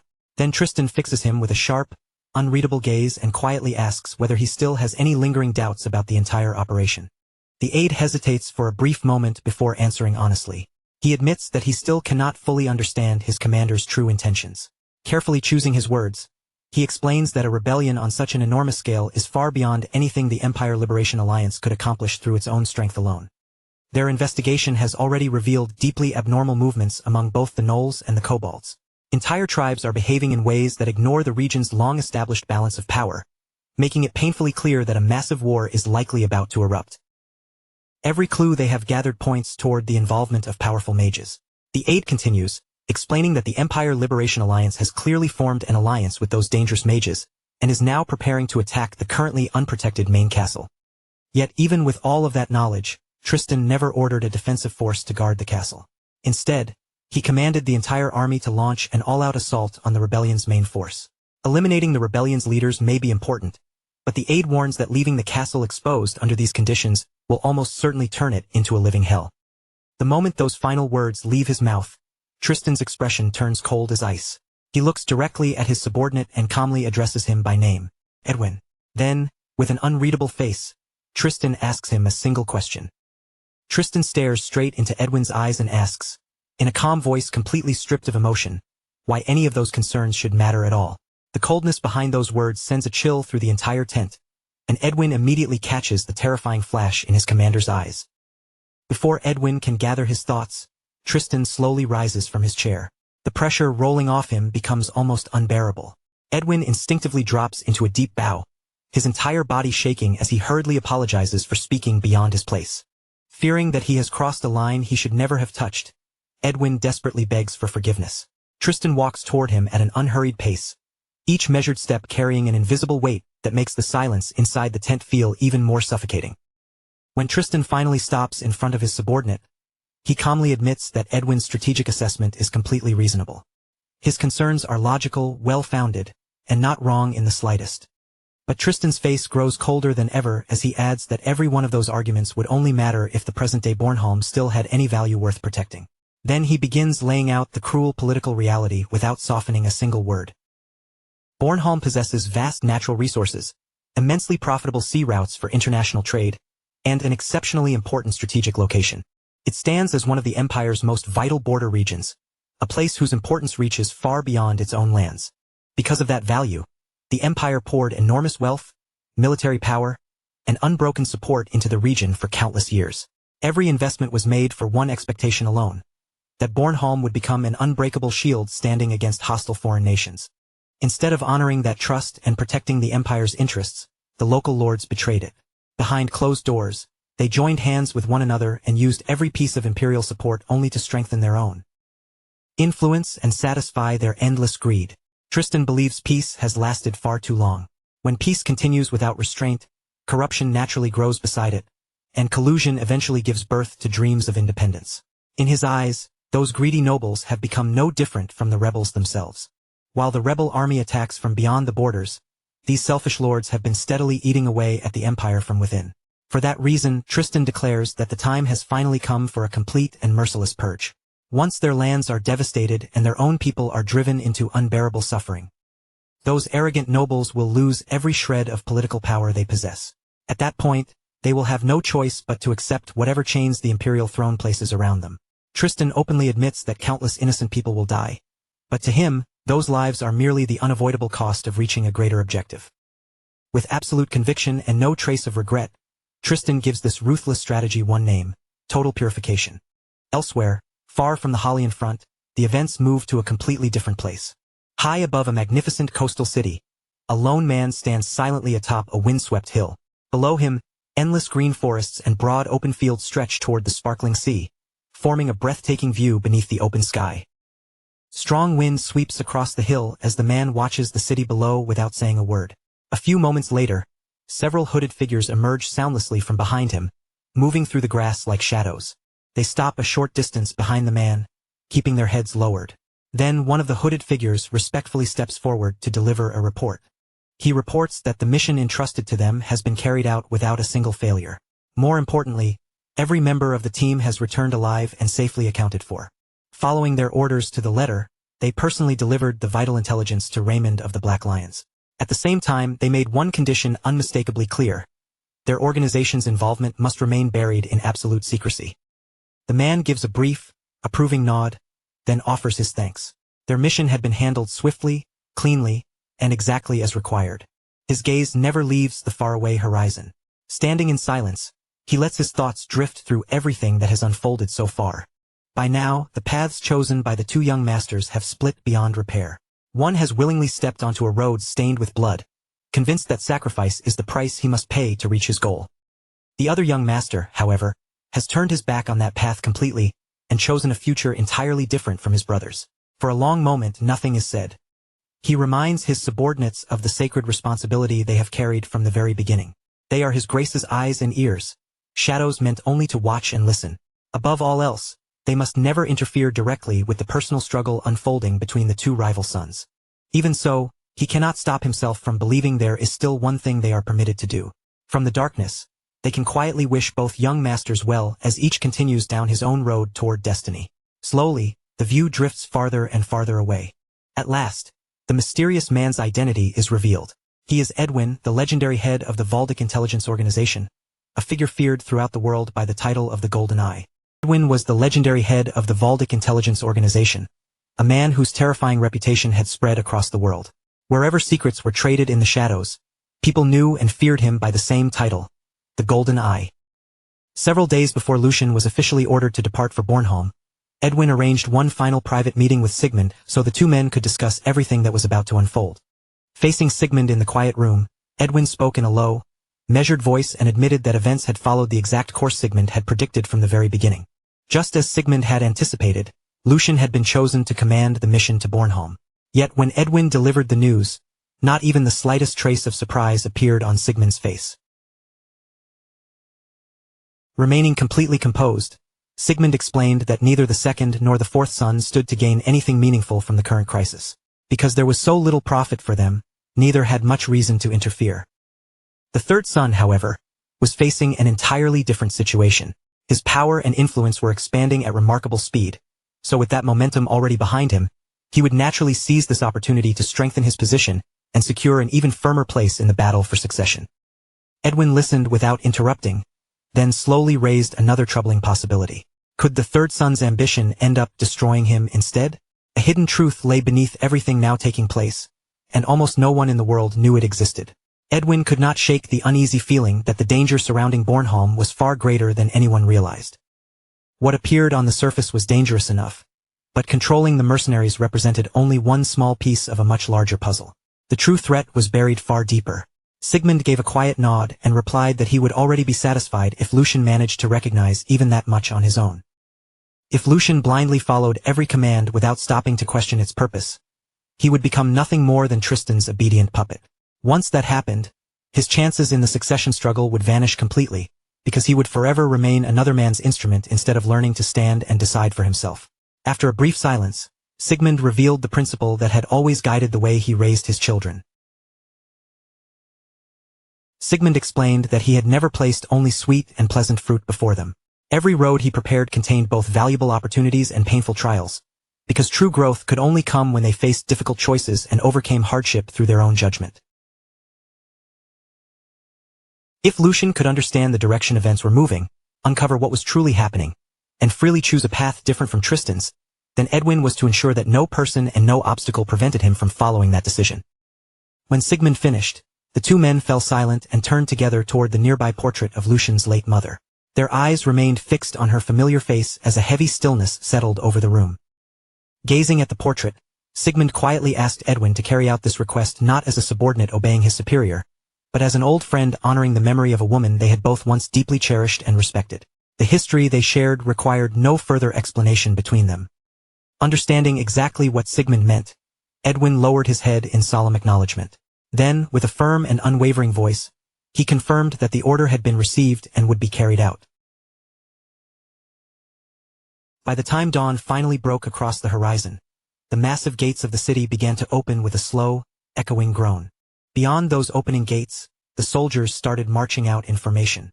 Long columns of armored men steadily poured from the city, carrying their weapons and supplies as they began the grim journey toward the front lines. Mixed among the regular troops were numerous mercenary companies that had also joined the operation, their separate banners moving alongside the disciplined ranks of the army. Before the final departure, many soldiers were forced to endure painful farewells with the loved ones they might never see again. Mothers wrapped their arms tightly around their sons, struggling desperately to keep their voices steady and their tears from falling as they held them one final time. Wives clung to their husbands as though refusing to let the moment end, terrified that this embrace might be their last. Nearby, confused children stared up at their fathers, unable to understand why they had to leave or why the adults around them looked so afraid. Grief, anxiety, and unspoken prayers filled the air surrounding the city gates. Countless families remained behind, watching helplessly as the people they loved marched farther away and slowly disappeared into the distance. From the window of their room, Lucian and Hugo silently watched the enormous force leaving the city. As the seemingly endless stream of soldiers passed below, Hugo observed that nearly every available fighting man was being sent directly to the battlefield. Only the bare minimum had been left behind to defend the city itself. The moment Lucian heard that, he understood that the worst possible outcome was no longer merely a fear. It had already begun. His expression hardened, and a slow, bitter frustration rose inside him as he continued staring at the departing army. His thoughts immediately returned to everything he had already attempted. He had personally given Tristan every fragment of information in his possession, including the intelligence obtained from the Liberation Alliance and every conclusion he had uncovered through his own investigation. Lucian had used every means available to him, doing everything within his power to prevent this reckless military operation from beginning. But Tristan had cast aside every warning without the slightest hesitation. He insisted that the entire threat was nothing more than a false diversion created by the rebels to pull their attention away from the enemy's true objective. That single, dismissive response had completely transformed Lucian's understanding of the crisis. In that very instant, all the scattered pieces connected, and he became certain of one horrifying conclusion. Tristan Valdick had known the truth from the beginning. He had not been tricked, nor had he misunderstood the enemy's plan. He had seen exactly what was coming and deliberately chosen to proceed anyway. Tristan truly intended to allow Bornholm to fall into enemy hands. In his warped way of thinking, sacrificing the entire city was not a failure, but a necessary step toward achieving what he considered a greater purpose. To Tristan, preserving his own vision of order and balance mattered more than the lives of thousands of innocent people. Even if Bornholm burned to the ground and entire families were massacred, he would regard their deaths as nothing more than an acceptable price for the ideal world he wanted to create. Lucian reflected on that truth with bitter disbelief. Despite all the brutality and suffering he had witnessed throughout his life, he had never imagined that anyone could commit cruelty on such an enormous and unthinkable scale. To those who stood at the highest levels of power, thousands of human lives had been reduced to numbers written neatly on a report. Individual hopes, families, and futures carried no weight in their calculations. Once Lucian accepted that reality, every remaining trace of hesitation vanished from his heart. There was no longer any reason to restrain himself or continue playing by Tristan's rules. Beside him, Hugo gave a quiet nod of agreement, and at that exact moment, several familiar figures entered the room. The newcomers were the same informants who had once served beneath Edwin, operating secretly while gathering intelligence from the shadows. Lucian faced each of them with cold, unwavering eyes before calmly issuing his command. They would proceed tonight exactly as planned, without delay and without altering a single part of the strategy. Their objective was perfectly clear. Before the night ended, they would hunt beasts. Far inside the vast forest, an enormous tower rose above the surrounding canopy, its dark silhouette looming over the trees. A suffocating aura poured from the structure, spreading through the woods and weighing heavily on everything nearby. Even the forest beneath the tower's shadow had fallen into an unnatural silence. Around the outer perimeter, pairs of guards moved continuously along fixed patrol routes, scanning the darkness for even the smallest sign of an intruder. As one pair made their way between the trees, one of the guards released a long, exhausted sigh and began complaining bitterly to the man walking beside him. He muttered that only a few more days remained before he could finally leave this miserable, cursed hellhole behind and never look back. Of all the assignments he could have received, he had somehow been sent to guard that horrifying mage. According to him, the agonized screams coming from inside the tower echoed through the forest constantly and never seemed to stop. The screams continued through both day and night, yet no one stationed outside knew what sort of gruesome experiments the old mage performed behind those stone walls. As though that were not enough, the man constantly demanded new shipments of rare and outrageously expensive materials. No matter how much was brought to him, the old mage always demanded more. The guard spat angrily onto the ground, then covered his nose with a disgusted expression, saying that even those endless requests were not the worst part of being stationed there. The truly unbearable part was the thick stench of blood that permanently surrounded the tower. The odor was so powerful that anyone approaching the place could tell the old mage must have slaughtered hundreds of people inside. Walking beside him, his bald companion gently patted his shoulder and warned him in a low voice to watch what he said. The bald guard admitted that he understood the frustration, because everyone assigned to the tower felt exactly the same way. Even so, no matter how disturbing the place seemed, they could not afford to speak recklessly. The success of their entire operation depended upon those mages. Until the mages completed their work, the guards had no choice but to endure the horror and continue performing their duty. With that grim reminder hanging between them, the two men resumed their patrol through the dark and deeply unsettling forest. As they pushed deeper through the brush, the bald guard explained that the main force was responsible for keeping the allied army occupied. Meanwhile, the mages had to break through the castle with their magic and capture the lord, whose life would become their only bargaining chip against the empire. For the mission to succeed, this tower had to remain perfectly protected. He then reminded his partner that he had personally witnessed the mage's power as well. One was the old mage who commanded those grotesque and terrifying monsters, while the younger mage possessed enough power to call a meteor down from the sky. The bald guard admitted that he disliked both of them just as much as anyone else, but for the sake of their greater cause, they would simply have to swallow their disgust and endure it. But while the bald guard continued walking ahead, completely focused on his explanation, the companion following several steps behind was suddenly seized from the darkness by Lucian's waiting men. Still unaware that anything had happened, the bald guard continued speaking and finished his sentence. Behind him, Edwin's soldiers silently looped a rope around his partner's neck and carried out the execution before the man could make a sound. With one swift pull, they hoisted the captured guard high above the forest floor. His body struggled helplessly in the darkness as the rope tightened, cutting off his breath and suffocating him without allowing even a single warning cry to escape. The bald guard suddenly comes to a halt when he realizes the footsteps behind him have gone completely silent.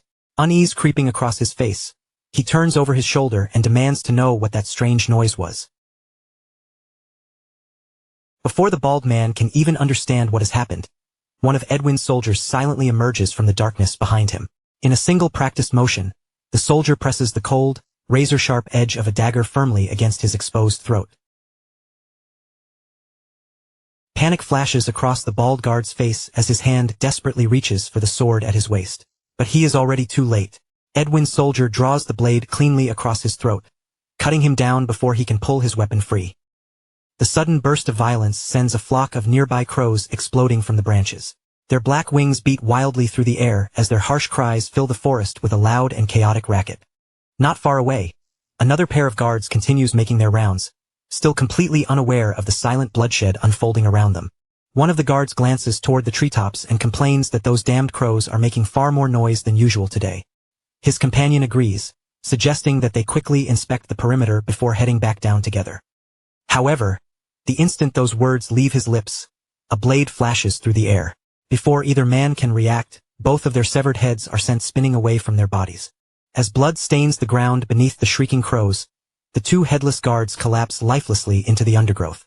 Standing calmly above their bodies is the man who slaughtered them with effortless speed, none other than Lucian himself.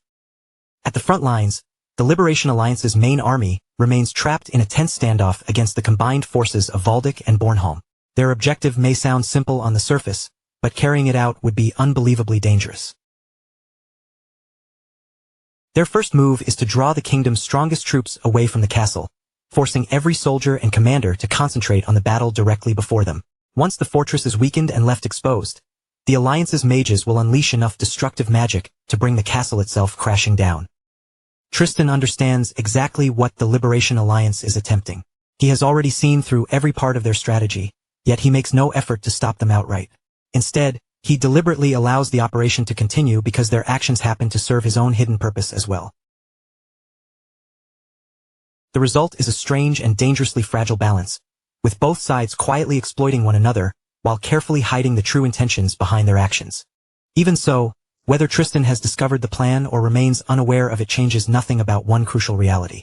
Bringing down a fortified castle is never an easy undertaking. A proper siege normally requires overwhelming manpower, mountains of supplies, enormous resources, and enough time to slowly wear the defenders down. Even when an attacking army possesses all of those advantages, it still faces an uphill struggle. Every wall, tower, gate, and narrow passage inside a castle is specifically designed to place the defenders in the strongest possible position. Throughout history, sieges have remained among the most difficult and brutal forms of warfare. Those protected behind thick walls naturally hold a tremendous advantage over anyone attempting to break through from the outside. Lucian continues examining the situation with a calm and calculating expression. From everything he can see, the enemy is attempting to accomplish something that should ordinarily be impossible. Rather than sending their full army to storm the fortress, the Liberation Alliance has entrusted the entire operation to nothing more than one relatively small detachment. They do not possess the soldiers, supplies, siege equipment, or any of the other necessities normally required to capture such a heavily defended stronghold. For Lucian, that leaves only one logical explanation.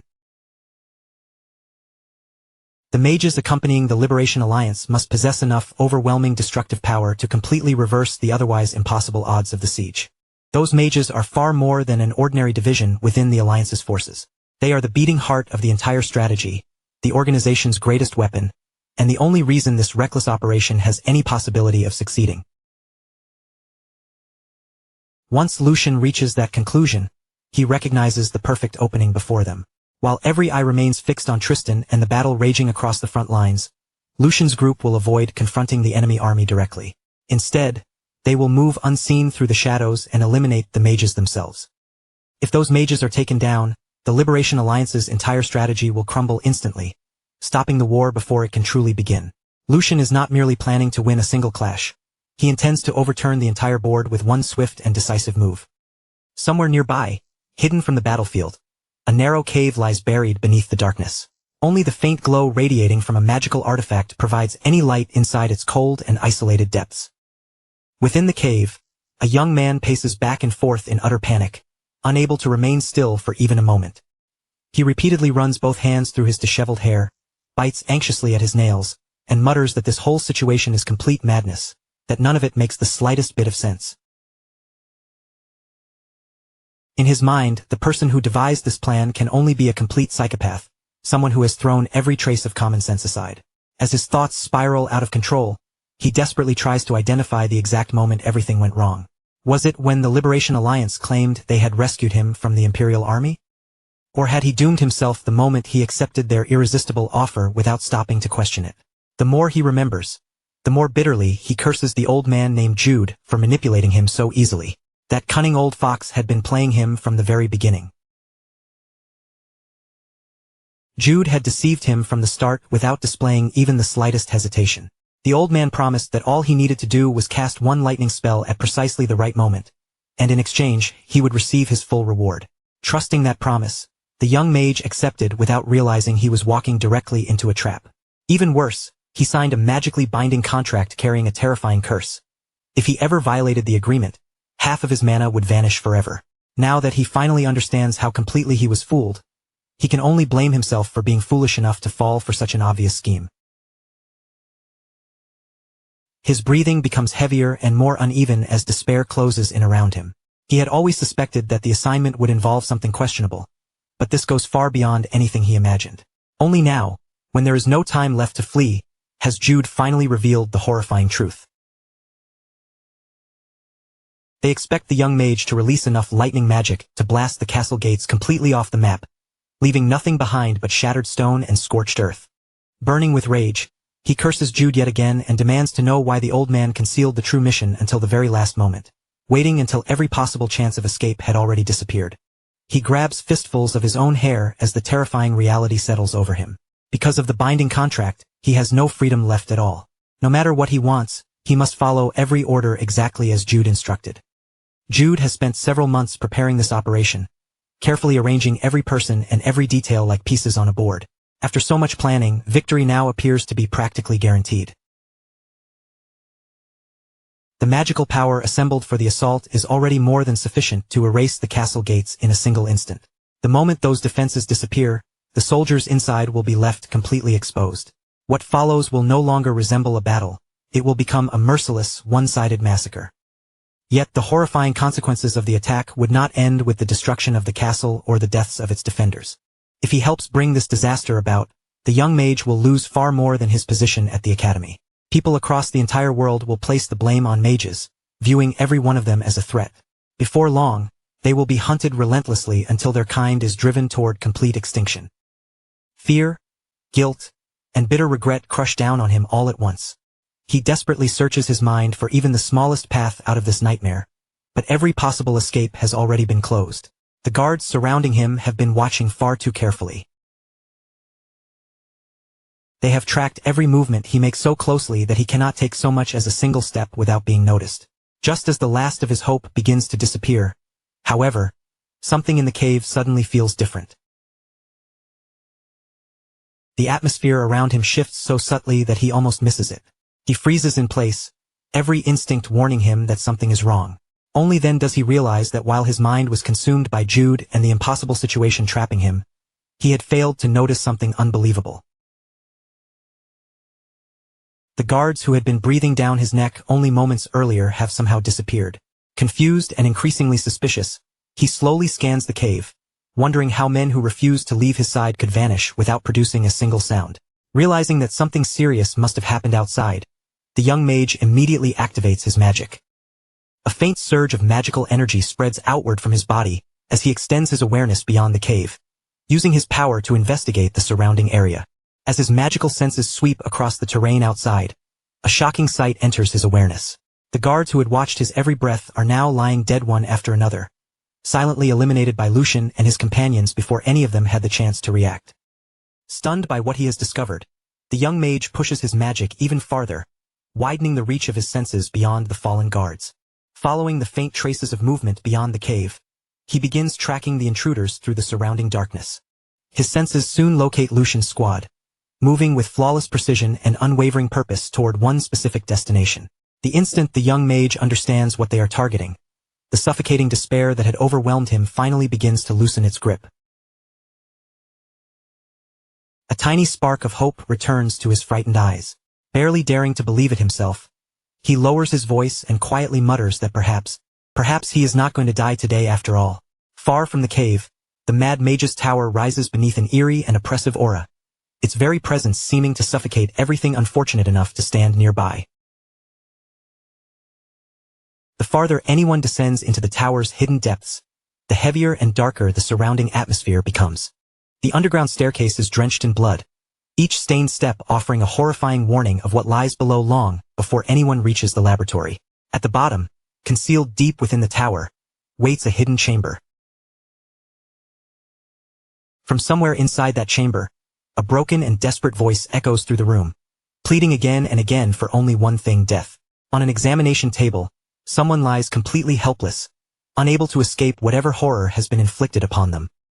At the center of the laboratory stood a cold metal table, completely encircled by a magic formation that glowed with an eerie, pulsing light.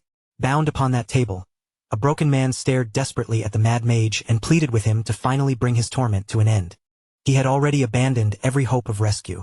The only thing he wanted now was death, begging for someone to silence the agony consuming his ruined body. Yet the Mad Mage offered him no compassion at all. He merely released a disappointed sigh and mocked the man for failing to survive even one full month this time. He confessed that he had expected far better from this particular test subject. After all, a holy knight was an exceptionally rare specimen, and therefore much more valuable than the ordinary victims who came before him. Slowly shaking his head, the Mad Mage complained that the outcome was especially troublesome after everything he had already invested in the experiment. After so much time and effort, the knight had been mutated beyond recognition. His human head had warped into that of an enormous lizard, while grotesque reptilian flesh covered large portions of his mangled body. As the mage approached at an unhurried pace, he reminded the knight of the fearless declaration he had once made. Had this not been the same man who proudly vowed to stop his evil and defend justice? Gazing down at the knight's monstrous form, the mage coldly asked whether this miserable existence was truly the justice he had spoken of so confidently. With deliberate cruelty, he reminded the knight that he could no longer protect even his own body. Upholding justice or avenging the comrades who had died beside him was now completely beyond his reach. Then an empty smile crept across the mage's face as he told the knight to endure the suffering for just a little longer. Once this miserable journey was over, all that would remain of him was another lifeless slab of meat suspended from a hook. And this horrifying transformation was by no means the first experiment conducted within these blood-stained walls. Long before this night arrived, The Mad Mage had subjected countless victims to the same inhuman treatment, regarding every human life as nothing more than disposable material for his twisted research. As the knight fought desperately to remain conscious, agonizing memories surged back into his mind. He remembered marching into this tower beside his fellow holy knights, all of them determined to capture the Mad Mage and put an end to his atrocities. But instead of achieving a glorious victory, they had stepped directly into an unimaginable nightmare. Their righteous mission was transformed almost instantly into a savage, one-sided massacre. Terrifying chimeras descended upon the holy knights, tearing through his comrades one after another without hesitation or mercy. Just moments before one of his closest companions was ripped apart, the dying man desperately screamed for him to escape, calling out to him one final time as Sir Knight. The painful memory slowly dissolved, and the nightmare of the present crashed back over him. Grief, guilt, and the crushing shame of failing to save his companions weighed heavily upon his fading consciousness. At last, the knight's tortured body could endure no more. With his remaining strength completely exhausted, he released one final, quiet breath and died upon the table. The Mad Mage watched the last trace of life disappear from his newest subject, then clicked his tongue with visible irritation. Once again, he would have to dispose of another unsuccessful experiment. Still, he quickly decided that the failure had not been entirely meaningless. At the very least, the results confirmed one valuable discovery. A body naturally capable of handling mana could withstand the transformation far more effectively. Even more importantly, the younger the chosen vessel was, the greater its chances of surviving the process. But as he calmly considered these findings, his expression abruptly sharpened. His heightened senses had detected an unusual disturbance somewhere nearby. His eyes narrowed with suspicion as he wondered whether Colin had done something unbelievably foolish again. Without rushing, he turned his attention toward the laboratory entrance. There, standing motionless in the doorway, was a solitary figure. The fact that someone had entered this heavily guarded place without the mage noticing their presence until this very moment was remarkable in itself. The unexpected visitor was none other than Lucian, standing calmly before the horrific laboratory without the slightest trace of fear. The Mad Mage fixed his cold gaze upon him, and the two silently locked eyes. At last, the Mad Mage broke the heavy silence. Speaking with unsettling calm, he remarked that he certainly could not remember ever sending Lucian an invitation.